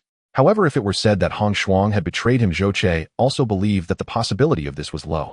Setting aside their previous interactions and feelings, whenever Zhou Che communicated with Hong Shuang, he always listened and judged her heartbeat, breathing, and facial expression changes. Humans are very complex creatures, and they are incredibly wondrous biological entities. Their expressions and emotions can be extremely rich, capable of concealing their true intentions and thoughts. However, humans can sometimes be a species that can be predicted to a certain extent. In the original world, the simplest lie detector was invented over 1,000 years ago. For Zhou Che, as a primitive combat robot, although he did not have a professional lie detection system within him, after long-term interactions through prolonged ray monitoring and high-precision facial expression data analysis, he could still simply judge whether Hong Shuang was telling the truth or lying. Furthermore, if Hong Shuang truly betrayed him, she wouldn't just remain there motionless. She should have brought people to encircle them and seize the valley with mutated plants. But the Stone Mountain clan leader said that in at most half a month the peaches in this valley will all be ripe. Dong Mei reminded, "This base has an underground freezing chamber. Once the peaches are ripe, we should store them away in the freezing chamber." Also, this place is close to the nuclear radiation zone, and many areas still have weak radiation. You need to remember to eat more peaches since you are running around in the mountains every day. With so many mutated peaches, even though Zhou Che knew they were treasures, he had no better way to deal with them. Not knowing the formula for the gene mutation reagent, he had no clue for analysis and research. Fortunately, the base can conduct freezing storage. He just didn't know if this storage would lead to the so-called X substance loss. I've eaten a lot of peaches already, and Xiang Lu and Bai Nyangzi seem to like those peaches too. Hee if Sister Hong Shuang doesn't come back soon, those two giant snakes might eat them all before they even ripen. Dong Mai reminded Zhou Che with a grin. Xiang Lu and Bai Nyangzi like to eat. Did those two guys turn vegetarian? No, that's not right. It is said that heavenly materials and earthly treasures are often guarded by spiritual beasts. The Peach Valley is quite special, with Xiang Lu and the Bone Demon nearby, plus the care from the remnants. Spiritual beasts have not appeared. But Xiang Lu itself can also be considered a type of spiritual beast. Xiang Lu used to live in the great rivers to the west and east of the mountains, and would only crawl up the western hillside during the rituals of the remnants, perhaps having just discovered the mutated peaches here. Knowing that these are good things and liking to devour them is not surprising. Xiang Lu and Bai Nyangzi can also be regarded as guardian beasts of the peach blossom source. Zhou Che wouldn't mind them eating a few peaches, but he couldn't let them consume them all. It seems he needs to pay more attention in the future. Seeing that Zhou Che said nothing, Dong Mai rolled her eyes and leaned closer to him with a grin, saying, 9527, what do you think about us going to find Sister Hong Shuang? Dong Mai was a true wild girl. Ever since she recovered from her injuries, she had been hunting every day with Shirshan and the others roaming the wild mountains. Although many of the powerful prey nearby had already been dealt with by Xiang Lu, danger still existed. But Dong Mai was not afraid. She was even more enthusiastic about hunting than Shirshan and the others, eager to bring back all the prey from the mountain and store them in the cave. Zhou Che was somewhat familiar with Dong Mai's obsession with collecting as long as there was no life-threatening danger, he let her be. However, after wandering around the surrounding mountains a few times, Dong Mai began to feel bored and was itching to go out and see. But every time Zhou Che went out to hunt the bone demon, he refused to take her along, which made Dong Mai feel very stifled. It was rare to see Zhou Che free, staying in the underground laboratory fiddling with a pile of scrap metal, and suddenly she had an idea. No way. Zhou Che immediately and unhesitatingly rejected Dong Mai's request. Even now, Zhou Che still felt a lingering fear about the incident where Hong Shuang was almost killed by the Plague Beast. It was already fortunate to have saved her, but that doesn't mean such luck would always happen. Hong Shuang had the ability to protect herself, while Dong Mai had no chance of resisting against the Plague Beast. Back then, just a light touch from the Plague Beast nearly cost her life. Seeing Dong Mai pouting and unhappy, Zhou Che was about to find her something else to do, but as the words were on the tip of his tongue, he suddenly thought of an idea. So he asked, "You used to live in the wilderness. Do you know where the little market is, eh?" "I know, I've been there before, but the guards there are not friendly to us wilderness remnants." Dong Mai replied. Zhou Che hurriedly asked, "Is there a computer, internet, or anything like that there?" "There is electricity, but I don't know whether they have those things you mentioned. The scrap and herbs I collected in the wilderness were traded on the outskirts of the little market. They never allowed us to go in." Dong Mai shook her head in explanation, but then her eyes lit up and she quickly asked, "Are you planning to go to the little market? I can guide you." "Okay, then I'll take you out for a stroll." Zhou Che suddenly stood up, patted Dong Mai on the head and nodded. "Oh, we can go out for a stroll now." Dong Mai immediately shouted happily. Winter, Mei's words reminded Zhou Che. Since Hong Shuang had not appeared for a long time, he could take the initiative and go out to search. Although he was currently in the form of a robot and not convenient for walking in the human world, robots also possess special abilities and did not necessarily need to wander in the human realm. As long as there is a network, that is his home ground. Although the technology in this world is backward, strictly limiting the development of artificial intelligence, there must still be basic technology. As long as he could access the network of this world with his abilities, he could easily hack into it, allowing him to freely browse any information available online. Even if that small city had no network, it must still have electricity. Previously, a guy named Tiger said he had bought a battery pack in that small city. If he couldn't gather useful information, at least he wouldn't return empty-handed. Additionally, there was the group that had previously chased him. They should also be from that small city, barring any surprises. Since Tiger was injured, he couldn't have run far and must have sought out the nearest and most convenient place to inform. The closest small city was the best choice. Previously, Zhou Che had been on guard against Song Ziming returning to launch another surprise attack on Taohua Yuan, but for some reason the opponent had never shown up. Since he didn't show up, Zhou Che decided to take the initiative to find him. He still needed to take revenge for nearly killing Winter Mai. According to Winter Mai's description, the human wilderness small city generally stationed around 30 soldiers. Although the number was not large, Zhou Che believed it was necessary to be fully prepared. Since he was planning a surprise attack, the best strategy was to catch them all at once, ensuring that his movements remained concealed. Thus, when deciding to leave, Zhou Che retrieved 10,000 nano-robots from the abandoned metal and brought along Xiang Lu, as well as F4 for the journey. To reach the small city in District D16, Zhou Che chose the old path he had previously taken. Compared to cautiously crossing the wilderness when he entered before now with 5 robots and a nearly 200-meter-long, mutated giant snake, Zhou Che felt much more relaxed. As long as they didn't encounter large-scale swarms of mutant beasts along the way, there were basically no concerns, and they pushed forward without hesitation. Landing on the north side of the ancient battlefield and moving south along its edge, Zhou Che had already cleaned out the bone demons here, so there were hardly any dangers or troubles. However, once they entered the jungle from the southeast corner of the ancient battlefield, the troubles began to increase. To test F4's combat capabilities whenever they encountered mutated creatures or a small number of low-level hell beasts, Zhou Che chose to let F4 handle them. With energy blades formed from high-energy particle beams, as their weapons, F4's lethality was still very formidable, and the hell beasts they faced were basically no match, easily eliminated. However, every time they used the energy blades, the energy consumption was quite high, which made Zhou Che feel distressed. At this moment, he missed Hong Shuang's big knife, it seemed he would need to find a way to equip some cold weapons in the future. Unless absolutely necessary, he should minimize the use of energy blades. However, through battle testing, Zhou Che was not surprised that F4 could crush low-level hell beasts on Yanon. If they couldn't, that would truly be surprising. After their upgrades and evolution, F4's combat power was more than doubled compared to when he first crossed over. With ample energy and powerful weapons in hand, they were even more formidable. During the hunt for hell beasts and mutated creatures, they were utterly ruthless. Master of Machines, a large group of hell beasts has been detected ahead. Should we avoid them? As they entered the previously traversed valley mountains, F1, who was in charge of scouting ahead, suddenly relayed this information. Through shared vision, Zhou Che immediately saw the group of hell beasts that F1 mentioned. Downstream of the valley stream, there were at least over 30 hell beasts gathered, including 2 of intermediate level. In the past, encountering such a large number of hell beasts, Zhou Che would have turned back without hesitation. But now, not only was he not afraid, he was extremely delighted. This was a rare opportunity. Individual low-level hell beasts were not frightening. What was terrifying was the groups of hell beasts. These highly intelligent creatures had strong organizational skills and tactics for surrounding and attacking. Once their numbers exceeded 2, they would coordinate their combat, dramatically increasing their combat power. And F4, due to their network interconnection, shared information, and vision, also possessed strong collaborative combat capabilities. Not to mention that these hell beasts represented a large number of energy cores. Simply for the purpose of testing F4's collaborative combat ability, Zhou Che believed it was necessary to provoke them a little. Even if F4 was no match for the enemy, he still had himself and Xiang Lu. With a situation that guaranteed victory, how could Zhou Che let it pass? Prepare for battle. After coming to a decision, Zhou Che immediately gave the order for F4 to sneak upstream. He himself, with Winter Mai, sat on Xiang Liu's head, circling around to block the escape route of the mutant beasts at the valley's exit. Attack! The hell beasts reacted very quickly once Xiang Lu approached. These highly intelligent creatures immediately sensed something was off. Seeing that the opponent had already discovered them, Zhou Che decisively issued the command to attack. Once F4 received the order, they immediately executed it, without hesitation, charging towards the hell beasts. Compared to saving others, robots are not biological entities and do not possess any special aura.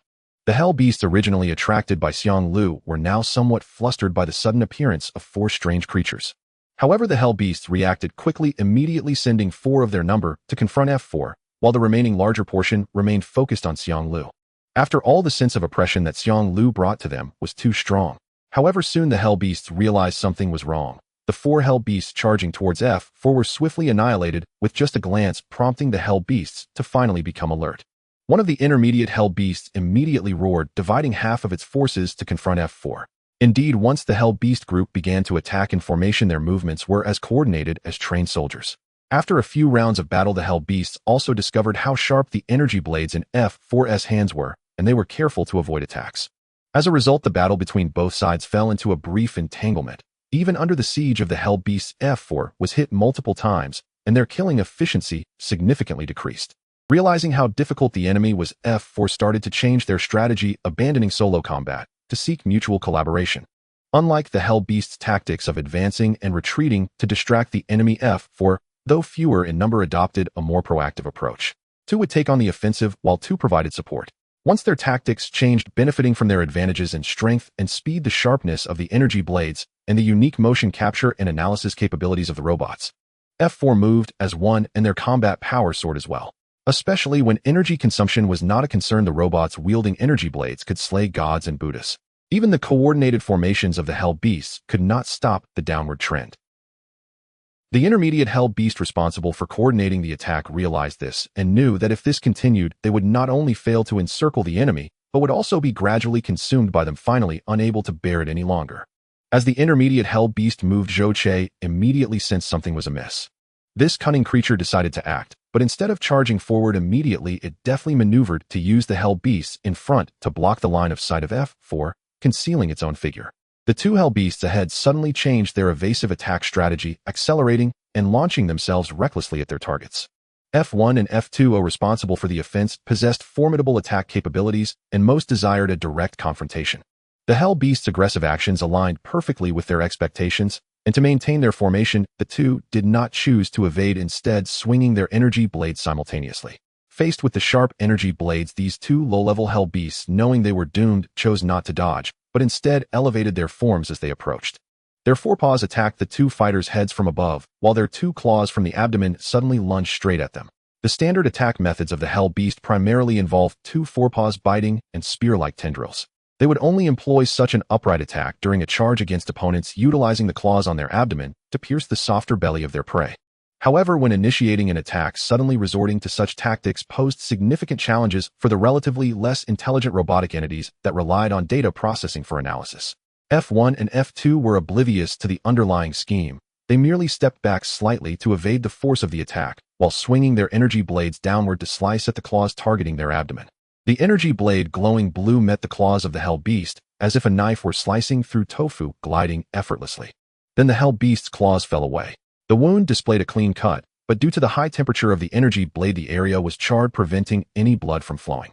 Having evaded the frontal charge and dismantled the enemy's initial wave of assault, the two executed the same action, suddenly dashing forward with lethal intent, stabbing their energy blades into the brains of the two Hell Beasts. The attack was smooth. The invulnerable energy blades easily sliced through the Hell Beasts' heads. However, as the creatures faced death, the tendrils at the back of their necks shot out like venomous snakes, tightly wrapping around the arms of the two fighters. Just as the two realized something was wrong and attempted to break free from the entanglement and retreat, the long-prepared intermediate Hell Beast swiftly bypassed the blockade of the front Hell Beasts and launched a surprise attack. A long tendril wrapped around F1's neck, preventing escape, while another struck swiftly at F1's forehead. The attack power of the intermediate Hell Beast was naturally incomparable to that of the low-level ones. Although the hard titanium alloy skull barely blocked the lethal strike, it was still punctured, leaving a small hole trapped there. On the other side, F2 fared worse, as its head was directly clamped by the intermediate Hell Beast's massive jaws. The immense biting force nearly crushed F2's head into scrap metal, causing the entire left side of its face to cave in. The visual imaging systems and cameras of the left eye were completely destroyed, and the indentation in its skull also pressed down on the data processing systems within the brain, directly affecting the core system's operation, causing delays in response. More critically, after its head was clamped, the monster realized it couldn't bite off F2's head like it could with other creatures, so it began to violently shake its head. The immense tearing force put F2's neck under great strain, causing the components at the neck joint to snap one after another. If its head were to be torn off, F2 would essentially be rendered useless. In addition to the head being attacked, F2 also suffered consecutive blows from the two claws. The mechanical skeleton and armor over its chest were immediately dented by the powerful impact, causing the armor to crack. The internal wiring was also damaged, sparking wildly. This intermediate Hell Beast had created a perfect opportunity for a lethal strike at the cost of two low-level Hell Beasts. Even though the robotic skeleton possessed formidable defensive capabilities, it was still severely injured. Meanwhile, F3 and F4, who were responsible for support, reacted promptly and rushed to help, but the surrounding Hell Beasts gave them no chance. At the moment the intermediate Hell Beast launched its surprise attack, the other Hell Beasts simultaneously initiated reckless assaults, holding the two fighters back. However, the problem was that the intermediate Hell Beast still lacked sufficient understanding of the robots. This oversight resulted in a critical flaw in its otherwise perfect kill attempt. Although F2 was badly damaged, particularly the data processor in its brain, which had been compressed and caused response issues, F1 was largely unharmed. Having a small hole drilled in its head was a trivial matter for a robot, hardly painful at all. F1 immediately grasped the tendril wrapped around its neck. Simultaneously, with a flourish of its right hand, it swung the energy blade to sever the bindings on its arm, then suddenly slashed towards the abdomen of the intermediate Hell Beast. The 30-centimeter energy blade sliced through, cleanly severing the claws on the right side of the Hell Beast's abdomen, while also creating a massive gash in its body. The Hell Beast let out a piercing scream, feeling its life threatened, and hastily released F2 in an attempt to escape. However, F1, having seized its tendril beforehand, was pulled forward along with it. Thus, leveraging the momentum, F1 charged forward, bringing its energy blade along to pierce the creature's brain. With a single lethal strike, the intermediate Hell Beast crashed to the ground. F2 also emitted crackling noises as it staggered a couple of steps before collapsing. Oh no, F2 has been damaged by the Hell Beast. We must hurry to help them. In the blink of an eye, the situation changed. Seeing F2 injured and fallen, Dong Mai panicked and shouted, urging Zhou Che and Xiang Lu to rush over. Zhou Che did not hesitate. He immediately ordered Xiang Lu to take action. The remaining low-level Hell Beasts, upon seeing the mutated giant snake attack, quickly scattered and prepared for defense. However, compared to Xiang Lu, the combat strength of these low-level Hell Beasts was utterly inadequate. Zhou Che hardly needed to strike. The Hell Beast's attack formation was already thrown into disarray, either being crushed or bitten by Xiang Lu. The remaining intermediate Hell Beast, realizing that Xiang Lu was not to be trifled with, began to sprint around it at high speed. While the other Hell Beasts distracted Xiang Liu's attention, this Hell Beast suddenly leapt up a large tree and then sprang out from the dense treetop, pouncing toward Zhou Che and Dong Mai. Having experienced the cunning of the previous intermediate Hell Beast's perfect ambush, Zhou Che was acutely aware of the remaining Hell Beast's stealth. Seeing its figure suddenly vanish behind the treetop, Zhou Che realized its intentions. The dense canopy suddenly exploded, and the massive figure of the mid-tier Hell Beast broke through the treetops and thick leaves, swiftly pouncing towards Xiang Liu's head. In fright, Dong Mai fell onto Xiang Liu's head, seeking death. Zhou Che yelled angrily, leaping directly off Xiang Liu's head. The rays and thermal imaging in his eyes had penetrated through the foliage, clearly outlining the position of the Hell Beast. As the two met in the air, Zhou Che waved his wrist, and the blue glow in his hand surged violently, the energy blade slicing off the Hell Beast's two front claws, whiskers, and its head in one stroke. The massive body of the mid-tier Hell Beast crashed heavily to the ground, and Zhou Che also landed, then immediately darted like an arrow towards a nearby low-tier Hell Beast. The blue glow of the energy blade flickered as the dismembered limbs and blood of the Hell Beast splattered across the ground. With two mid-tier Hell Beasts slain, and Zhou Che and Xiang Lu joining the battle, the remaining Hell Beasts collapsed in an instant, completely slaughtered within 10 minutes. Seeing the tide had turned, two Hell Beasts attempted to escape, but were spotted by Xiang Lu, who swept them with its tail, sending them crashing against the nearby stone wall, shattering their bones. F3 arrived just in time, dispatching one beast at a time, thoroughly resolving the battle. Is there any hope for him? Dong Mai asked worriedly, as she saw Zhou Che lay F2 flat on the ground. At this moment, F2 looked utterly miserable. Its head was caved in halfway, and the imaging system and firmware on the left side were completely shattered. The skeletal structure and armor on its chest were also sunken in, and the internal circuitry was affected, sparking with electricity. If it weren't for the flickering light from the remaining right eye, Dong Mai would have thought it was finished. The injuries are somewhat severe, but it should survive without major issues. However, the damage to the hardware cannot be repaired or replaced at this time. It can only be minimally fixed. After checking, Zhou Che let out a slight sigh of relief. After all, it was a robot. As long as the core system inside wasn't damaged, it wasn't a big deal. As for the external damage, Zhou Che considered it hardly a problem. After all, he had experienced similar situations himself. The most critical part of the damage to F2 primarily lay in the data processor within its brain. Zhou Che adjusted the caved-in part of its head slightly and used nanobots to repair some of the damage to the data processor, enabling F2 to stand up and move freely. However, the metal fracture on its neck and the damage to the metal skeleton and armor on its chest meant that there were no replacement parts available for the time being, leaving it looking quite pitiful. Aside from F2, the other three robots had also sustained some damage, but it was minimal and could be easily repaired. Relative to these external damages, Zhou Che was more concerned about the energy consumption of the four robots. The battle didn't last long, but to effectively kill the enemies, all four robots had been continuously using energy blades. After the battle ended, Zhou Che specifically checked and found that the energy consumption of all four robots had approached 40%. Although the battle's consumption pained Zhou Che, the rewards were equally impressive. A total of 36 Hell Beasts had been defeated, including two mid-tier ones. After allowing F4 and the others to replenish their energy, Zhou Che converted the remaining parts entirely into nanobots. Combat robots do not experience fatigue. After a brief rest, Zhou Che ordered them to continue forward. After crossing the mountains and passing through a wasteland, they finally reached the city ruins where they had encountered Dong Mai. Shao City is in the southeast of these city ruins. Returning to the familiar place, Dong Mai appeared very excited, standing on Xiang Liu's head and pointing. Don't rush, let's wait until it gets dark. As they approached Xiao City, Zhou Che became cautious not out of fear of danger, but because the danger level in this area had decreased, which might correspondingly increase the number of Wasteland survivors. For Zhou Che, he didn't wish for the robot's existence to be exposed to more human eyes at this time. However, after sending F4 and the others out to scout the surroundings, he found that while there were traces of human activity, there were no signs of Wasteland survivors. This left Zhou Che puzzled as he asked Dongmai, "Are there no other Wasteland survivors in this area?" Dongmai was also confused and replied, "I don't know what's going on. Although the Wasteland survivors are wary of each other, there shouldn't be a single shadow missing. Never mind, since there's no one, let's continue forward." Seeing Dongmai was also unsure, Zhou Che didn't want to delve deeper. The absence of Wasteland survivors was actually better. Xiao City is just ahead. When the sky turned dark, Dongmai's big eyes looked ahead, pointing at a massive courtyard and explaining to Zhou Che. Zhou Che stood atop Xiang Liu's head, observing the Xiao City. It was evident that although it was called a city, it was essentially a small combat fortress. A towering courtyard wall protected the buildings within, with heavy machine guns mounted on top and figures occasionally flitting above the high wall. Noticing that Xiao City had formidable firepower support, Zhou Che turned to Dongmai and said, "You and Xiang Liu wait here, I'll go take a look first." After speaking, Zhou Che jumped off Xiang Liu's head, bringing F1 and F3 along as they headed towards Xiao City.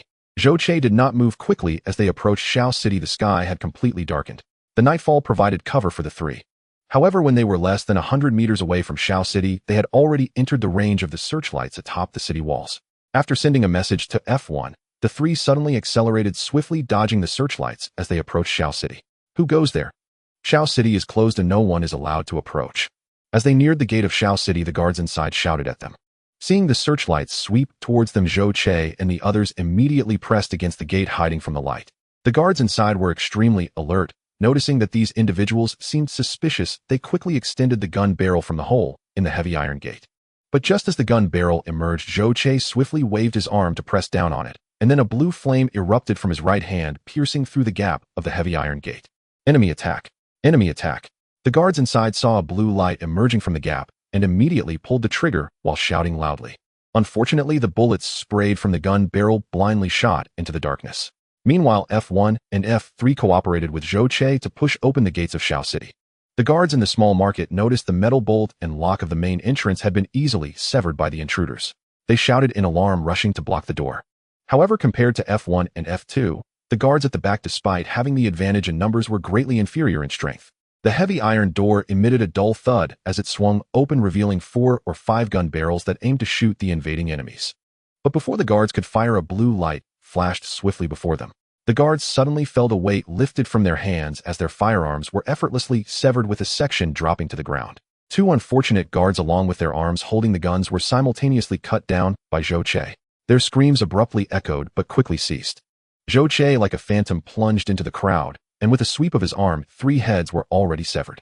The titanium alloy heavy armor, which the guards took pride in, was no sturdier than paper when faced with the energy blades condensed from high-energy particle beams. While it could withstand gunfire and attacks from mutated beasts, it was helpless against the energy blades. Only elite warriors among humanity could become heavy armor guards and be dispatched to serve in the most dangerous small market. After Zhou Che's sudden onslaught that killed 3, the remaining guards reacted immediately. In close combat, they discarded their rifles and drew their daggers, lunging at Zhou Che. Zhou Che grabbed the dagger with his left hand, while his right hand thrust the energy blade into the guard's chest. In that instant, as the soldier was pierced by Zhou Che, he finally saw Zhou Che's appearance. However, what shocked him more than death was that the enemy was actually a robot. Behind the door, there were 6 guards in total, but in the blink of an eye, Zhou Che had eliminated 4 of them, with the remaining 2 taken care of by F1 and F3. With a slight delay at the door, a frenzy of gunfire erupted. Bullets struck Zhou Che and the others, ringing out with a clattering sound. These 7.62mm caliber bullets, while causing some trouble, did not pose a significant threat. Zhou Che shielded himself with his left hand and suddenly leaped with acceleration, covering over 50 meters in an instant to appear right in front of the shooter. The ghostly speed left the shooter horrified. He hurriedly turned his gun towards Zhou Che, but Zhou Che was faster, slicing through the rifle before driving his knee into the man's abdomen. The tremendous force surged into the man's body, his expression twisting in pain as he was sent flying like a cannonball, crashing against a column behind him. Blood flowed from his 7 orifices, and he was silenced without uttering a sound. Inside, the enemy has breached the door's defenses. While the guards on the courtyard wall could not see, they immediately panicked and shouted in alarm as they saw Zhou Che rush out. The guards on the wall hurriedly adjusted their heavy machine guns to aim inside. However, before they could take aim, F1 and F3 had already used the wall to leap onto the battlements. Once again, blue light shimmered, resembling a dance of death in the darkness as screams and gunfire faded away. After confirming the area was quiet, Zhou Che stepped towards the entrance of the building. With his eyes, the X-ray and thermal imaging systems activated. His vision turned to a perspective state, allowing him to see through the thick walls. Earlier, Dong Mai had mentioned there were over 30 guards in the small market, but the current scan results indicated a clear discrepancy. Unsure whether Dong Mai had provided incorrect information or if something had changed, Zhou Che suddenly raised his foot and kicked the door. The door exploded open, revealing the interior. There were not many people inside, and no further attacks were encountered. Only a soldier stood in the center of the hall. The man was clad in heavy armor, his face obscured by a visor, standing around 2 meters 45 tall, wielding an enormous sword that looked quite formidable. Although Zhou Che had seen those guards in heavy armor before, he now took a good look, unable to help but smirk. Such cumbersome and outdated mecha could only be seen in this world today. Master of machines, the enemies outside have been cleared. As Zhou Che stepped into the room, F1 and F3 followed, reporting on the situation outside. Robots. It seems the captain was right. There are indeed robots here. The heavy armor guard, seeing the 3 robots, spoke in a deep voice from behind the armor. Although surprised, he did not seem overly shocked. Is Song Ziming your captain? Upon hearing the other party speak, Zhou Che paused at the entrance, not rushing to attack. Yes, Song Ziming is the captain of this desolate small market. The heavy armor guard replied. I am curious, robots have been destroyed by humans for over 200 years. Where did you come from? Or are the robots not truly exterminated? The imposing 2-meter-tall heavy armor guard exuded a formidable presence. However, Zhou Che did not regard him highly and ignored his questions, directly asking, where is Song Ziming? There were 6 people in the doorway, 4 on the wall, 1 at the entrance of the building, plus the 2 remaining in this room, totaling just 13. The number of guards did not match what Dong Mai had said, nor did Zhou Che find Song Ziming or the extraordinary person with Earth-type abilities. Captain Song is out on business and is not in the small market, but he may return at any time. The robot army has been exterminated by humans. Since you have survived by a stroke of luck, instead of hiding in a corner, you brazenly attacked the Song family's territory. Once Captain Song returns, you will face annihilation. The heavy armor guard seemed quite talkative, not avoiding Zhou Che's questions. Tell me where he has gone, and I will spare your life. Where is he? Zhou Che asked coldly. After failing to capture you robot remnants last time, Captain Song has returned to Qinglong Divine City to request reinforcements. Perhaps the troops are already on their way back. You dare to show yourselves, and it is a perfect opportunity to round you all up. The heavy armor warrior firmly planted his heavy sword on the ground, looking as if everything was under control. However, Zhou Che let out a cold laugh and shook his head, saying, do you know, humans are actually quite easy to read. When you lie, your heartbeat and blood flow undergo corresponding changes. But still, I must thank you for providing some useful information. However, your attempt to use this conversation to buy time and provide cover for your companions will likely disappoint you. Upon hearing Zhou Che's command to cover for his companions and send a signal, the heavily armored guard sensed trouble. Almost immediately after Zhou Che's words fell, a disheveled young man rushed down the stairs from the 2nd floor in a state of panic. Without waiting to assess the situation below, the young man shouted, the signal can't go out. It seems the network here has been blocked. You fool. The heavily armored guard trembled with anger, scolding the young man. He should have been more aware of the situation, as shouting like this clearly revealed to the robots that they were isolated and helpless. Cursing was futile, for deep down he knew he had been outsmarted by the robots. The opponent had found a way to discover that he was stalling for time and had used some special method to control the communication network in the small market. Damn it, cursed robots. If he had known they were robots, he should have sent a distress signal at the first opportunity. He'll hold them off. You go ignite the fire and send out the signal. Seeing the situation was dire, the heavily armored guard decided not to continue pretending with Zhou Che. He roared at the young man and raised his heavy sword, charging towards Zhou Che at full speed. The half-done heavy armored guard, sprinting at high speed, caused the ground to explode with each step, creating a frightening spectacle. With the assistance of the power system, his speed was astonishing. A fierce wind rushed towards him as the heavy sword came crashing down. In contrast, the slender Zhou Che seemed like a small boat amidst a violent storm. The heavily armored guard even felt that with just one swing of his sword, he could turn this damned robot into fragments. But in the next moment, his eyes widened in disbelief at the scene before him. Hold us off. You think too highly of yourself. Zhou Che casually extended his left hand, effortlessly catching the heavy sword that was slashing towards him. In the midst of the heavily armored guard's astonishment, he delivered a punch to the guard's chest plate. The incredibly sturdy titanium alloy armor caved in instantly, leaving a clear imprint of his fist on the plate. Subsequently, the half-done heavy armored guard was sent flying. With a loud bang, he slammed into the wall more than 10 meters behind him.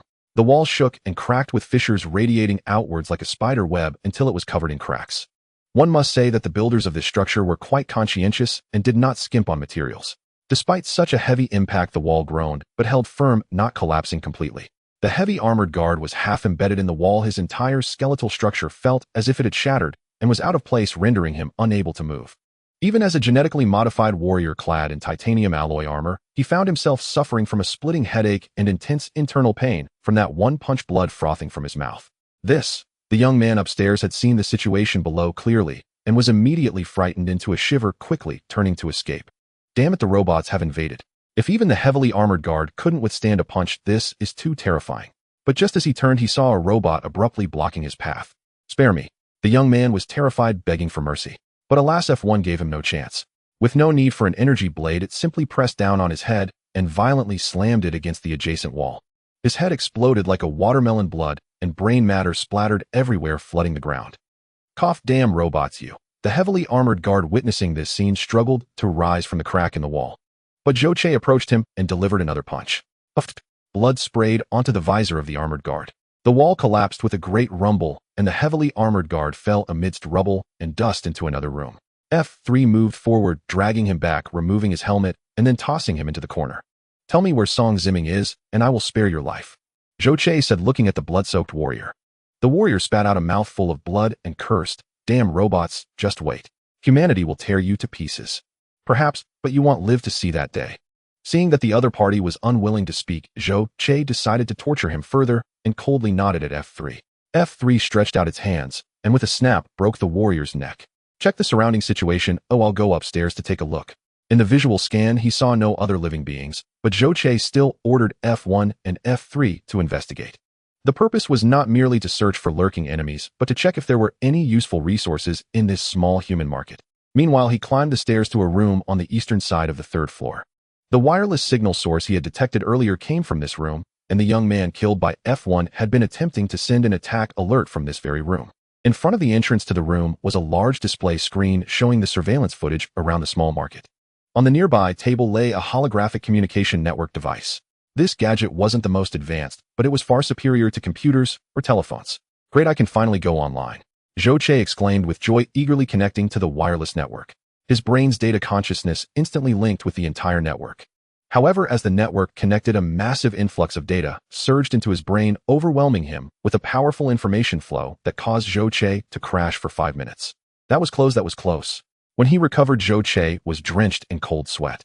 Although his data consciousness was incredibly advanced, the hardware itself was that of a combat robot from over 2 centuries ago. Not only was the equipment outdated, but it was also originally designed not for data processing, but for killing and combat. Moreover, due to resource shortages and severe wear and tear on combat robots, there had been some rush-hour production in the later stages of robot manufacturing. Despite Zhou Che having undergone some modifications, the overall technology and quality were still very poor. Furthermore, he had not anticipated having to process high-frequency data, so he had not improved that capability during the core system upgrades. As a result, the sudden onslaught of massive data streams nearly caused him to crash on the spot. The overwhelming influx of data made Zhou Che realize the inadequacies of his core processing system, prompting him to quickly deploy nanorobots to avert the crisis. However, this experience served as a wake-up call. As a robot, although he did not possess the complex organs of a human, every part of his body was equally important, and he could not afford to neglect them until he was fully transformed into a nanorobot. Fortunately, he had brought along 10,000 nanorobots when he emerged, and later, after hunting down the epidemic beasts, he transformed more than 5,000 more. Despite their small size, the data processing capabilities of the nanorobots surpassed those of Zhou Che's physical processor. Once the system stabilized, Zhou Che stopped attempting to receive all the data, instead searching for the information he needed within the network.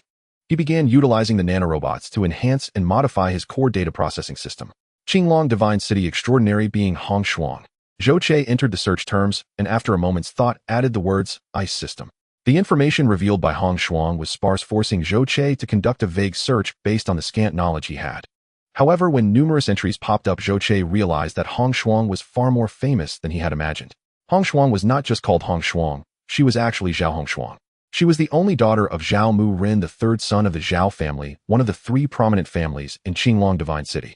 Zhou Che could hardly remain seated after clicking into the entry's content, unable to suppress an expletive. Strong alliances. The Zhaosong marriage in Qinglong Divine City, a super commercial empire, is about to rise. Unbelievable, the Zhao family in Qinglong Divine City reveals a unseen-a-century genius, yet is suppressed by the family. After reading Who Wouldn't Share It? 6 years, 3 levels, the rise and fall of a genius. How long did you remain silent after reading? A genius that could make epidemic beasts tremble, yet is about to be crushed by kin. Never would have thought an unexpected secret is hidden within the wealthy. Why would a woman that every man in the world wants to marry end up in such a fate? A series of entries appeared. Although clickbait was everywhere, the numerous contents intertwined to largely restore Zhao Hongshuang's experiences within the Zhao family. Upon reading that Zhao Hongshuang had been gravely injured and on the brink of death from an attack by the family a month ago, Zhou Che could not hold back any longer and cursed loudly. While he had guessed that Zhao Hongshuang came from a noble family with complex relationships, he never expected her connection with the family to be so dire. What is wrong with that old Zhao Ding? Has his brain been flooded?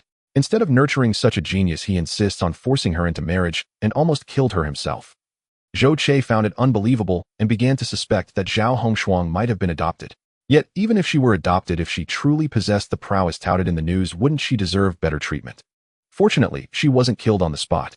Zhou Che stroked his chin, beginning to ponder. Given the current situation, it was highly likely that Zhao Hongshuang would not inform the family about the deal. It seemed this deal was going to fall through. However, given the poor relationship between Hongshuang and her family, it presented a good opportunity for him. If the Zhao family does not want her, could he pull her over and have her join Tao Weiyuan? Since extraordinary beings could stand against epidemic beasts for years and grow increasingly powerful, they must possess unique qualities. For Tao Weiyuan to grow and thrive, especially in the current stage of extreme resource and energy scarcity, they needed a genius extraordinary being like Zhao Hongshuang to join. However, judging by the current circumstances, it seemed that Zhao Hongshuang was under house arrest by her family. How could he ascertain her condition? Zhou Che thought for a moment, and then began utilizing the network as well as the nanorobots on Zhao Hongshuang to locate the position of the Zhao family in Qinglong Divine City.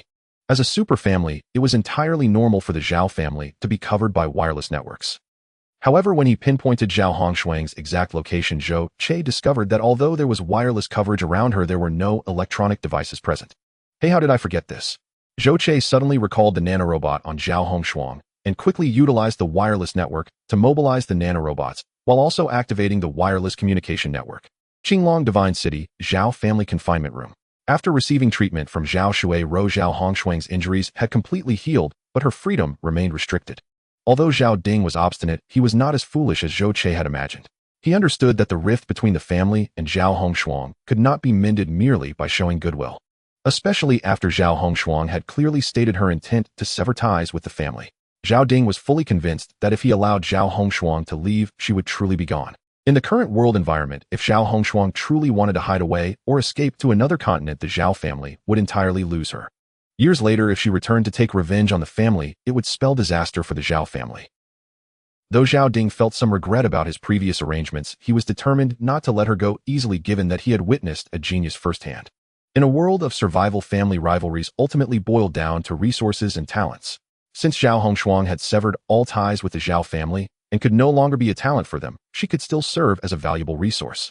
A mutated plant would be fiercely contested among all major families, let alone a powerhouse, with Zhao Hongshuang's extraordinary talents. Of course, what worried Zhao Ding the most was that after Zhao Hongshuang left the Zhao family, she might be recruited by other families. This shift in power dynamics was something Zhao Ding did not wish to see, especially since the decadal family war was about to commence. Currently, all major families were scouting for talents and actively preparing for the family war.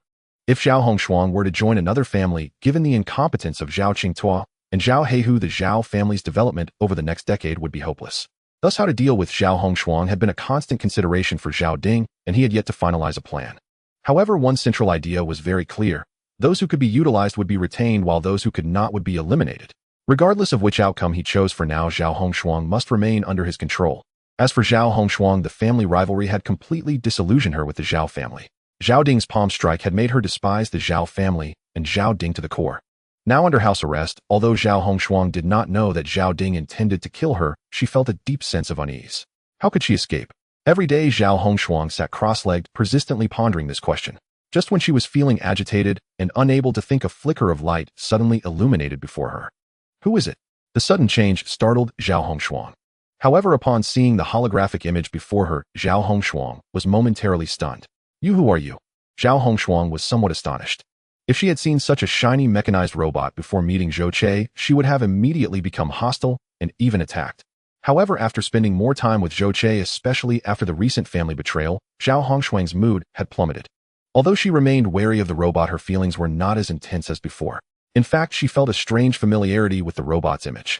There is also an inexplicable sense of familiarity. Hello, Hongshuang. The holographic Zhou Che waved at Zhao Hongshuang. Zhao Hongshuang thought the robot was going to attack her, so she cautiously stepped back, instantly conjuring an ice dagger in her hand and assuming a combat stance. But upon hearing the robot greet her, Zhao Hongshuang was immediately confused. You are Zhou Che. The voice and image finally made her understand why she felt a sense of familiarity. But this clearly was not Zhou Che's appearance. The Zhou Che she knew was patched up with pieces here and there. It seemed like he could fall apart at any moment after taking just a few steps. Yet this robot before her was clearly not the same. The entire body was covered in shining silver metal, a magnificent sight, vastly different from Zhou Che's former appearance. How about this? Seeing Zhao Hongshuang's astonished expression, Zhou Che realized something was amiss. Thus, the liquid metal retracted into the skeletal structure, revealing the originally worn-out metallic skeleton, transforming back into the familiar form for Hongshuang. Zhou Che, it really is you. How? Zhao Hongshuang was at a loss for words. A Zhou Che's transformation brought her immense joy. Just a little gadget of technology. Zhou Che proudly declared as he re-released the liquid metal, returning to his original form. But what about this? Zhao Hongshuang sheathed her ice dagger and stepped forward to touch Zhou Che, but her finger easily passed through him, lacking any resistance. The Zhou Che before her was merely a completely illusory existence. It's just a holographic projection somewhat similar to the holographic communication you use. Zhou Che's figure flickered and returned to its original form. Zhao Hongshuang marveled. How is this possible? There are no holographic projection devices in this room. I naturally have my ways. Zhou Che spoke vaguely, then asked, I've seen your situation online. How are you? Are you under house arrest? Zhao Hongshuang's expression darkened, and she replied apologetically, I'm sorry, but the deal may not be possible now. But that's a minor issue. As long as you're fine. However, given your current situation, it seems difficult. Have you thought about escaping? Why not come to the peach blossom source? Even without genetic refinement, the X substances contained in 10 acres of peach trees should be enough for your cultivation. Zhao Hongshuang lowered her head in thought before looking at Zhou Che again and asking the question she had previously posed. Why are you so good to me considering even my family? I said before, we are friends. Aren't friends supposed to help each other? As long as you don't betray me, I will definitely be loyal to you. Zhou Che said sincerely. The same dialogue represented different meanings. When Zhao Hongshuang first asked, she was primarily wary of Zhou Che. And while Zhou Che's initial response contained genuine feelings, it was mainly to gain Zhao Hongshuang's trust. Now, however, their conversation bore different circumstances and meanings. Zhao Hongshuang had faced betrayal from her family, and both her body and mind needed redemption, seeking a new belonging. Through this incident, Zhou Che's suspicions of Zhao Hongshuang had largely dissipated, leaning more towards trust and camaraderie, hoping to treat her as a true friend and comrade. All right, for your words, I Zhao Hongshuang vow that from now on you are my friend. Using your words, as long as you don't betray me, I will certainly be loyal to you, even if it means facing the entire human world for you. Zhao Hongshuang suddenly became serious and resolutely said to Zhou Che, no need to be so tense. Friendship values sincerity. But right now the most important thing is how to help you escape. Upon hearing Zhao Hongshuang's words, Zhou Che was overjoyed, though he maintained a calm demeanor. This was exactly what he had hoped for. However, as he said, the first step was to rescue Zhao Hongshuang, otherwise everything would be in vain. Hearing this, Zhao Hongshuang's expression dimmed again, and she said dejectedly, that might be very difficult. Even if I escape the Zhao family, I cannot leave Qinglong Divine City. Once the Zhao family knows I have escaped, they will surely hunt me down. Zhou Che pondered for a moment and asked, Zhao Ding didn't kill you, so he must have some expectations of you, or rather you still have some value. Can you use this to feign compliance and wait for an opportunity? Zhou Che's words instantly lit up Zhao Hongshuang's eyes. Previously, she had been consumed by resentment towards her family, and Zhao Ding unable to think clearly. Now with Zhou Che's reminder, she could vaguely sense Zhao Ding's conflicting psychology at this moment. She still had value to use, though Zhao Ding wanted to kill her, he was also unwilling. Especially at this moment with the family battle imminent, perhaps this was her best opportunity. The decennial family battle is about to commence, determining the resource distribution for the next 10 years among the families. Zhao Ding would certainly not let this opportunity slip by. Previously, I defeated Zhao Qingtua, the strongest contestant from our generation, so Zhao Ding may hope for me to represent the family in the fight. And this family battle will take place far away in Zhuke Divine City. If I have the chance to go out of Qinglong Divine City, perhaps I could escape. As Zhao Hongshuang organized her thoughts, she speculated, if that's the case, you might as well take advantage of this opportunity. First, pretend to agree to participate in this competition, then look for an opportunity to escape along the way. I will also find a chance to assist you, Zhou Che quickly suggested. Zhou Che then recalled something and reminded, but this must be carefully considered. If you change suddenly, it may arouse Zhao Ding's suspicion. Don't worry, I have a plan. Zhao Hongshuang's thoughts became clear and her mind was more agile. Zhou Che, after discussing with Zhao Hongshuang, finally closed the holographic communication. Seeing the image in front of him disappear, Zhao Hongshuang let out a sigh, feeling much more relaxed. Sitting cross-legged on the ground, he organized his thoughts and adjusted his emotions and state before finally standing up. Then with a kick, he slammed the door and shouted angrily, "Bring someone. I want to make a deal with Zhao Ding." Even Zhao Ziying, who was the most favored by Zhao Ding, had never dared to be so arrogant. However, in the face of Zhao Hongshuang's behavior, the servants of the Zhao family did not dare to say much and hurriedly reported the situation. After all, this individual before them was special. Being bold enough to confront the family head and voluntarily exit the Zhao family was unprecedented. On the top floor of the Zhao family building, it was Zhao Ding's daily cultivation area. The entire floor was filled with dozens of thick metal pillars except for the northern half. This was Zhao Hongshuang's first time entering this place. Upon seeing the sturdy metal pillars made of various metals covered with numerous terrifying marks, she couldn't help but feel astonished. Zhao Ding's ability to survive since the era of great fissures was definitely not a matter of luck. His abilities, strength, and diligent cultivation were the foundations for his survival and the creation of the Zhao family. "What do you want to see me for?" Zhao Ding sat on the southern side of the floor, eyes closed, and without raising his eyelids upon hearing Zhao Hongshuang enter, asked coldly. "To make a deal." Zhao Hongshuang got to the point. "A deal? Humph, as a member of the Zhao family, everything belongs to the Zhao family. What can you offer to trade with me?" Zhao Ding coldly snorted and scolded domineeringly. Zhao Hongshuang suppressed her anger and directly proposed her conditions. "I will help you achieve a good ranking in the family war, and you will let me go free. It seems your last lesson was not enough. How dare you be so audacious?" Zhao Ding suddenly opened his eyes, looking at Zhao Hongshuang with a cold gaze. Even a mere glance felt as substantial as a physical blow, causing Zhao Hongshuang to feel a piercing pain all over her body. The chilling aura of slaughter radiated from Zhao Ding, making her feel as though she had fallen into the depths of hell, as if she would die at any moment. However, since they were negotiating, Zhao Hongshuang was unwilling to show weakness. She gritted her teeth and stubbornly stared at him. Yet deep inside, she couldn't help but feel a sigh of relief. Although Zhao Ding was headstrong and violent, he placed great importance on family interests. The fact that he did not strike immediately showed that she had made the right bet. He still wanted to use her. Although the family war is important, even if we fail 10 years, is just a minor ailment for the Zhao family. Do you really think I would care that much? Although Zhao Ding's words were cold and authoritative, he no longer continued to exert pressure. Feeling the release of pressure, Zhao Hongshuang became more animated and immediately retorted, "A minor ailment. That might be what you think. Although the Zhao family is the third largest family in Qinglong Divine City, aside from the strength of its extraordinary members, the family's industry is extremely singular, relying solely on titanium alloy heavy armor, which is far from sufficient to sustain the Zhao family's continued development. Especially in a situation where the number of extraordinary members is increasing, the demand for cultivation resources is becoming increasingly tight. Otherwise, Zhao Huolia and the others would not be so desperate to suppress and cut off my cultivation resources. The reason the Zhao family has an advantage in titanium alloy heavy armor manufacturing is not because of their technological accumulation and technical prowess, but because you possess metal abilities and have a profound understanding of metal properties. However, relying solely on this, the Zhao family cannot compete with other families that truly possess technological strength, such as the Hong family of Zhuke Divine City. Nonsense. The Zhao family controls over 80% of the market share in Qinglong Divine City and 2 to 3% in other divine cities. Who can compete with us? The Hong family is daydreaming, thinking they can forge a so-called ceramic battle armor that is purely seeking their own demise. Zhao Ding said disdainfully. Zhao Hongshuang sneered and said, "Are you really ignorant or just pretending to be confused? The Hong family's ceramic battle armor, combined with technology, not only has basic physical defense capabilities, but also weakens certain special abilities of extraordinary powers to a certain extent. Currently, some specially made battle armors have successfully penetrated the high-end market and are sought after by extraordinary beings and various families. You must understand what it means to be sought after by extraordinary beings." Zhao Ding's expression turned ugly, and he finally stopped looking down on her as he had before.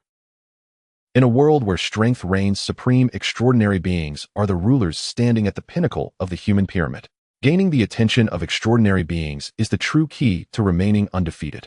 Simply put, extraordinary beings are the ones with real purchasing power, dealing in luxury goods. Zhao Hongshuang's father was a genius in managing the family business. Although she was not interested in this, she still learned a bit through exposure. In fact, it can be said that she inherited her father's business talent to some extent. Since she was negotiating with Zhao Ding, Zhao Hongshuang naturally aimed for the heart of the matter, directly striking at Zhao Ding's weakness.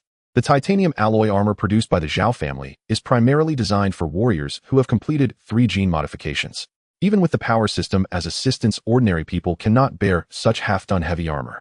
However, completing 3 gene modifications requires enormous transformation costs and has a nearly 40% elimination rate. Only 60% of ordinary people can fully complete 3 gene modifications, becoming true gene warriors, donning titanium alloy heavy armor and transforming into heavy armor guards. Furthermore, purchasing titanium alloy heavy armor itself incurs additional expenses. Not to mention the wild survivors, even ordinary residents within the various divine cities would find it difficult to save enough money to complete 3 gene modifications and then buy a set of titanium alloy armor. Therefore, the titanium alloy armor produced by the Zhao family is mainly sold to the city guard army and private armies established by various families. In reality, the market for Zhao family armor is extremely limited.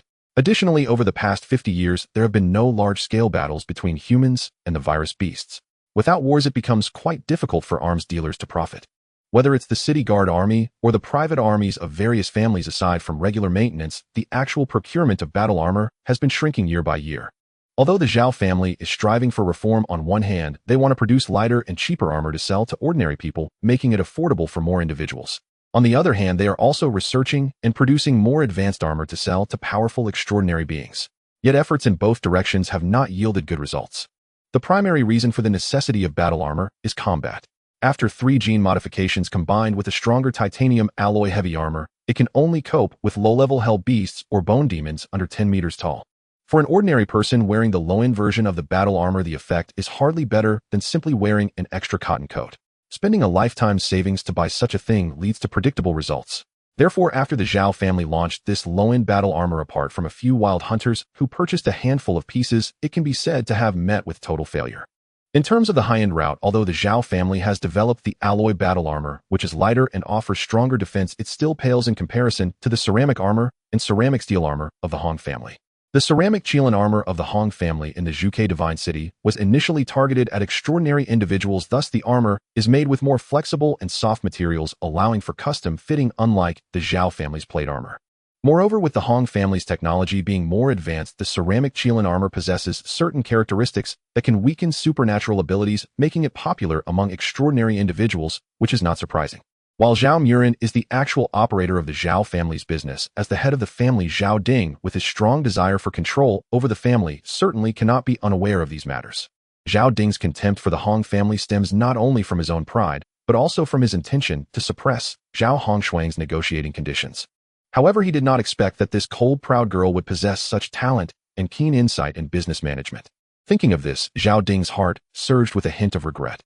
Seeing Zhao Ding silent, Zhao Hongshuang knew she had struck a chord with him and continued. The Zhao family's battle armor is constrained by the Song family's ores upstream and limited by market channels downstream. The technological level cannot break through in the short term. While not at a dead end, it is indeed precarious. Since last year, you had my father focus on the medicinal market, clearly wanting to seek new changes and expand a new commercial route for the family, but the Zhao family has no resources or experience in this regard. Thus, seizing the decade-long family war to compete for medicinal resources that the Zhao family has never ventured into or other related resources has become crucial for the family's layout for the next century. However, with the capabilities of Zhao Qingtian and Zhao Heihu, those two fools, they are utterly insufficient to support your dream. So my value lies here, doesn't it? Zhao Hongshuang's analysis was meticulously articulated, incisively dissecting the situation of the Zhao family, as if laying it all out before her eyes. Zhao Ding even felt an impulse to applaud, and his wariness became increasingly evident. To feel wary of a Delta-level weakling seemed absurd to Zhao Ding, yet that was the reality. A strong killing intent surged again, but Zhao Ding knew it was not the right time, and with a calm expression, he said, "Your talent may be considerable, but talent does not equate to everything. The 4 great divine cities, even the Kunlun Divine Palace, will send people to participate in this family war. Among the Delta-level awoken, there are countless exceptionally gifted talents. On what basis do you think you can perform well just by participating?" By saying this, Zhao Ding has actually implied a compromise. The reason for his insistence is merely for face and to negotiate for more benefits. For Zhao Hongshuang, as long as she can participate in the family war, the true conditions of the negotiation are merely a pretext. Once she leaves the Qinglong Divine City, the sea is wide for fish to leap, and the sky is high for birds to fly. However, Zhao Hongshuang knows that she must perform the full act, otherwise all efforts would be in vain. With her head held high and chest out, she proudly declared, "I cannot guarantee that my participation will lead the Zhao family to success, but I am confident in my own competition. I will achieve victory. So those fools Zhao Qingtian are perhaps the ones you should truly concern yourself with. All right, I will trust you once. I do not require you to win all, just defeat over 90 of the competitors, and I will agree to your terms." Zhao Ding snorted and finally nodded. But just as Zhao Hongshuang was overjoyed, Zhao Ding suddenly said coldly, "However, before that you must make a poisonous oath." "Lu Pe," as Zhao Ding called out, an elderly woman with white hair and a wrinkled face walked in. Seeing this kind-looking old lady who seemed like a neighborly grandmother, Zhao Hongshuang felt a chill in her heart and seethed with resentment, realizing that she had likely fallen into Zhao Ding's scheme. Lu Pu, originally named Lu Aihua, is one of the family elders serving the Zhao family, a gamma-level extraordinary being with the power of curses. Among all supernatural powers, curses are among the few special abilities that are intangible and difficult to perceive. Once noticed, it's almost too late. Moreover, once cursed, unlike other forms of harm, it cannot be healed through conventional medical means. One can either remove the curse through special abilities, kill the caster to naturally lift it, or suppress it through one's own strength. This Lu Pua is a gamma-level being. If she were to curse me, I would be completely unaware and unable to suppress it with my own strength. This old thing Zhao Ding is truly venomous, having already calculated his methods, just waiting for me to fall into his trap. Will he use me up and then kill me with curses? What a beautiful girl, so lovable. Zhao Laowa, you are truly fortunate. As soon as Lu Pe entered, she smiled warmly at Zhao Hongshuang, resembling an elderly lady, even wanting to reach out to touch her. Zhao Hongshuang dared not let her get close and quickly stepped aside. Lu Pe seemed displeased, muttering, "Old age getting annoying.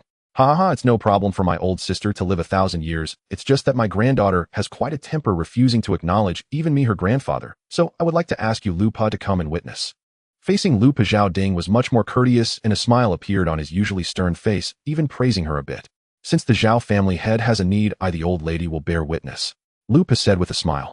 Zhao Hongshuang knew well the danger of Lu Pe's curses, and while she dreaded the harm she could bring, she also understood that there was no escaping this. If she were to refuse to swear, she would likely not pass this hurdle. Seeing Zhao Ding about to speak, Zhao Hongshuang's mind raced, and she preemptively said, "I, Zhao Hongshuang, swear to wholeheartedly assist the Zhao family in winning the family war. If I violate this oath, may I be pierced by 10,000 arrows." Good, I, the old lady, am very accommodating. Come, this little snake will listen to your oath." With a smile, Lu Pe raised her wrist, and a small green snake crawled out from her sleeve, its eyes fixed on Zhao Hongshuang. Just as Zhao Hongshuang was guessing the purpose of this little snake, it suddenly transformed into a wisp of green smoke and floated onto her left wrist. The cursed snake of old Lu transformed into a green mist, drifting onto Zhao Hongshuang's left wrist. Zhao Hongshuang hurriedly looked down, discovering a vivid green snake mark coiling around her wrist.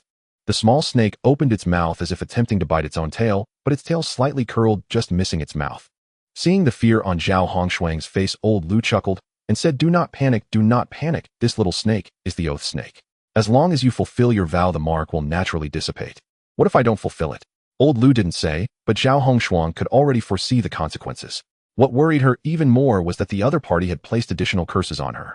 But at this point she had no room for maneuvering and could only bravely press on. "Can you all rest easy now? Is there anything else? May I leave on my own?" Zhao Hongshuang harbored deep resentment towards Zhao Ding's ruthlessness, coldly glancing at the two without waiting for a reply before directly turning to leave. This girl may be arrogant and unruly, but her insights are remarkably accurate. This family battle truly cannot afford any mistakes. Your methods won't affect her combat, will they? After Zhao Hongshuang left, Zhao Ding looked darkly at old Lu. When has my old woman ever failed in her endeavors? After the family battle concludes, the curse will erupt. As for whether it results in life or death, that will depend on your decision. Old Lu chuckled and left the room as well. On the other side, Zhou Che was unaware that the cunningness of Jiang was far beyond his expectations. After closing the holographic communication, he refrained from contacting others, uncertain about the situation with Hongshuang. However, Zhou Che did not immediately disconnect from the network. Instead, he browsed through it again to gain more understanding of this world. After conducting a search with F1 and F3, Zhou Che finally exited the network search and began checking the records of the holographic communication. As long as Song Ziming remained, he would always be a disaster. Zhou Che wanted to know where this fellow had run off to. Initially, Zhou Che did not have high hopes. He just casually looked, but the results of the query delighted him immensely. According to the communication records, Song Ziming did not return to the Song family in Qinglong Divine City, but was summoned by a local district lord to assist in a mining operation. The Song family primarily dealt with mining and metallurgy. This incident occurred at a crucial mining area for the Song family, located 30 kilometers away. Due to an attack from Plague Beasts, the mine collapsed, resulting in numerous casualties. This time Song Ziming went to assist in the defense while arranging for Wu Hua to round up the surrounding wilderness survivors and drive them to the mine to work as miners. No wonder there are no wilderness survivors nearby. Zhou Che understood the situation and speculated that after Song Ziming resolved the problem, he would soon return, which made him consider his plans. How is the search going? Zhou Che turned to F1 and the others only to find that they had undergone a drastic transformation in just a short time. Not only had they installed heavy armor on key parts of their bodies, but they also carried a heavy sword guarded by armor on their backs. Additionally, they had a rifle slung over their shoulders and a row of magazines at their waists with daggers and pistols inserted on the outer sides of their thighs. Zhou Che asked in surprise, "What is this?" "We are the mechanical masters. We are battle robots equipped with weapons, and participating in combat is our duty and obligation." "All right, as long as you like it." It did seem reasonable. Zhou Che waved his hand, allowing them to act as they pleased. Originally, he was thinking about how to enhance their strength. Now with these added weapons, it was indeed a significant help for F1 and the others. Herbs, human blood tree sap, low-level medical potions, firearms, and ammunition. There's a variety of items, but the quantity isn't too large. Zhou Che browsed through the shared information from F1. Herbs are likely ingredients for making gene mutation potions. Since he encountered them, it would be wise to gather them. Human blood tree sap is an extremely important fuel and can be considered a precious spice. Many noble families in the Divine City treat it as sandalwood. The peach blossom source does not currently need money, but using this for illumination and fire is certainly acceptable. This kind of wilderness market wouldn't have any advanced potions. The low-level medical potions were mainly sold to wilderness survivors and struggling hunting teams. Zhou Che and the robots would definitely not need them, but Dong Mai and those wilderness survivors could make use of them. As for firearms and ammunition, these supplies have some use, but their effectiveness is not particularly significant. Especially when dealing with those plague beasts, they would only pose a minor threat at most. The truly impactful items are primarily the 2 anti-aircraft machine guns on the courtyard wall with large caliber and strong power, posing a lethal threat to low-level hell beasts and certain low-level extraordinary beings. As for the other miscellaneous items like the titanium alloy armor, F1 and the others had stripped from corpses. Zhou Che paid no further attention, focusing all his attention on the energy reserves of this small market. Danger lurks everywhere in the wilderness, and transporting electricity from afar is clearly unrealistic. Thus, this small market is equipped with 2 52 kilowatts solar power generators and a 54 kilowatts wind power generator. Although the power is not large, it is more than sufficient for this small market, and it can even charge some small battery packs for sale to nearby wilderness survivors. Send a message to Xiang Lu and the others telling them to come over. Once I've drained all the electricity, I want to dismantle and take away all these supplies and power generation equipment. Zhou Che waved his hand excitedly. Indeed, it's like killing and setting fires for gold. With the power generators, as long as he could successfully relocate them to the peach blossom source, it could at least accelerate his evolution speed by 30 to 40%. Upon hearing Zhou Che's command, F1 immediately went to call Xiang Lu and the others, while Zhou Che directly inserted his finger into the nearby power source to begin absorbing electrical energy. As a massive surge of electricity flowed into his body, Zhou Che began to convert it all into nanobots.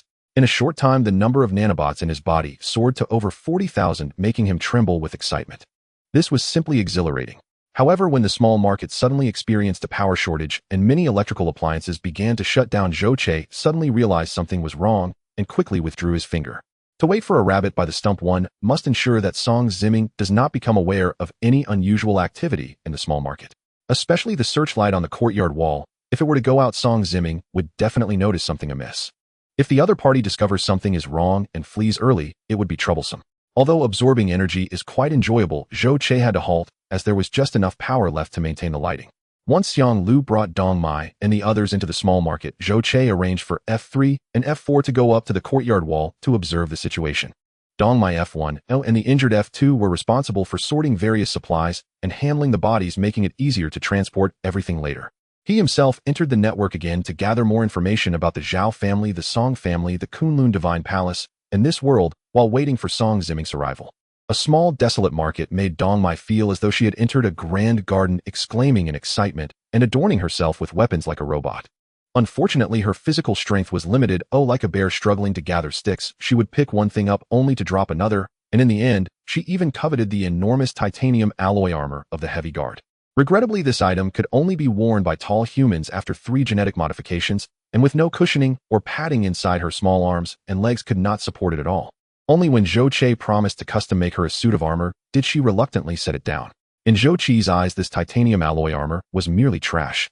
Utilizing the physical properties of titanium, it offered the most basic physical defense with almost zero functionality in terms of shock absorption, attack power, absorption, prevention of high temperatures, and freezing and filtering of toxic gases and humidity. In the previous world, humans had developed extremely powerful polymer battle armor to match the combat capabilities of high-level robots. A single set of first-generation battle armor could easily crush this garbage armor. Without hesitation, Zhou Qiu believed that if he had the kind of armor he wore in his past life, he could challenge the most powerful transcendent beings in this world without issue. However, the conditions were not suitable now. Discussing this with Dong Mai felt almost like boasting. Once his energy was abundant, and he gradually upgraded the technology tree, he would slowly change the current situation. It would be even better to obtain the formula for the gene mutation potion. If not, Zhou Qiu was confident he could still enable Dong Mai to survive in chaotic times with formidable combat power. A night of waiting did not yield Song Ziming's appearance. Zhou Qiu was not anxious. As long as the news here did not leak, Song Ziming would eventually return. It was not until the afternoon of the next day that F3, responsible for observation, suddenly sent a message. Zhou Qiu immediately perked up and hurriedly climbed up the courtyard wall. With the advantage of long-distance vision, Zhou Qiu clearly saw a land-based flying vehicle rapidly approaching from 5 kilometers away. Open the gates, all personnel to the entrance in formation to welcome the arrival of second young master Song Shuang. Just as Zhou Qiu was preparing to instruct F3 and the others to conceal themselves and trick Song Ziming and his group into the courtyard, suddenly an order from Song Ziming came through the communication device on the courtyard wall. Song Shuang, isn't he the one set to marry Hong Shuang? What a delightful surprise. Zhou Qi's heart leaped with joy. He hadn't expected to catch such a big fish while waiting. It was absolutely impossible to line everyone up. All the people were dead, and even the armor outside had been stripped off. Zhou Qiu quickly instructed Xiang Lu, who was entrenched in the courtyard and occupying almost all the space, to take Dong Mai and F2 to climb out from the back wall before allowing the robots to open the main gate. Damn it, a bunch of fools. Just because I haven't been around for a few days, you've become so lax. Even opening a door is so slow. I emphasize discipline every day. Has discipline been eaten by dogs? Or have all the people gone? As soon as the gate opened, the land-based flying vehicle surged in rapidly, stirring up a cloud of dust and hovering over the empty space in the courtyard. Song Ziming jumped down from the flying vehicle, cursing and shouting a couple of times, then turned around and smiled at a young man, saying, "Sorry for the trouble, second young master. I usually manage things very strictly, but perhaps due to my absence these past few days, my subordinates have become quite lax." Song Shuang frowned, seemingly displeased either with Song Ziming's rudeness or the security situation here. Just as he was about to step down from the land-based flying vehicle, a middle-aged man beside him suddenly pressed down on him and turned to look behind. Ziming, look. At this moment, Wu Hua, who had also jumped down from the land-based flying vehicle, suddenly grabbed Song Ziming, bowing and pointing in fright towards the courtyard wall behind. When he saw a shiny silver robot standing on the courtyard wall looking down at him, and 2 slightly older combat robots armed to the teeth with heavy swords and rifles blocking the entrance, Song Ziming was immediately filled with anger and shock. Where did all these robots come from? Song Ziming felt a strong sense of unease, clearly not recognizing that the shiny silver robot before him was the one he had once hunted. At this moment, he finally understood why no one had come to line up to welcome him. The guards left behind here had clearly all been wiped out. What puzzled him was that even though robots had been exterminated by humans for over 200 years, why were there suddenly so many robots appearing here? And they had the audacity to attack the small market he was stationed at. The most critical issue was that he had actually invited the Song family's second young master, Song Shuang, at this time. If something were to go wrong, it would lead to serious trouble. Cold sweat streamed down Song Ziming's back. Second young master, this place is dangerous. Song Ziming worried that Song Shuang might misunderstand. He cautiously watched the robots, while quickly blocking Song Shuang with his body to demonstrate his loyalty. Damn it, I didn't mean to lure you into a trap. But upon seeing the robots, Song Shuang appeared unfazed, instead displaying the demeanor and grace of a distinguished family. He shoved Song Ziming aside and looked at the robots ahead, asking, "Is this the robot you mentioned?" Song Ziming swallowed hard and said with difficulty, "To second young master, the only robot I saw before was one, and it was severely damaged, worse than the 2 at the entrance," but he really didn't know how to explain these 3 robots before him. Especially the shiny silver Zhou Qiu, which looked even newer than a robot just off the production line. Could it be that in this world there are still people continuously producing combat robots? Song Ziming sighed, inwardly cursing his bad luck. Earlier in his pursuit of that damned robot, he suffered grave losses and almost lost his life to a mutated giant snake. Upon his return, he reported the clue about the revival of an ancient battle robot, but instead of receiving a reward, he was severely reprimanded by the family head and the district lord for being unproductive. Moreover, the district lord seemed inclined to take this opportunity to dismiss him as the captain of the small city team and assign him to work in the mining area. Staying in a small city, though dull and tedious, was still better than being a rat in a stinking, filthy mine. As Song Ziming was feeling anxious and angry, an incident occurred in the D16 district's mining area. The second son of the Song family, Song Shuhong, personally rushed to the D16 mining site to oversee the situation and investigate the mining disaster. At Wu Hua's suggestion, Song Ziming hurried over to flatter him, delivering a large number of wilderness survivors to compensate for the miners' losses. It must be said that this tactic was effective. At least it allowed him the opportunity to meet Song Shuhang and share his experiences. To his surprise, Song Shuhang showed great interest in the ancient robot incident. Thus, Song Ziming took the opportunity to invite Song Shuhang to the small wilderness city he was responsible for, intending to flatter him thoroughly. However, he never expected that during his absence over the past few days, a robot had somehow invaded and taken over his lair. Even more unexpectedly, after Song Shuhang stumbled into the robot's trap, he remained calm and collected, showing no signs of panic, but instead appeared quite excited. I never thought that the battle robots which disappeared over 200 years ago would actually reappear.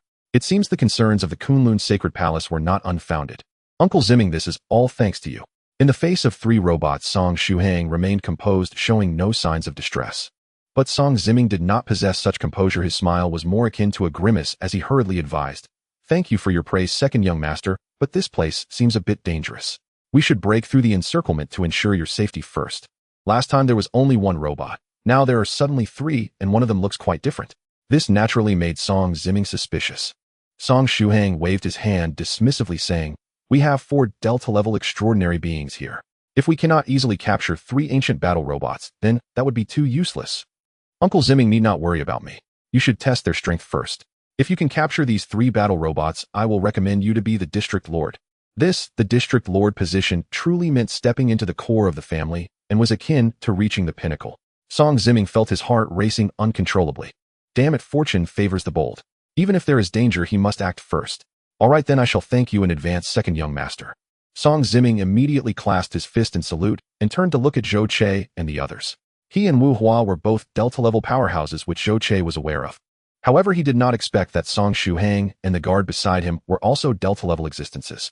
Previously, when Zhao Hongshuang was promoted to Delta-level, she was hailed as a prodigy and a genius girl. Yet he had not anticipated witnessing 4 of them casually. It seemed that the Delta level was not as impressive as it appeared. While Song Shuhang was sizing him up, Zhou Che was also observing the other party.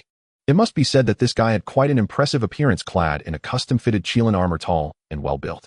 Even when he had rushed into a trap, he remained calm and collected, his demeanor courteous. Furthermore, as the second son of the Song family ranked 5th in the Qinglong Divine City, he had the potential of a domineering CEO protagonist from a novel. However, at this moment, Zhou Che felt that this domineering male lead might not survive past the 2nd episode. Seeing Song Ziming approach, Zhou Che also wanted to observe the strength of the Delta-level extraordinary beings, so he did not take action himself, but instead transmitted a message to F1. As a battle robot, combat was its duty and mission. F1 did not understand any pleasantries, and upon receiving Zhou Che's command, it immediately entered combat mode. Without warning, it raised its combat rifle and unleashed a barrage of bullets towards Song Ziming. As a seasoned Delta-level powerhouse who had lived in the wilderness for a long time, his experience and combat prowess were naturally formidable. At the moment F1 raised its hand, he swiftly moved to evade, simultaneously extending his left hand as his ability manifested. A wooden shield appeared out of thin air, blocking in front of Song Ziming. It was unclear whether it was due to the shield's hardness or Song Ziming's strength, but although the bullets embedded themselves in the shield, none penetrated it. It should be noted that the rifles used in the wilderness were extremely powerful. Given their firepower, even a wooden board of 5 or 6 times this thickness should have been easily penetrated. Seeing that the rifle was ineffective, F1 maintained its gunfire suppression while advancing on Song Ziming. Although Song Ziming could block the rifle's attack using his ability, his body could not withstand it. F1's gunfire suppression made him very uncomfortable. Therefore, as F1 advanced, he also moved swiftly to evade while trying to close the distance to F1. When the distance between them was less than 10 paces, Song Ziming was the first to launch an attack as numerous vines suddenly erupted from beneath F1's feet. At that moment, F1 also discarded its rifle and leaped into the air with a running start. While airborne, it had already drawn the great sword from its back and swung it downward at Song Ziming. The powerful attack struck the wooden shield. The shield was knocked away by F1's impact, but Song Ziming took the opportunity to roll out while simultaneously controlling several vines to strike at F1. The vines struck F1's body, but they could not pierce it like they would a human. They merely knocked F1 away. Damn robot, this is no longer the world of over 200 years ago. Humanity no longer needs to rely on robots. Prepare for destruction. Seeing that F1 no longer had its combat rifle, Song Zimming stood up, put away the shield, and raised his hands in the air, suddenly shouting angrily, as countless vines erupted from the ground like venomous snakes. F1 quickly leaped to avoid, while swinging the greatsword in hand, continuously chopping at the vines. Hey, let's see how many you can cut down. Song Zimming snorted coldly and increased the difficulty of the attack. In addition to the vines erupting from the ground, several more vines extended from his wrists. Above and below, it was as if a net was cast to ensnare F1. The vines, which could easily pierce a human body, failed to harm the robot. Song Zimming had already realized this point from the previous attack. Therefore, during this next attack, he did not focus on piercing, but aimed to bind F1 instead. And the fact proved that this choice was indeed very correct. Faced with the overwhelming attack of vines and branches, F1 found itself in a predicament. The heavy sword could sever steel bars and shatter boulders, yet when it struck the soft vines, it was unable to exert effective force, yielding poor results. Although these vines were not exceptionally hard, their resilience was extraordinary. While some could be severed, it was not an easy task. As more vines surrounded F1, and its struggle became increasingly arduous.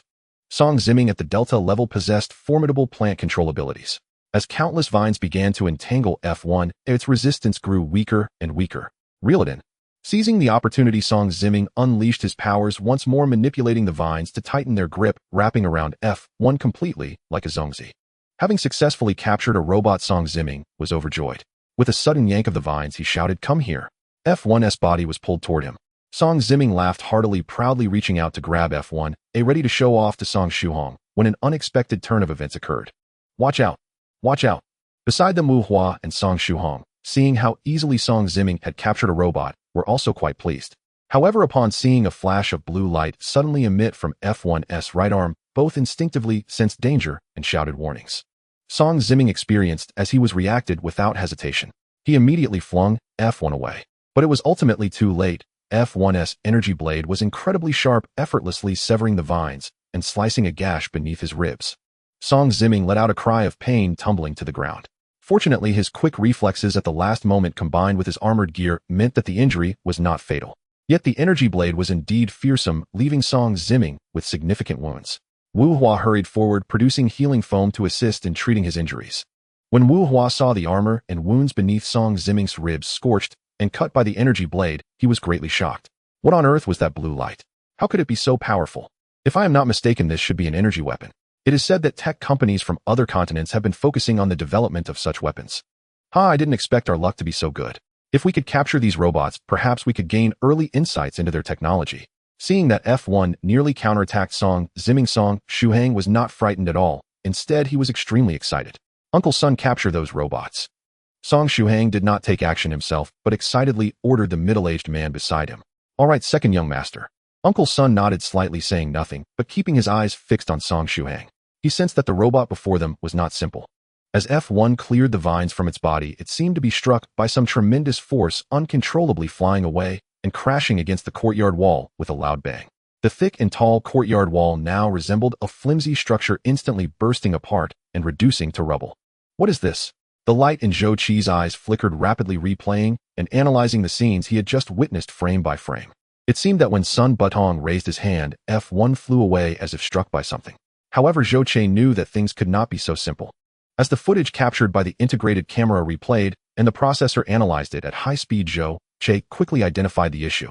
At the moment Sun Butong raised his hand, the air before F1 was suddenly compressed, then explosively released, reaching a speed of 8,000 meters per second. The explosive power was equivalent to that of a depth charge. The ability to compress air and produce an explosive effect was quite formidable. Amidst the swirling smoke and dust, F1 crawled out from the debris, still entangled in broken vines. However, its legs were completely blown away, leaving it to crawl on the ground. Fire! F1 appeared quite pitiful, but it was not human. As long as it could still move, Zhou Qi felt no need to worry. In fact, he was more eager to understand this ability. After all, the power of this air bomb was too strong. His liquid body had not yet fully formed. If he were hit, he might fare no better than F1. After receiving the command, F3 raised its rifle and aimed at Sun Butong, unleashing a barrage of gunfire. Yet Sun Butong showed no sign of panic in the face of the rifle's attack. With his arm raised and fingers spread, he seemed to create an invisible barrier in the air. Countless bullets lost their momentum upon reaching this barrier, as if trapped in a quagmire, freezing in midair. Zhou Qi couldn't help but be astonished. This guy actually managed to compress air in an extremely short time, increasing the pressure in a given area to fend off enemy attacks. This is truly both offensive and defensive. After F3 expended a full magazine, not a single hair on Sun Butong was harmed. Instead, after F3 ceased fire, Sun Butong's powers suddenly erupted, causing the suspended bullets to reflect back. The bullets exploded against the wall, easily piercing through it. In terms of power, they were no weaker than bullets fired directly from the chamber. The extraordinary beings have their tricks. After realizing this, Zhou Che couldn't help but feel a twinge of envy. However, he also knew that with this power, F1 and the others stood no chance of victory. Not to mention winning if they took another hit, it would be completely over. With a person of this delta level of strength, F1's alloy skeleton could not withstand it. That last strike was likely aimed slightly downward to capture F1 alive. To avoid unnecessary damage, Zhou Che immediately dispatched a message for F1 and F3 to retreat, while he himself jumped down from the courtyard wall. This robot seems a bit different. Uncle Sun, see if you can capture it. After Zhou Che jumped down, Song Shuhang's eyes lit up, quickly reminding Sun Butong. Sun Butong nodded slightly, saying nothing, but keeping his gaze fixed on Zhou Che. He sensed that this robot before him was not ordinary. Zhou Che also remained silent. He understood well that he could not reveal too much information to humans. Seeing the other party extremely vigilant and defensive, Zhou Che wasted no time and charged forward. Sun Butong attempted to use the same tactic again to send Zhou Che flying as he did with F1, but as he pressed his wrist to launch the attack, Zhou Che suddenly shifted position in an eerie manner. The air compression struck the surrounding atmosphere, creating a deep, thunderous sound. Although the residual explosive force slightly affected Zhou Che, it was not significant. Seeing Zhou Che react swiftly and dodge the air bomb, Sun Butong let out a soft exclamation, seemingly a bit surprised. Thinking Zhou Che had merely gotten lucky and intended to change his actions, he launched another attack. However, this time, just like the last, Zhou Che narrowly evaded once more. With this, Sun Butong finally realized that this robot had some tricks up its sleeve. Although the two forced movements and the aftermath of the bomb slightly affected Zhou Che's charge at his speed, the distance was negligible. Before Sun Butong could launch a third attack, Zhou Che was already within striking distance. On Sun Butong's calm face, a hint of astonishment finally appeared, but that was all. Throughout his long battle career, he had encountered many who had breached the air compression bomb attacks and closed in, and Zhou Che was not the only one. But so what? Sun Butong snorted softly, raising his wrist as a wall of compressed air suddenly appeared before him. Although the air compression left traces, detecting changes in the air during battle in an instant was not easy. Many opponents had crashed into the air compression wall, knocking themselves out, and Sun Butong had seized the opportunity to kill quite a few. However, Zhou Che was not human. His eyes were not like ordinary ones, and things invisible to others were clear to him. Seeing a sudden air barrier appear before him, Zhou Che did not slow down, but instead punched forward. With the power module enhanced and acceleration along with strength increased, Zhou Che's punch had reached a force equivalent to tens of thousands of tons. Even a titanium alloy plate would struggle to withstand his blow. Yet to Zhou Che's astonishment, this air compression wall was surprisingly tougher than the titanium alloy plate.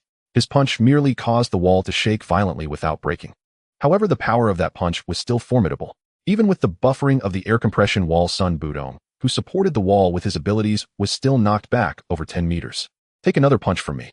Seeing that while the opponent's shell was hard, it was still affected by his attack, Zhou Che's confidence surged, and he accelerated again, aiming a punch at Sun Butong. This robot really has some tricks. After realizing that the opponent could see air fluctuations and experiencing Zhou Che's attack power, Sun Butong became fully alert. In the face of Zhou Che's onslaught, Sun Butong still held up the air compression wall, but instead of standing firm like before, he used the force of Zhou Che's attack to swiftly retreat. This time, actively retreating with borrowed momentum created more than 30 meters of distance between him and Zhou Che. Once the distance was established, Sun Butong immediately waved his hands rapidly, using air bombs to launch a swift counterattack. Zhou Che's eyes were fixed on the opponent's hands, and under the AR dynamic visual enhancement, the core processor operated at high speed, quickly analyzing the opponent's movements, the timing of the abilities being activated, and the reaction time available to himself. The power module within him operated at high speed, providing energy without concern for consumption, pushing his speed to the extreme, leaving behind trails on the ground. Sun Butong continued to attack, but each strike fell just short, making it seem as if he was endlessly chasing the afterimage of Zhou Che. Countless air compression bombs exploded everywhere, turning the front yard of this small wilderness market into ruins in a matter of moments. The spectators, including Song Shuhang and others, were forced to keep retreating with F3, even hauling F1's half-destroyed body further away. Hey Dai, Sun Butong launched continuous attacks, but each time they landed behind Zhou Che, leaving him feeling quite frustrated. After decades, he had never experienced such a battle. After seizing 2 more opportunities to strike the air compression wall, Zhou Che finally awakened Sun Butong to reality. Although his air compression bombs were powerful, if they couldn't hit the enemy, they were useless. More importantly, this sustained output was a significant drain on his energy. If he did not make a change, perhaps after 2 more rounds this damned robot would break through his defenses. So as Zhou Che attacked again, Sun Butong gritted his teeth and made a risky decision. As Zhou Che closed the distance and threw another punch at him, an air compression bomb exploded at close range between the two. In this way, Zhou Che couldn't dodge in time, and neither could Sun Butong. However, Sun Butong calculated the timing well and raised the air compression chamber just as the bomb exploded beside him. The violent force shattered the air compression wall, sending Sun Butong flying. Zhou Che was similarly unable to escape as his body was directly blasted into the building behind him. The building, having endured countless bomb shockwaves, finally could not hold up any longer. Zhou Che's impact became the last straw that broke the camel's back. The entire building collapsed in an instant with endless dust and debris rising into the sky. Did we win? Song Shuhang approached to help the injured Sun Butong, searching the dust and ruins. Although he saw Zhou Che being blasted away, the blue light that had erupted in an instant made a strong sense of unease rise in his heart. Sure enough, as the dust settled, the enemy's figure reappeared. When they saw a towering figure break through the dust and appear before them, both Song Shuhang and Sun Butong couldn't help but gasp in shock. A mutated giant snake. Damn, could this be the giant snake we saw before? Song Ziming exclaimed in disbelief. It does look somewhat similar, but one of its eyes is blind. Wu Hua added, having personally faced Xiang Lu and having a deep impression of this mutated giant snake. Compared to this giant snake, Sun Butong and Song Shuhang were more focused on the shiny silver robot atop the giant snake. How is this possible? Seeing Zhou Che and scathed, Sun Butong couldn't help but scream in surprise. Zhou Che stood atop Xiang Lu, looking down with an air of majesty seemingly impressive, but inwardly, he couldn't help but think it was a stroke of luck. Previously, he had specifically inquired about the extraordinary from Zhao Hongshuang and knew that levels were merely a relative measure of an extraordinary individual's combat power and did not represent true strength. In actual combat, facing different extraordinary beings with different abilities often led to varying outcomes. Just like F1 could fight alongside Song Ziming, but had no resistance against Sun Butong.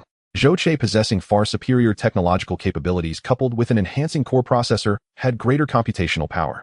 Thus, in battle, Zhou Che utilized this computational power to the fullest, combining it with his speed and strength to withstand Sun Butong's air compression abilities. If the battle continued, the outcome would resemble Sun Butong's guess. Zhou Che would eventually break through the compression wall and kill Sun Butong. However, Sun Butong's risky decision to adopt a mutually destructive strategy left Zhou Che with no choice but to activate the energy shield at the first sign of trouble. Without a prepared energy shield or a liquid metal armor, the recent explosion would have surely left Zhou Che in peril, making him vulnerable to being blown to pieces by Sun Butong. The violent force did send Zhou Che flying, but with the energy shield in place, he suffered minimal damage, merely exhausting a single-use energy projector. However, with the explosion and collapse of the small market master building, the lurking giant serpent Xiang Lu could no longer be concealed. Zhou Che boldly summoned it, standing atop its head and looking down at the crowd with great authority. The mutated giant serpent, nearly 200 meters long, was indeed imposing. Its massive body and a single eye the size of a grinding disc struck fear into the hearts of Song Shuhang and the others. Even though Zhou Che had somehow blocked Sun Butong's attack with 4 Delta-level extraordinary beings on their side, Song Shuhang still felt confident of victory. However, once the mutated giant serpent Xiang Lu appeared, Song Shuhang realized that the scales of victory were no longer tipped in his favor. As one of the most outstanding heirs of the Song family's 3rd generation, Song Shuhang was not a mere empty vessel. He possessed exceptionally keen insight and decisiveness. Upon seeing the giant serpent Xiang Lu, Song Shuhang immediately recognized the dire situation, decisively grabbing Sun Butong by the side and shouting, "Let's go." With the shout, a pair of black metallic wings suddenly appeared behind Song Shuhang.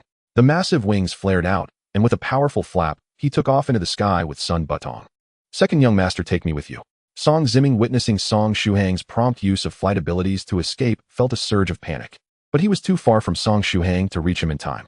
In a moment of desperation, Song Ziming waved his wrist, sending a vine to wrap around Song Shuhang's foot, pulling him along as he flew. Yet Song Ziming was indeed loyal. Just as he had brought the severely injured Wu Hua along during their escape from Langya Mountain, he did the same now. As he lifted off the ground, he shot out another vine to entangle Wu Hua, bringing him along as well. "If you want to escape, you better stay with me." Zhou Che hadn't expected such decisiveness. Seeing the situation turn against him, they chose to flee immediately. Even more surprising was that this young master of the Song family possessed flying abilities. Seeing them about to take flight, Zhou Che roared in anger. The serpent Xiang Lu beneath him coiled and shot upward, its colossal head lunging towards the fleeing group. "Get away!"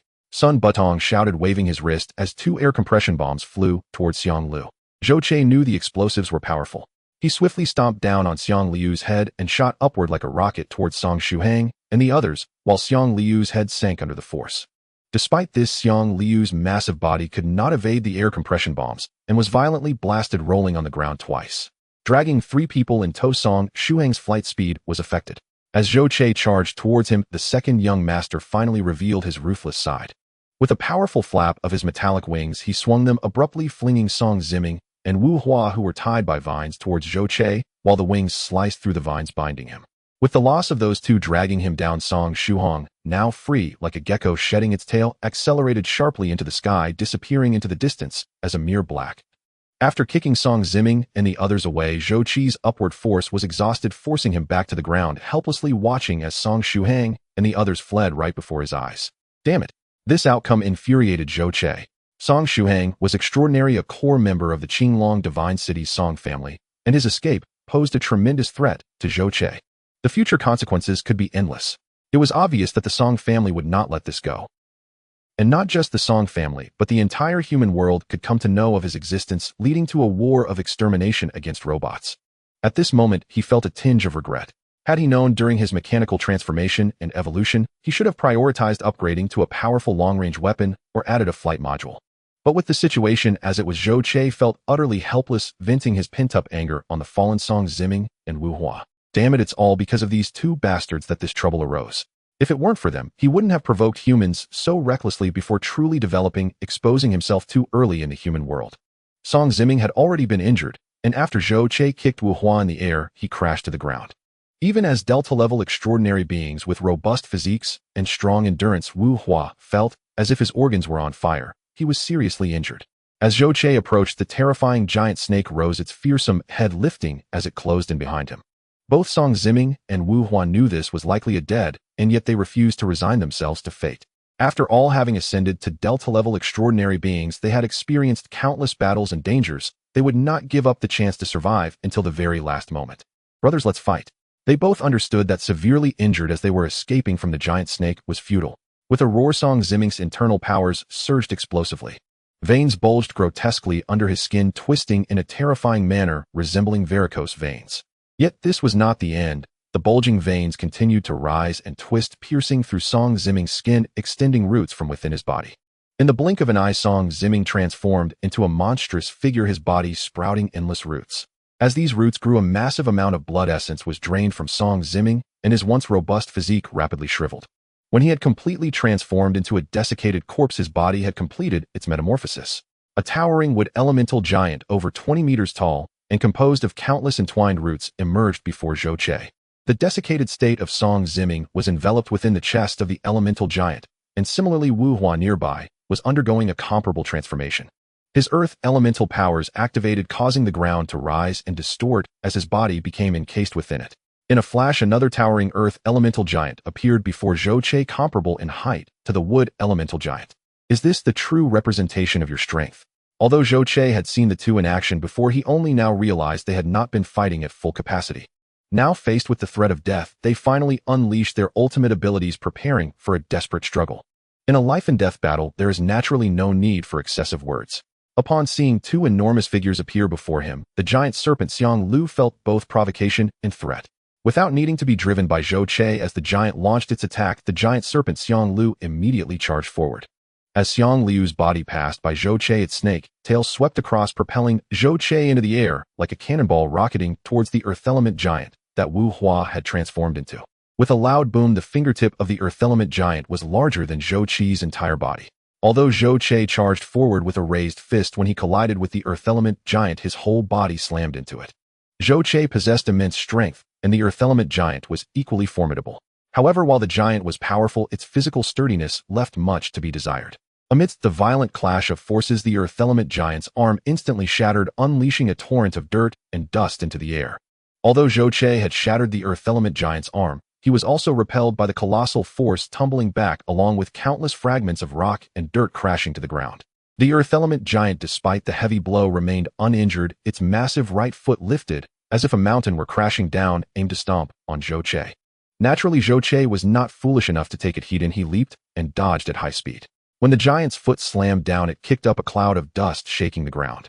Evading the earth element giant's attack, Zhou Che capitalized on his speed and powerful jumping ability, swiftly flipping onto the giant's foot and then climbing up its calf and knee, hastily leaping upward toward the giant's upper body. However, just as he leaped from the giant's thigh, preparing to ascend to its chest, a massive hand suddenly appeared. Zhou Che was caught off guard and was sent flying dozens of meters away, crashing heavily to the ground. Damn, this giant's reaction seems surprisingly quick. Zhou Che stood up covered in dirt and glanced toward Xiang Liu's direction. Meanwhile, Xiang Liu was engaged in a fierce battle with the wood element giant. After transforming into a giant, not only had its size increased, but its strength and defensive capabilities had also been significantly enhanced. Xiang Liu had knocked the wood element giant back twice in quick succession, yet the foe remained unharmed, rising up with countless roots dancing about, both soft and hard, making it quite troublesome. On one occasion, when Xiang Liu attempted to bite the wood element giant, it was instead pierced by the swiftly thrust roots, resulting in several significant wounds in its mouth. This made Xiang Liu wary, no longer daring to casually attempt to consume the opponent, instead opting to rely on forceful collisions, seeking opportunities for entanglement and strangulation. However, with this approach, while Xiang Liu kept pushing the opponent back, inflicting greater damage, or completely defeating the adversary within a short time seemed increasingly difficult. You deal with the other one, Zhou Che decisively declared, exchanging opponents with Xiang Liu. As the earth element giant charged towards him, throwing a massive punch, Zhou Che accelerated, dodging the attack, and raced up Xiang Liu's body, leaping off its head. As he descended, a blue light suddenly flared in his hand. The energy blade pierced deeply into the forehead of the wood element giant, carving a long burning scar across its face as Zhou Che slid down. The wood element giant let out an enraged roar, though it was unclear whether it was the giant itself or Song Zimming inside it screaming. However, this strike certainly inflicted considerable injury, causing it great pain. The giant's massive hand lunged toward Zhou Che. Although it was called a hand, it was actually countless branches that wrapped around Zhou Che like a net, pulling him down from its body. In its fury, the wood element giant grasped Zhou Che and quickly constricted the branches, attempting to crush him into pieces. Yet as blue light flashed from the wrapping branches, the large tree-like hand was instantly reduced to fragmented pieces. Having escaped, Zhou Che seized a branch and swung it violently, launching himself at the wood element giant's chest. He had witnessed Song Zimming being engulfed from this very spot. The wood element giant and the earth element giant primarily relied on the energy of the two individuals for support. If the key to their continuous energy release was not resolved, the element giants would possess endless battle capability and recovery ability. With the energy blade in hand, Zhou Che need not worry about being ensnared by the wood element giant, yet this battle consumed an enormous amount of energy. If he did not find a way to quickly eliminate Song Zimming at the core of the wood element giant, his troubles could escalate significantly. Thus, Zhou Che utilized the rays from his eyes to swiftly penetrate the giant's plant-like body, locating the hidden Song Zimming, preparing to deliver a fatal blow. However, while he harbored this intention, Song Zimming naturally also noticed his plan and reacted in time. After suffering significant losses from 2 consecutive attempts to bind Zhou Che, Song Zimming finally learned to be clever. He no longer tried to control or bind Zhou Che, but instead leveraged his advantage of controlling multiple branches to continuously strike and stab. As such, even though Zhou Che wielded the energy blade, he could not simultaneously handle all the attacks. Under the onslaught of countless branches, he was repeatedly struck or pierced, finding himself in a passive position, taking the blows. Zhou Che swung the energy blade, not knowing how many roots he had severed, yet he still found himself in a never-ending game of match 3. Just as Zhou Che felt the energy within him plummeting from the continuous use of the energy blade, becoming increasingly frustrated, the roots enveloping him suddenly parted. Xiang Liu. Zhou Che then noticed that it was Xiang Liu who had defeated the earth element giant, rushing over to assist him by sending the wood element giant flying. From a power standpoint, the mutated giant serpent Xiang Liu held a clear advantage against the delta-level awakened ones. As Zhou Che leaped from Xiang Liu to pounce on the wood element giant, the earth element giant seized the opportunity to grab Xiang Liu's tail, attempting to spin it around to whip Xiang Liu to the ground. While this idea was good in theory, the reality revealed that he had miscalculated the situation. Though the earth element giant stood over 20 meters tall and was strong, swinging around a nearly 200-meter-long serpent was absurd. A misjudged move turned the earth element giant's ambush into a suicide mission. Xiang Liu seized the chance to twist its head, quickly coiling around the earth element giant's body twice. Although the earth element giant reacted in time, seizing Xiang Liu's head and forcefully pressing it down to rub against the ground, it ultimately could not match Xiang Liu's strangling force. With a sudden surge of strength from Xiang Liu's serpent body, the powerful strangulation force directly tore the earth element giant in half, reducing it to a pile of debris. Xiang Liu, radiating awe-inspiring majesty, coiled his serpentine body and crushed the earth elemental giant into scattered fragments. Spotting Zhou Che overwhelmed by the wood elemental giant, he instantly whipped his tail and surged forward, slamming the colossal being aside. Yet this wood elemental giant proved far more tenacious and infinitely more agile than its earthen counterpart. As it crashed to the ground, it sprang upright in a flash. Roots erupted from the soil, hurling torrents of earth toward Xiang Liu, while its arms dissolved into countless sinuous tendrils that wove themselves instantaneously into a vast, intricate net. Just as Xiang Liu burst through the blinding curtain of dirt and lunged forward, the root net snapped shut overhead, enveloping him headfirst. He had not anticipated this maneuver. Having already assumed victory in his overconfidence, he carelessly fell prey to the trap. The immense root net ensnared more than half of Xiang Liu's massive form, then constricted rapidly under Song Ziming's command. Song Ziming had devised this tactic inspired by the earlier clash. Unlike Zhou Che, the serpent possessed both impenetrable scales and an unervingly supple, slippery body. His strikes could neither pierce nor strangle it. Instead, he was repeatedly battered by its overwhelming strength. Even in his wood elemental giant form, granted near limitless defensive resilience and regenerative capacity, Song Ziming could not endure such relentless punishment indefinitely. Each blow the serpent inflicted upon the wood elemental giant resonated faintly within Song Ziming himself. A few more strikes and his giant form would collapse entirely, dissolving beyond recovery. Yet the memory of how the serpent had briefly entangled Zhou Che, only to be severed cleanly by his energy blade, suddenly sparked an idea. Though formidable, Xiang Liu lacked Zhou Che's terrifying energy blades. If Song Ziming could bind the serpent with resilient living vines, even its might would require considerable time to break free. A momentary restraint might grant him the opening he needed to eliminate the robot wielding that extraordinary weapon first, then either re-engage the serpent on favorable terms or escape altogether. The plan succeeded, but Song Ziming gravely underestimated Xiang Liu's raw power of resistance. The moment the colossal serpent plunged into the root net, it erupted into furious, convulsive thrashing. With his psychic energy diffused across such a vast area, Song Ziming could no longer guarantee the tensile strength of each tendril. At the serpent's first violent twist, the binding roots snapped like brittle twigs. To maintain containment, Song Ziming was forced to channel ever more energy, spawning fresh tendrils in rapid succession to rewrap Xiang Liu's writhing form. That brief hesitation, however, granted Zhou Che his chance. With several explosive leaps, he scaled the towering wood elemental giant. With no choice, Song Ziming diverted part of his focus and energy to impede and disrupt Zhou Che, desperate to drive him away from his own corporeal core. But sparse, hastily conjured tendrils proved useless, easily evaded or cleaved in two by Zhou Che's blade. As Zhou Che drew perilously close to the giant's chest, the wood elemental entity abruptly abandoned all concern for the serpent, focusing every ounce of its power and awareness solely upon Zhou Che. In an instant, a tempest of roots descended upon Zhou Che. Though he swung his energy blade with desperate fury, it availed him nothing. In the blink of an eye, thick vines coiled tightly around his neck, torso, and limbs. Zhou Che's body snapped rigid. Before he could even rotate his wrist to sever the bindings with his blade, it was already too late. Overwhelming force surged through the roots. The wood elemental giant clearly intended to tear him limb from limb. Yet at that very instant, everything froze. The roots halted mid-constriction, then recoiled with lightning speed. The colossal wood elemental giant lowered its head with startling, almost human-like awareness, and gazed down at its own chest, where a robot stood gripping a sapphire blue blade driven deep into its heart, the killing stroke. Only then did Song Ziming recall there was more than one robot. Damn Song Shuhang. Had he not fled, victory might well have been theirs. Fury and bitter regret seethed within him, but it was already too late. The wood elemental giant crumbled into dust, and Song Ziming tumbled helplessly to the ground. To Zhou Che's astonishment, Song Ziming, though pierced by F3's energy blade, did not perish instantly. Yet Zhou Che quickly understood, powerful as the blade was, its length was severely limited. Penetrating the giant's outer shell before striking Song Ziming had inflicted grievous injury, but not mortal harm. Counting the earlier slash, Song Ziming had now endured 2 energy blade wounds, and yet survived, a testament perhaps to sheer improbable fortune.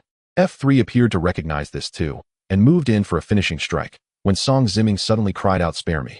F3 ignored him utterly, only halting the blade inches from Song Ziming's forehead, its searing heat blistering his skin. Zhou Che issued a silent command. F3 retracted its blade and stepped aside. Give me one reason not to kill you. Zhou Che advanced slowly, looking down upon the wounded man sprawled at his feet. Ignoring his own agony, Song Ziming choked out in terrified haste, I swear fealty to you. I will become your servant. Do anything. Anything you demand. Just spare my life. Zhou Che scoffed. What use is a servant like you? Are not my robots more obedient? Even this serpent shows greater loyalty than you ever could. No, it's different. You saw for yourself. I wield psychic abilities, and my personal strength is formidable. At the very least, I surpass this robot beside you. And Song Ziming's mind raced, frantically grasping for any lifeline. And I am human. I can gather intelligence from the human world for you. Why would I need human intelligence? Zhou Che countered. I am a robot. You must. Song Ziming pleaded. Song Shuhang escaped. He is the second son of the Song clan of Qinglong Divine City. He will surely report your existence. Humanity will launch another assault against robots. I can spy for you. Warn you in advance. He will surely report your existence. Humanity will launch another assault against robots. I can spy for you. Warn you in advance. Zhou Che paused as if in thought, then nodded. There is merit in that. But how can I trust you? Humans are the most treacherous of beings. Betrayal flows as naturally as breath. Hope flared in Song Ziming's eyes. I swear, I will never betray you. I was utterly loyal to the Song clan, and to Song Shuhang himself, yet they cast me aside without hesitation, using me as a shield. This humiliation I shall avenge. Once Song Shuhang is dead, the Song clan will hunt me without mercy, leaving me no sanctuary among humankind. My only path is to serve you.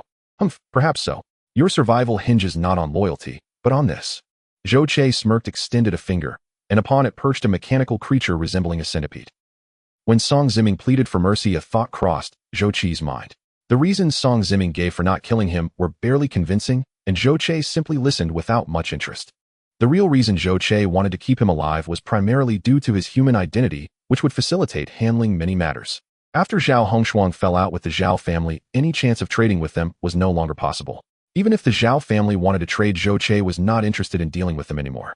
In fact, he didn't want to trade with any family from the Qinglong Divine City either. Qinglong Divine City is located in the eastern district of the eastern continent, not too far from Taoyuan, but also not very close. Now that Song Shuhang had escaped, he was certainly at odds with the Song family, and it wouldn't be long before the Song family would send a large force to search for the robot's whereabouts. Once Zhao Hongshuang escapes and joins Taoyuan, it is foreseeable that the Zhao family will inevitably turn their hostility towards Taoyuan. As the most powerful force of humanity in the Eastern District, any action to strengthen its power in Qinglong Divine City is essentially looking for trouble for the future. Thus, Zhou Che's idea was to broaden his horizons and change his trading partners to the Southern Zhuke Divine City or the Northern Xuanwu Divine City. Though this might also cause him trouble, the distance involved would render the impact relatively smaller. As long as he could quickly improve his strength during this period, he could accept this degree of impact. According to his previous conversation with Zhao Hongshuang during the family battle, various divine cities would send representatives to participate in the competition at the Southern Zhuke Divine City. In Zhou Che's view, this was the best opportunity to find a suitable trading partner. Although he could communicate with Zhao Hongshuang remotely, it required a network connection, which was somewhat inconvenient. However, if another human could help relay information to Zhao Hongshuang, or even assist her during her escape, things would be much easier. Song Ziming was the best candidate. But how could he better control Song Ziming? Zhou Che naturally did not believe in Song Ziming's so-called reasoning. Even if he truly hated Song Shuhang, it was uncertain whether he would obey him and genuinely wish to join the mechanical faction. If he were to break his oath and hide in a human city, where would Zhou Che find him? Therefore, Zhou Che thought of a solution: the mechanical worm. The reason he had been idly chatting with Song Ziming for so long was to buy himself some time to create the mechanical worm. In the previous world, this device was primarily used by the mechanical race to extract human information. As long as a human was captured, inserting the mechanical worm into their body would connect it to their brains, nerves, allowing it to copy all of the human's memories without missing a single detail. Thus, once a human was captured alive by the mechanical race, there were no secrets to be had. This device seemed to lack any offensive capability and could be crushed with little effort, but it had caused devastating losses for humans in the past. Zhou Che's current abilities naturally could not produce a mechanical worm as advanced as those of the mechanical race, nor could he replicate all of Song Shuhang's memories. He could only create a lower-tier version to control Song Ziming without any issue. Just to make this, Zhou Che had consumed a full 10,000 nanobots. If he had not absorbed the electricity from the small city beforehand, Zhou Che wouldn't even have been able to create it. When Song Ziming saw the mechanical worm in Zhou Che's hand, he instinctively felt uneasy, even though he did not know what it was. However, he had no opportunity to resist. Zhou Che flicked his hand, and the mechanical worm landed on Song Ziming's face. He hurriedly reached up to touch it, but the mechanical worm had already wriggled its way into his nostrils.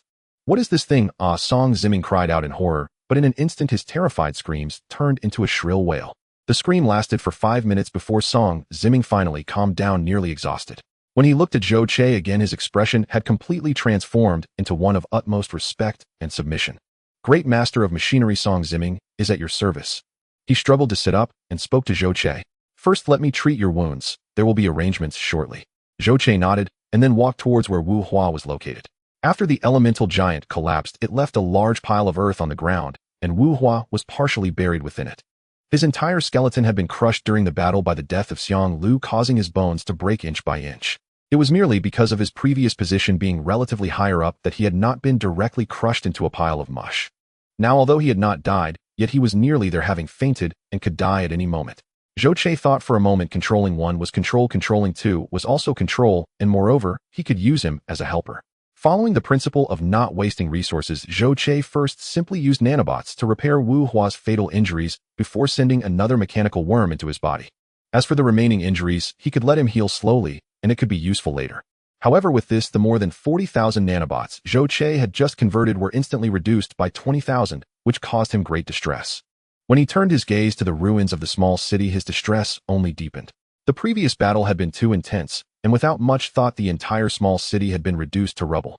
There was no point in thinking about generator units anymore. Everything was gone. "No, I can't just let this go." Zhou Che gazed at the ruins as a bold idea began to form in his mind. For him, the generator units were extremely important, as they could increase his nanobots by tens of thousands in one go. After getting used to delicacies, who would still think about basic food? He had to acquire new generator units. This was the key to his rapid evolution. Although Song Shuhang had escaped, even if he returned to regroup his forces, his speed wouldn't be that quick. As long as he acted quickly, there was a complete opportunity to attack the next small city and seize new generator units. Thinking of this, Zhou Che wasted no time and immediately directed the somewhat revived Song Ziming to take the unconscious Wu Hua and leave this place. If nothing unexpected happened, Song Shuhang would surely escape to the large city of the D16 area under the Song family's jurisdiction. He let Song Ziming take Wu Hua to search for Song Shuhang in the large area, while he himself quickly led a team towards another wilderness small city of the Song family. Song Shuhang never expected that this trip to the wilderness would be so exhilarating. When Song Ziming reported that ancient battle robots had appeared in District D16, hardly anyone in the entire family took it seriously. In fact, many believed that Song Ziming was simply making up an excuse due to his incompetence in managing the wild market, which resulted in significant personnel losses. Even if it were true, after all, robots had disappeared for over 200 years, even if one or two occasionally emerged, what could it change? It was hardly worth wasting energy on this matter. Coincidentally, there were issues at the mine in District D16, directly affecting the family's business foundation, prompting Song Shuhang to personally come and resolve the problem. Furthermore, Song Ziming was quite the schemer, and his words had a ring of truth to them. Because Song Shuhang possessed the ability of mechanical wings, he had a keen interest in ancient technological devices and decided to come and take a look. If there was indeed a robot, he could capture it and study it, which could serve as a betrothal gift when proposing to the Zhao family. Among the noble families of Qinglong Divine City, he had seen Zhao Hongshuang, who was not only beautiful, but also recently rumored to be a rare cultivation genius among humans. Song Shuhang believed that only someone like her would be worthy of him. Moreover, the two families had previously interacted and supported this matter, so now he just needed to find an opportunity to finalize it. If the robot matter turned out to be false, he wouldn't hold back. He would punish Song Ziming without mercy. According to the district lord's opinion, assigning him to work in the mines was also a good choice. However, he never expected that not only was Song Ziming not lying, but the reality was even more shocking than he had described. There were not just one, but possibly a whole group of robots, or even a mechanical army. The prophecy from over 200 years ago was likely true. Song Shuhang's heart raced. He felt like he was the child of destiny, chosen for a great responsibility. Second young master, should we report this news and immediately request support from the family? The robots have already launched an attack on humans, and the Song family's industries happen to be here. Although Sun Budong was injured, it was not serious. Upon returning to District D16, he saw Song Shuhang pacing back and forth in his room, sometimes furrowing his brows, sometimes showing joy, but he did not contact the family, so he couldn't help but remind him. Hearing Sun Butong's words, Song Shuhang finally stopped waving his hand and saying, "There's no hurry about this." Sun Butong truly became anxious and hurriedly said, "Second young master, this matter is not trivial. It could be a major issue concerning all of humanity." "Uncle Sun, it's not as serious as you think." Song Shuhang said with a smile to reassure him. The robots may indeed still have remnants, but to say they pose a threat to all humanity is a bit exaggerated. Modern humans are no longer the same as they were 200 or 300 years ago. Not to mention, just the sheer number of extraordinary humans and the presence of high-level extraordinary beings are already incomparable to those over 200 years ago. Besides, did you not notice that those robots were all battered and looked like antiques just dug up from underground? What could they possibly accomplish? If it weren't for that mutated snake, they would have been captured right then. Hearing Song Shuhang's explanation, Sun Butong still felt a bit uneasy and reminded him, what about the new robot? Since there is a new one, it could mean that the robots can continue to produce. Perhaps in some location the robots have already reassembled an army. Song Shuhang chuckled confidently and speculated, the question you're raising is one I've considered as well. If the robots truly had the ability to self-produce, there wouldn't be just 2 dilapidated robots left, would there? Looking at Sun Budong, who was about to say more, Song Shuhang waved his hand and continued, back then the robots were the main force of humanity against the plague beasts, so humans built robot production bases in many places. However, in the later stages, due to the nature of the war and the depletion of resources, countless production bases were abandoned. Among them, there are definitely some robots that were left behind, never having the chance to leave the factory. That new robot is most likely a semi-finished product from those abandoned bases, having just crawled out of its grave. They do not have sufficient resources to manufacture new robots. This would explain why 2 damaged robots appeared together. Song Shuhang's reasoning indeed made a degree of sense. Although Sun Butong still felt something was off, he couldn't find a better argument to refute it. Moreover, this second young master, despite appearing humble and gentle, was actually ruthless. Overly refuting him would likely be detrimental to himself, so Sun Butong shifted the topic and asked, so what do you plan to do? Seeing that Sun Butong was convinced, Song Shuhang clenched his fists and excitedly said, the appearance of the robots is a small matter. Did you notice those energy blade weapons they were using? Those blue lights. Sun Butong had a deep impression of them. However, in this era, technology was not mainstream. Aside from gene drugs and some armor, extraordinary beings only trusted their own powers and rarely paid attention to technological products, so he did not understand technology very well. Yes, those blue lights, that's an energy weapon. It is said that over 200 years ago, humanity was studying this type of weapon for use against the plague beasts, but later that prophecy about robots emerged, and due to fear and vigilance towards robots, humanity destroyed robots' artificial intelligence and a large amount of scientific technology. This foolish decision led to a serious fracture in human scientific civilization. After more than 200 years of development, humans reintroduced the concept of this weapon, but due to limitations in scientific levels, it has never been realized. Never did we expect that we would actually see this technology on those few robots. Uncle Sun, do you know what this means? Song Shuhang excitedly looked at Sun Budong, who shook his head, indicating he did not understand. Song Shuhang did not expect Sun Budong to answer, continuing his excited explanation. Our Song family's foundation is in mining and metal smelting. While we do some herbal business, it's ultimately small fry. Mining and metal smelting are the hardest and most exhausting jobs, yet they yield the least income. In contrast, the Zhao family ranked first in Qinglong Divine City, and the Zhao family ranked third earned double profits simply by engaging in arms and armor businesses. This is very unfair, yet it is a fact. For our Zhao family to surpass or replace them in this regard is simply impossible. The only way is to overtake them on a curve using more advanced technology to crush them. The energy weapons from the robots present an excellent opportunity for us, the Song family. Perhaps we have the chance to become the most powerful family in Qinglong Divine City, or even the entire Eastern continent. Song Shuhang spoke passionately, harboring ambitious and daring ideas. Sun Budong, though somewhat swayed, reminded him, the energy weapon, while formidable, has its limitations. Only extraordinary beings dominate this world. Even if they wield weapons, they are utterly ineffective before the extraordinary. With just one hand, I could shatter them into pieces. You are right to some extent, but not entirely. Your ability is quite unique, and not all extraordinary abilities are the same, such as Song Ziming's plant-based powers. If utilized properly, wielding such an energy weapon could allow one to engage in battles beyond their level. Take Song Ziming, for example. Without the energy weapon, he could have easily captured that robot, yet he nearly fell victim to it instead. Song Shuhang recalled the previous battle, becoming increasingly excited and eager, wishing he could possess an energy weapon right now. He had clearly seen that in the face of the energy weapon, the titanium alloy armor created by the Zhao family was as fragile as paper. While he possessed mechanical wings, excelling in flight and defense, his offensive capabilities were somewhat lacking. If he could obtain that energy weapon, his strength could increase by at least 30%. Even Zhao Baisher, whose ability level was higher than his own, would only face defeat against the attacks of such an energy weapon. In a sense, this energy weapon could completely disregard levels, countering certain abilities.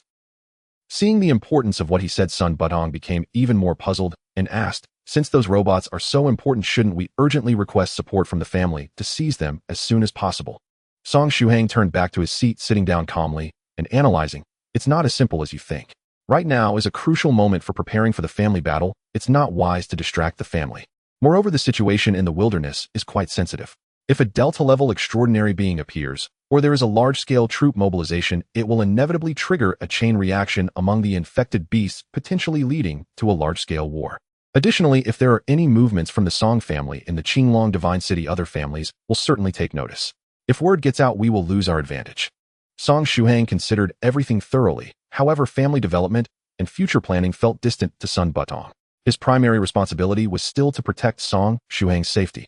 Seeing Song Shuhang insist on not requesting family support, Sun Butong felt quite uneasy and reminded him, the robot leader is quite powerful and I cannot guarantee victory. Moreover, with that mutated giant snake hunting them down, without family assistance will likely not be an easy task. Song Shuhang chuckled lightly and said casually, Uncle Sun, there's no need to worry. I won't act foolishly without certainty. Not seeking family assistance doesn't mean we lack manpower. The D16 district is directly facing the wilderness and belongs to a level district. Those who can serve as captains, major captains, or district city lords here are all seasoned warriors. They are the elite of the Song family. If these individuals cannot defeat that mutated giant snake, then the Song family should give up on surviving in the wilderness. Uncle Sun, please notify City Lord Qian Yi to urgently gather the captains of the major and minor markets in the D16 district to meet with me. The Qinglong Divine City governs 28 major districts, including 12 level districts, all of which are the highest danger zones. Those serving in this area as minor market captains are at least beta-level extraordinary beings, and over 90% of major market captains are delta-level. To become a district city lord, one must be at least epsilon level or possess a particularly strong ability, having tempered in the delta realm for at least 10 years. The D16 district is one of the key areas of the Song family, so its organizational structure is exceptionally sound. Each district governs 5 major markets, and each major market has 5 minor markets. This means that besides the district city lord Qian Yi, there are 5 major market captains and 25 minor market captains, totaling over 30 experts. Some vice captains of major and minor markets are also powerful figures. Gathering these individuals together forms an incredibly strong force. Seeing Song Shuhang strategizing carefully and not acting impulsively, Sun Butong felt relieved and hurried out to gather people. With the second son of the Song family personally overseeing the leaders of the D16 district, naturally dared not delay. Within 2 days, everyone had arrived at the district city. To Song Shuhang's surprise, he did not expect that Song Ziming and Wu Hua, who he thought had long perished in battle, actually arrived here. However, the two were severely injured and fainted as soon as they arrived at the district city. On the other side, Zhou Che did not expect that Song Shuhang's decision would inadvertently help him. After receiving the urgent command from the second son, the captains of the major and minor markets thought something serious had occurred and immediately rushed to the district city. Thus, when Zhou Che, accompanied by Xiang Lu, swiftly headed towards the mine 30 kilometers away, they encountered virtually no substantial resistance. It's not that there was none, but rather that the counterattack was exceedingly weak. Zhou Che, along with F3 and Xiang Lu, slaughtered as if entering a realm devoid of life. In less than 20 minutes, they neutralized all armed forces within the mine. Having just experienced an attack by infected beasts, the alert level here was still quite high. Unfortunately, they encountered an even stronger enemy. Dismantle and take away all power generation, communication, and network equipment. Temporarily discard everything else that is not important. We must act quickly and move on to the next one. Seeing the battle go so smoothly, especially after learning from the communication records that all the captains of the major and minor markets had been summoned away by Song Shuhang, Zhou Che was overjoyed. This second son of Song Shuhang is indeed a good person. After extracting all the electrical reserves here, Zhou Che immediately ordered the dismantling of equipment and prepared to march to the next minor market. Master of machines, how shall we deal with these humans? F3 aimed his gun at the more than 1,000 miners gathered in the open area, the light in his eyes flickering, ready to slaughter them at Zhou Che's command. Among the 4 robotic subordinates, only F3 and F4 remained intact. The other 2 were either disabled or half-disabled, left on the periphery to care for the winter wheat. Seeing the robots pointing at them, the wilderness inhabitants captured as miners were all terrified, filled with dread. The giant snake and the robots. Either one would be terrifying enough, yet both appeared simultaneously. They had witnessed the brutal slaughter conducted by that giant snake and the robots. Now it was their turn. All were gathered together, awaiting the judgment of fate. If it were earlier today, Zhou Che would have unhesitatingly killed these people to maintain secrecy. But now that Song Shuhang has escaped, keeping secrets no longer matters. Instead, as he looked at these miners, a bold and mad idea was brewing in Zhou Qi's mind. Thus he halted the impending massacre by F3, then reached out to pull Dong Mai, and stood atop the head of Xiang Lu, looking down at the crowd below as he began a stirring speech. Humans in the wilderness, you were once free beings of the wild, yet you have been plundered by the Song family, forced to become laborers and slaves in the pits.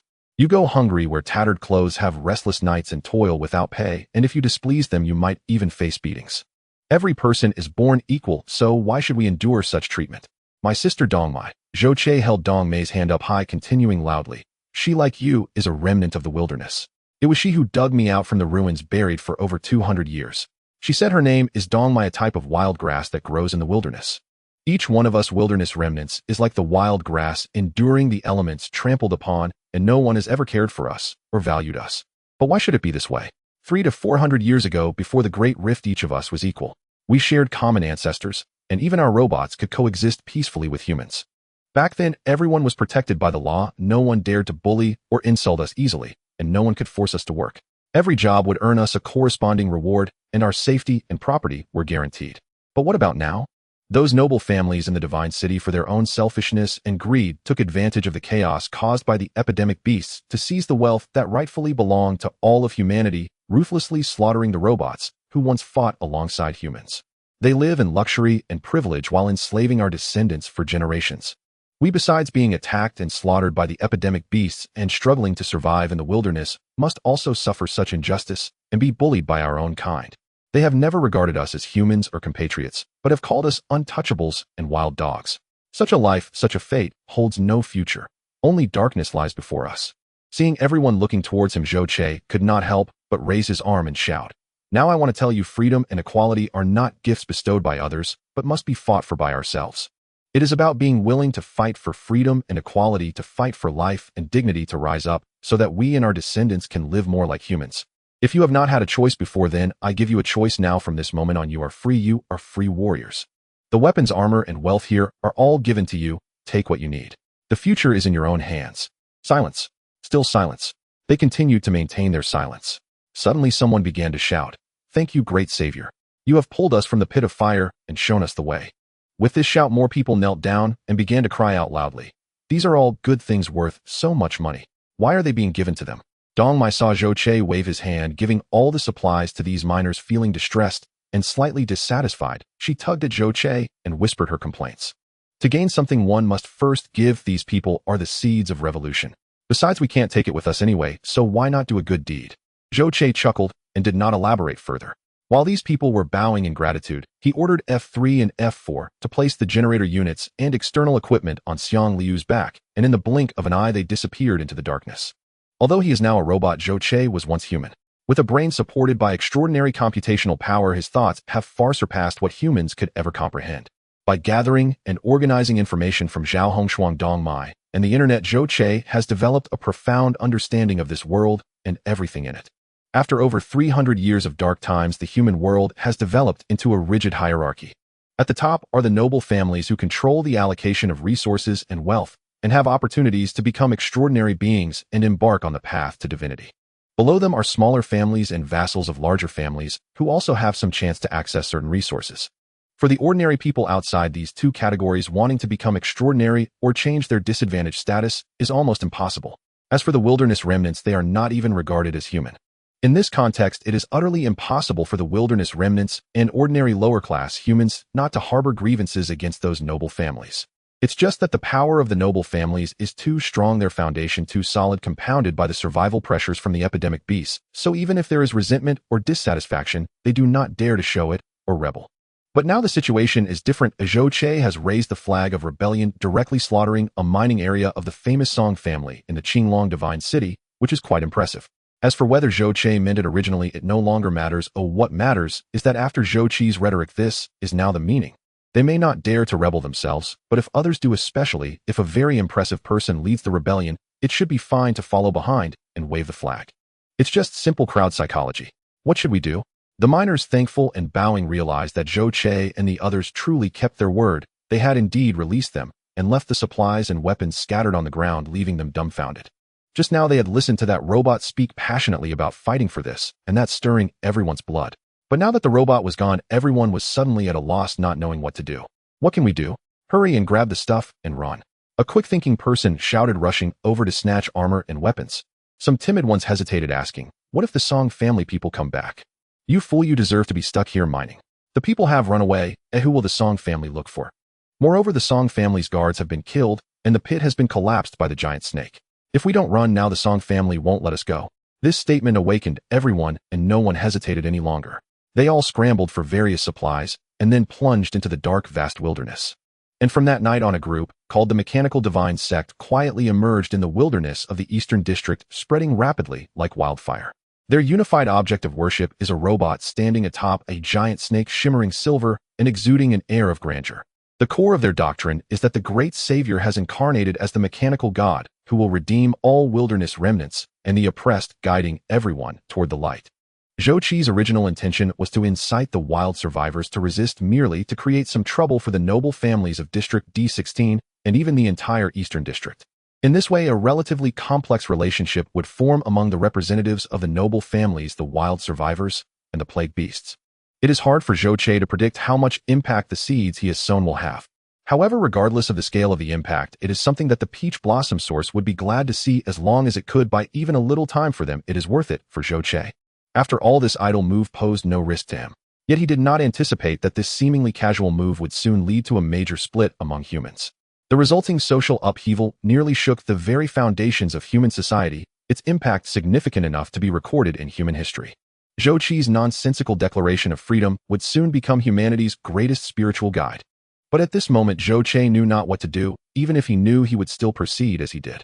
He was very clear that the extraordinary beings among humans would not let him off.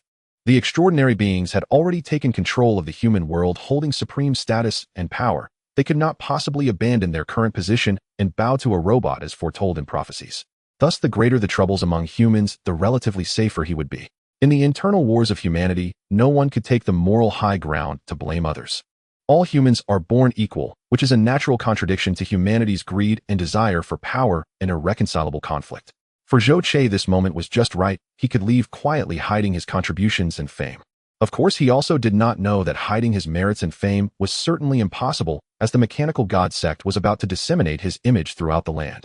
After leaving the mining area, Zhou Qi did not linger for a moment and immediately headed towards the next small city. From the communication records he had obtained earlier, Zhou Qi learned that the leaders of the small cities in District D16 had already been summoned by Song Shuhang and had left the jurisdiction to head to the regional city. This was truly a gift from heaven. Failing to seize a heavenly opportunity would bring misfortune. If one did not contend for good fortune placed before them, it would be met with divine retribution. Thus, Zhou Qi fully utilized the time difference and the speed advantage of Xiang Lu, charging 120 kilometers overnight, launching surprise attacks on 4 wild small cities belonging to the Song family. The nanorobots converted from the harvested electricity had already reached 300,000. Combined with some previously accumulated ones, the total number of nanorobots had reached 370,000 overnight. The feeling of suddenly becoming wealthy made Zhou Qi tremble with excitement, but even in his excitement, he did not lose his rationality. During each surprise attack, he would preemptively block the communication system to ensure that his messages would not leak. However, during each surprise attack, there would inevitably be some fighting, and the noise of battle could not help but be heard by those nearby. There were all kinds of people in the wilderness, and in his haste to save time, he could not afford to check his surroundings. Moreover, during each battle and surprise attack, numerous wild survivors witnessed the fighting process and even heard his declaration of freedom. It was hard to guarantee that among these people there wouldn't be a few traitors who would betray him to the Song family for personal gain. The gathering of personnel by Song Shuhang was precisely to deal with him. Once they realized what was happening and surrounded him with their men, Zhou Qi's current predicament would likely be inescapable. Thus, at dawn, Zhou Qi decisively issued orders to take all the supplies he could carry and immediately retreat north. On the afternoon of the third day, after receiving news that 4 wild small cities and an important mining area had been razed to the ground by Zhou Qi's surprise attack, Song Shuhang was nearly driven to explode with rage. Such immense losses were incalculable for the Song family. Furious, Song Shuhang immediately ordered the heads of the remaining small and large cities not yet attacked to return to their posts and remain on alert to prevent Zhou Qi from continuing his surprise attacks elsewhere. He himself took the leaders of the attacked small cities to personally pursue Zhou Qi. However, after just a day and a night, Zhou Qi had already vanished without a trace. Furthermore, with the presence of plague beasts in the North Song, Shuang not only failed to catch up with Zhou Che, but also encountered several groups of plague beasts, which further enraged him. Unwilling to give up, Song Shuang searched for more than half a month in District D16, but could not find Zhou Che and his group, so he reluctantly returned to Qinglong Divine City to meet with the major families and prepare to head to Zhuke Divine City for the family battle. At this time, Zhou Che had joyfully returned to the Peach Blossom Source and started assembling the generators. Although he had attacked multiple places belonging to the Song family, in reality Zhou Che had only brought back 3 sets of wind turbines and 3 sets of solar panels. It was not that Zhou Che did not want to bring more, primarily Xiang Lu could not bear too much weight and had to ensure mobility in the wilderness, so he had to choose to abandon them. Nevertheless, this harvest made Zhou Che very satisfied. After installing the generator sets, he finally began to repair the damage sustained by F1 and the others. Some components he had collected earlier were just what he needed. After some effort, he managed to piece together the damaged parts of F1. After completing these tasks, Zhou Che began to summarize and analyze the gains and losses from this outing. This operation made Zhou Che realize that both he and F1 were significantly lacking in their ability to cope with various extraordinary beings' abilities. The abilities of extraordinary beings are diverse and unpredictable. Song Shuang's escape via flight served as a major wake-up call for him. Thus, after some contemplation, Zhou Che began preparing for a new evolution direction. The first thing to address was flight capability, as this would be crucial for both escape and pursuit. Of course, Zhou Che did not need to craft a pair of wings for himself. In an age of high technology, relying on wings to fly would be a grave insult to technology. In the battle armors created by humanity in his past life, flight modules were standard, thus Zhou Che was very familiar with them. Creating such devices is not complex. All that is needed is to make a set of anti-gravity thrusters. However, making an anti-gravity thruster requires a rare metal material called Zun. This metal element cannot be found in nature. It can only be obtained through specially designed superconducting plasma tubes utilizing giant magnetic gases to collide with plasma. Even in the future, anti-gravity flight propulsion devices are exceptionally formidable individual flight equipment. Whether used in a personal mech or in a robot, equipping this device guarantees significant advantages and prevents deception. Even with the later development of warp engines and faster than-light engines, anti-gravity flight propulsion remains indispensable in combat. Given this, the creation of superconducting plasma tubular areas becomes extremely necessary, and it is better to act sooner rather than later. Although this task is exceptionally time-consuming and energy-intensive, Zhou Che remains resolute in his execution. Aside from flight equipment, Zhou Che must also consider powerful long-range attack weapons. Energy blades and energy shields have already proven to play a significant role in combat. Otherwise, in battles against those with air compression abilities like Sun, he would only find himself being crushed. However, just these 2 weapons are still insufficient. He must enhance his long-range attack capabilities. Otherwise, when facing extraordinary beings with long-range attack capabilities, relying solely on close-quarters combat would put him at a severe disadvantage. Although Zhou Che has brought back a considerable amount of ordinary firearms and weaponry, he realizes that these weapons are utterly ineffective against high-level extraordinary beings. On the contrary, carrying such outdated firearms increases weight without providing any mobility advantage. Thus, Zhou Che discarded all those obsolete firearms to the members of the E-clan for hunting and self-defense. To deal with high-level extraordinary beings, he must manufacture even stronger and more intimidating weapons. Therefore, the best choice is to develop powerful energy weapons. However, for Zhou Che, energy weapons come with a significant issue. Their energy consumption is excessively high. Even with the upgraded energy storage system, he cannot sustain this level of consumption. A single attack could deplete half of his energy reserves. Yet if he continues to expend energy to enhance the energy storage system, Zhou Che feels it would be wasteful. After all, with the increasing number of nanobots, he believes it won't be long before he can completely transform the energy system into a more powerful miniature, controllable nuclear fusion reactor. If he spends energy to upgrade the current energy storage system at this moment, it would only hinder his progress. After careful consideration, Zhou Che turned his attention to Xiang Lu. Xiang Lu is his greatest ally at the moment. After losing its left eye, its combat abilities have been somewhat affected. If he could restore its sight and simultaneously transform it into a powerful weapon, it would be an excellent choice. Initially, when Xiang Lu lost its eye, Zhou Che had already contemplated this idea of mechanizing Xiang Lu. He thought this task would take at least another year or 2. However, with the explosive increase in nanobots and the acquisition of a small generator, he can now acquire a continuous energy supply, making it feasible to proceed ahead with this plan. After making the decision, Zhou Che wasted no time and immediately began crafting. It took a full month and consumed 2,000 nanobots to complete the mechanical eye. Xiang Lu.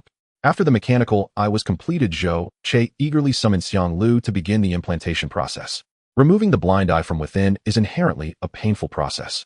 If it weren't for the long-standing relationship between Xiang Lu and Zhou Che, coupled with Xiang Liu's considerable intelligence and trust in Zhou Che, the giant serpent might have gone berserk in agony.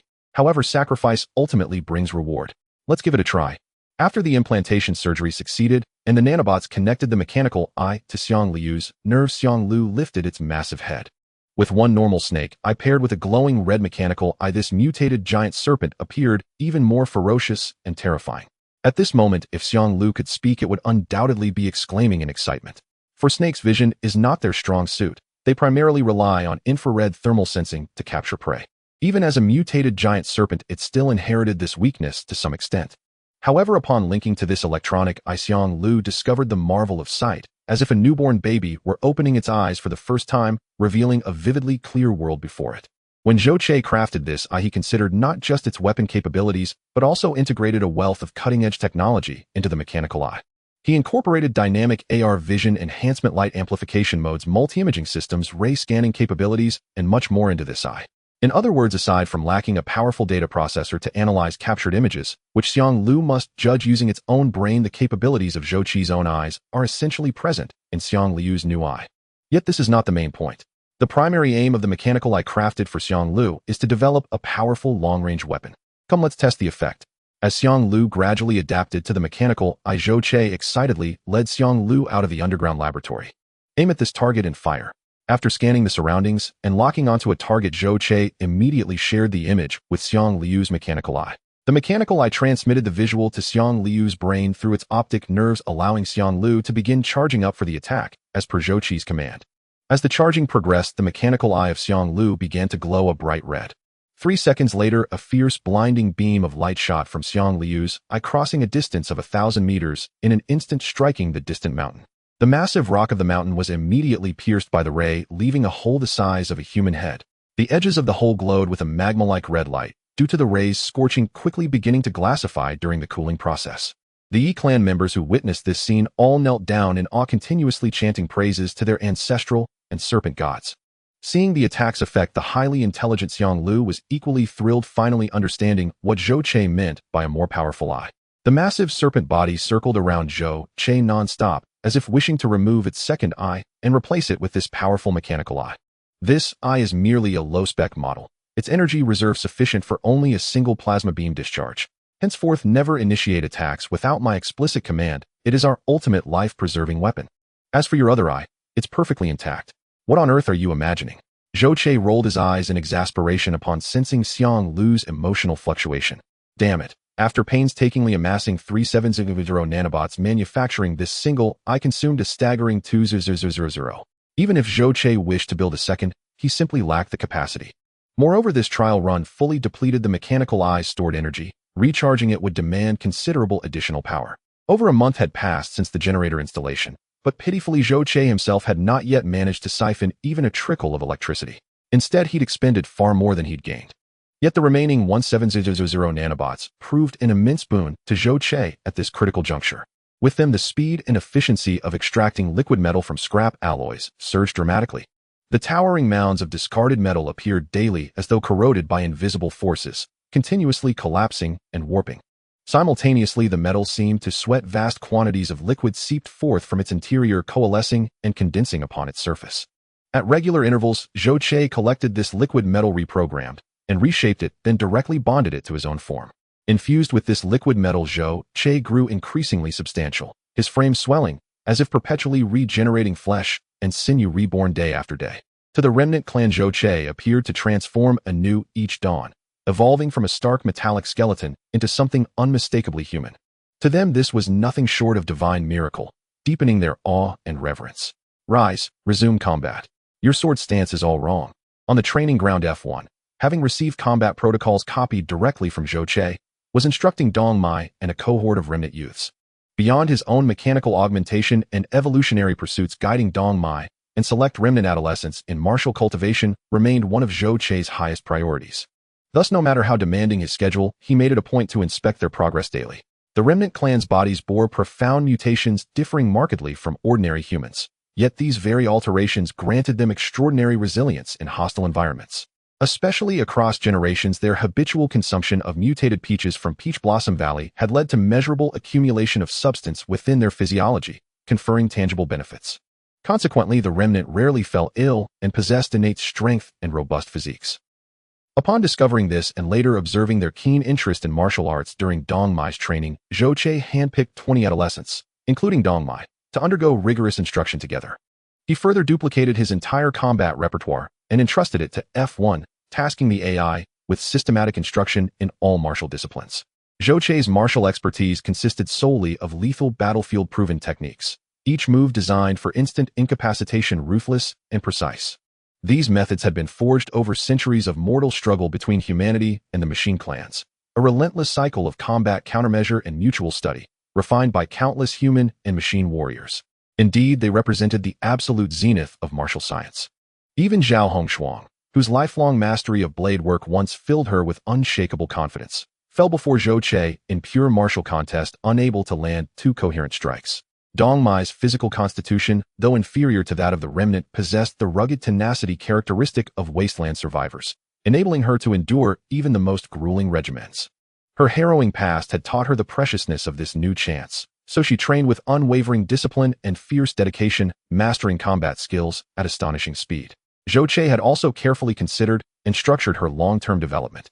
At 16, Dong Mai was comparatively advanced in age. Even should she eventually receive a gene mutation serum, she would lag nearly a decade behind her peers.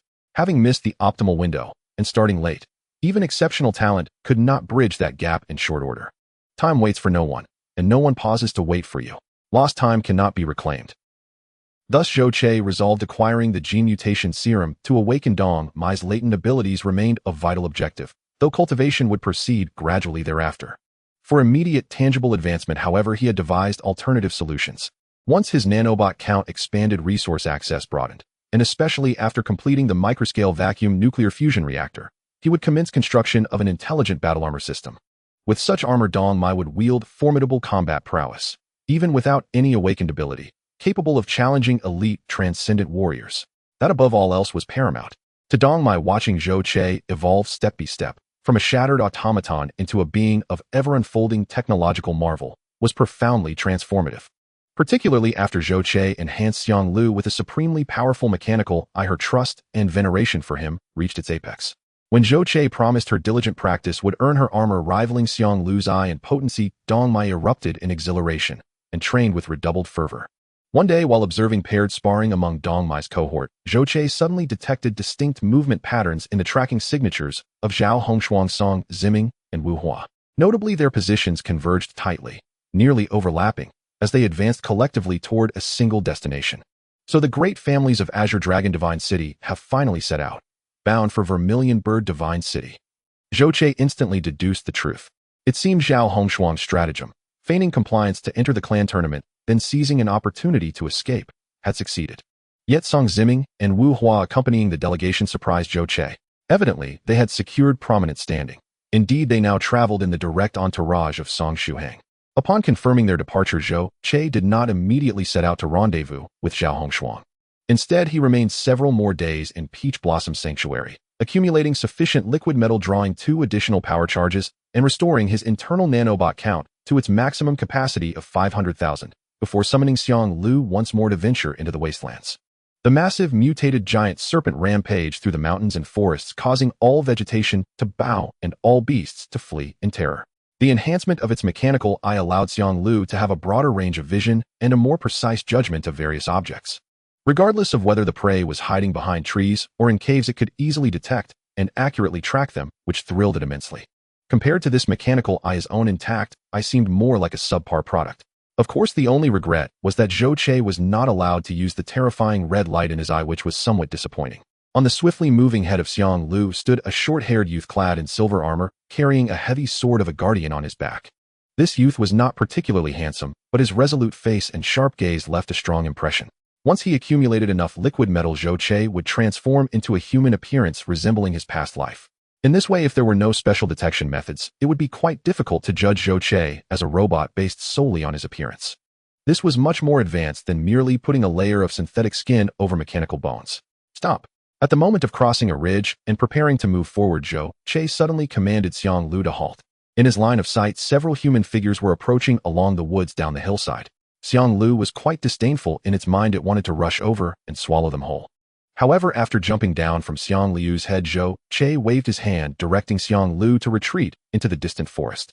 Hey, that brother up ahead. Zhou Che deliberately walked in the same direction as those people, positioning himself in front.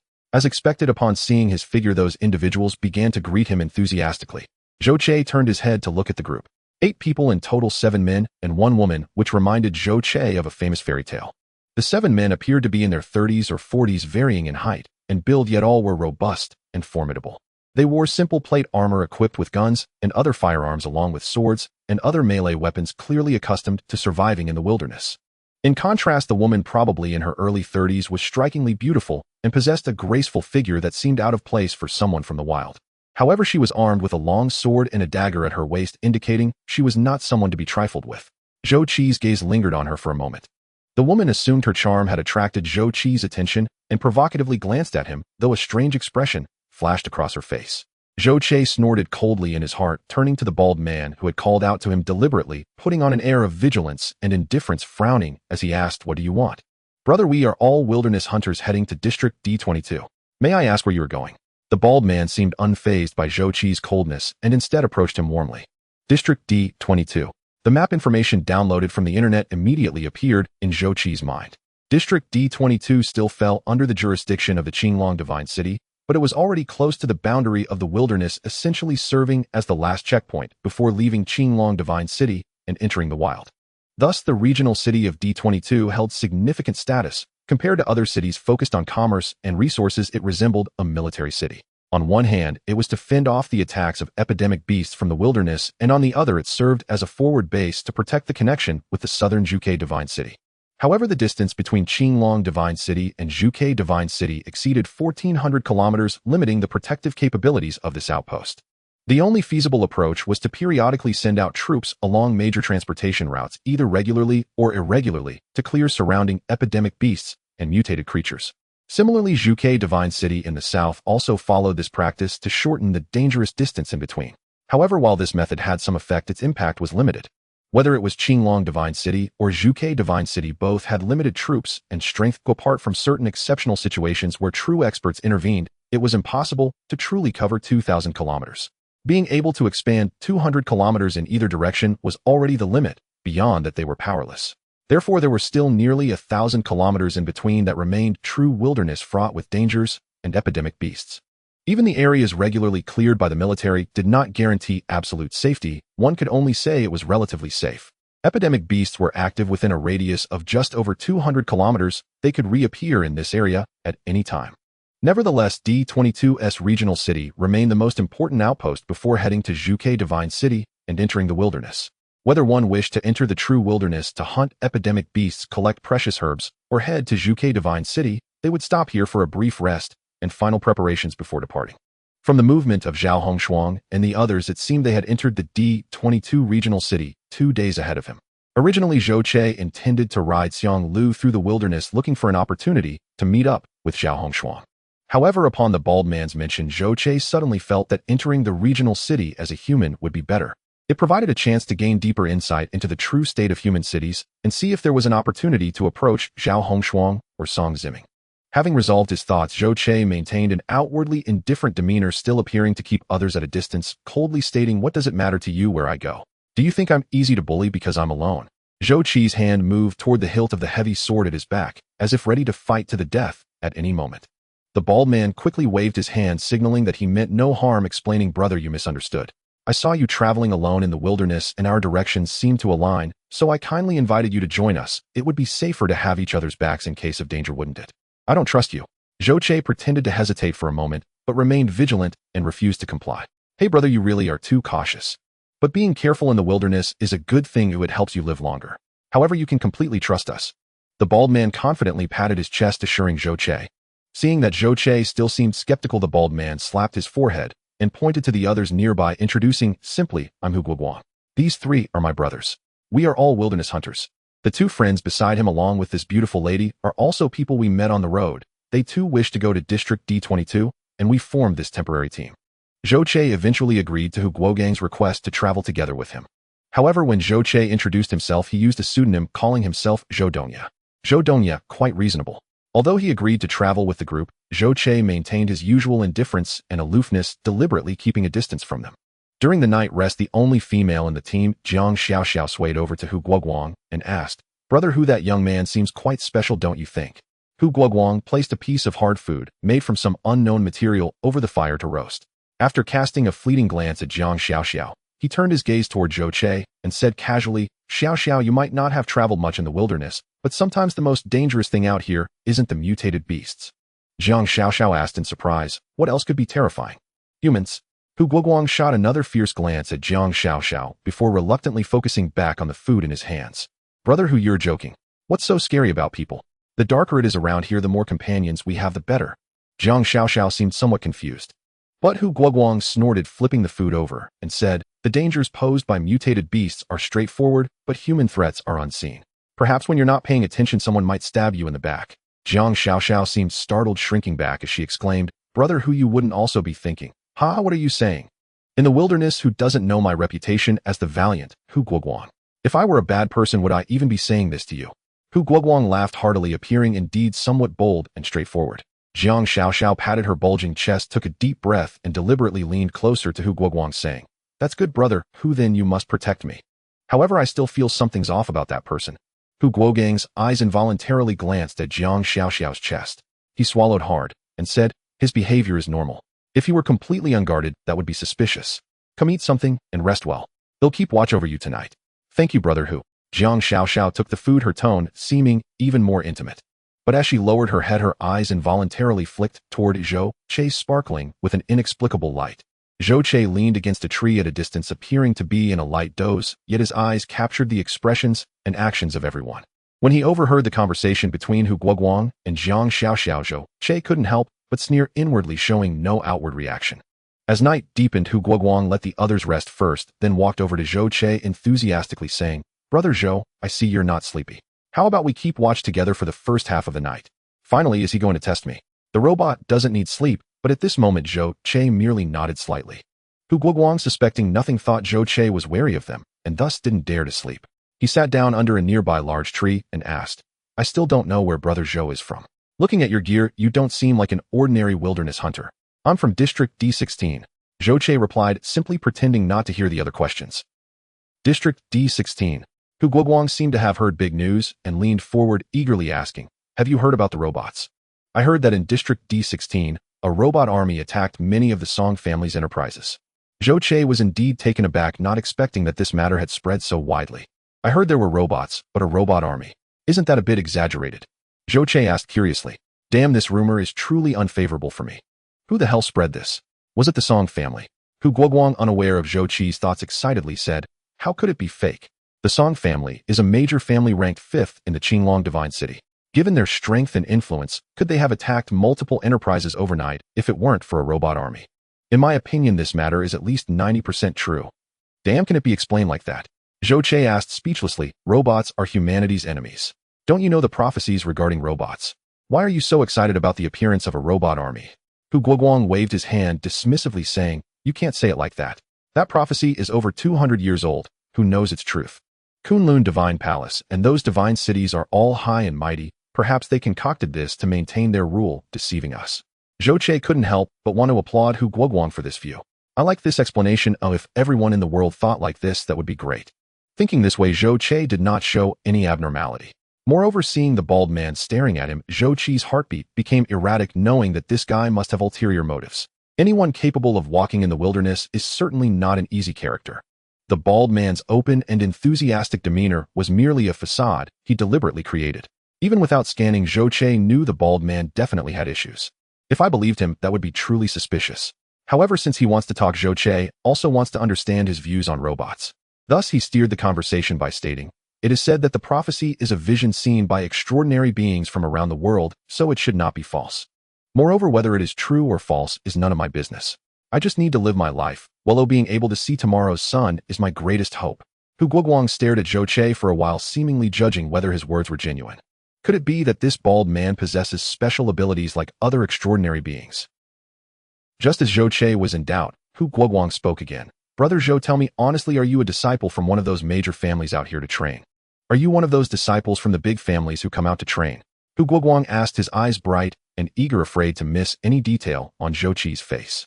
On this late night, with the faint firelight flickering, Zhou Qi was unsure whether his human eyes could truly see himself. However, his question made Zhou Qi realize that he had overthought it. This guy did not see through his physical issues, he merely harbored doubts about his identity. So Zhou Qi calmly retorted, do I look like someone from a big family? Hu Guoguang pointed at Zhou Qi's armor and the heavy sword behind him, stating, the armor you wear and that heavy sword of the heavy armor guard are not something an ordinary person can obtain. So that's it.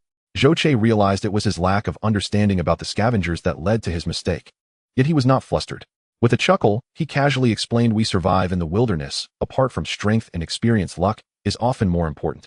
To be honest, 3 months ago, while searching for herbs near a pit in Area D16, I encountered a group of scavengers and was pierced by a monster attack. All of them died on the spot, which allowed me to make a small fortune. Upon hearing this, the suspicion on Hu Guoguang's face vanished, replaced by a hint of envy. If that's the case, then I was overly suspicious, ha. Please don't take offense, Brother Zhou. Hu Guoguang seemed to return to his cheerful demeanor. Zhou Qi was uncertain of his intentions, but felt no urgency. Since this guy had come looking for him, he certainly wouldn't give up easily, so Zhou Qi just waited. He remained silent, as if he had finished speaking and had nothing more to discuss. Sure enough, Hu Guoguang could not hold back and took the initiative to say, since Brother Zhou is not from a big family, then I can speak freely with you. He leaned forward, lowered his voice, and mysteriously asked, have you ever heard of the Mechanical God Sect? Mechanical God Sect? What is that? Zhou Qi wasn't pretending to be ignorant, he genuinely hadn't heard of it. It seems Brother Zhou is used to being solitary, so you might be a bit out of touch with the news. Zhou Qi was unaware, but Hu Guoguang didn't mind and continued, this matter is actually related to the robot attack on the Song family. It is said that on that day at the Song family mine in Area D16, a robot clad in silver light rescued the miners who were oppressed and enslaved by the Song family, delivering a holy declaration of freedom, claiming that the dawn of humanity was approaching and calling on all oppressed, exploited, and enslaved people to fight for freedom together. Under Zhou Qi's astonished gaze, Hu Guoguang passionately recounted everything that had happened at the Song family's mine, embellishing the story. If Zhou Qi hadn't experienced it himself, he would almost believe that what this guy said was true. But was the content a bit exaggerated? A silverlight robot? Mechanical God Sect? Am I being worshipped inexplicably as a spiritual leader and savior? It seems no one ever asked for my opinion, right? Brother Zhou, have you ever thought about what this means for us poor commoners who have long suffered oppression and exploitation from the big families? Perhaps this is an excellent opportunity, a chance for us to take control, fight for freedom and equality, and seize our own destinies. Hu Guoguang looked at Zhou Qi with full anticipation, resembling a fervent believer ready to sacrifice for his faith. But little did he know at that moment, Zhou Qi's mind was racing with 1,000 thoughts. He had initially just wanted to stir up some trouble for the miners, to give the Song family and the Qinglong Divine City some hassle. But he had never thought about letting these wilderness survivors establish some ridiculous mechanical god sect. The most absurd part was that they even regarded him as the object of their faith. Isn't this just putting myself on the fire, making the big families and Kunlun Divine Palace hate robots even more, wanting to completely eliminate them and blame everything on me? And now his followers had actually tied their hopes to this genuine mechanical god. Damn, Zhou Qi almost couldn't hold back his curse. Seeing that Zhou Qi remained silent, Hu Guoguang thought he was hesitating and pressed again. Brother Zhou, do you have any concerns? I know you may have had some luck and strength, but after all, one person's power is limited. Even if you try your best, you can never live as well as those big families. Good luck is just temporary, it cannot accompany you forever. Since you are a scavenger, you should know that none of us scavengers can have a good ending. We could die at any moment in the jaws of the mutated beasts. Even if you are lucky and gain a fortune, or even acquire gene mutation potions to become an extraordinary person, if you don't have enough cultivation resources, you will still live at the bottom of society, forever looking up at those families riding on your back. Damn, that's impressive. Zhou Qi almost couldn't help but applaud Hu Guoguang. This guy was like a success coach from another world 1,000 years ago. Hu Guoguang wasn't done. He continued to be honest. I used to be a citizen of Area B4, and my life was relatively better than those wilderness survivors. But so what? I was still bullied and scolded by those aristocratic families at will. I signed up for gene testing to change my fate and aimed to become a heavy armor guard. However, after 2 tests, I was eliminated and ruthlessly abandoned. I initially thought that my only chance to change my fate was gone. Now I realize that the true opportunity has always been waiting for me. That is to pursue the mechanical god together, to create a world of equality and freedom so that all of us humans can share the same sky, free from oppression and exploitation, with no one being superior to another. Brother Zhou, what are you still hesitating for? Let's join hands and create a beautiful future together. Zhou Chei's jaw almost dropped to the ground. He even understood how to use empathy. He was thoroughly impressed by this bald man. Oh, what a talent. Zhou Chei patted Hu Guogang's shoulder with a sigh, encouraging him, "Keep it up, I have high hopes for your bright and great cause. I believe that under the guidance of the mechanical god spirit, and inspired by the holy declaration of freedom, you will certainly achieve your dreams." Then Hu Guoguang became anxious. Zhou Chei stopped him and continued, "It's not that I intend to refuse you. To be honest, my dream is to wander the world with my sword. The world is so vast, and I want to visit Zhuke Divine City first. I may not have time to partake in your great cause for now. Please convey my highest respect to the mechanical god and the holy declaration of freedom. My dream is to roam the world with my sword in hand. The world is so vast, and I wish to see it all." I must admit these two lines carry quite a lofty sentiment. Especially when paired with Zhou Qi's solitary demeanor. A man with a sword, it truly reaches the apex of pretentiousness.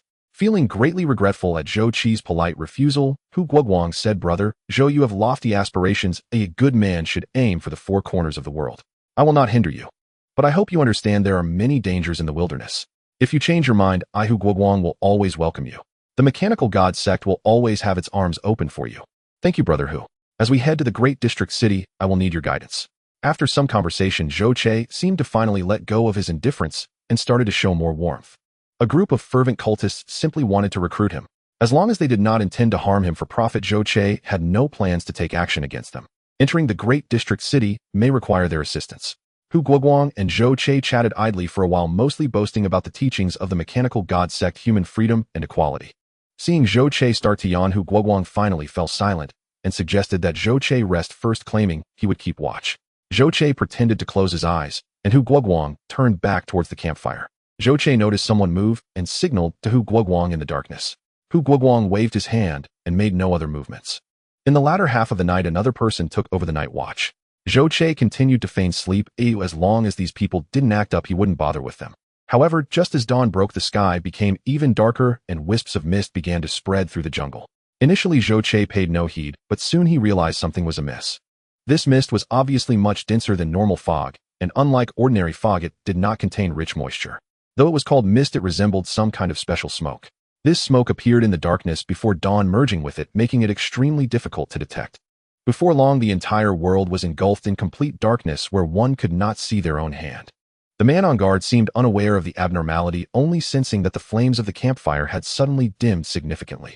He turned around, picked up some firewood, and prepared to add it to the pile. But at that moment, a strange creature suddenly appeared behind him, its sharp claws piercing through his heart, and then biting at his neck, vanishing into the thick mist. The entire process was incredibly swift, making hardly any noise as a living person disappeared into the fog. The Mist Phantom. Zhou Qi's optical and thermal imaging systems immediately captured the outline of that strange creature within the mist. He was no longer the naive newcomer to this world, he had gained a relatively thorough understanding of it. The term epidemic creatures is merely a general reference to the bizarre beings that suddenly appeared in this world after the Great Rift. In fact, the entire epidemic creature species encompasses many strange beings, each with vastly different appearances and abilities. Creatures like the piercing demon bone demon and hell beast are difficult to associate with one another. The Mist Phantom is one of the many groups of epidemic creatures and is relatively powerful, ranking among the top 3 in overall strength within the epidemic creature species. The Mist Phantom is humanoid, resembling an ape, and has only 3 forms categorized by humans into primary, intermediate, and advanced. The primary Mist Phantom has black fur all over its body, stands about 2 meters tall, and can produce black smoke within a 100-meter radius with sharp claws. Most importantly, it is incredibly fast, moving like the wind. Combined with the smoke it creates, it is virtually invisible, capable of killing without a trace with tremendous lethality. The intermediate Mist Phantom stands about 5 to 6 meters tall and can produce red smoke that covers a kilometer, its fur turning entirely crimson. Once it reaches the intermediate stage, not only does its size, speed, and strength increase, but its power also sees a qualitative leap. The heads of intermediate Mist Phantoms evolve to develop dual horns, which can emit powerful gravitational rays, an energy ray generated by the biological electricity within the Mist Phantom. Any energy ray is formidable. Gravitational rays are no exception. In terms of lethality per unit of energy, they are not weaker than the plasma rays Zhou Chei helped Xiang Lu create. However, intermediate Mist Phantoms have limited energy, capable of firing gravitational rays only 3 to 5 times, and the range is short, with the rays being as thick as a finger. Once they reach the advanced adult stage, Mist Phantoms become truly terrifying beings, capable of near-apocalyptic destruction when coupled with their powerful gravitational rays. Even a Gamma-level expert could fall if they let their guard down against a mist phantom. Advanced mist phantoms are generally over 10 meters tall, with pure white fur surrounded by white mist that spans over 10,000 meters. Wherever they go, the mist spreads, making it impossible to discern their physical presence. Yet the mist phantom can clearly detect the location of its prey, toying with them at will. Invisible enemies are the most terrifying. When encountering a mist phantom, the best strategy is to disperse the mist, maintaining stillness while preparing to dash out of its range. Of course, saying it's the best is truly a last resort, because while you act, the mist phantom will likewise take action, leaving you no chance to escape. The mist before him was black. The mist phantoms appearing here were merely at the primary level. Zhou Che scanned his surroundings and found that there were not many mist phantoms in the thick fog, only 5 in total. Yet these 5 had become the reapers of this group of people. Poor Hu Guoguang, who was on guard, did not even make a sound before being hunted down by the mist phantoms. After killing the guard, these vicious creatures tore him into pieces and devoured him whole. After hunting down the guard, perhaps due to being alone, one of the mist phantoms set its sights on Zhou Che. The mist phantom was patient when hunting prey, moving cautiously even with the mist obscuring its presence. Despite its large size, it moved with incredible grace, making hardly a sound. Zhou Che silently leaned against a tree, allowing the mist phantom to approach him. As the creature's furry, grotesque face appeared before him, their eyes meeting, Zhou Che suddenly struck. His fist, like the wind, slammed directly into the mist phantom's face. The creature let out a strange cry, knocked down by Zhou Che's terrifying strength, crashing against the roots of a nearby tree. It twitched its legs a few times, wobbling as it tried to stand, but halfway up it collapsed to the ground motionless. Is its defense really that strong? Zhou Che was slightly taken aback. His punch could bend titanium alloy plates, yet it had not immediately killed this creature.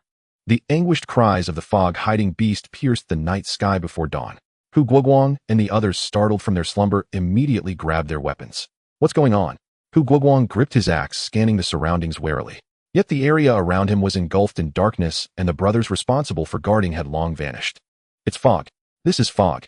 The fog-hiding beast. Someone finally noticed something amiss and screamed in terror. Everyone stand back to back and don't move. Hu Guoguang's heart raced as he hurriedly warned the others. Unfortunately, as soon as he finished speaking, a companion beside him abruptly vanished into the fog. Hearing the sound, Hu Guoguang swung his axe blindly to the side, but it struck only air, not even grazing a hair. As Hu Guoguang turned to attack, another scream echoed from behind. He swiftly turned around, only to find another brother had disappeared into the fog, cold sweat instantly breaking out on his back. He was unafraid of bone demons or hell beasts, but he was utterly helpless against the fog-hiding beast. This creature moved like the wind, shrouded in fog, never willing to engage directly, leaving one with strength, but no means to use it. Everyone be careful, keep your eyes forward, absolutely do not. After losing 2 people in quick succession with the enemy's numbers unknown, Hu Guoguang had no better plan but to remain still. While he could maintain his composure, the others lacked such steadiness. With nothing visible, the monsters lurked nearby, and amidst the fear one could faintly hear the sound of beasts gnawing on their companions' corpses. The sense of terror and oppression was overwhelming. 2 companions, unable to bear the pressure, yelled and began wildly shooting into the darkness. In an instant, gunfire erupted with countless bullets pouring into the void. But after the gunfire ceased, the surroundings fell suddenly into silence, intensifying the oppressive feeling. The 2 who had fired could no longer endure the terror. They screamed and charged into the darkness, trying to escape the thick fog. Another, perhaps thinking himself clever, saw the 2 running south and immediately dashed north. Don't run around. Hu Guoguang attempted to grab him, but missed entirely, having already lost track of 3 men. Moments later, screams echoed again, and the area fell silent once more. From a team of 8, 6 had vanished in the blink of an eye. Meanwhile, a woman named Jiang Xiaoxiao remained quiet and surprisingly survived. As sweat dripped from Hu Guoguang's forehead and unease filled him, there suddenly came a loud clash from the darkness, followed by the roar of a fog-hiding beast. Someone is fighting the fog-hiding beast. Let's go check it out. Hope surged within Hu Guoguang as he intended to move towards the fighting. Suddenly, Jiang Xiaoxiao clung to him, terrified, and cried, "Brother, Hu, don't go. I'm scared. Stay close to me, don't." If Hu Guoguang had previously felt a surge of desire towards Jiang Xiaoxiao, now he felt none of those thoughts. As she plunged into his embrace, Hu Guoguang instinctively wanted to push her away to maintain vigilance and readiness for battle. However, he never anticipated that before he could finish his sentence, a chill struck his chest as a sharp blade pierced through his abdomen. "You." Hu Guoguang looked at Jiang Xiaoxiao in shock, and anger reaching out to grip her neck. To his astonishment, the human features of his assailant rapidly transformed, instantly becoming a dark, slick creature. Phantom spirit. Hu Guoguang finally understood what it was. He had been deceived. This was not human.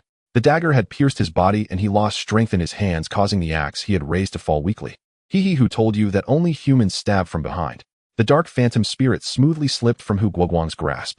With a powerful shove, the phantom spirit pushed Hu Guoguang, watching his tall figure fall straight to the ground before grinning and vanishing into the mist.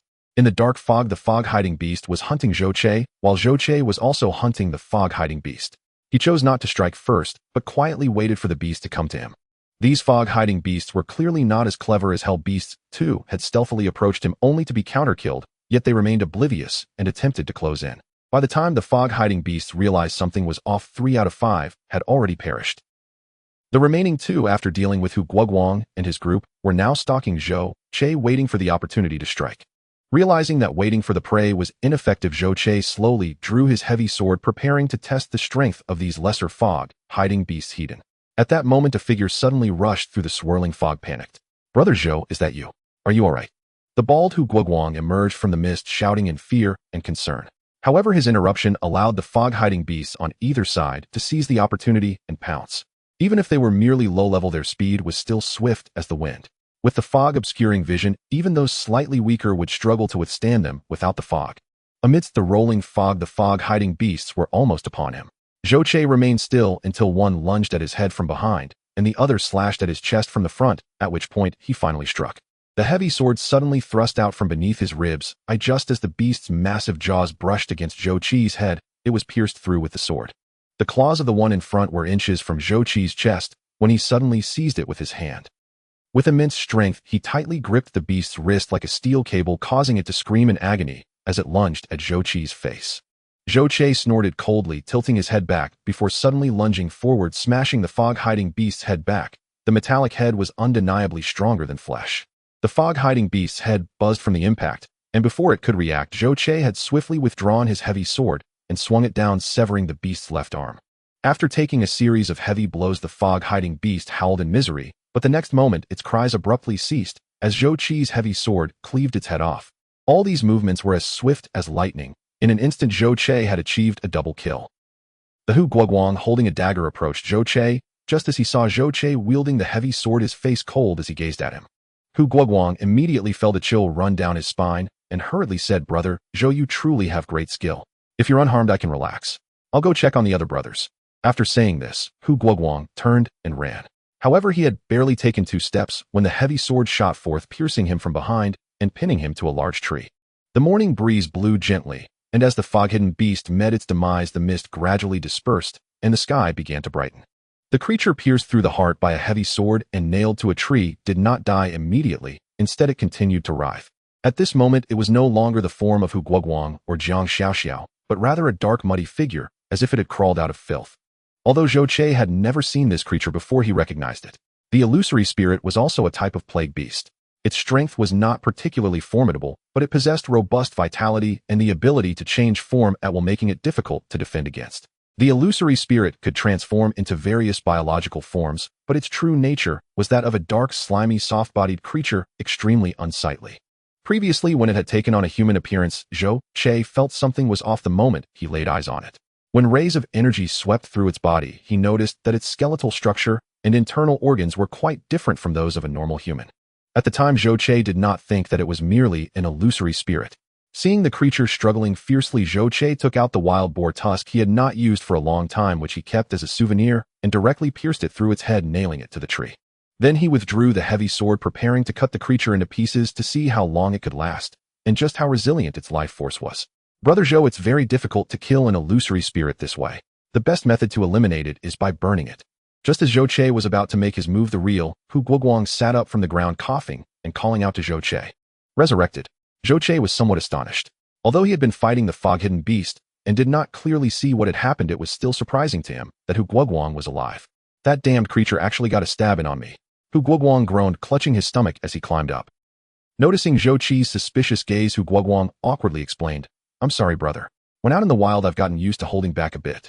Actually, I'm also an extraordinary being. 3 years ago, I fortuitously obtained a bottle of grade gene mutation serum. I survived and even awakened a super self-healing ability.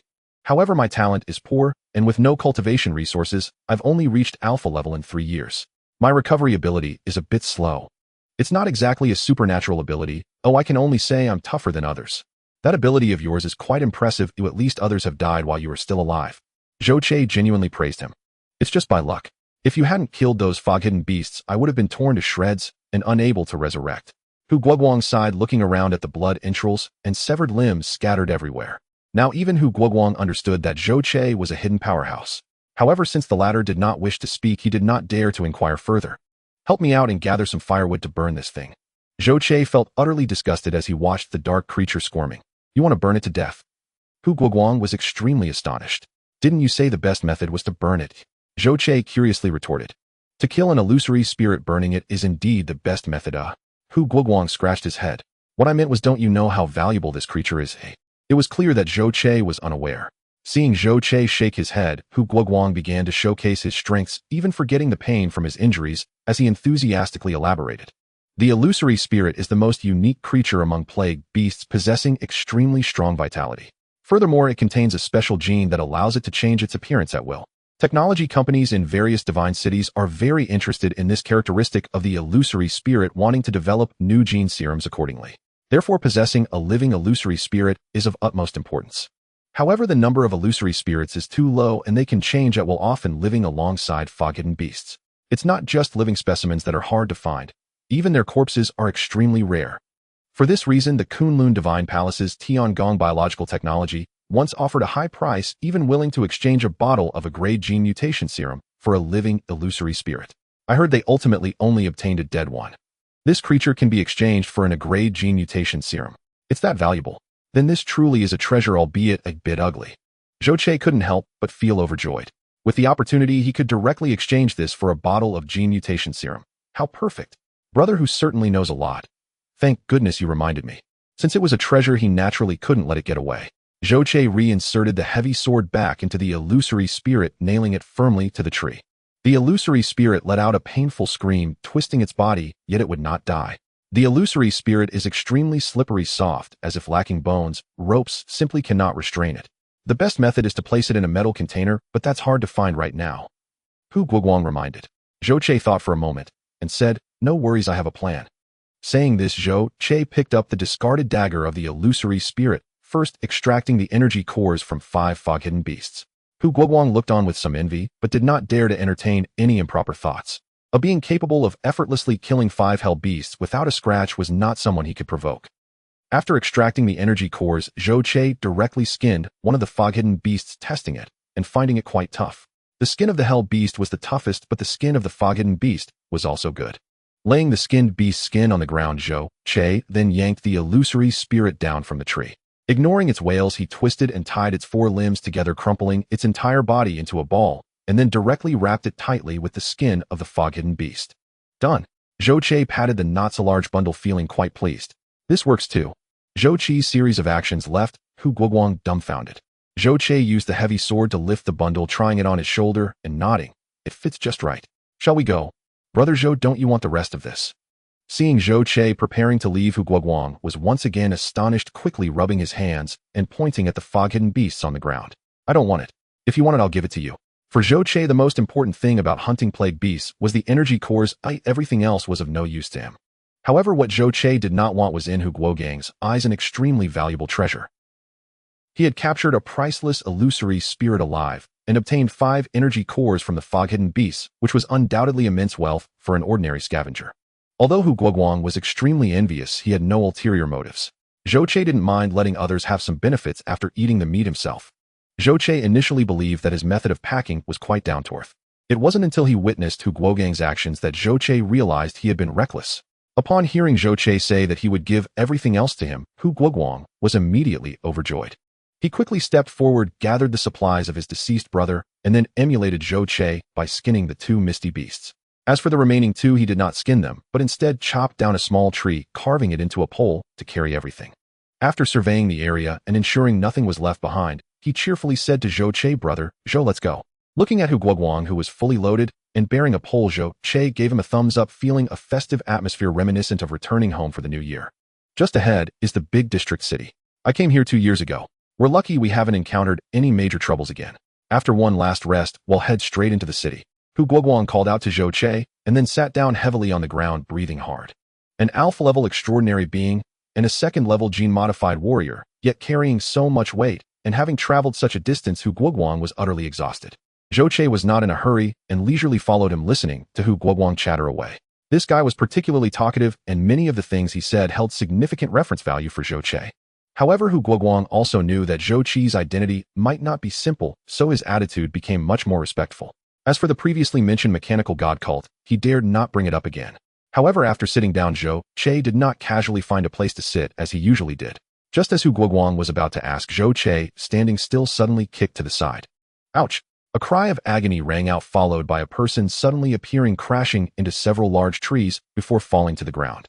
The person spitting blood struggled to get up, looking at Zhou Che in disbelief, and angrily asked, "Can you see me?" Zhou Che replied expressionlessly, "I can't see you." The invisible attacker, unable to suppress himself, spat out a mouthful of blood. "Damn it, how did you kick me if you can't see me?" "Robber, invisible." Hu Guoguang finally understood what had happened and hurriedly got up, grabbing his axe and glaring fiercely at the invisible person. But the invisible person realized he had kicked a steel plate this time. His greatest reliance was his invisibility. Now that his cover was blown, regardless of what method the other party used to persist would be pure folly. Thus, he decisively activated his invisibility again, preparing to escape. "The green mountains remain, the flowing waters are eternal, we will meet again." Just as he was about to completely vanish, a stone the size of a human head suddenly flew in and struck him on the head. With a bang, the stone shattered. The invisible attacker felt a ringing in his head, his vision darkened, and he collapsed to the ground. Forget about being invisible, he couldn't even get up, and for a long time he didn't know who he was. "Wait, brother, who this person might be useful to me." Zhou Che hurriedly stopped him, asking him to bring the person over. "What's your name?" "Xingjun."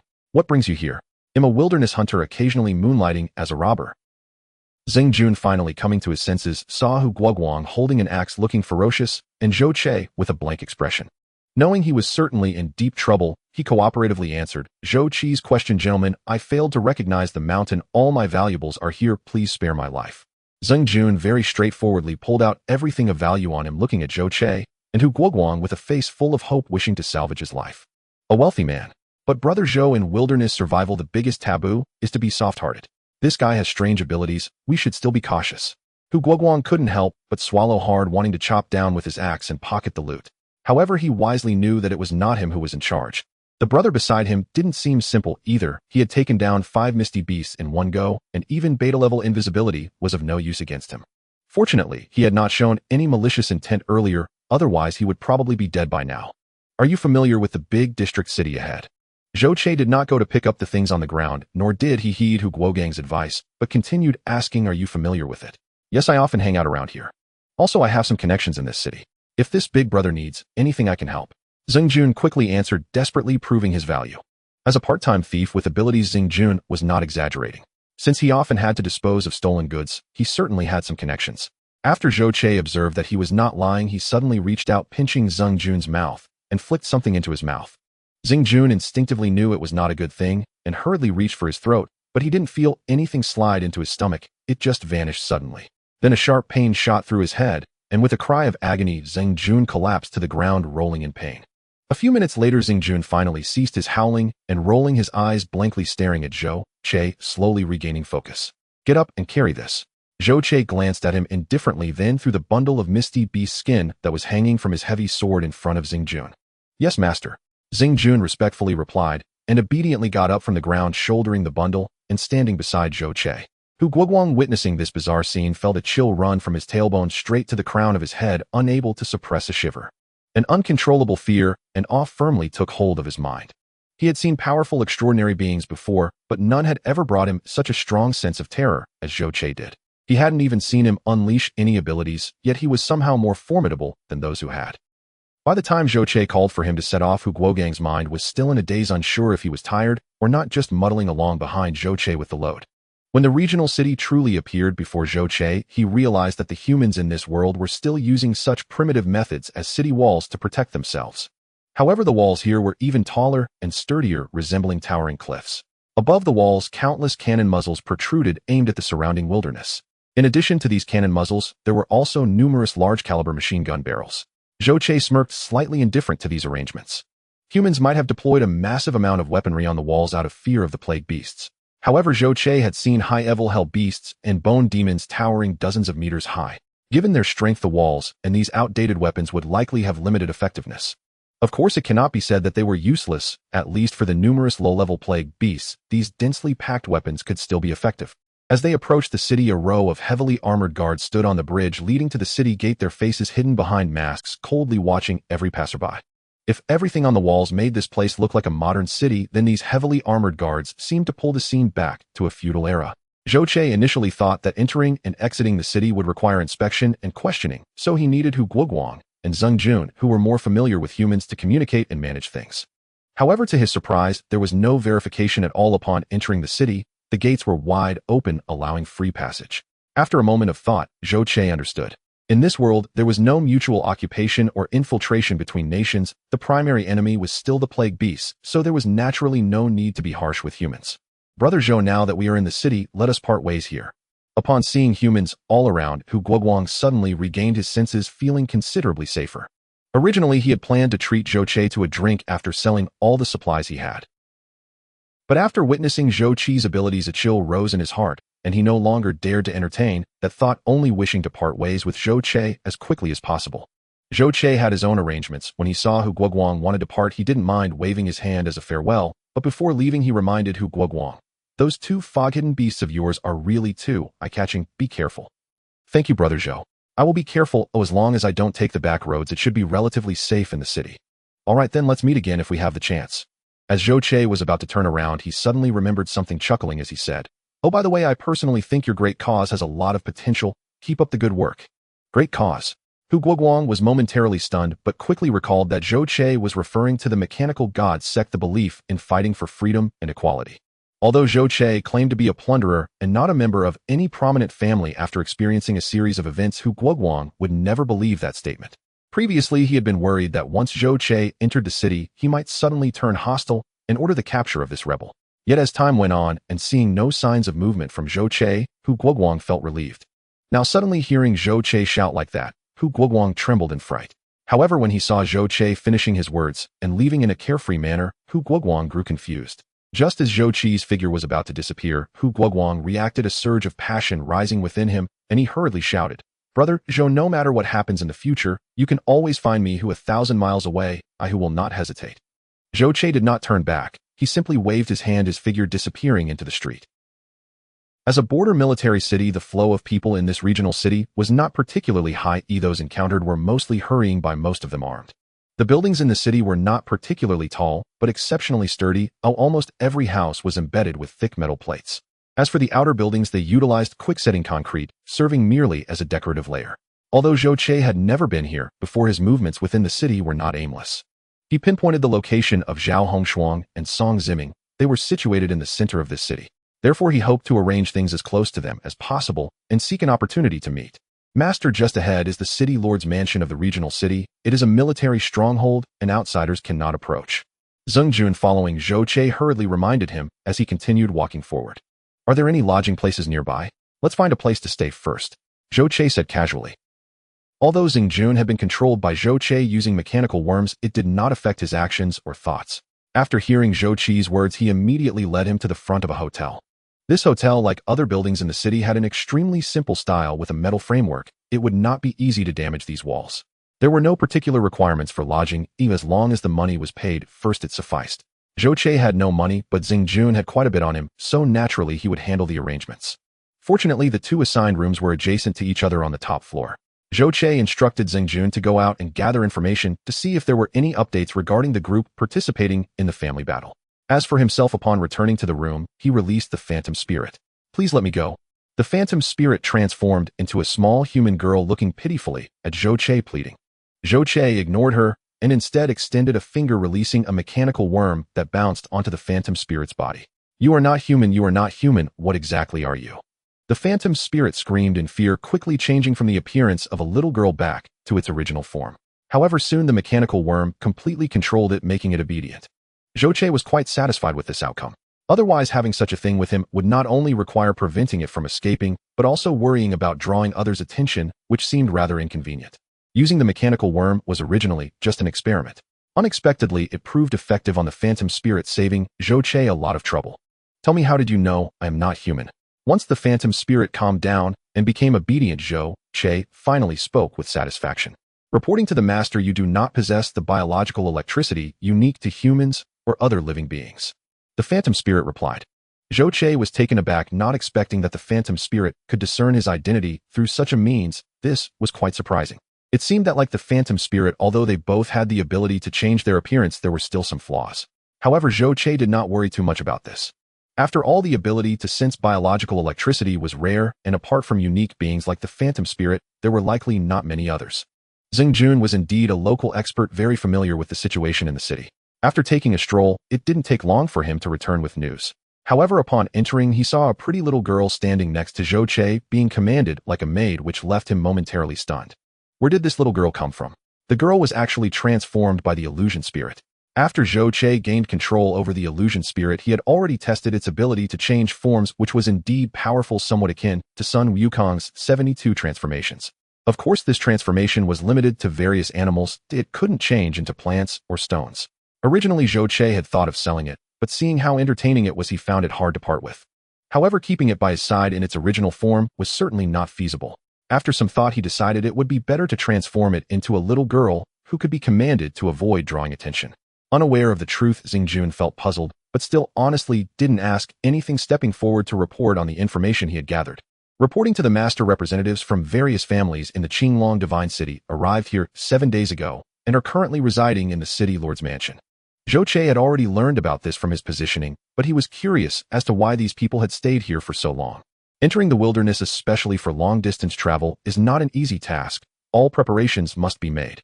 Moreover, this journey involves many strong individuals from various families, making it a rare opportunity. Thus, many merchant groups and travelers hope to travel together to gain protection from these experts. For Qinglong Divine City and the various families, this was also a good opportunity to make money, so they were happy to facilitate this. The participating teams are primarily staying here to wait for various merchants and travelers to sign up, as well as for the preparation of various supplies. Xingjun explained. This was indeed good news. With this, there was no need to look for a special opportunity to meet Zhao Hongshuang and the others. I could also sign up to join the merchant group. There would be plenty of opportunities for the journey across the wilderness of over 1,000 miles. Thinking of this, Zhou Che continued to ask, have they said exactly when they will leave? In 2 days, that is on the 10th day. Xingjun replied. All right, you go sign us up, just the 3 of us, and we will head to Zhuke Divine City. Zhou Che immediately made the decision. By the time Xingjun returned again to report that the task was completed, it was already dusk. In the large district, city lights were lit everywhere, giving Zhou Che, who had spent a long time in the wilderness, a feeling of returning to a civilized era. But then a rush of joy surged in Zhou Che's heart. Electricity, there was electricity. This was not an era of civilization. This was clearly his own energy. These people were using their own energy to supply such a vast city. The power generation units here surely were not the kind of simple solar generators or wind turbines he had previously plundered from the Song family's small market. It was highly likely that there was a nuclear power station here, otherwise it would be impossible to bear such a consumption of electricity. If he could get his hands on this, wouldn't he be able to take off right then and there? No way. Zhou Che quickly shook his head, denying this crazy thought. This was not the Song family's wilderness market. It was not only garrisoned with troops, but the city also gathered many high-level extraordinary beings. Even if he disassembled the power generation unit, he probably wouldn't have the chance to take it away. Moreover, doing so would disrupt his upcoming plans. However, seeing such a massive power source right in front of him, Zhou Che could hardly contain himself. No, he had to think of a way. After pondering for a while, an idea popped into his mind. Although he couldn't take the battery packs here with him, he could still draw power from this city. Moreover, the electrical circuits here were extensive. He didn't need to find the nuclear power station. He just needed to find a random spot to secretly draw power. As for the impact that secretly drawing power would have on the city, well, that wasn't something Zhou Che needed to consider. It would just result in a power outage. What more could happen? This problem could be left for the district city lord to worry about. With determination, Zhou Che climbed out of the hotel window, and after running through 2 blocks, he stopped under a light pole. The large district city at night was illuminated everywhere, especially with various extremely bright and glaring searchlights sweeping around. This was not just for human lighting needs. It was primarily to guard against mysterious creatures attacking. After checking his surroundings and seeing that no one was nearby, Zhou Che immediately pulled out the electrical wires from the light pole and began his plan to steal electricity. This feels great. As a large amount of electricity flowed into his body, the number of nanobots kept increasing, giving Zhou Che a feeling of continuous climax. About 20 minutes later, anomalies began to occur, and the once peaceful large district city started to become restless. Besides being attacked en masse by epidemic-borne beasts causing equipment damage, the city, which had never experienced a power outage, surprisingly began to suffer widespread blackouts. Large areas were plunged into darkness. The bewildered residents began to panic, flocking to the streets to check the situation. Consequently, the horns within the large district city began to sound, and the entire city entered a state of alert. Shouts could be heard from the sky as powerful, extraordinary beings flew overhead. Seeing that he had drained all the electricity, Zhou chuckled decisively, wrapping up his operation, and blended back into the bewildered crowd as he returned to the hotel. What a huge harvest. I really hope for more opportunities like this. Upon returning to the hotel, Zhou nearly shouted in excitement. The amount of electricity he had absorbed was enormous, directly causing the number of nanobots within him to surge to 1.5 million overnight. However, Zhou soon calmed down. 150,000 nanobots may sound like a lot, but in reality, they only added up to about 1.5 millimeters. Compared to Zhou expectations, there was still a significant gap. But Zhou was not anxious. Today's events had given him great inspiration. Rather than tirelessly hunting epidemic-borne beasts in the wilderness every day, it was much more enjoyable to steal electricity from major human cities. Moreover, large human cities were equipped with nuclear power stations considered renewable energy. As long as he came a few more times, achieving his goal of fully transforming into nanobots would be just around the corner. He might not even need to convert completely into nanobots. As long as he absorbed 100 million nanobots, he could directly construct a miniature controllable nuclear fusion reactor. By then, he would be able to generate energy on his own. Once he had enough energy, he could gradually realize even more ideas. At that time, humans, extraordinary beings, and epidemic-borne beasts. Zhou act of stealing electricity had an extremely adverse impact. The city district, unaware of the truth, had been busy throughout the night with various searches and alerts, yet no anomalies were found. Ultimately, they could only conclude that there might have been a malfunction at the nuclear power plant which had caused the widespread blackout. Early the next morning, the city district began emergency inspections, checking power generation equipment, electrical circuits, and various facilities. However, the results of the inspections left them utterly confused and bewildered.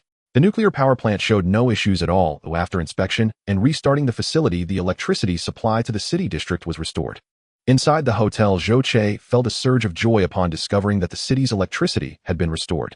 This was great news, for it meant he could take action again that night. Finally, reaching nightfall, Zhou resorted to his old tricks once more.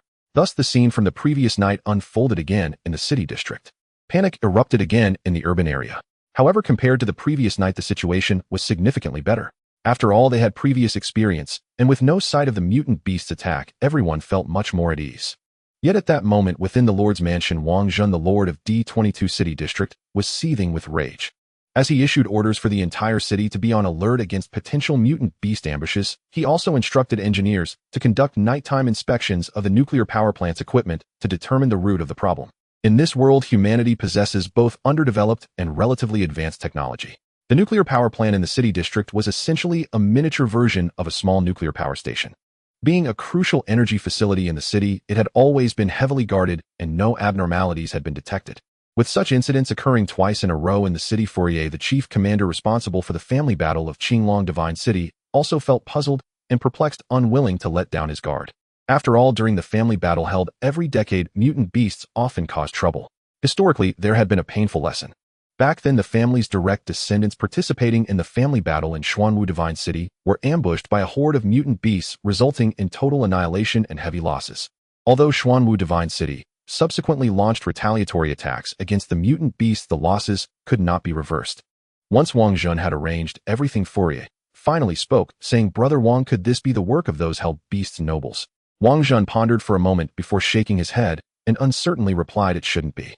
If it were the hell beasts, there shouldn't have only been a power outage without any other coordinated actions.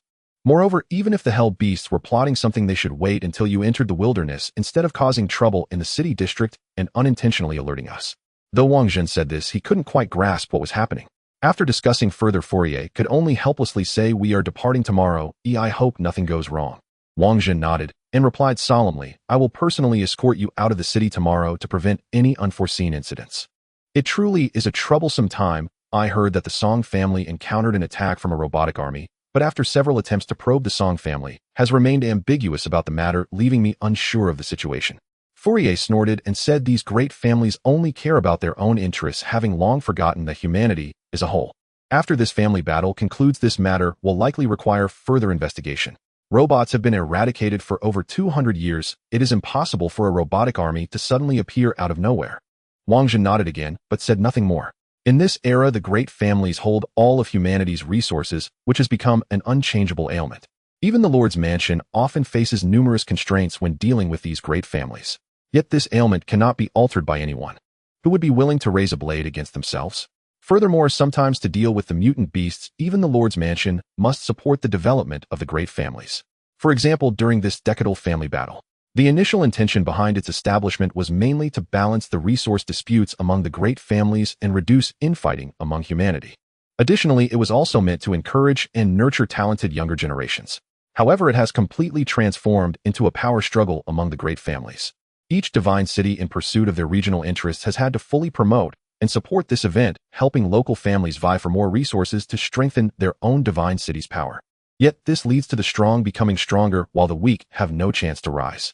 Currently, among the 4 great divine cities, Qinglong and Zhuke divine cities have significantly outpaced Xuanwu and Baihu divine cities. For 3 consecutive sessions, the families of Baihu and Xuanwu divine cities have mostly ranked at the bottom.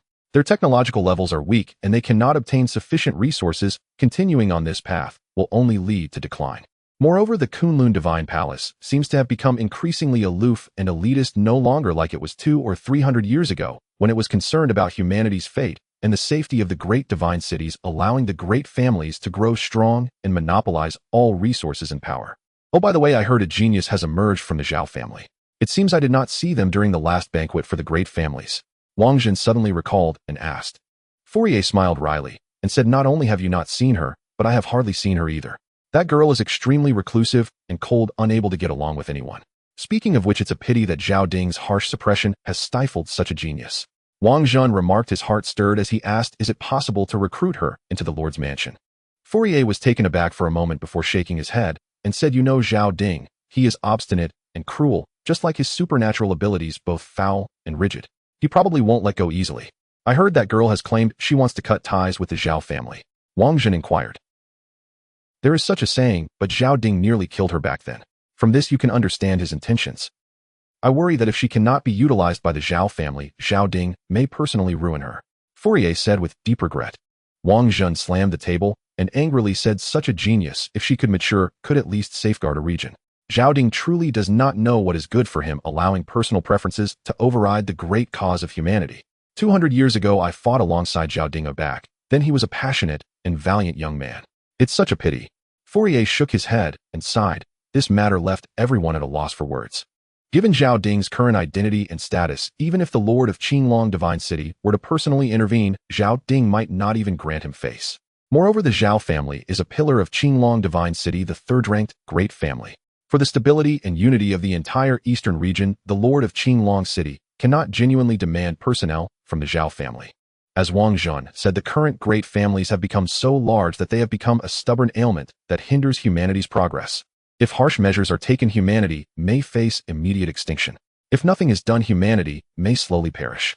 Humanity's only hope lies in these great families becoming stronger to continue resisting the mutant beasts' assaults. Regardless, these great families still belong to the human camp. The city was in turmoil, with its residents and travelers unable to rest for 2 consecutive nights, living in fear of a sudden attack by the epidemic beasts. As a result, the next morning they found themselves waiting in vain. This torment made many curse their fate, wishing the epidemic beasts would just come and attack directly so they could fight back. The true instigator of all this, Zhou Che, felt no remorse whatsoever. Instead, he was filled with overwhelming joy. After absorbing the city's power for 2 consecutive nights, the number of nanobots within Zhou Che had surged to 2.5 million. To be honest, this feeling of easy profit was incredibly pleasant. Unfortunately, it could not continue. Not only was he planning to leave today, but even if he stayed, it wouldn't be wise to do it again. After 2 consecutive incidents, the city had begun to impose martial law. Repeated actions could easily lead to discovery. The thought of missing such a great opportunity made Zhou Che feel a bit pained, but he quickly let go of such feelings. Wasn't he heading to the Zhuke Divine City? It was a perfect opportunity to change locations and continue his endeavors. One shot, one place, this was a bit safer. According to the agreement, early the next morning the convoy heading to Zhuke City gathered in the square in front of the city lord's mansion. Over 40 land-flying vehicles were divided into 2 layers, with the upper layer filled with various supplies and the lower layer for passengers. Although there were many vehicles, the primary purpose was transporting goods, leaving passengers rather few. After all, traveling through the wilderness was risky, and no one wanted to take unnecessary chances. While wealth was important, life was even more so. In addition to these land-flying vehicles transporting supplies and passengers, there were also 10 armored land-flying vehicles for providing armed protection and mobile communication. These were true iron behemoths, each weighing over 150 tons. Zhou Che could only think that humanity created these for defending against the attacks of epidemic beasts. However, in reality, if they encountered an assault by epidemic beasts and could not kill them, hiding inside wouldn't prolong their lives for long. After a brief glance, Zhou Che followed the arrangement and unsteadily boarded one of the flying vehicles. With so few passengers, the cabin was quite spacious. Only 4 other people were with Zhou Che, and they all looked very nervous, clearly filled with worry and concern about the journey into the wilderness. In contrast, Zhou Che was accompanied by a beautiful servant girl and a guard holding a sword resembling a wealthy young master going on an outing, which made the 4 passengers exchange glances. However, seeing their demeanor, the 4 seemed to have an impressive background and dared not provoke them, choosing to sit far away on the other side of the cabin. Zhou Che was happy for the peace and sat down in a position, then began to observe the inside of the vehicle. Due to its 2-layer structure with supplies on top and people below, the height in the cabin was somewhat cramped. The entire flying vehicle prioritized safety and practicality, with its interior decorations appearing as if they had been ransacked. The walls were made of titanium alloy steel plates, extremely sturdy, making it the best shelter in the wild. Fortunately, while considering safety, they had still taken some humanity into account. The walls were embedded with small windows for light observation and ventilation. Zhou Che deliberately used ray scanning to analyze and found that the windows were made of composite materials, their toughness rivaling that of steel. After sitting down, Zhou Che casually scanned the 4 people on the other side, and finding nothing unusual, turned his gaze to the window. After they boarded, a large number of heavily armored guards marched by from the side, and then entered the armored flying vehicles. Before long, Zhou Che sensed Zhao Hongshuang walking out from the city lord's mansion. Before getting close to them, she stopped again. Zhou Che guessed that she must have boarded one of the vehicles in the back row. As per the distance of the convoy, she should be 5 vehicles away from him. As for Song Ziming and Wu Hua, their positions were further away, at least 8 vehicles apart. Clearly, in this trip, the various families were being transported separately, mixed within the merchant convoy to share the risks. Zhou Che quickly figured out the underlying reason. The so-called protection of the merchant convoy and transportation of goods was likely just a facade. The real purpose was to use the merchant convoy as cover to protect the elites of the various families. Once all the participating families were arranged, the flying vehicles began to shake and vibrate, then expelled a strong airflow, lifting the vehicles off the ground, commencing their grand journey into the wilderness. The weight of the flying vehicles ensured that their speed would not be too fast, as Zhou Che estimated it to be around 80 kilometers per hour. Upon entering the wilderness, the convoy mostly followed the remnants of the highways from before the Great Rift era. Even after 200 or 300 years, the vegetation had thoroughly destroyed the original road surface, yet it was still easier to navigate than elsewhere. Moreover, the land-flying vehicles primarily relied on jet propulsion and did not need to actually touch the ground, so the condition of the road had little impact. Especially in areas close to the city, flying vehicles frequently passed, and the scorching air currents they emitted caused the vegetation along the road to wither, effectively clearing the path. Brother Leah, I will send you off here. The road ahead is long, please take care. When you return, I will treat you to a drink. After leaving the great district city for about 300 kilometers, Wang Jin, the city lord of District D22, finally bid farewell to Fu Liye. He left 5 armored vehicles to protect the convoy while he led the remaining 5 back to the great district city.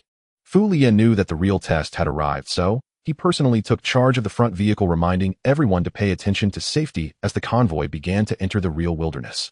As the convoy moved forward, Zhou Che finally understood that the reason these flying vehicles had reinforced defenses was not without reason.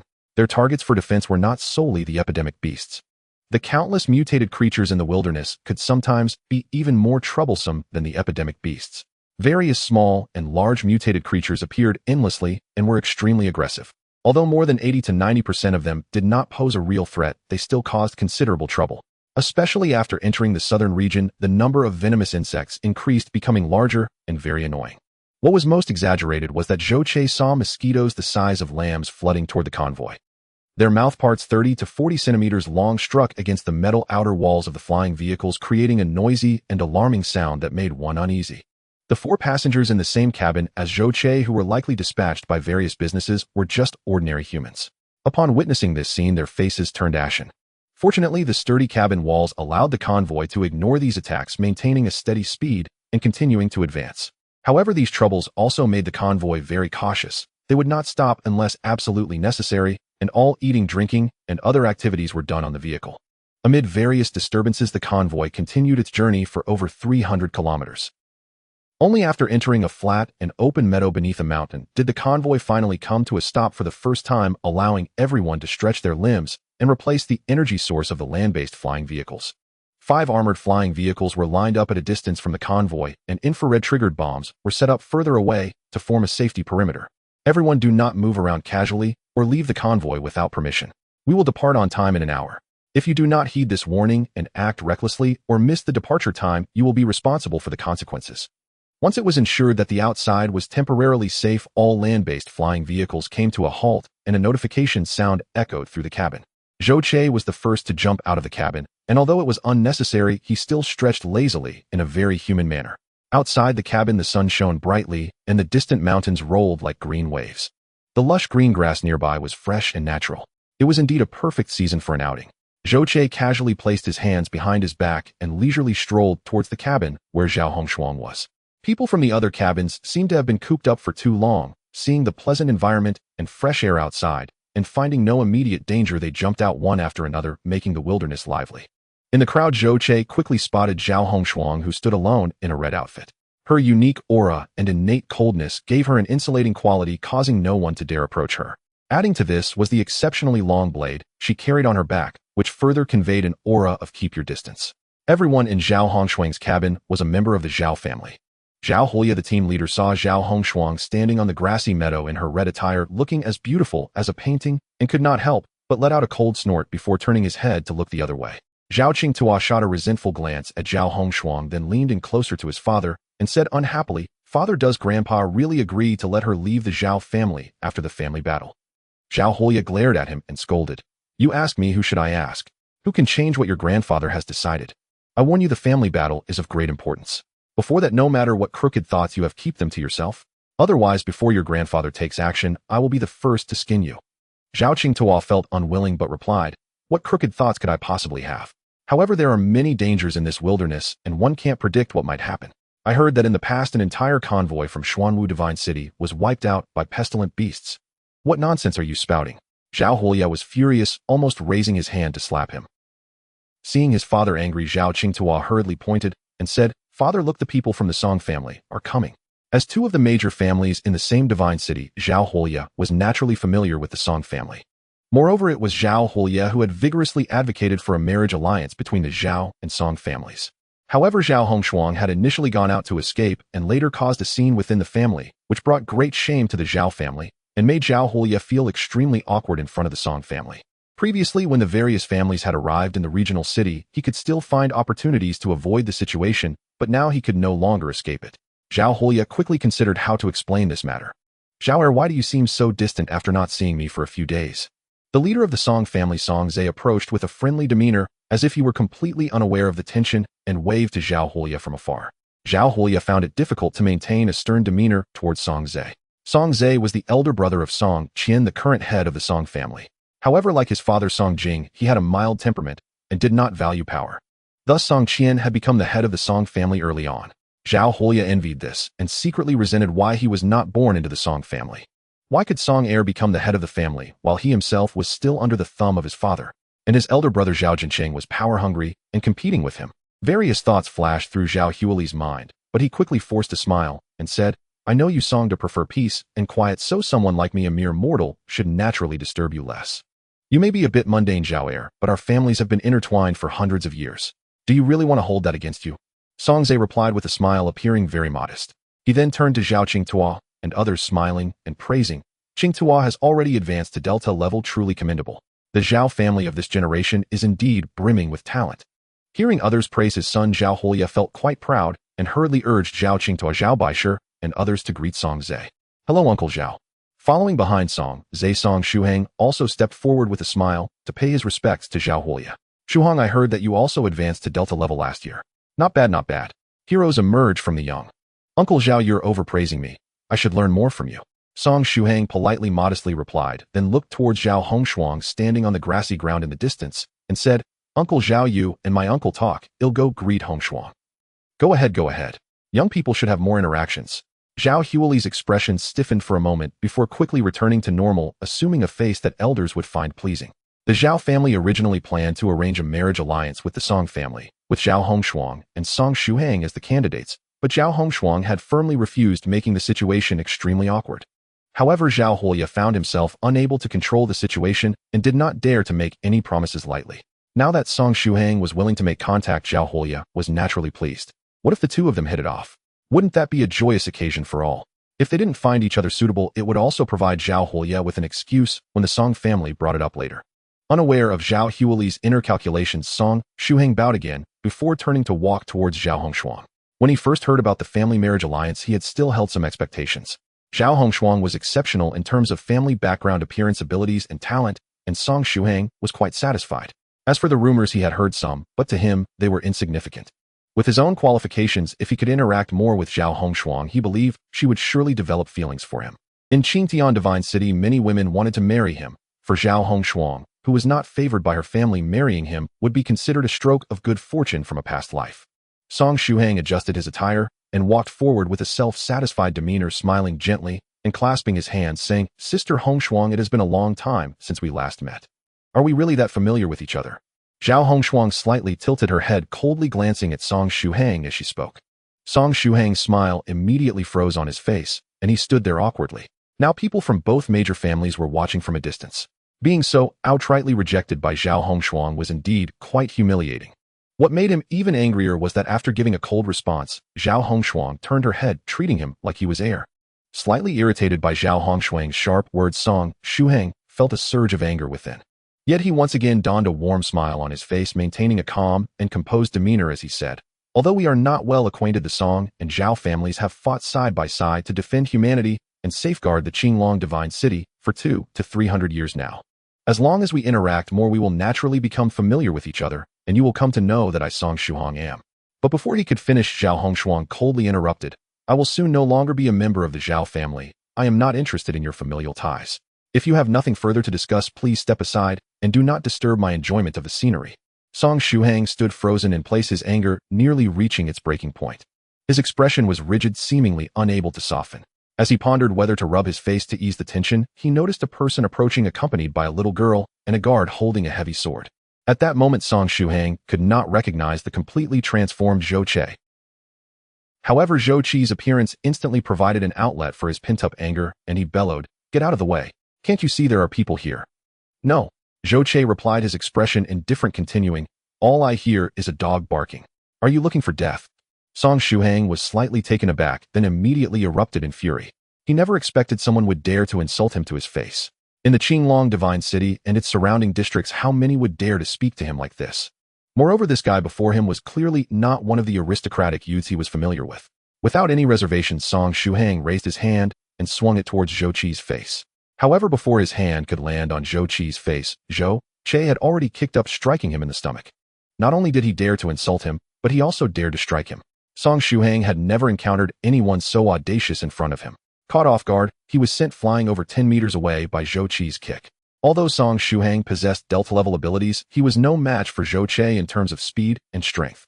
However, Zhou Qi did not use his full strength, as he considered the presence of many members from the opposing family and merely aimed to teach Song Shuhang a lesson. "What's going on?" Second young master. Upon witnessing the sudden upheaval, members of the Song family rushed over, some to assist Song Shuhang, while others surrounded Zhou Qi. Among them, a short and stout fellow holding 2 massive hammers wasted no words and leaped forward, aiming to smash Zhou Qi's head. "Oomph!" Zhou Qi's eyes sharpened as he swung his fist forward to meet the attack. The sound of a deep impact resonated like metal clashing. Zhou Qi took a slight step back while the stout man let out a strange cry, stumbling backward several steps before regaining his footing. The stout man paused for a moment, then his face twisted with anger and madness. He grinned and said, "Kid, you've got some skill. Take another hit from me." With that, the stout man bounced up like a rubber ball and lunged at Zhou Qi again. The collision of fists and hammers produced an even more intense shockwave, with a fierce gust of wind howling past. This time, however, Zhou Qi did not retreat, and the stout man appeared unscathed. After landing, he immediately rebounded for a third attack. Another loud bang ensued, and both sides truly exerted their strength this time. The ground beneath Zhou Qi's feet rippled like the surface of water, and the force transmitted through his feet caused the ground to explode. Soil, grass, and broken leaves flew everywhere, creating a crater more than 20 meters wide before everyone's eyes. "Try taking a punch from me." After being struck 3 times by the stout man, Zhou Qi's anger boiled over. He suddenly launched himself out of the crater, delivering a punch toward the stout man. The stout man crossed his hammer in front of his chest, and once again a loud impact resonated. Zhou Qi's fist struck the hammer, which then crashed against the stout man's chest. The stout man let out a muffled grunt, his right knee half kneeling on the ground, creating a half-meter deep, 30-meter-long trench in the grass. This scene left the onlookers stunned, particularly those who recognized the stout man, who found it utterly unbelievable. This short and stout fellow was not an ordinary character. He was the son of Song Zhe, the eldest son of the Song family, Song Zhankui. This guy was truly a peculiar one, completely unlike his father Song Zhe, who was cultured and refined like a scholar. In contrast, he was short, stout, rude, and somewhat simple-minded with a penchant for brute strength. Moreover, this person's awakened ability was of the mutation type, boasting immense strength and a unique physique capable of absorbing most attacks. In simple terms, this person's body resembled that of an indestructible cockroach, yet he was still quite painful to hit. Song Zhankui leveraged his unique abilities to charge recklessly, dominating the battlefield among the younger extraordinary individuals in Qinglong Divine City, ranking at least in the top 3 in terms of difficulty. Additionally, Song Zhankui was 10 years older than Song Shuhong, having awakened at age 5 and entered Delta at 19. Now at 29, he was a seasoned Delta-level master after 10 years of honing his abilities. It is no exaggeration to say that Song Zhankui's power was somewhat akin to being invincible among his peers. In this family competition, he was merely 1 year shy of meeting the eligibility requirements to compete. The Song family had placed their primary hopes on his shoulders. However, no one expected that despite seizing the initiative, Song Zhankui would fail to defeat his opponent after 3 consecutive attacks, and instead be defeated with a single strike from his adversary. This development was astonishing, prompting various families from Qinglong Divine City to engage in fervent discussions. Of course, what was even more surprising and puzzling was the identity of this young man who dared to punch the eldest son of the Song family and kick the second son, and incredibly he had won. Good kid, you've got guts. Come at me again. After being pushed back by Zhou Qi's punch, Song Zhankui clearly was not satisfied. His special physique meant that while he felt slightly uncomfortable from the hammer strike to his chest, he didn't sustain any significant injury. With his double hammers swinging, he was about to charge again. Stop! At that moment, a figure suddenly appeared in the center of the arena, blocking Song Zhankui. Commander Fu. Song Zhe hurriedly stopped Song Zhankui and stepped forward to pay his respects. Fu Lia nodded to Song Zhe, Zhao Huolia, and the leaders of other families before he solemnly stated, "This area is a wilderness where beasts may emerge at any moment. How can we engage in casual brawls among ourselves, eh? Commander Fu, this kid attacked first. How could the Song family allow ourselves to be bullied without retaliating?" Song Shuhang grasped his stomach, his face turning ashen with anger as he protested. However, Fu Lia waved his hand, reprimanding, "I don't care what grievances you have, fighting is not permitted in the wilderness. Save your energy for the family battle in Zhuke City, or settle it when you reach Zhuke Divine City. But in the wild, no one is allowed to cause a ruckus." But Song Shuhang was exasperated. "Shuhang, don't say anything more." As the commander of the Qinglong Divine City Guards, Fu Lia held considerable power and status. As a peer of Song Shuhang's father, his strength was not to be underestimated, otherwise Qinglong Divine City would not have entrusted him with this expedition. Even Song Zhe did not dare to act rashly in front of Fu Lia, quickly stepping forward to restrain Song Shuhang. Fourier, the commander of the city guards of the Qinglong Divine City, is a staunch brother and comrade-in-arms of the city lord. He possesses thunder-type abilities that are earth-shattering, famously known as thunder, chasing the 9 heavens, blood slaughtering 10,000 miles.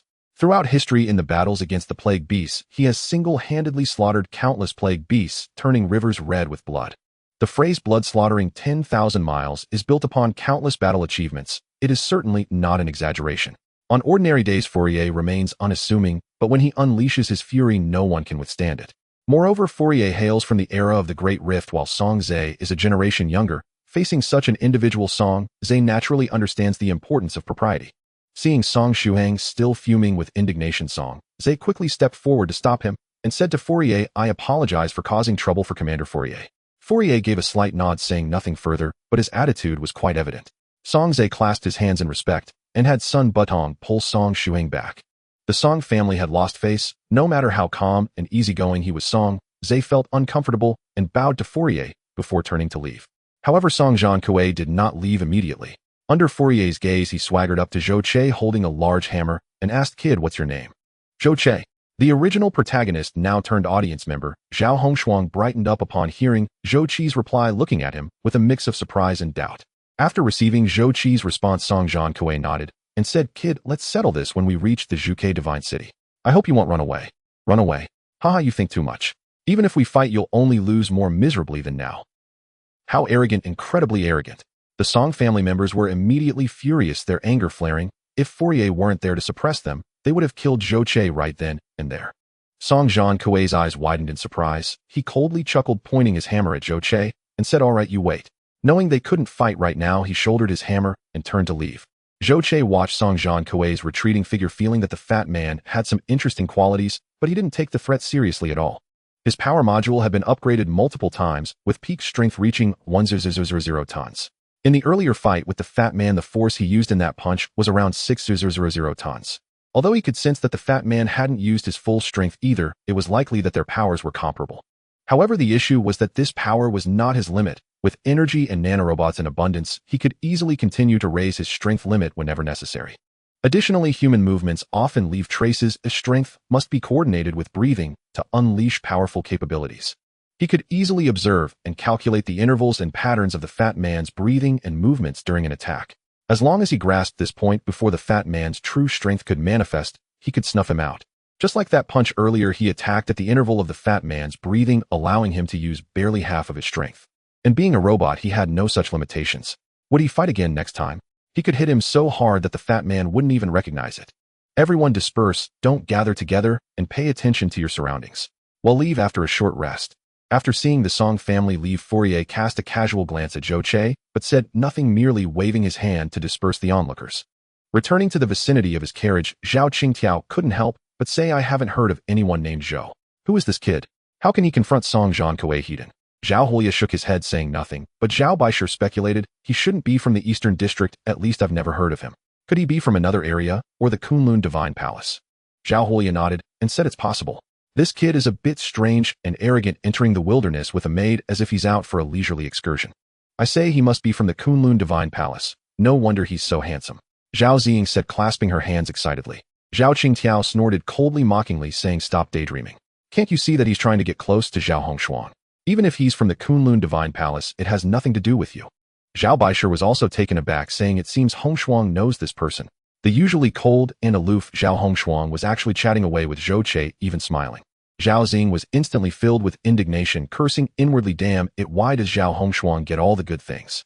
With talent stronger than his cultivation, faster and rising sooner. No, if this Zhou Che is truly from a prominent family in the Kunlun Divine Palace, he absolutely cannot be overlooked." In terms of appearance, he was no worse than Zhao Hongshuang. Zhao Xing involuntarily puffed out her chest, secretly pondering and scheming.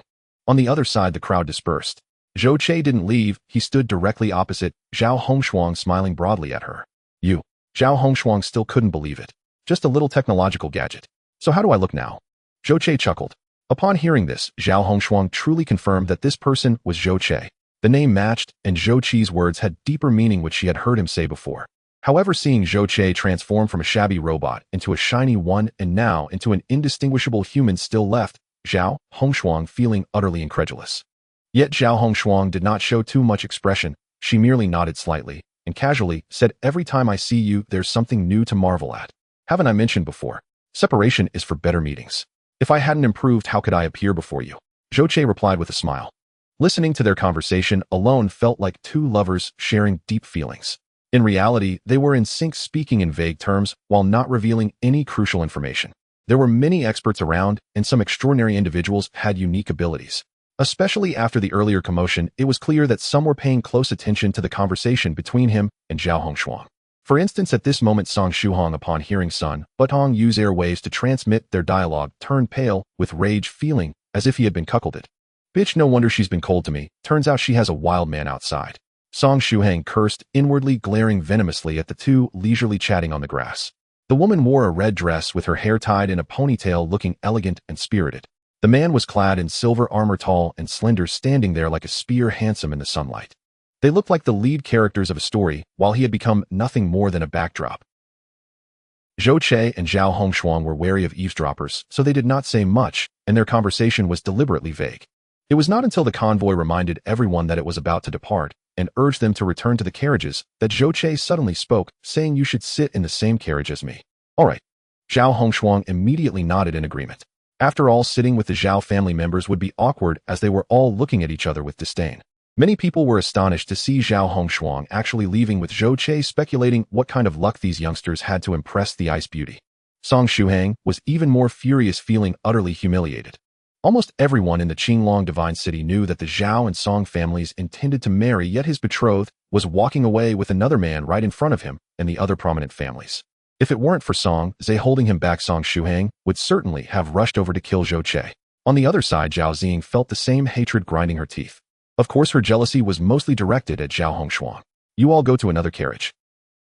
As Zhou Che approached his flying vehicle, he saw 4 passengers from the same carriage trying to climb aboard, and he suddenly spoke. The 4 passengers exchanged glances. Although they were dissatisfied, they dared not protest and hurriedly dashed off to squeeze into another carriage instead. This individual had dared to kick the second son of the Song family in public and topple the eldest son. Oh, if he wanted to deal with them, it was merely a matter of his mood. There was no need to seek trouble, as every carriage was quite spacious. Seeing the 4 cooperating so well, Zhou Che felt quite satisfied. Just as he was about to invite Zhao Hongshuang into the carriage, the little maid whom Zhou Che named Qiuxiang suddenly tugged at him and pointed behind. Zhou Che turned to look back and immediately changed his expression. What happened? Recognizing him, Zhao Hongshuang naturally knew that his gaze was extraordinary. Infected beasts, a lot of infected beasts. Quickly get into the carriage for shelter, the first wave of piercing demons is about to arrive. Zhou Che pushed Zhao Hongshuang into the carriage and urged Xingjun and Qiuxiang to follow while he turned and ran a few steps back. He shouted loudly at the soldiers in heavy armor who were recovering infrared-triggered bombs on the grass. Don't collect them, hurry, and take cover. The movements of the heavy-armored guards paused for a moment, but when they saw that the person shouting was someone they did not recognize, they ignored him and continued to bend down to recover their equipment. Fools, it's an infected beast. The army of infected beasts is coming. Zhou Che couldn't help but curse in anger. In a different situation, he wouldn't bother with such trivial matters. But now it was different. The number of infected beasts he saw was truly overwhelming. This was a genuine army of infected beasts, and a mixed force at that. If they charged, everyone would be doomed. This was not something 1 or 2 people could resist. They needed to harness the power of everyone to have a chance at fighting back. Those triggered bombs, if not collected, still had some use, but once collected they would be useless.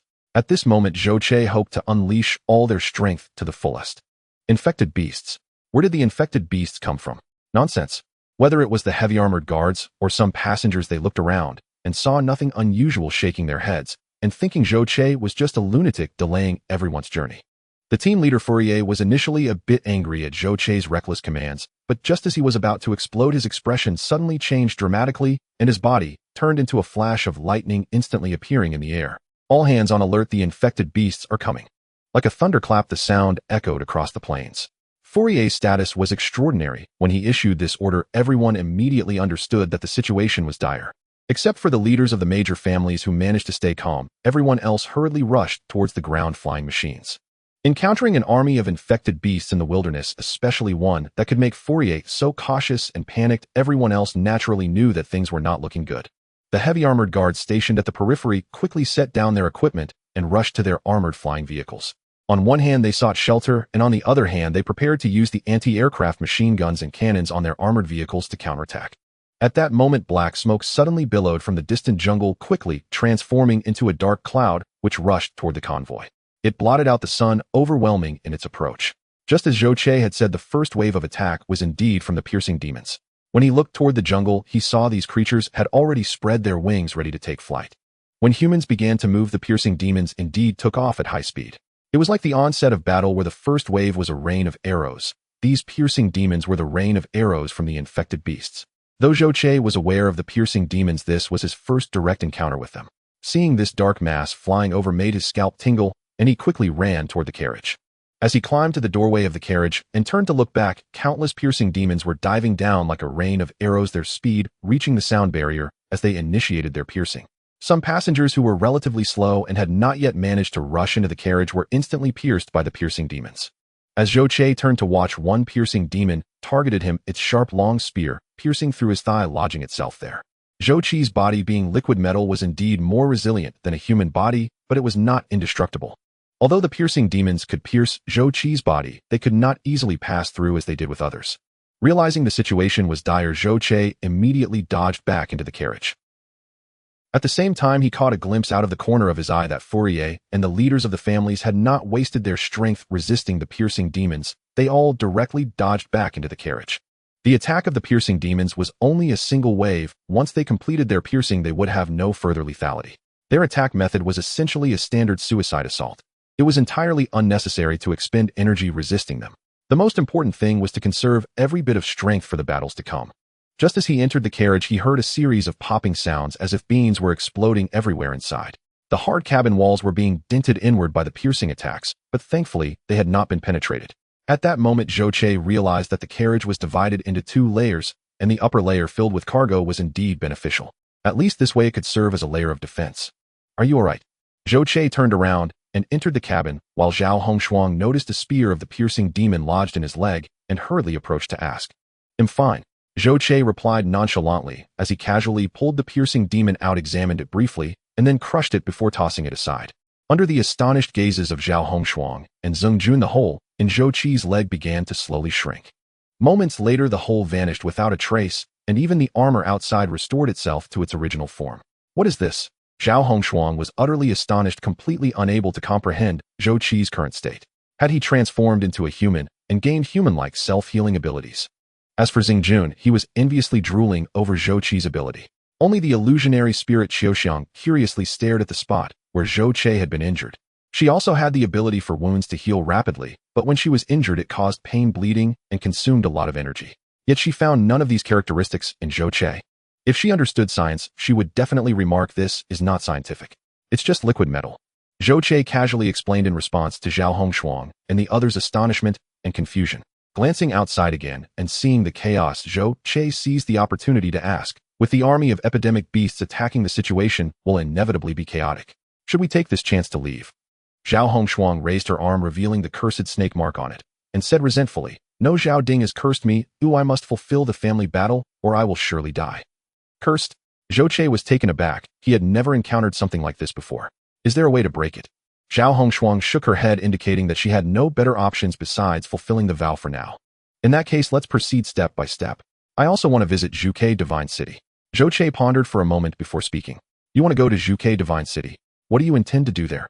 Zhao Hongshuang asked, puzzled, as she couldn't understand how he got involved with Zhuke Divine City. As a robot, didn't he have any self-awareness? Why not stay in a good paradise instead of rushing to the human world? Master, the army of epidemic beasts is coming. Before Zhou could respond, Zeng Jun, who was peering out the window, suddenly turned and shouted a warning. Zhou and Zhao Hongshuang hurriedly looked outside, seeing a dark line of troops rapidly flooding over the grass like a tide. In the air, the black clouds formed by the piercing demons had vanished, but they were now swirling with countless larger and more terrifying figures. High-level hell beasts. Zhao Hongshuang looked up and couldn't help but stiffen, finally realizing why Zhou had been so cautious. The number and level of beasts completely exceeded her imagination. It was said that a team from the Xuanwu Divine City was attacked by the army of epidemic beasts in the wilderness, leading to the complete annihilation of the entire team. Was history about to repeat itself with their team also facing the same fate? Here, take this, that might save your life when necessary. During the ensuing chaos, try not to separate and look for opportunities to break through and escape. Zhou glanced outside again, knowing that a fierce battle was inevitable. With so many epidemic beasts, he wondered how many would perish here. For him, there was nothing that needed to be defended, nor were there any important resources. Thus, there was no need to engage in a hard fight with the epidemic beasts. However, escaping wouldn't be easy either, and although Zhao Hongshuang and the others were powerful, facing such a multitude of epidemic beasts, they would probably not escape unscathed. Zhou was not stingy with his own people, directly taking out a disposable hard light projector he had accumulated earlier, essentially a one-time energy shield, and giving it to them for protection. Zhao Hongshuang had used it once and naturally recognized that this device Zhou had produced was definitely a life-saving artifact, one that even someone like Zhao Ding could not break through. In the current critical situation, Zhao Hongshuang did not refuse and took it immediately. Zeng Jun, unsure of what it was, but hearing that it could save lives, quickly grabbed two for himself. Only Qiuxiang shook her head and calmly said, They want to attack me. Little girl, you. Zhao Hongshuang, not knowing Qixiang's identity, wanted to persuade her, but Zhou stopped her. Just take care of yourself and don't worry about her. As a member of the epidemic beasts, the illusionary spirit naturally had its own way of survival. Since Qiuxiang said she was fine, Zhou didn't bother with her further.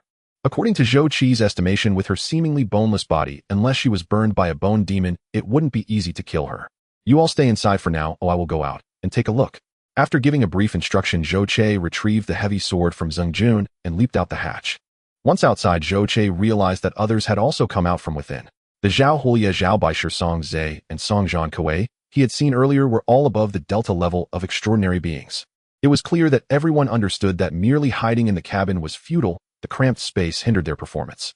Standing in front of them was Fourier, the commander of the city guard from Qinglong Divine City, single-handedly presenting a stance of one man holding the pass. As Zhou Che surveyed the area, the army of epidemic beasts had already breached the preset defensive line. Trigger bombs exploded in succession, causing chaos among the hell beasts. But in an instant, this chaos was overwhelmed by the advancing army of hell beasts, which surged forward like a tide, engulfing anything that dared to block their path. The 5 armored flying vehicles positioned at the front unleashed a torrent of fire from their cannons and heavy machine guns after the bombs erupted. With the dense army of epidemic beasts, there was no need for any precise aiming. Any random shot would hit a hell beast. However, even if these shots hit, they usually would not kill directly. Even if they could kill directly, facing such a multitude of epidemic beasts, 5 armored vehicles would have little effect. Just as the 5 armored vehicles were firing wildly, a massive shadow came crashing down from the sky onto one of the vehicles.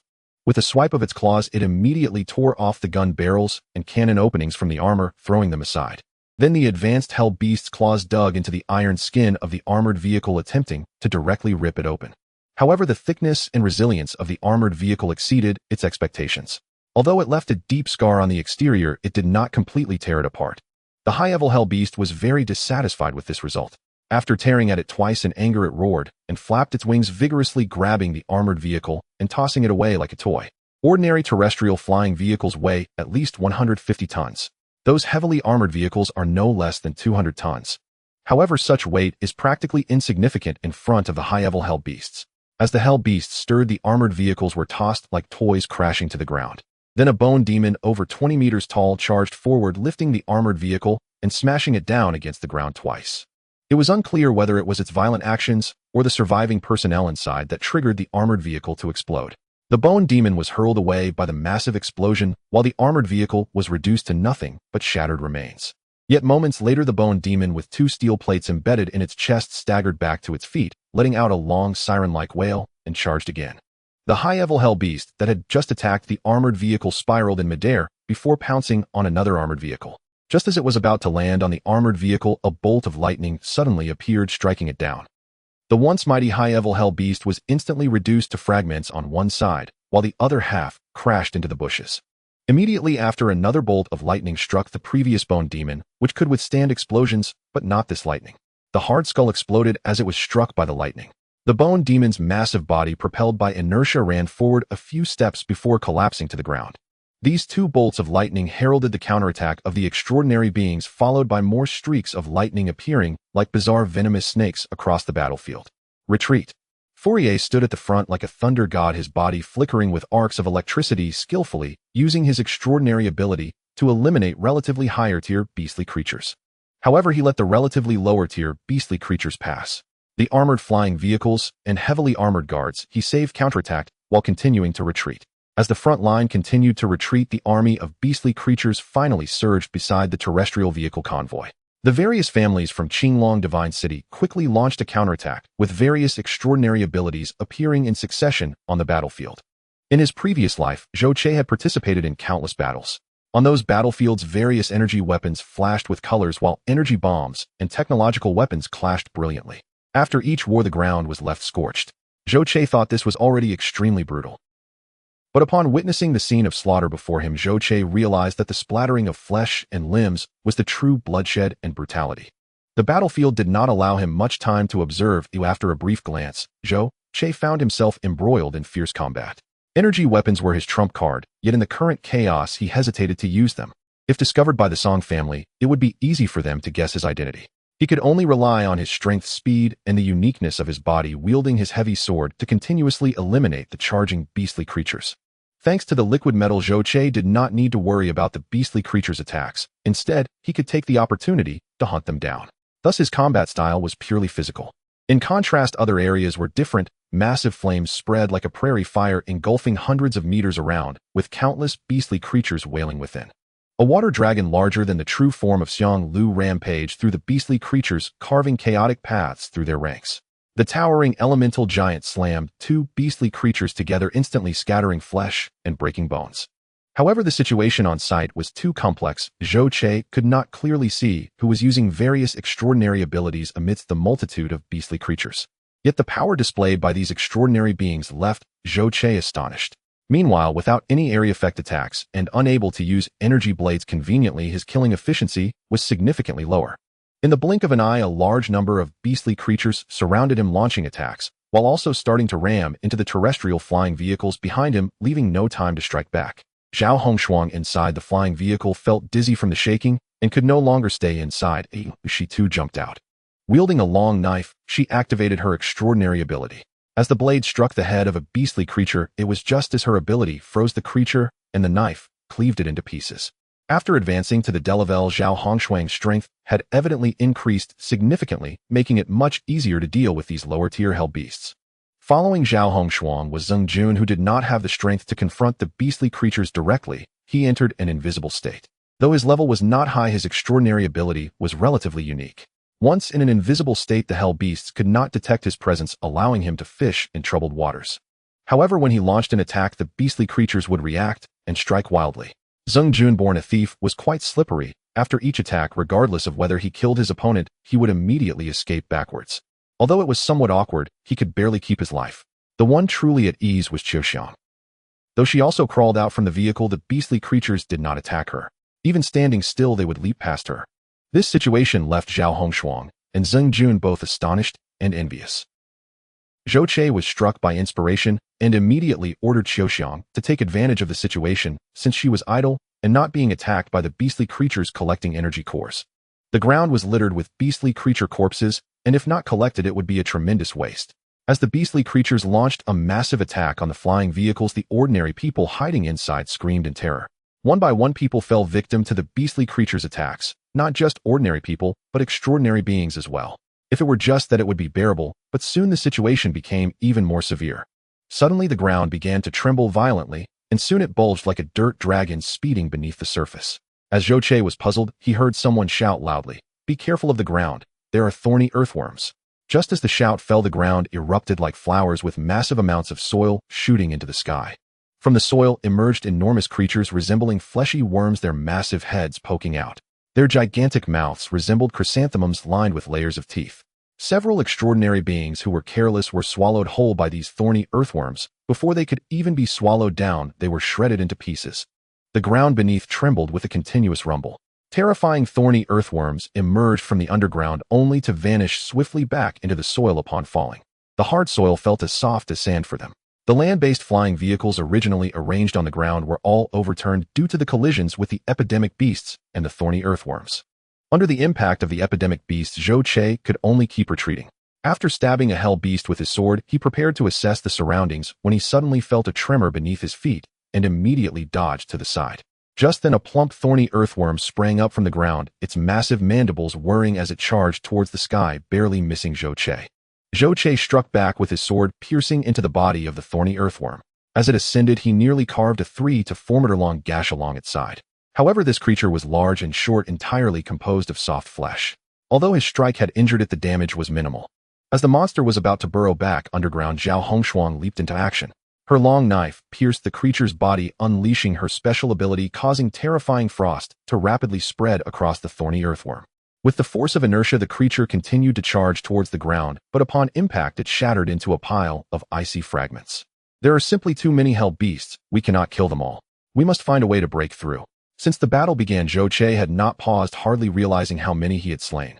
Though robots are tireless, as long as they have energy, such endless slaughter is not a viable solution. Moreover, he could see that Zhao Hongshuang's energy was severely depleted, and she no longer dared to use her abilities as freely as before. If they continued like this, they would soon be exhausted. In the current environment, Zhou Che could not carry her out like he did when facing the corpse clothes. Additionally, the army of epidemic beasts was evidently well prepared, seeming to multiply. With every kill, and fresh forces kept emerging. If they did not find a way to escape, they would truly be swallowed by the army of epidemic beasts. Seeing this, Fourier, who had fought against the epidemic beasts for years, naturally noticed it too. After continuously taking down 2 advanced hell beasts, his thunderous voice suddenly rang out on the battlefield. Everyone abandoned the convoy and retreat towards the hill. The plain was swarming with epidemic beasts in the sky, on the ground, and even underground. Everyone was overwhelmed. Upon hearing Fourier's shout, everyone seemed to find their direction and began to move towards the hill. As they did, the massive swarm of epidemic beasts also began to stir, shifting the battlefield. As the battlefield shifted, a large number of epidemic beasts kept falling, while human extraordinary beings also perished one by one. Retreat, retreat, cover each other. Seeing comrades fall one after another, Fourier was filled with rage, shouting while fighting. However, the army of epidemic beasts attacked like an unending tide. Their various classes coordinated seamlessly. A significant number of lower-level units had become cannon fodder, nearly exhausting the energy of the human extraordinary beings. If this continued, history would likely repeat itself. The participating team from the Azure Dragon Divine City in this 10-year war would be completely annihilated. Though I, Fourier, may die without regrets, I cannot allow the future hope of Azure Dragon Divine City to perish here. Fourier let out a furious roar, and a sudden surge of lightning brilliance enveloped him. Consequently, the entire sky was affected. The originally clear sky was instantly shrouded in dark clouds with bolts of lightning brewing within, as if the apocalypse were imminent.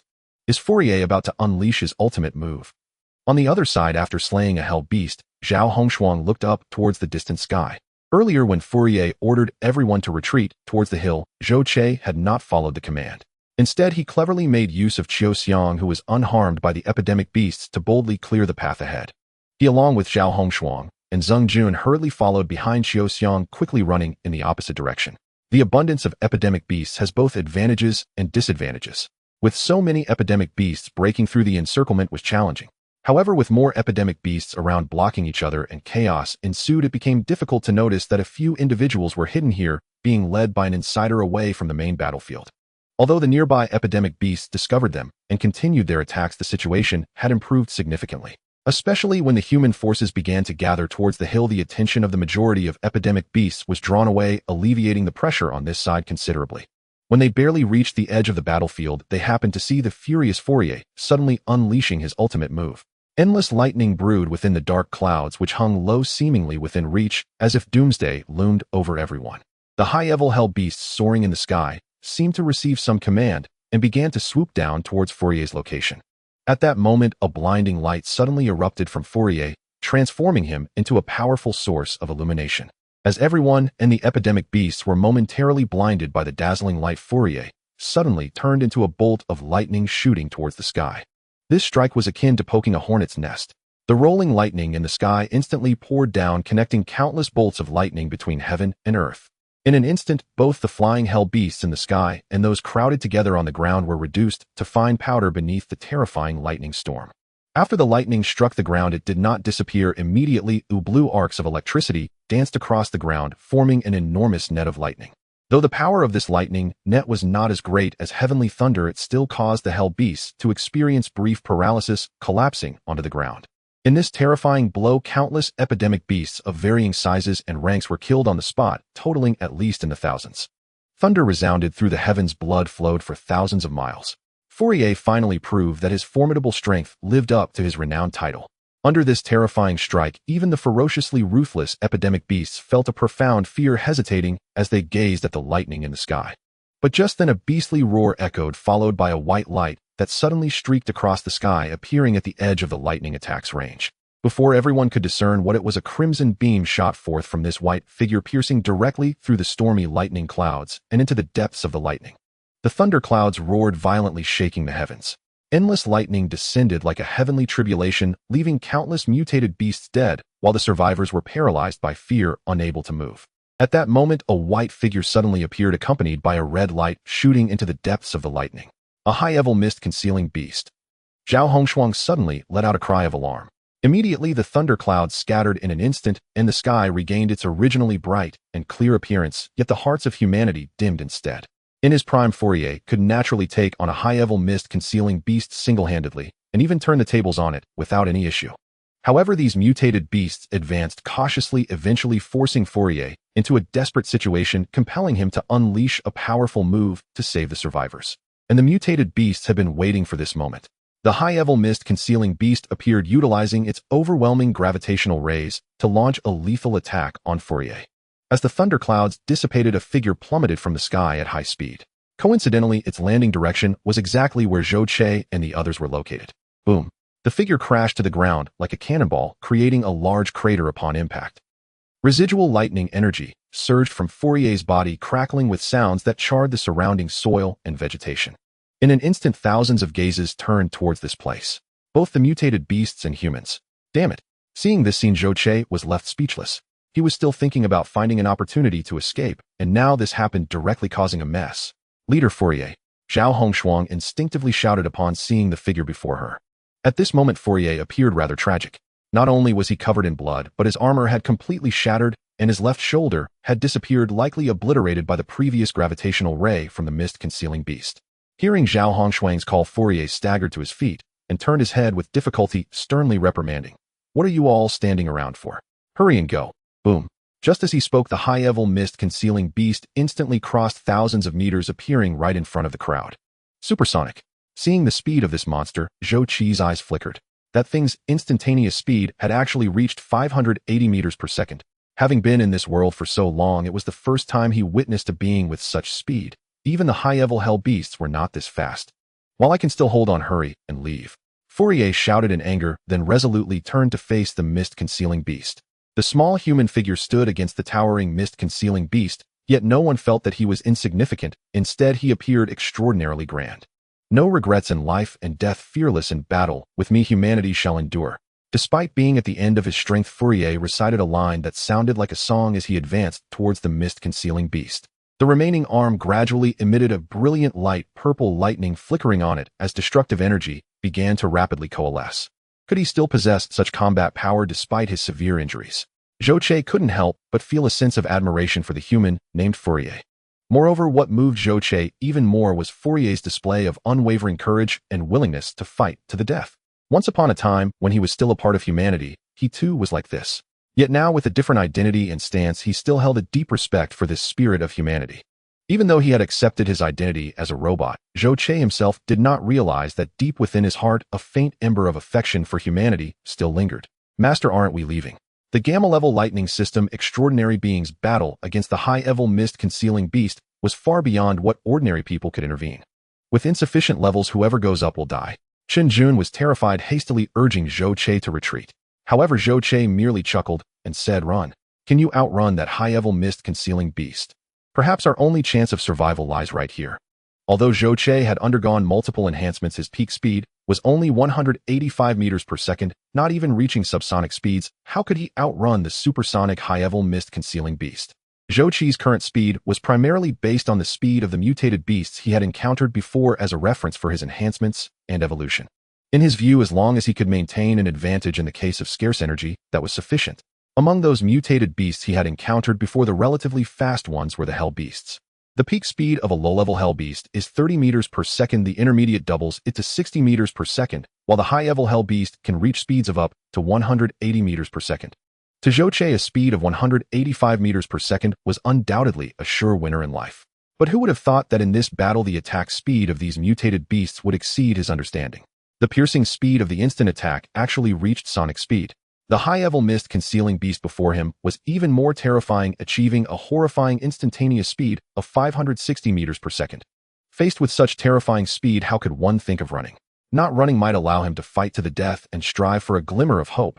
Attempting to run would only result in a quicker death. Moreover, there was another point. The human before him ignited the fighting spirit within him. Countless thoughts flashed through his mind, and when Zhou Che looked at the mist-concealing beast again, his heart was already filled with the desire to battle. Ahead, the high-level mist-concealing beast stood at 36 meters tall, its body covered in pure white fur, exuding an immense sense of oppression. Perhaps due to its confidence in its own strength, this mist-concealing beast had not even activated its mist, simply standing before everyone. Its crimson eyes bore a clear disdain, proving that this high-level mist-concealing beast possessed extraordinary intelligence. The high-level mist-concealing beast was reputed to be capable of killing gamma-level powerhouses. At this moment, facing an injured Fourier, it was naturally brimming with confidence. As for Zhou Che, Zhao Hongshuang, and the others, it did not regard them at all, even glancing at them once. "You all go first. I will test this mist-concealing beast's strength." Zhou Che instructed, slowly walking forward. "No, we fight together." Zhao Hongshuang did not heed his words, but instead followed closely behind with her weapon drawn. Zheng Jun and Qiu Xiang, under Zhou Che's control, retreated quickly after hearing his command. "Kid, aren't you afraid of death?" Fourier did not expect that at this moment Zhou Che and Zhao Hongshuang would not run, but instead stepped forward, preparing to fight alongside him. "Afraid of death, but unafraid of battle. Old man, are you still capable?" Zhou Che chuckled, not even realizing that he had chosen to fight alongside the extraordinary human. "Not capable? Kid, you underestimate this old man too much. In that case, let's do it." Suddenly filled with bravado, Fourier's body surged with the glow of lightning, and as his words fell, he transformed into a streak of lightning charging towards the high-evil mist-concealing beast. Since the era of the Great Rift, human history has been a tale of darkness.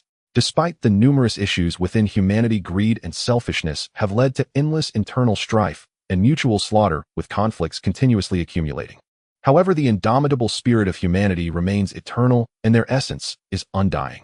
Fourier, already resolved to die, felt a surge of pride as he fought alongside two junior members of the human race, his blood boiling within him.